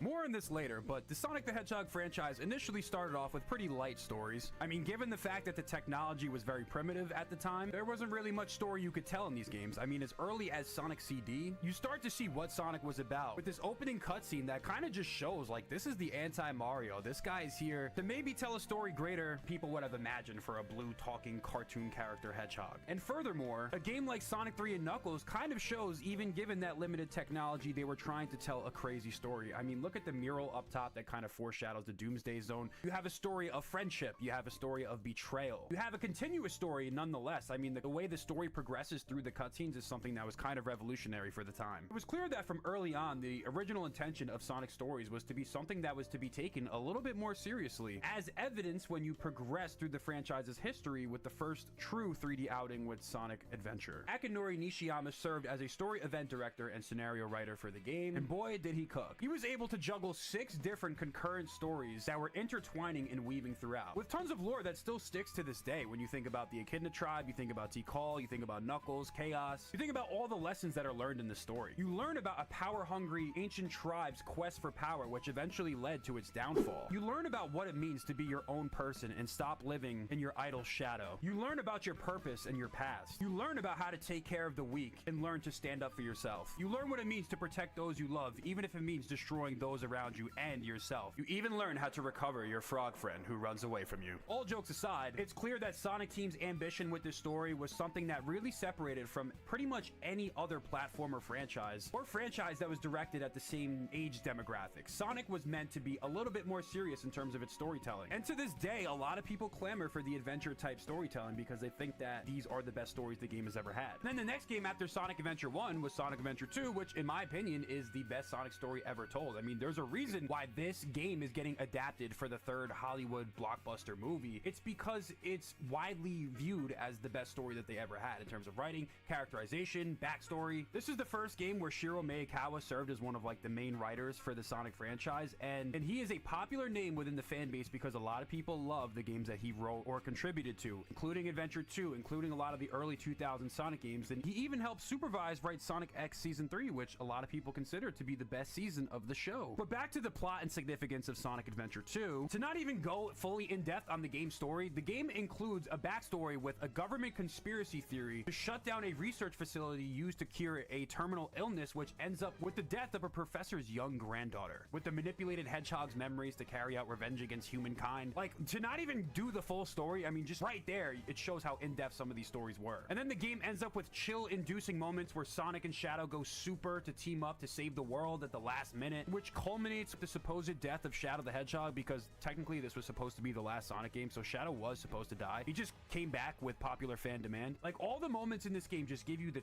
absolute chills, and anyone who played this game through the years growing up will always remember this game for its story. Unfortunately, after Sonic Adventure 2, the Sega Dreamcast and Sega as a hardware manufacturer as a whole had ceased to exist. So the future of Sonic was looking pretty bleak. That was until Sega decided to keep the Sonic franchise afloat and keep their company afloat as a whole by swapping over to a game publisher as opposed to a hardware manufacturer or console manufacturer. And Sonic Heroes was the first game that was a result of this move, and it was the first multi-platform Sonic game. And the storytelling in this game definitely took a little bit of a step back. Not that it was bad, like the characterization of the characters was definitely still on point, but story was something that took a little bit of a backseat. While there was still an interesting overarching plot, like in my opinion, growing up, seeing the Neo Metal Sonic plot twist at the end definitely blew my mind as a kid. This was my first Sonic game also, so it was my first experience like seeing Super Sonic Sonic, and that's kind of those chill-inducing moments that kept me coming back to Sonic over and over again. But yeah, overall, the tone of the Sonic series and Sonic franchise remained largely unchanged throughout the years, up until about 2006 with Sonic 06. That was probably the biggest franchise-changing moment. Shiro Miyakawa wrote most of the Sonic stories going forward, other than Shadow the Hedgehog, which is written by Takashi Iizuka, I believe. Sonic 06 was probably the biggest turning point for the franchise. After this game flopped, it was clear that Sega wanted to go into a different direction, which is why it did kind of a complete 180 with the gameplay and even somewhat of the storytelling with Sonic Unleashed. And although the story kind of adhered to a lot of the similar principles, it was definitely a step back and a little bit more lighthearted, but it still had the great characterization. Although it's not too crazy that Sonic Unleashed had a little bit of a different tone for the story, well, still pretty good because it was actually written by Kyoko Yoshimura. I guess you could say, though, the real true tonal shift probably happened after Sonic and the Black Knight. Ironically enough, this is a game that a lot of people in the franchise consider to be the best voice acting and characterization and personality of Sonic the Hedgehog, and to no surprise, this is the last game that Shiro Miyakawa, the original writer for Sonic Adventure 2, had involvement with writing the story for, because we then move into the meta era, which is kind of where this discussion even happens. So before we move on to the meta era, which is games like Sonic Colors, Sonic Forces, Lost World, Generations, I want to talk about a defining name for this era of Sonic storytelling. A lot of people considered Sonic to be a shonen protagonist in the early years of the franchise. A shonen protagonist is a character in manga or anime. Shonen protagonists are often characterized by contradictory qualities, such as being short-tempered and cool, or mischievous and rebellious. They may also appear to be good for nothing but have hidden abilities. Another common trait of shonen protagonists is having a lot of talent in a specific area, such as a fighting potential, heroic instincts, or a unique power. Shonen media often explores themes like friendship, perseverance, heroism, and coming of age. Some popular shonen series include Dragon Ball, Naruto, One Piece, My Hero Academia, and Attack on Titan, but adults can also enjoy these stories. So when you think about the early stories that Sonic used to tell, the word shonen is something often some fans may associate him with. Keep that in mind as we move on to the next era of storytelling, which has a very, very stark contrast.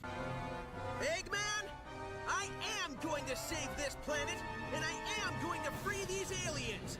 No copyright law in the universe is going to stop me! So as you can tell by that cutscene right there, Sonic Colors marked the departure from those more serious stories and the shift into the more Saturday morning cartoon, lighthearted stories that did not have these existential battles, crazy life lessons, and battles against demon gods. It turned out to be just Sonic versus Eggman. And honestly, this is something that was needed at the time because most Sonic games that were received in the era of shonen, quote unquote, were not really received well, unfortunately. This is when once again the writing staff for Sonic games changed. We now had Ken Pontac and Warren Graff as the writers. To be fair to both of these individuals, it did come out in an interview recently that they had very little say in the franchise and the Sonic team writing directions. To cut them a little bit of slack, that's context that needs to be added in there. And basically every game for the next 10 years, Sonic Colors, Sonic Generations, Sonic Lost World, were very lighthearted and bare bones stories. And here's the thing, this worked. Sonic Generations and Sonic Colors are two of the highest received Sonic games of all time. They had the lighthearted stories, but the thing about these games is that the gameplay was really good, kind of similar to the Mario formula. So for a little bit, this was the direction of the Sonic franchise, and it seemed to be working. The games were kind of revived a little bit, but what happens when this stops working and the games start getting received poorly? You had a flop with Lost World, which had once again one of those like more lighthearted stories. You also had the Sonic Boom debacle, and then Sonic Forces releases, and this was probably the final straw for the fans as they were left disappointed with this game. It tried to capture the essence of some of those older Sonic stories, but didn't quite work. Now, Sonic fans are looking for a new direction. Sonic Movie 1 releases, and it's a huge success and brings a lot of new eyes into the franchise. It was once again reeling, but now with this new influx of fans, a reset was once again in order.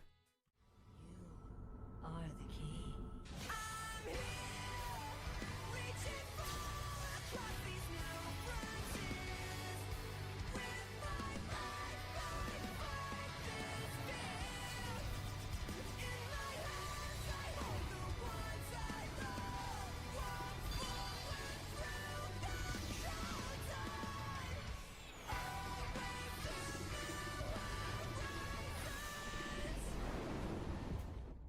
Sonic Frontiers was released in 2022, and this felt like it was Sega's last chance almost to make a good 3D Sonic game. Since there was a bunch of flops, people were wondering, is Sonic Team capable in the current day and age of making a solid 3D platformer? And I think Frontiers answered that question for a lot of people. It wasn't perfect, right? I mean, there's obviously some issues with the game. It wasn't unanimously loved, but it was received a lot better than most people thought it was going to be, receiving an 8.5 out of 10 fan score, with a lot of people actually enjoying this game, including myself. This is actually one of my favorite 3D Sonic games ever made. And one of the biggest things about this game was the return to form with a more serious story or a higher stakes story. It was definitely a somber and melancholy story that delivered a lot of Sonic fans extremely memorable moments like the Titan fights, as well as the transformation into Super Sonic 2. For what it's worth, I do have my issues with Frontier's story. I don't think it's the best Sonic story that's ever been, but one thing I can really appreciate is that they were trying to recapture the essence of what made Sonic stories good in the first place. They made Sonic cool again. The story took itself seriously. Frontiers gave us some great memorable Sonic moments that really pushed him to his limits, and the memories and moments in this game are going to be things that stick with us long after this game's release. It's been a long time since we got serious, dire existential stakes in a Sonic story with all the Super Sonic boss fights and all of the cool moments and dialogue between the characters. Not only was the story a significantly different tone than the decade prior, in my opinion, the writing and dialogue between the characters was significantly improved as well. And that is because they brought on writer Ian Flynn. Ian Flynn has been involved with writing Sonic stories since 2006 with Archie Comics. And he was previously one of the writers for the comic books in IDW prior to getting brought on for Sonic Frontiers. And Sonic Frontiers ended up being one of the fastest selling 3D Sonic games of all time. The success of Frontiers and kind of giving Sonic fans what they wanted to see after all these years is probably going to lead them to having a stronger emphasis on stories and lore. For those who don't know, they hired a lore manager back in 2022 to make the universe more meaningfully connected. So it seems like leaning back into that signature identity that Sonic has that kind of separates him from his contemporaries is something that they're going to focus on going forward. Even by looking at the next mainline title, Sonic and Shadow Generations, the Shadow portion is definitely going to lean into Shadow the Hedgehog's backstory, which is one of the most compelling stories that Sega's ever told before. It seems like Sega may be leaning into these like more in-depth stories going forward. It's not to say that every single story needs to have the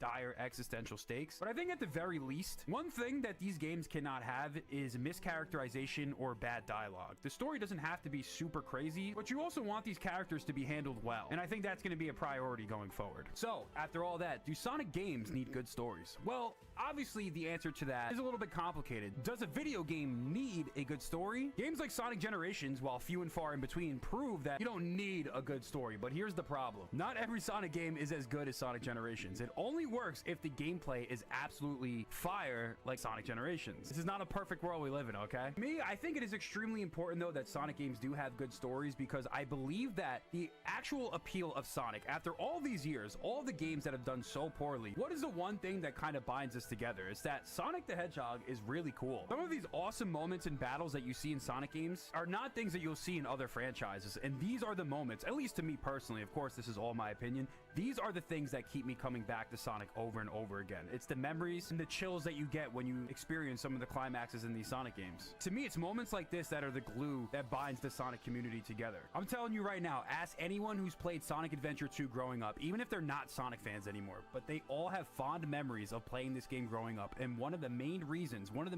why people love it and they were so immersed by the story and why it stuck with them after all these years, and of course why it's being adapted for the Hollywood film, is because the story is so good. It's like, do we like every treasure hunting stage in this game? I don't know. Do we love every single mech shooting stage in Sonic Adventure 2 also? I don't know. I mean, listen, I personally don't. You know what we do love? Love Sonic the Hedgehog jumping out of a helicopter on a little skateboard that he made out of the helicopter's propellers. We love the fact that Sonic and Shadow can go super. I just think that's the coolest thing ever. And then we love the fact that Shadow sacrifices himself to save the world. Like, this really got to us. The story that was told in Sonic Adventure 2 is something that is franchise defining. One of the most important things about Sonic Adventure 2, above all other things that people will always remember fondly, is the story of the game. It's one of the things that's integral to the legacy of it. And the moments created in the story are the things that create lifelong Sonic fans, as opposed to people that just come and go. So I think one of the most important things is telling a good story. Most importantly, getting these characters right, because they are so cool when they're at their best. So writing and dialogue and all that stuff, characterization, is extremely important as well. And that's something that I think should not be negotiated on. I think the characters should always be on point. I'd say the biggest issue with the storytelling of the 2010s of the Sonic games is not necessarily that they're lighthearted or have like joke, comedy, funny moments. The problem with these stories is that the characters are written poorly. Like, the writing in this game is not good, and I feel like the characterization is also not accurate. Now, the reason why this is probably, well, one, due to Sega mandates for the writing, allegedly, due to Pontac and Graf's explanation for why the stories were not as good. Also, the fact that these two writers allegedly didn't really even know much about Sonic. So the thing that sticks out about why most Sonic fans don't like these stories probably boils down to the writing, dialogue, and characterization. So those are some non-negotiables for me. So here's what I think about Sonic stories. I think every Sonic story needs to at least be good. It doesn't have to be the most serious story. Like, it doesn't need to be as somber and dry as Frontiers, but it does need to take itself seriously. Unleashed is a pretty good example of that. Like, the story has a lot of lighthearted and great moments, but also the plot in of itself, as well as the climax of the game, does take itself seriously. Characterization of the characters needs to be on point, and it needs to be accurate to all of their descriptions. In addition to that, Sonic has to be cool in every single game. He cannot be a self-referential dork, similar to things like Sonic Prime. I do like when they lean into the shonen storytelling elements, and I think that that is the best direction for Sonic. And I also think that every single Sonic game needs to have a really cool climax. Like, it needs to have a cool final ending that really shows us how cool and powerful Sonic is. These are the things that I think really gives the character his signature identity and has made him so appealing to us for so long after all these years. And it looks like, based off of Sonic and Shadow Generations and Sonic Frontiers, that they're going to look to do that as far as their mainline games go. Well, let me know what you guys think about this. Are you more about gameplay only? Don't care about the lore, don't care about the moments, don't care about the climaxes in the game? What is your ideal Sonic game story? Every world has its end. I know that's kind of sad, but that's why we gotta live life to the fullest in the time we have. So, why do we like Sonic games? Sonic is a franchise that obviously means a lot to me, and probably you if you're watching this, as you can see by my t-shirt here. It's a franchise that spanned 35 years, and the question is, how? I mean, on paper, get it? There are better gaming franchises in the same exact niche. You got the Super Mario series. Sony just dropped Astro Bot, which was literally Game of the Year. Some could argue the Crash Bandicoot series might even be better. But why do we keep coming back to Sonic? Time after time, failure after failure, Sonic still has a die-hard, loyal cult of fans. As much as we all hate to admit it, we're in a cult. In my opinion, there are several pillars as to what this phenomenon is. So let's go through them.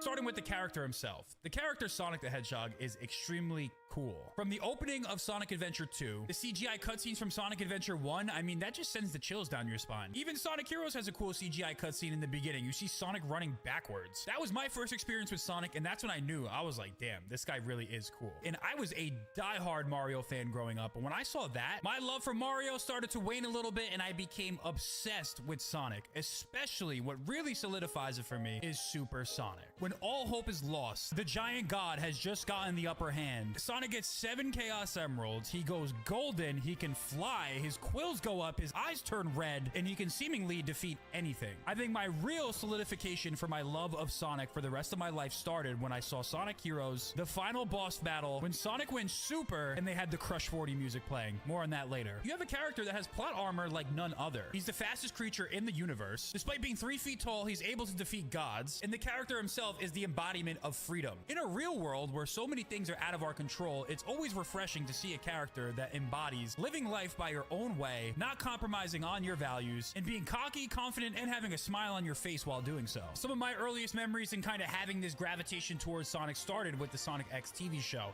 I mean, if you look at the first episode where you see Sonic running backwards, not really even saying much, just literally running, showcasing his ability, and smiling, taunting people while being effortlessly cool, and kind of having this rebellious attitude was something that certainly hooked me in. Mix his confidence with really good voice acting, in my opinion. I love the early Sonic voice actors. It was a wrap. I mean, if you look at Mario, he barely even talks, which I think also contributes to Sonic's appeal as well. And it's not just a nostalgia factor. You'll even see these characteristics present in Sonic Frontiers. Look at this cutscene right here, where he doesn't say anything, but you know exactly what Sonic is about.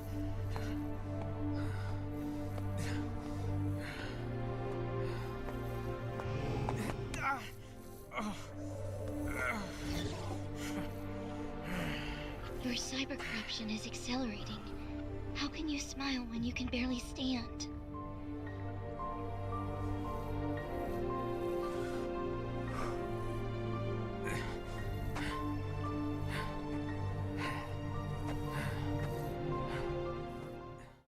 Combine all this with his iconic design, the smirk, the blue quills, the contrasting red shoes, you have a character that people gravitate to, and above anything else, despite the quality of the games, the movies, whatever you think, people are just simply flat out deeply connected with the character Sonic, and he means a lot to a lot of people.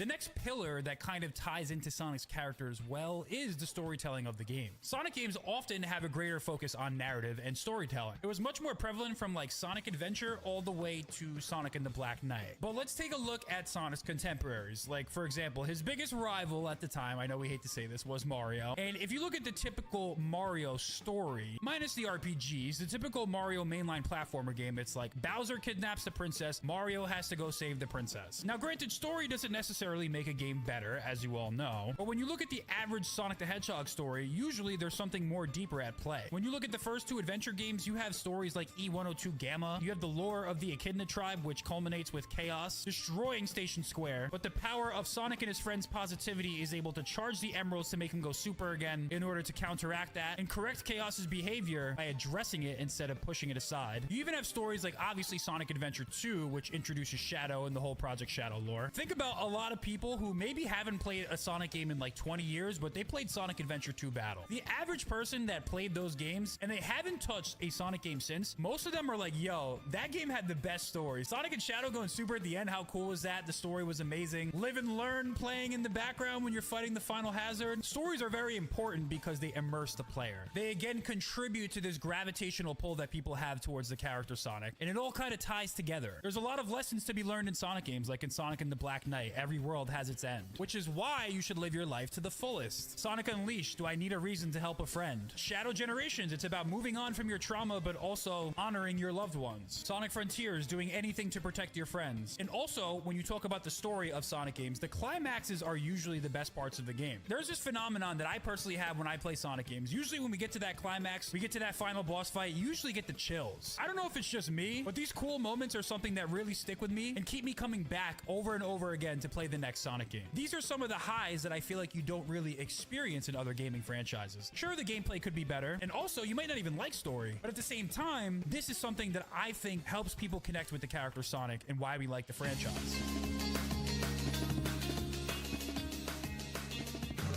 So Sonic is a video game franchise after all, and I guess we should talk about, you know, the actual video games. So why do we like the Sonic games? Some Sonic fans don't even like the Sonic games. No, seriously, there's a real meme for that. Granted, over the years, they've reinvented themselves and swapped different gameplay styles. We started with the classics, we went to Adventure, we went to Boost, and some other weird things in between. But I think the simplest way to explain this phenomenon of why we actually like the Sonic games is to focus on the core gameplay loop. The core gameplay loop is something like this. You get from point A to point B as fast as possible. Along the way, typically, there will be multiple routes to do so. Sometimes, if you're good enough and you can maintain your speed, which is a big part of the gameplay, you might take the top route, which will get you there faster. If you're not as familiar with the level design, you might make a couple mistakes. You might end up on the bottom route, like a water level, for example, and that will give you a slower time. I think in the simplest terms, the idea that you're racing against the clock and mastering the level design will get you a better time is something that's very rewarding. Mastering a Sonic game is probably more rewarding than almost any other platformer franchise. Let's also talk about how at its best, the series and the games feel really good to play. Perhaps a really good example of this is in Sonic Generations. Think about the overpowered spin dash in Crisis City. Being able to use the overpowered spin dash and keep your pace is one of the most satisfying things that you can ever do. Now, think about it like this. You're doing one section of a level. Imagine you're maintaining this type of pace, not this type of pace, I'm in the lava, throughout the entire level, let alone one singular section. That is why Sonic games are the gift that keep on giving. When you're playing a Sonic the Hedgehog game, simply put, you're playing one of the most unique platformer experiences probably ever. Think about Mario Maker 2. How easy is it to make a Mario level? I think I could slap together a Super Mario level in like 20 minutes. Probably less. Now, if you've ever played the classic Sonic Simulator game on Roblox where you actually have a full-blown Sonic level maker, it can take an extremely long time to make a very simple Sonic level. Because in order to account for the speed and integrate platforming, you're going to end up using a lot of level. Think about the Boost games. How much terrain do they have to design in these games just for Sonic to fly right past them? The creation of a Sonic the Hedgehog game is vastly more complex. And to further elaborate on how unique the Sonic games are, it feels like his moveset is very different than other platformers. Typically, other platformer games, it's like you just jump and you land on platforms. And that's why they're called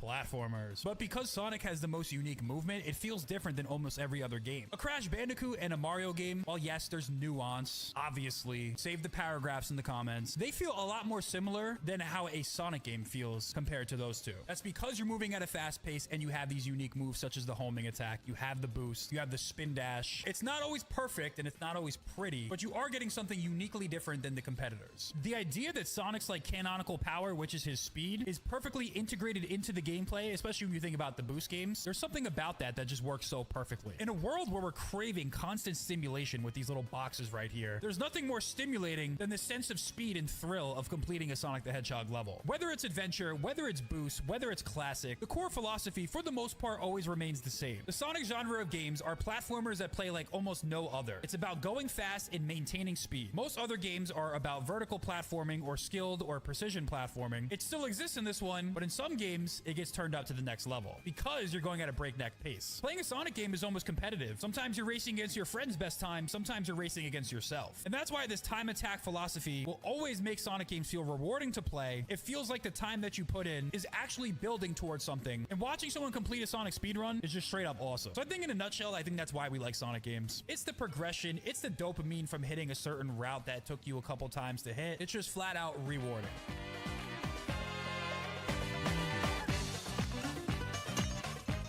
So I think the fourth and final major pillar of why we love Sonic games is the music. Everyone's heard the expression before, the Sonic game may not be good, but if there's one thing that's true, the music always slaps. How good the music is dates back to the Genesis days. Even on 16-bit hardware, they were able to make some absolute bangers.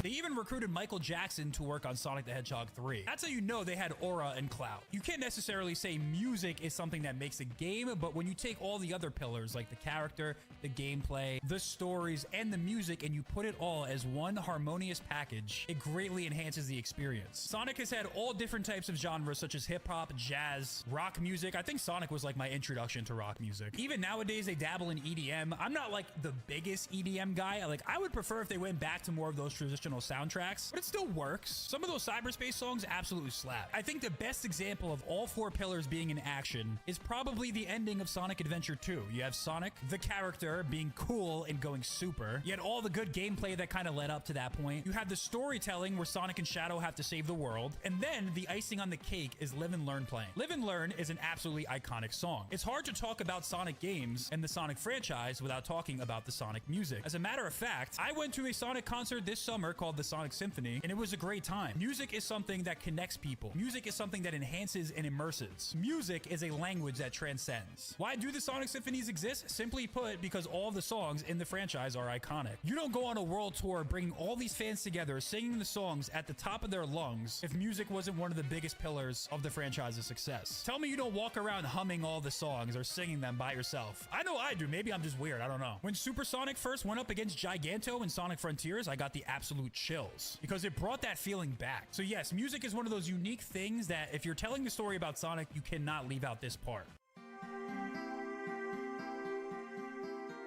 So of course there's a million reasons why people love Sonic. It is a community full of dedicated and talented fans as well. The sheer amount of talented artists, fan game developers, take a look at some of the Sonic fan projects that are out there that people create for free. You got things like PO6, you got things like SRB2. You have thousands of mods that were created for Sonic games. It just goes to show how much the franchise has impacted everyone. For some people, Sonic can provide that escapism to get away from the problems that we face. There's probably only one franchise in the world that could come back from something like Sonic 06 or Sonic Boom, and that is the Sonic the Hedgehog franchise. That's why Sonic Team wrote the song One Way Dream. And that's because it uniquely impacts all of the fans. And without a diehard loyal fan base that deeply connects with the character, this wouldn't happen. But ultimately, I would love to hear from you guys why you love Sonic. I put out a tweet the other day asking people what was their favorite Sonic ability. And I feel like the comments and discussion were pretty good. So I was like, hey, why don't we make a video about this talking about Sonic abilities and which one I think is the best. We're going to stick to what I believe to be his core, like traditional main moveset. For example, something like the the spin dash. If we did every ability, this would probably be like a 17-hour video. But if there is an ability I left out that you really like, feel free to respectfully bring it up in the comment section, and it's meant to be more of like a discussion kind of video. Anyways, let's get into it. So I feel like we have to start with the most famous Sonic ability, which is the spin dash, which is the ability to rev up by rolling into a ball, charging up your speed, and getting a free instantaneous boost of speed. The ability was first introduced in the greatest classic Sonic game of all time. Hello, Sonic 2. Argue with yourselves in the comments. And some classic Sonic purists may even think that this was the downfall of the classic Sonic formula, because traditionally 2D Sonic games were about earning your speed through trial and error and memorizing the levels that you play over and over again. However, the spin dash, you know, if you run out of speed and you can't get through an obstacle, gives you that free out, which kind of continues into the future when you think about the boost formula. That's a different discussion. We're talking about the spin dash, baby. This move was essentially a staple in the classic Sonic formula and even continued all the way up until the next gen Sonic 06 when you think about like the spin dash in mainline 3D games. However, the game flopped, and that was that for the spin dash. Not only is the spin dash a speed... Not only is the spin dash a speed hack, it's also a way to attack enemies. So, you know, it had some utility for sure. While the spin dash does give you free speed, it does adhere to the principles of classic Sonic games by preserving your momentum. For example, if you tap the spin dash, you go down the hill. It kind of has those slope physics as you maintain that momentum, which was kind of... What's the... Hi! I'm back! Hello!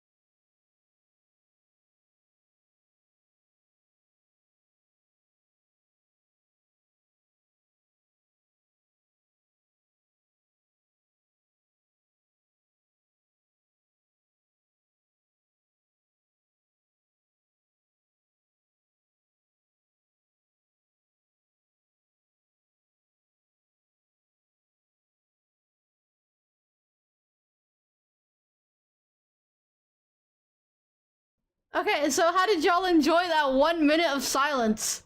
It was great, isn't it? Hi guys, I'm back. I have returned. Hello. Hello. Hi guys. How long was I gone? I've been live for almost 8 hours. What the freak? Oh my, bro.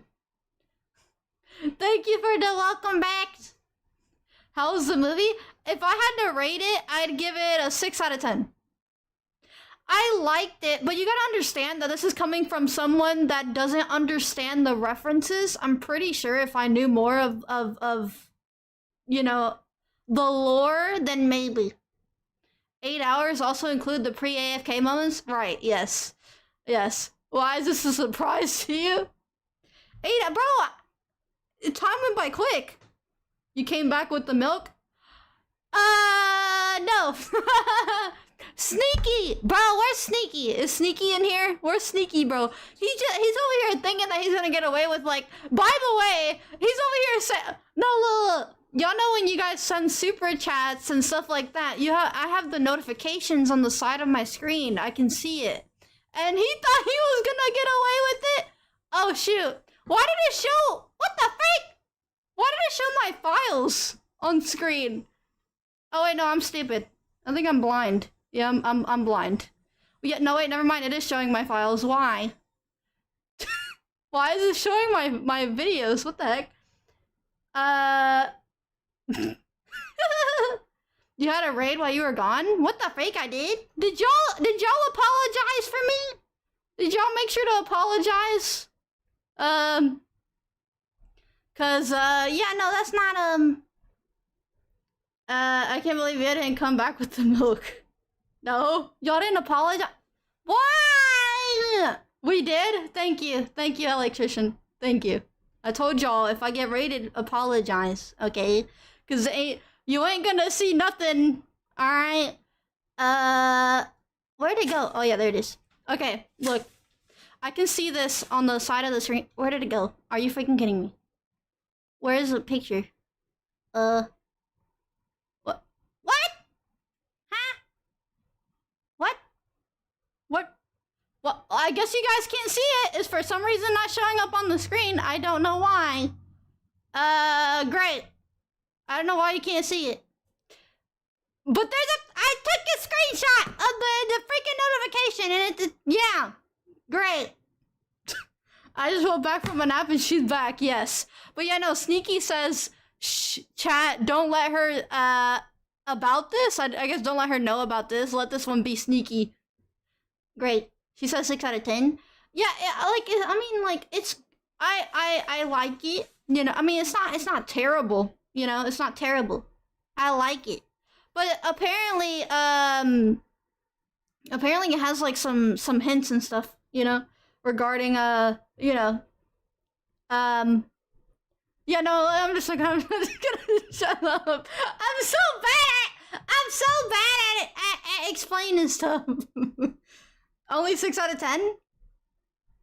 Yeah, for me, look, you wanna know why? Because, Tom Holland is booty cheeks as Spider-Man, okay? I'm not really a huge fan of, Tom as Spider-Man, bro. But I do like, Tobey Maguire. There were no raids on YouTube, so the only thing I did was copy and paste a message warning. Oh, really? Now you owe us child support? Great. Wonderful. Wonderful. I will let you pass on that take. People are in disbelief that you gave it a 6 out of 10. Toby's overrated? Man, he was good. What do you mean? Didn't you praise his American accent today, though? I mean, yeah, but that doesn't mean that I'm not gonna give it a lower rating, you know? I'm literally crying from laughing when you got muted. Bro, that was Max. Max muted me when I came back. I don't know why he did that. That 1 minute felt like years. I grew up watching all 3 of his movies. The Tom hate is insane. He's not bad. He's not terrible. I just don't prefer him. There's a difference, guys. Okay? By the way, how long did this video, well, not this one, but did the other one, the one that we had on earlier, how long did that, go on for? No, I don't want this hairstyle. I want this one. No, not that. Bro! No. There we go.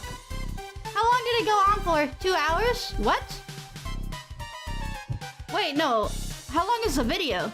The video's 3 hours. So, how was the movie?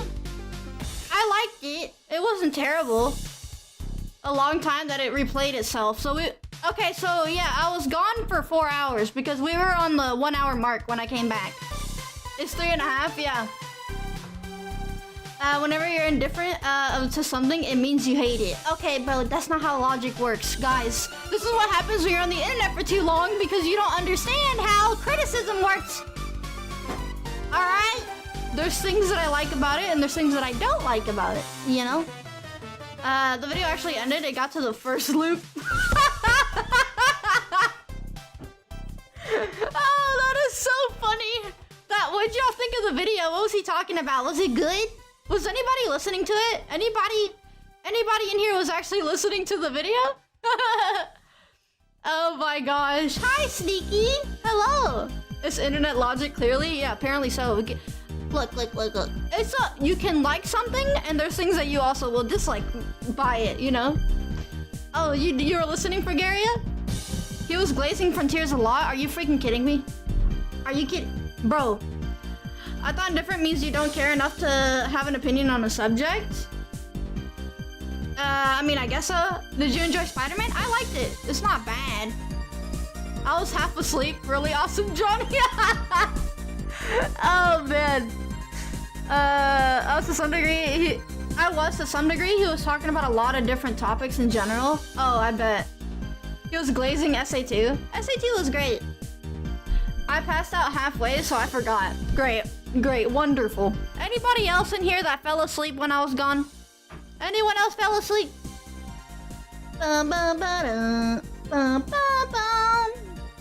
Seriously agree with Mia's rating? I mean, it was alright, you know?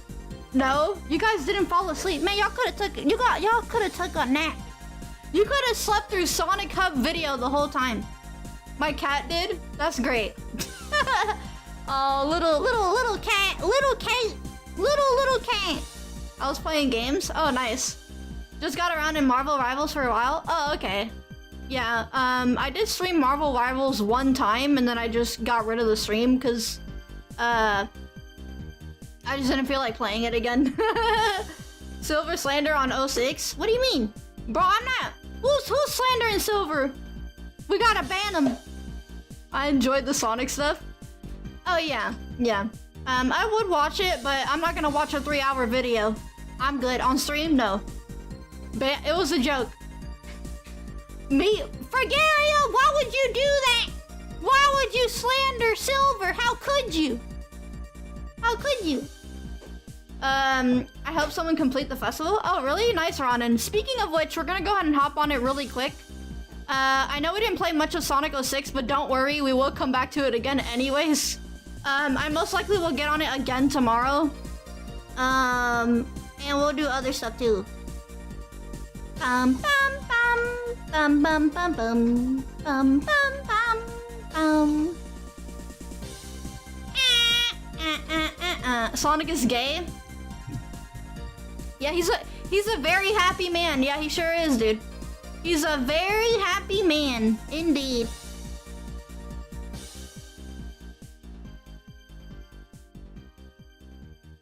Oh.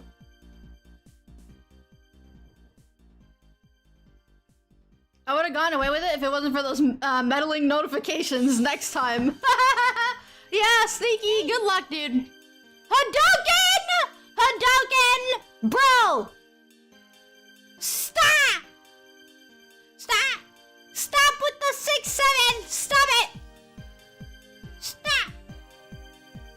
Now I know how Mia feels when Max mutes her. Bro, it's freaking annoying. Oh wait, did you get muted, Fragaria? Did you just get muted? Stay awesome? No, you, Anthony. Y'all stay awesome too, bro. Stay awesome, guys. Is the game opening finally? Oh, there we go. I don't know why it took like 10 minutes to open the game. What the freak's happening? I guess I had the computer running for too long. Uh-oh, uh-oh, uh-oh, uh-oh. Silver is a nice guy. I don't get the slander. Last week, he helped me set up the ceiling of my house and invited me to some beer. I don't drink, so he gave me Coca-Cola.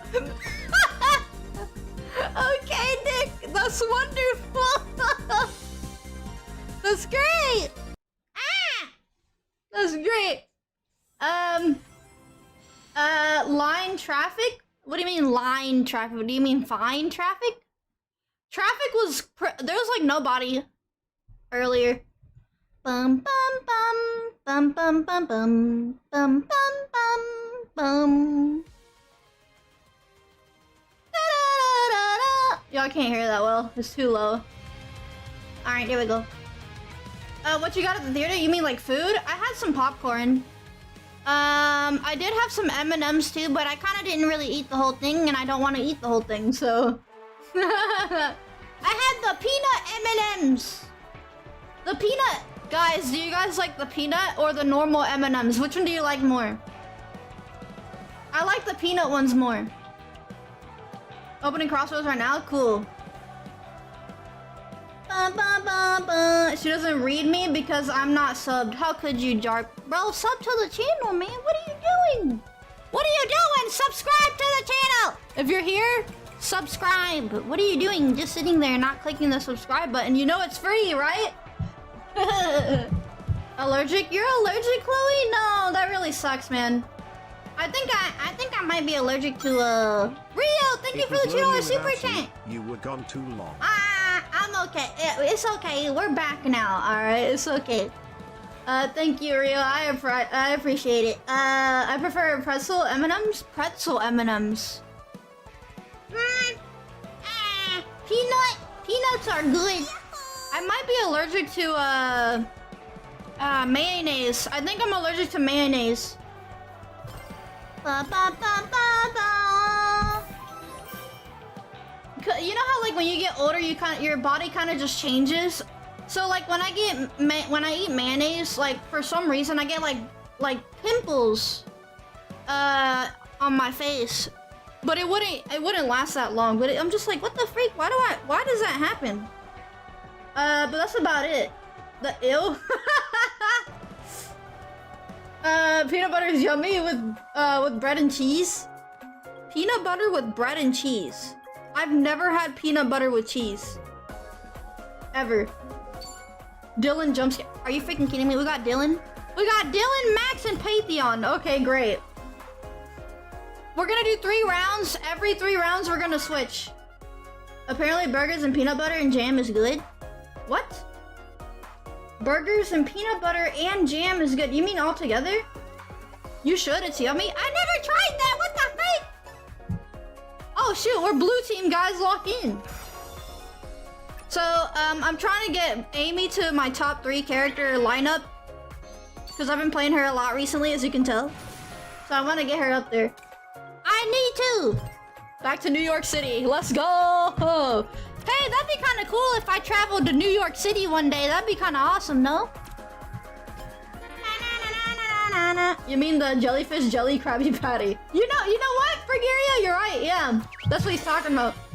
Mia's back from pooping? Yes, undead. Yep, it took me 3 hours to poop. Yep, it took me that long. By the way, the Spider-Man movie is really long. It's actually really long. So make sure y'all are gonna sit back, relax on that, you know? New York City's nice. I've never been. Never been. You must have ate a lot of... Oh shoot, we got ×2! You must have ate a lot of CC's. I'm not eating no CC's. Guys, do not bring that up. Again, I said when I had CC's, I felt like I was freaking dying. It was so painful. I was like, I don't think I'm gonna make it. I don't think I'm gonna make it, bro. My stomach was like, oh my gosh. Never again. I'm good. All right, what do we got? Wait, what's the mission? Oh, it's the hits. What the freak? Hello, Danielle. Welcome. Hola, senor. Hope you guys are doing good. Got your snack. I'm about to get hit. There we go. It's fine. We're gonna pick up speed. Stop! What the freak? What the freak? I missed the freaking shortcut! Bro! That was completely useless. What the freak was that? I was so slow. I need to pick up speed. Okay, look. If I'm gonna be back here, at least hit people. Otherwise, I'm not gonna contribute to anything.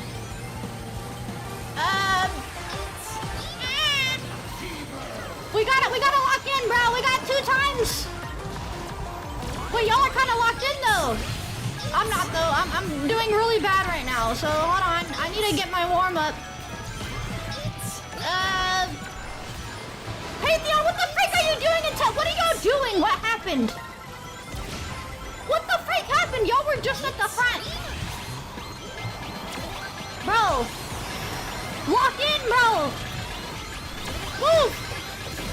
Ooh! Ooh! Ooh! Oh! Ah! Ah! No! No, not him! Not him! Ah! Wow, that just... Wow. That was totally, completely useless. No! Wait! I got on freaking a steering assist? That's why I'm going so slow. Are you kidding me? Hold on. No!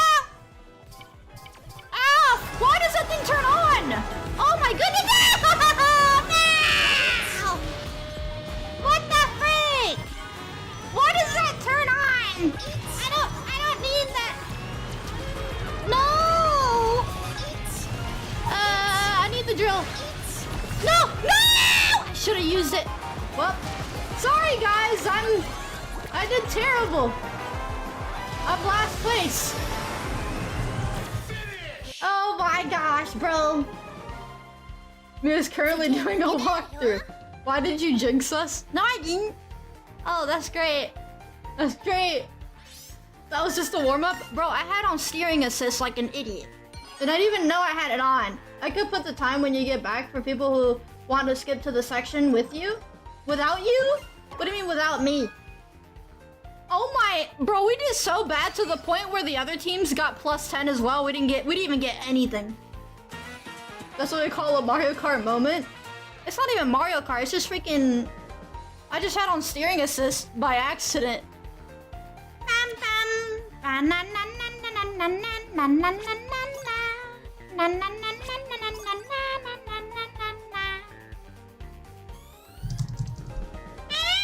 No, I am not letting them win, okay?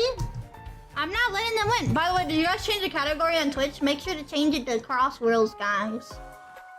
You've been in a theater? Oh, me going to the theater? Yeah. Hello, Damn TV Master. Welcome. Good to see you. Welcome in. Once you get into the air trick portion, always go to the New York track. It's the best track to do tricks. Oh, really? Hello, Mr. True Blues. I see you're back. How's the new Spider-Man? It wasn't... oh, excuse me. It wasn't that bad. How many burps I got now? Like 4? I don't know. I haven't kept track. I have not kept track. I kind of want gum. Where's my gum at? Where's my gum? I need gum. Bro!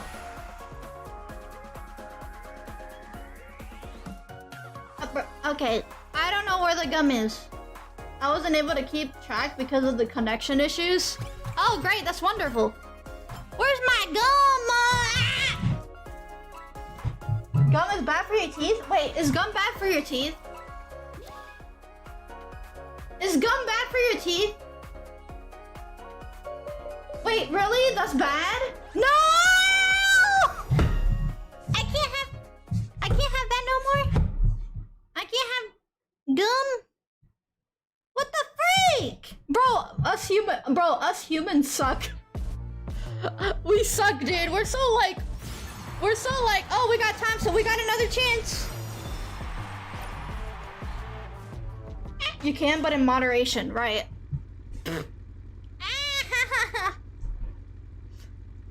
I heard it's artificial plastic, basically. Oh yeah, that sounds pretty bad. I wanted some gum. We got Minecraft. I see somebody's using the monster truck technique in our team. Interesting, very, very interesting. How come nobody's using it though? After I saw that one clip, am I doing the steering assist again? No, I'm good. Ooh! Each. Oh, that is so trippy to turn around while you're going up. Oh, dang it. Ah! No! Dude, this place looks really cool. I really like it. I really like the city. I don't know, I feel like the aesthetic when it comes to like cities and stuff, they're pretty cool. I hate this mode so much, dude. Is this anyone's favorite mode? I'm pretty sure this is Hadoken's favorite. Is Hadoken in here? Bro, Hadoken, you got bad takes, man. I don't know how you like stuff like this, bro. No!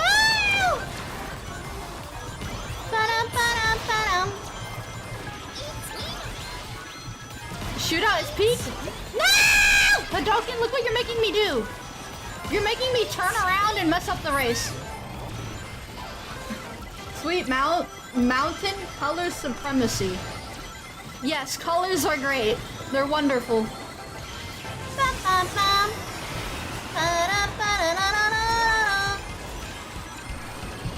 Bro, who doesn't like vibrant colors? Oh no, please.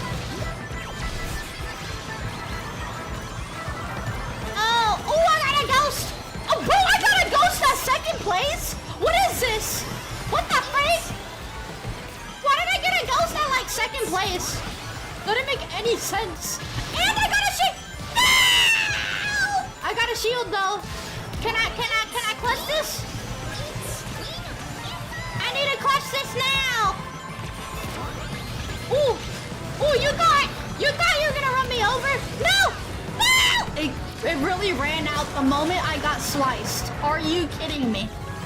There's no way, Dylan, bro, lock in, man. I know you love Charmy, but I'm sorry, you gotta lock in. Oh no, what the freak? I've never seen that. Oh no. Oh, this is great. I don't know what I got. What place I got? Like 9. This map actually looks pretty cool. I'm gonna have to do the festival. Dude, it does look nice. It does look nice. Well, look, I just came back from the movie theater, all right? I was sitting down, doing nothing but staring at a screen, okay? For 3 hours. So, it feels a little weird coming back. Oh! No! We could have got second place. Me and blaming Spider-Man? Bro, it's true though. I can't believe you defend against my mother truck. Why did I say mother truck? Monster truck! Why did I say mother? Thank you, Anthony. Thank you. I mean, I didn't really do a good job, but I'll take it. Ooh, what's this? It kind of looks like puke. Or like goo or something. Mia misses her mother? Yeah, totally. Miss my mother. Charmy really carried you? Yeah, bro, he did. Twice in a row.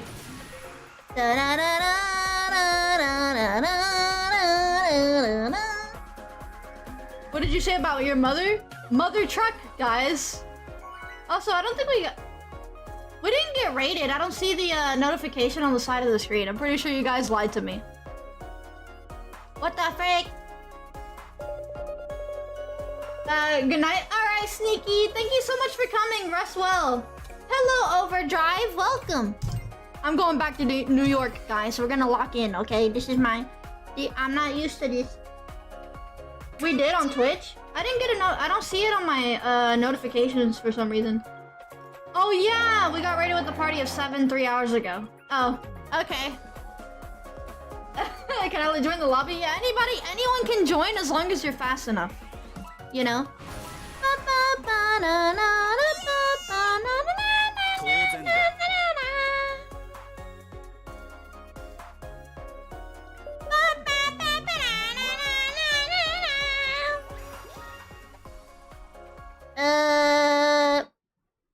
I'm too slow? You gotta be quick. What's this played on? This is cross-platform, but I'm playing on my PC. We got another, dude, we got 3 chances of getting ×2 and we failed 2 of them. And now we gotta try again. I'm pretty fast if I say so myself. No! I'm good. We're good. I was looking at the chat for a moment. No! Guys, you know what? You know who's the real... You know who's making me lose? You guys. You guys are making me lose. You are typing in the chat, knowing that I'm racing. And you expect me to respond. Bro, you gonna make me lose. Y'all making me lose, man. Y'all making me mess up the whole team. It's all y'all's fault. Every single one of you. Even if you said one thing this whole stream, it's your fault too. Alright? Your fault! Not mine! Ow! No! Hey!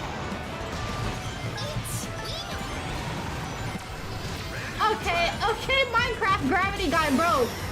I didn't do anything. You're the one being irresponsible over here texting and driving. Hadoken, you're freaking stop! You're the one typing! Stop it! You know exactly what you're doing, man. See, look. I don't want to be disrespectful, okay? See? I don't want to be disrespectful. You can't just expect me to ignore what you guys are saying, you know? I don't like that. Then again, I'm not really ignoring, but still. Like, bro, like, still, like, I gotta respond, and I feel bad. I gotta say something. No! No! Like, I don't like it. Like every time I'm racing, I always feel bad. What the frick is hitting me? What's hitting me? What was that? What did I get hit by? Here, don't text and drive. Bro! Don't text and drive.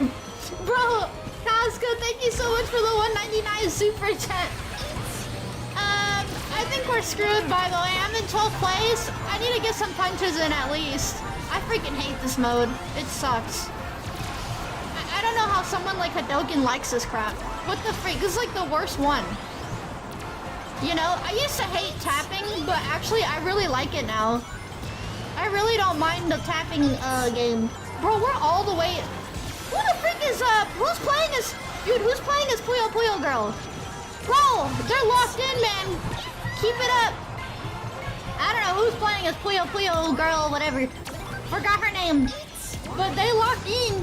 Oh, I need to slow down. Slow down. Take the turn. Oh, this is a risk. No! Move. That was totally worth it, guys. Oh, wait, that was so worth it. That was so worth it. 10 out of 10. 10 out of 10. Yep. There goes that. 10 out of 10. Yep. Great. Well, there you go. Why does Amy's voice sound weird? What do you mean weird? It's Japanese. How disrespectful of you. How disrespectful! Bro! What the frick? Everyone did terrible! Except Pantheon. What the frick, Dylan? You could have gotten to like... What happened? You were doing well the last two races. Now in the third one, you just freaking mess up. Oh, man. I missed you too, Looney. Welcome. Welcome back to you and me, I guess. Who dares talk back about Amy, her voice in Japanese? Oh, bad? I really like it. I really like the Japanese voice. I have a question. Guys, what's y'all's favorite fruit? What's y'all's favorite fruit? I already know what one of y'all are gonna say. One of y'all in here are gonna say banana. If you say banana's your favorite fruit, you're gay. You're gay, Max! Max is gay! Gay! Gay! Jeffrey gay! Jeffrey gay! Gay! You baited me? That's what you get! Gay! Max is gay! So is Jeffrey. Gay! Y'all are homosexuals! Wait, that means that Jeffrey and Max can date now. Anyways, here's the code. 33162868. Oh, but hi, Twitter. Oh, yeah, no, they're gonna take everything out of context. Bro, I'm freaking bisexual, so before they say anything bad about me talking about gays and lesbians. Bro, I'm bisexual, alright? Don't even start with me on that. Alright. You kept me back here, and we failed. Yes, we failed. Melons are the best. Oh my, you know what? I got such a bad mind. I thought you meant melons by boobas. And never mind, you meant actual melons. Melons are meat. Wait, who we got? We got Jeffrey, Hadoken, and we got Awesome John. It's good to see y'all. Welcome back. Let's go. She swings both ways. Literally like Amy Rose. She swings her hammer, man. Stream delay doesn't help. No, it does not. If you're on YouTube, you probably have more delay than Twitch. So if you want to get in the match, you might want to move over to Twitch so you don't get as many. Ooh, we got air tricks this time. We got air tricks, y'all. You may be too corrupted now. To be honest, you're probably not wrong. Well, actually, not really. I just wasn't as vocal about it, you know. I wasn't as vocal. There's a difference. I kind of had the same mindset. I just wasn't as comfortable talking about all that, you know. I kind of just don't care anymore. Max and I ain't compatible. Man, what kind of BS is that? You and Max will be a great couple. What do you mean? You and Max, Jeffrey and Max, you know? Then again, Max is kind of sort of taken by, what's his name? Well, sorry, Max, I forgot who your boyfriend was. Dang it! The guy from Castlevania. Alucard. Yeah, there we go. Alucard is the name. Rental plate? What does that mean? No, not Charmy. Alucard from Castlevania. How dare you forget him? Sorry, Max. I'm sorry. I apologize. I apologize that I forgot about your sweet boyfriend. Yep. So, what was the last time y'all went on a date? Did y'all go on a date? Did you and Alucard go on a date? What'd y'all do? Did y'all eat? Where'd y'all go? Bro, go to Taco Bell, man. Take him to Taco Bell, just like I do to Silver. You know? Bro, the beats in this is so cool. The melons, both scents, and apples are my favorite fruits. I like green apples over red apples. They ate bananas. Ignore the messaging during racing. Anthony, I'm sorry, I can't help it, bro. According to Netflix, Alucard is gay. Wait, really? No way. Are you serious? Are you lying, Hadoken? Lock in, guys, with the tricks. All right? Lock in. What the freak am I doing? What am I doing? It's okay, though. Look, it's okay. I got superior tricks. What the freak? I got the trick system. Woo! See, this feels good when you can actually do really fast tricks. I kind of wish the base game was actually like that, to be honest. I kind of wish it was this quick. Because it's so satisfying, you know? Then again, it kind of looks a little funny. Wait, can I just... Ooh! I never went through the section. Where am I going? Oh, I don't know this map. I don't know this map. I don't know where I'm going. I missed the item bar. Ooh, can we... Bro, imagine if we could just break vehicles by running into them. That'd be great. Let's go. I think I used somebody else to get hit instead of me. Let's go. What is it, Fergaria? What is it? What? Y'all gonna make me lose if y'all keep calling my name. Oh, shoot. What's their name? Who's that? Did it say Oreo? I want Oreos, but I can't have any because it's bad for your health.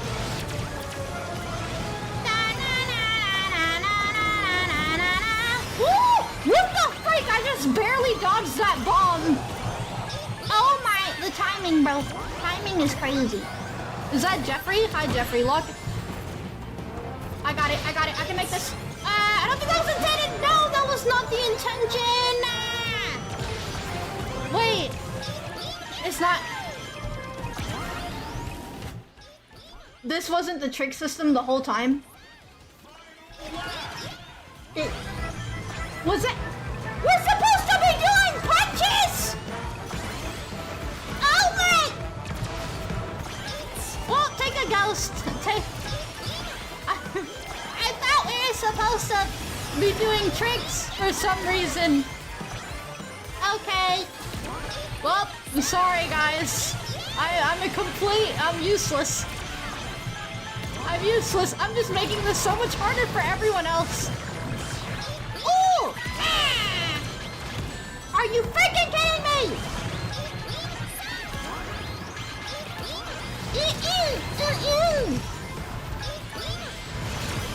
Oh shoot!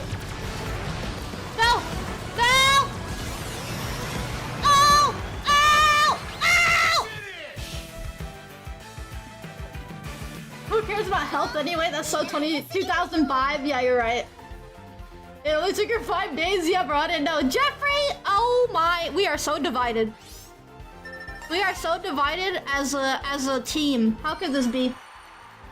How could this be? So divided, man. Yeah, blue team's winning. Oh! What the frick? Ow! Let's go! Yeah! Let's go! Thank you, Jeffrey, for the first place snag. Don't say it like that, you're not useless. It's okay, Marquez. Also, Marquez, you might want to calm down on the replies. With the whole, me being Amy, you being Sonic, bro. Just saying. Alright! Hadoken got the most hits, by the way. He did. How many hits did he get? I didn't see it. You won? Yes, we did. Coming in clutch with the points, yes. Alright guys, we're gonna do another team. Get y'all booties in here. Bum, bum, bum. Wait, that wasn't 3 rounds. Am I stupid? I'm stupid. I'm stupid. I'm dumb. I'm dumb. I'm dumb. I'm dumb. Oh my. Guys! I didn't mean to do that. Sorry. It wasn't 3 rounds yet. Wait, go back. It's okay. We're still gonna be in a team.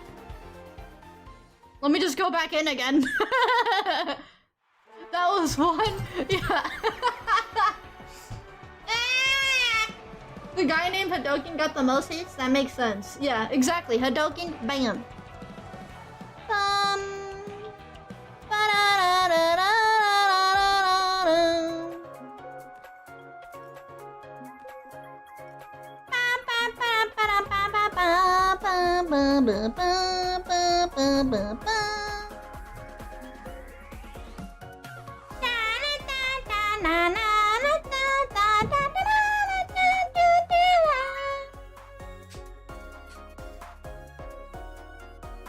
You were upside down for so long, all the blood that went to your brain just rushed out of it, and you returned, and now it made you a silly dum-dum. Yeah, bro, I was upside down the entire 3 hours. Yep. Exactly.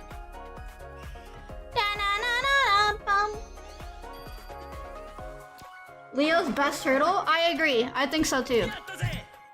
Yatase! Yatase! You know what? I'm going to this again. I'm going with the rings and the tricks. I don't care. I just like the trick system. The trick system makes you go fast, you know?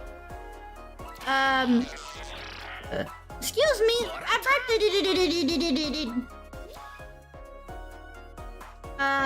Raphael's literally me. Oh, so you're a buff dude?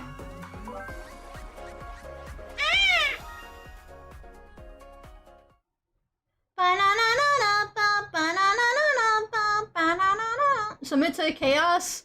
Give in to ultimate violence. No, I shall not. No! Hadouken, you freaking jinxed it. You freaking jinxed it! Bro!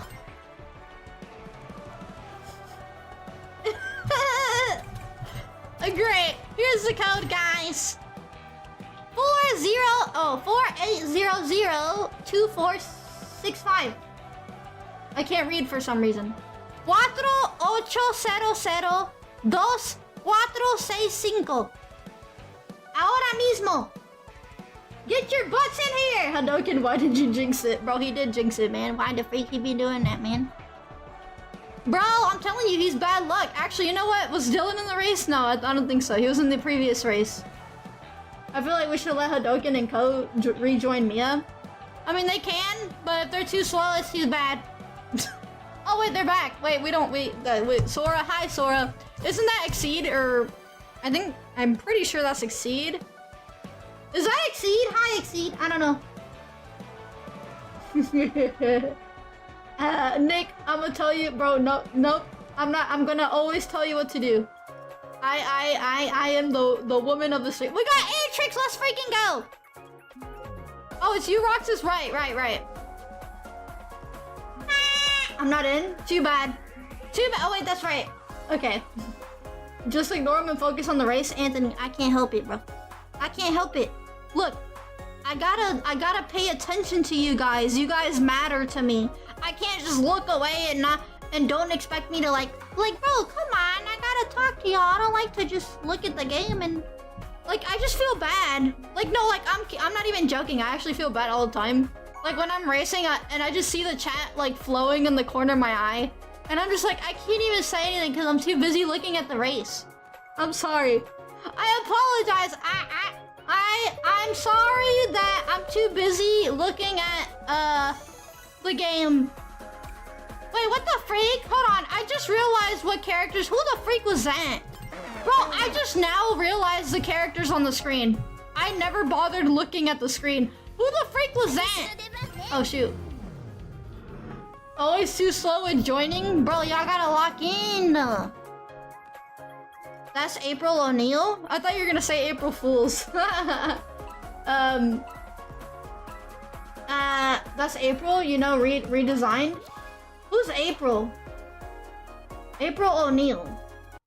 Let me see. April O'Neil. Hold on. April O'Neil. Ba-na-na-na-na-na-na-na-na-na-na. No. Is this another case of, guys? Guys, is this another case of... Is this another case of blackwashing? Oh my... Oh my gosh! Oh, we need to make everything diverse! Bro, my goodness! Keep the character the same, why are you guys changing it? Like, dude! Oh my, no, not about to... Bro, I can't stand that. That happens so many times. The same thing happened in, Odyssey. And that's why, like, the trailer got so much hate. Oh my gosh, well that's part of the reason. Like, dude, what the freak? Oh no! Ah! Hello, DJ, I'm back. Oh. This is why I'm using mods. I gotta start putting mods back on. Da-na-na-na-na. Hey guys, we're Team Tails. If we lose, don't worry about it. Tails sucks anyways. The color yellow is booty cheeks. I'm kidding, I actually like the color yellow. It's like my second favorite, well, not really. Third favorite.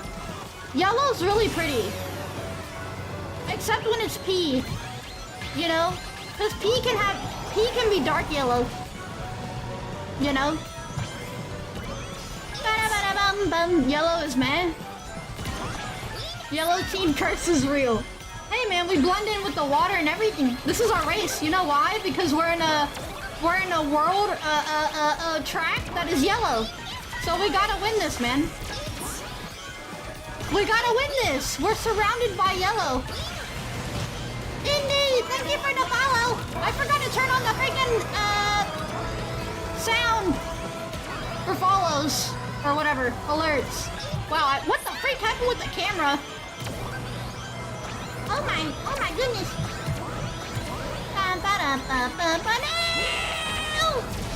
Ooh, ooh.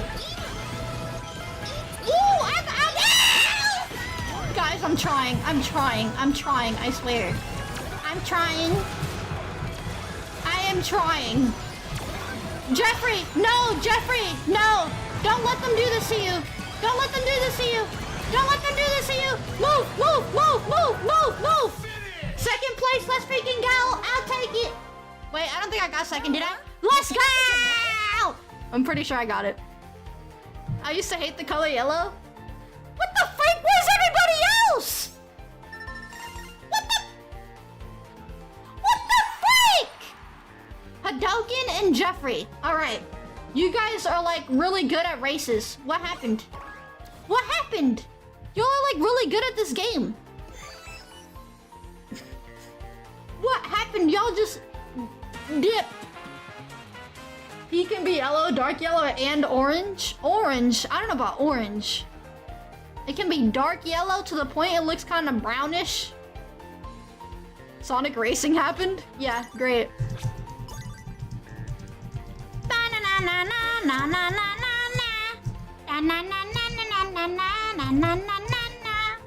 Oh wait, guys, I have a question. Y'all remember the Tails 2 from yesterday, right? And they showed the image, at least when I uploaded it. Well, yeah, I think it was yesterday. I think it came out yesterday. And it showed the image of the Sonic heads with the trimmed bush. Do you guys think that was AI?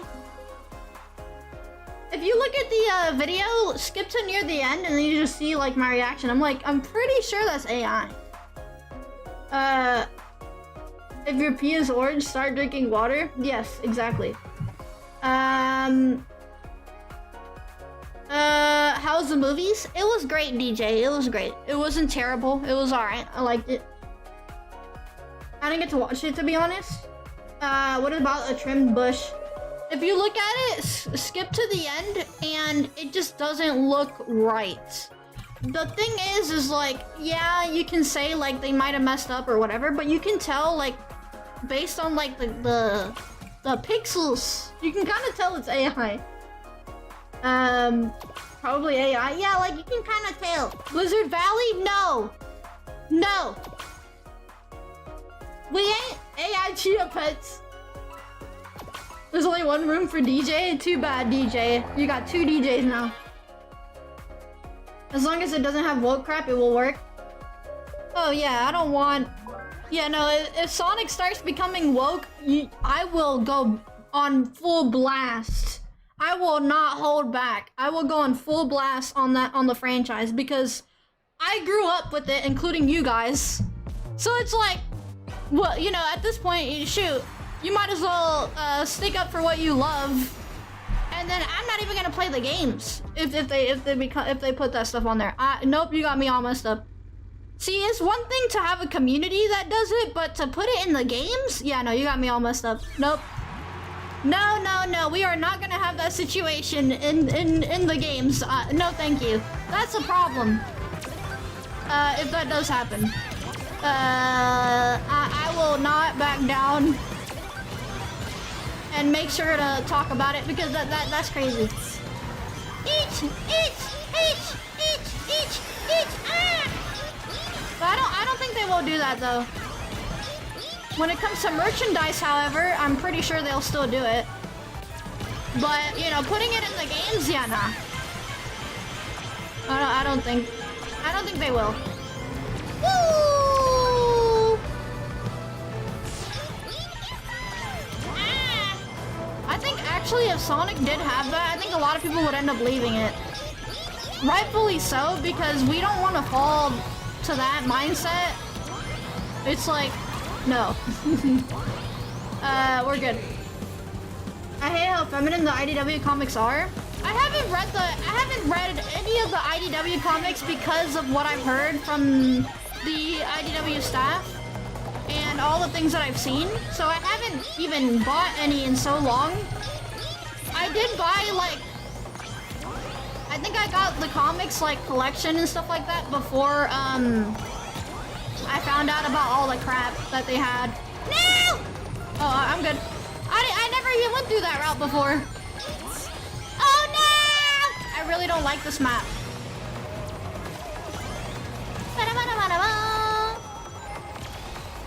Quick question, is the Discord link broken? No, it's not. It should work if it's the pinned one on Twitch. Because if it's on YouTube, that one doesn't work, no. Oh my, I gotta update it by the way. I'm probably just gonna remove it from YouTube for now. I still don't want it up. I don't know when I'm gonna have it up, to be honest. Then again, we do have like the application stuff. You know, when you join the Discord, you have to apply. Yay! Yay!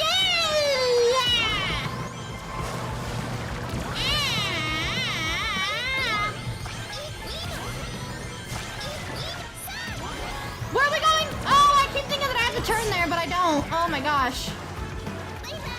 No. Oh, dang it. Oh, dang it. I screwed up. Dang it. If I had known that was a turn, I would have saved it for that right there. I see that you're back now. How's the movie? Hello, Sonic Elf. Yes, I have returned. It's good to see you, buddy. The movie was alright. It was okay. It was okay. It wasn't terrible, but it was alright. Can we get at least plus 10 points? Holy crap, look at the blue team. Vanilla is mid. Why the freak do they have vanilla? They got 69. Oh my goodness. You know what? Great. Great. Marquez, can you please stop spamming in the chat, dude? Please. I'm gonna see it with my grandma. Oh, really, Sonic Elk? I hope you enjoy it and have a great time with your grandmother. I've only ever played Riders in Zero Gravity except Free Riders, but probably not important. Yeah, it's not important, dude. It's not. I played it as a kid and I was sweating like crazy though. But you know why I was sweating? Not because it's a good game, but because the freaking Connect does not work that well. It's like, I'm gonna mess up now. Was that 3 rounds? It's like, I'm gonna mess up. and I'm not gonna connect properly. And it's like, well, freak, I'm just gonna get off the dang game. What do you think of this track? It's alright, I like it. It's not bad. I really like the, that was 2. Are you freaking kidding me? Oh my. You know what? I keep miscounting. Well, we're about to crash again. I guarantee you, we're about to crash. It was 3 rounds for some people? Oh wait, you're right. One more round. That was 2, but it was 4 rounds for me. Right, right. Holy 8 hours? Yeah, dude, we've been live for 8 hours. 8 horas. Do you guys have snacks? What kind of snacks y'all got? Y'all got any kind of snacks? Bro, I want to eat me some croissants. You know what else I want? I want donut, round donuts. Whatever you call them. Bro, I want those too. You got pretzels? Bro. Galletas y leche. Nice, Nick. Nice. What kind of milk is it though? Is it like chocolate milk? M&M's? You got some M&M's? Peanuts! Peanuts is good. Mexican ramen? I've never tried that, Exceed. Never tried Mexican ramen. I don't like neither of those. You know, probably the Don Pa's Factory is like the least interesting track of the whole game. Chocolate milk? Oh, okay. I noticed Sonic games throws some game styles entirely if one game in the series fails, even if the style can be fixed. What do you mean? What do you mean by throw some game styles entirely? Do you mean like they throw it away, or do you mean like if they fail they kind of just stop working on it? How's the movie? What I missed? Hello, Soteria. Welcome. Well, Soteria, see, the thing is, Max has been harassing me. He has been muting me and with point redeems on Twitch when I came back. See, that's the biggest issue here. Oh, and by the way, Max and who was the other person? It's a mouse.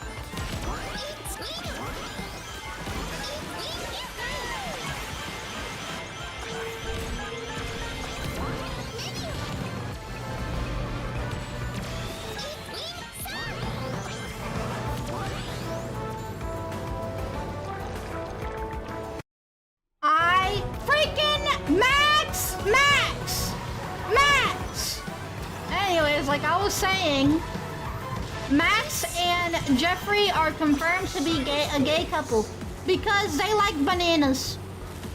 I like bananas too, but they were the first ones to say it. They like bananas, man.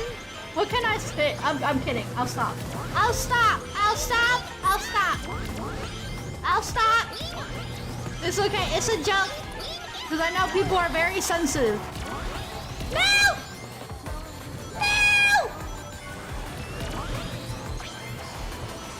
Flowing with time, I'm flowing into the light. I like bananas too. Dang, Akira, bro, you're gay now. It's okay though. You know, sometimes you gotta come out of the closet. You do it one way or another, and you did it on this stream. So there you go.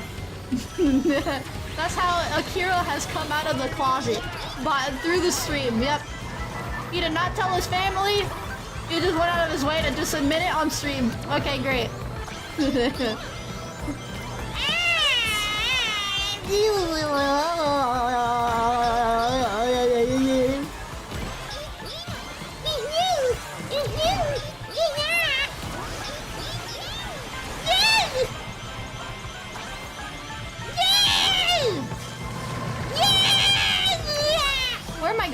Are you kidding me? Why did you take me here? Where am I going? I think that person got mistaken by the turn as well. I think these tracks are designed pretty badly. I'm gonna be real. These tracks are dead. Where the frick did they all come from? What the frick was that? What about people who like melons? Big succulent melons. Then you're straight. Oh, bro, what the frick?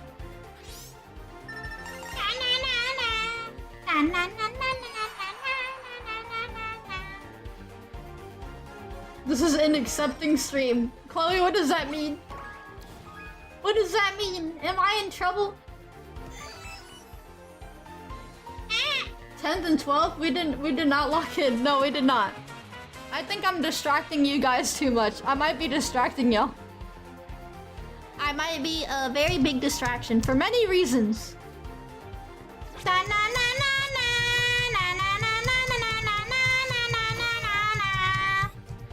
I'm gonna be real though, watermelons do suck though. Watermelons is disgusting.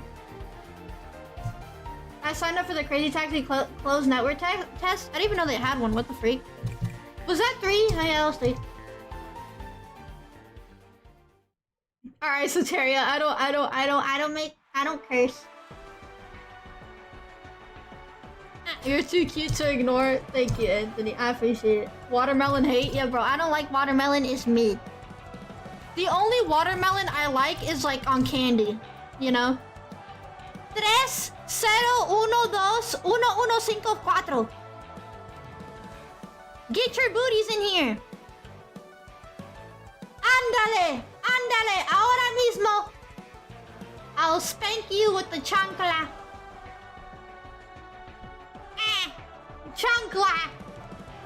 Who got a big butt? Anybody got a big butt? Anyone got a big butt? If you got a big butt, I'll slap the butt with the chancla. Yeah, it's over. If you got a big butt, you're a target. You are a target. Bro, Max just says I do. Max, at this point, you're gay. Like, what the freak? Why the freak? Okay, first and foremost, you say you like bananas when I say you're gay, and then you say I do. And bro, what the freak? Shush. You're gay. Oh, shoot, no. Pascal, thank you so much for the 199 super chat. Watermelons are prime, they're disgusting. I don't? Oh, you made a typo? You made a typo?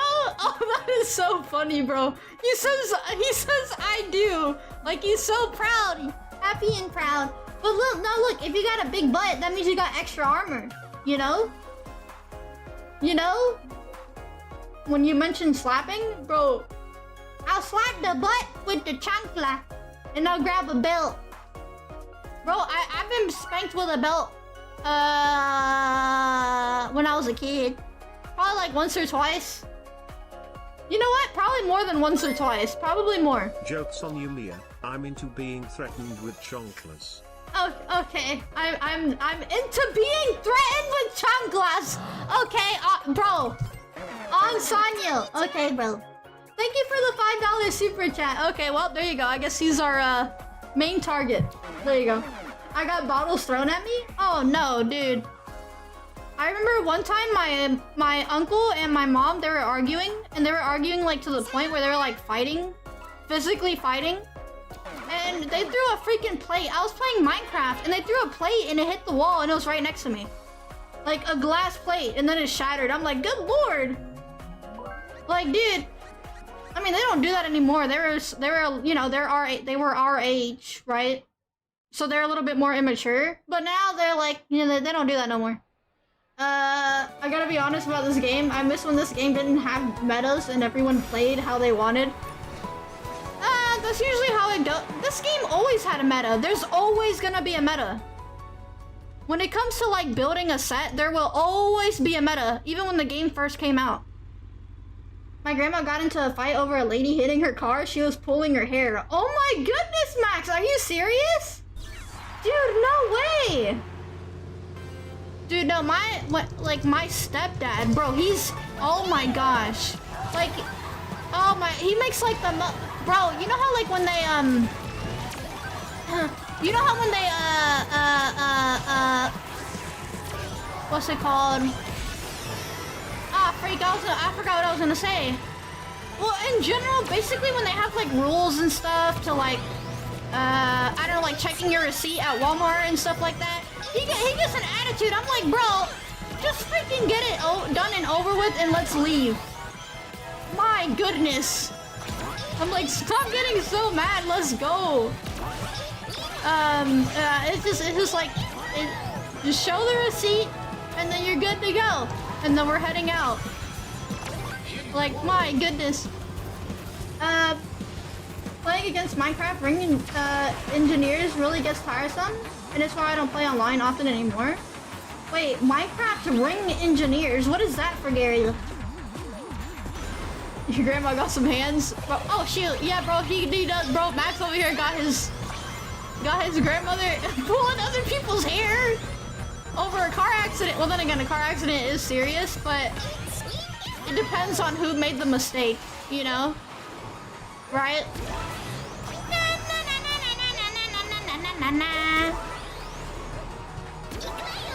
Ikuayo? What does ikuayo mean?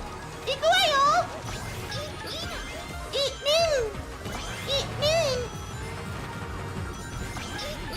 Mostly people using the double ring engines in Minecraft. Double ring. What the freak? I don't know what double ring engine is. Oh shoot, I'm too busy looking at the paint. Y'all doing good though? It's a competitive game, of course it has meta. Yeah, I don't really take this game that seriously, I just play it, you know. But I do know that there's people that make like extensive like guides on crossworlds and stuff like that. It's actually kind of crazy. It's like, bro, it don't gotta be that serious, you know? Bro, I'm in 12th place. Are you actually kidding me? Can I get a drill? Oh, I gotta go. I need to use this. I need to use this. I need to use this! Bro! Oh, come on, dude. That was so late. Like, dude, what the freak? Are you kidding me? Ikoyo is a girly way of saying let's go. Oh, okay. Oh my. You know what? I think this is a good time to stop it here. 9, 10, 11, and 12. I got hit with a drill at the last second. Oh my freak. Oh my. Oh, it hurt. Monster truck to be buffed and nerfed at the same time? What? Wait. How many races did we do?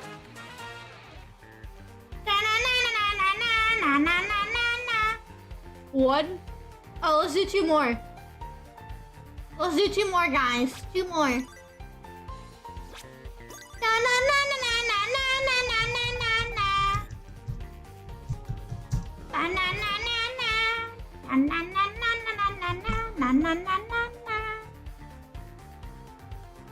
Guess I'm back to Zenless Zone Zero then? That game is mid. Zenless Zone Zero is trash. It's mid. I mean, I kind of like the character designs, but it's mid.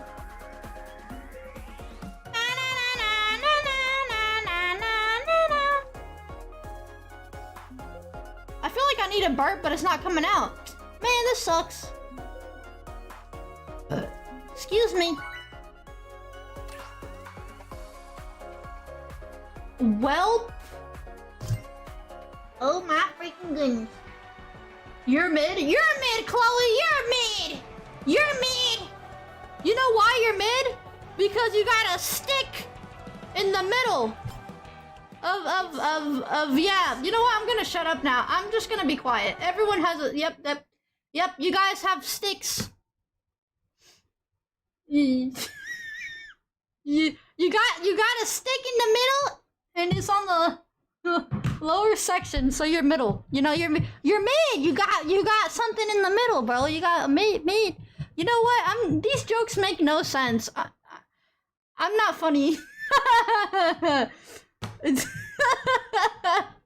a stick in the middle of. Don't worry. Anyways, look, if you're a male, you got a stick in the middle of something, right? You got a stick. You got a stick. You got a stick. You got a stick. I want to say more, but I can't. You gotta stick, you gotta... Guys, I need y'all to tell me to stop talking, please. Because, like, there's moments where I'm talking too much and I'm just gonna embarrass myself again. Y'all need to tell me, like, okay, just stop talking, you're good. I'm not gay for the stick. Max, yes you are. Yes, you are gay for the stick. Okay, you're gay for the stick. You will eat that stick. Wait. Why would you eat a stick? Oh my gosh, imagine that's the insult. Just, you're a stick. Yep, you're a stick, guys. You're a stick. If you're a stick, that means you're super skinny. I feel like I'm gonna offend someone just by saying that. Oh my gosh. I think even if we tell you to maybe you can want to pause, but you're gonna say, you can't silence me, I must say it. Yeah, you know what? I'm not a stick, believe me. Bro, for me it's like, my arms are stick.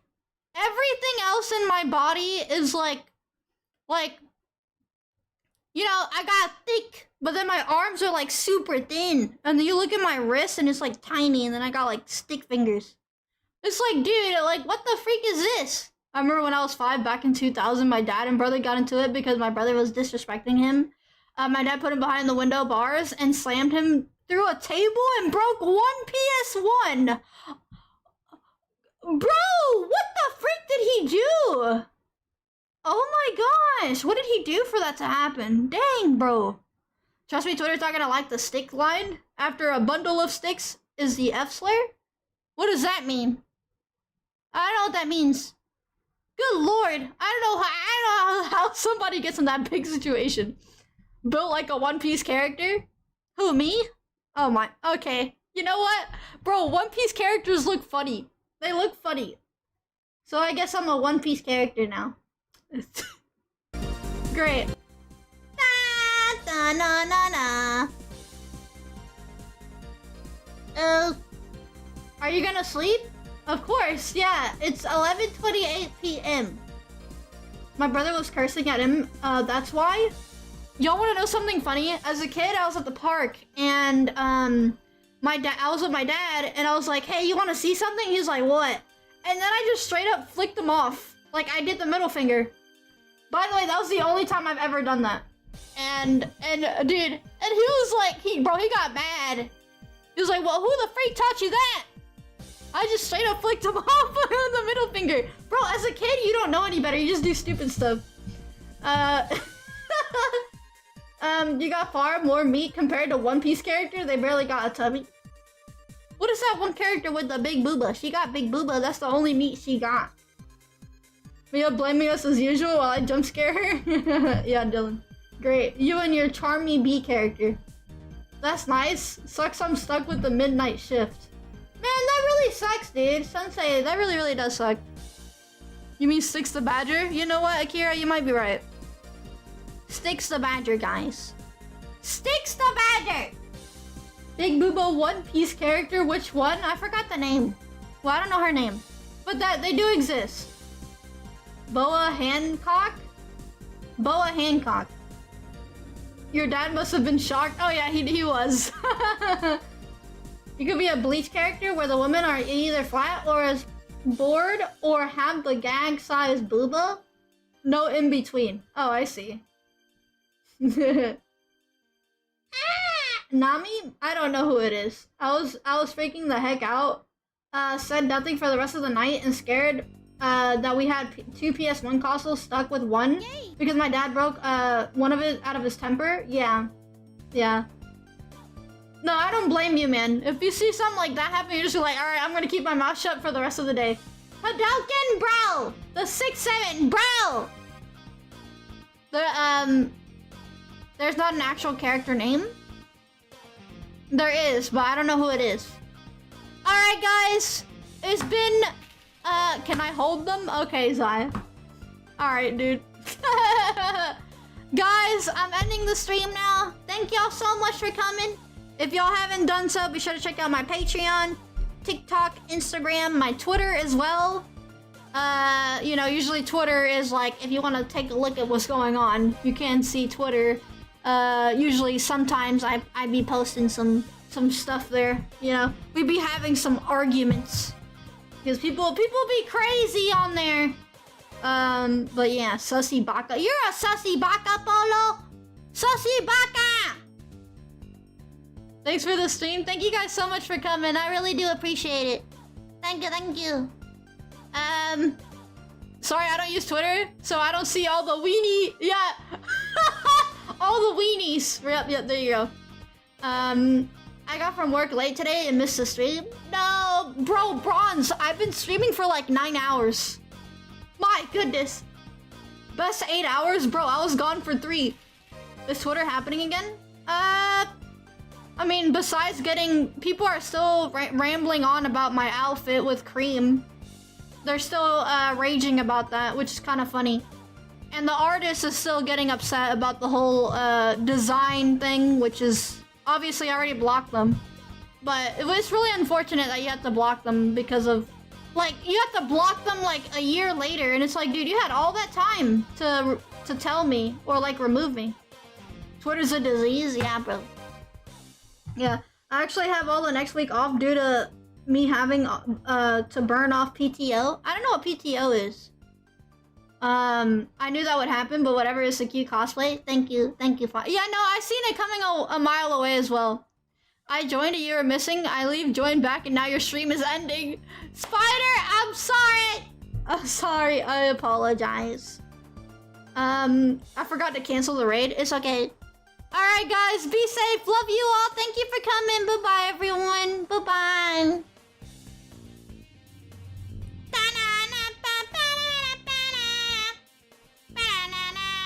I need to remove this chat.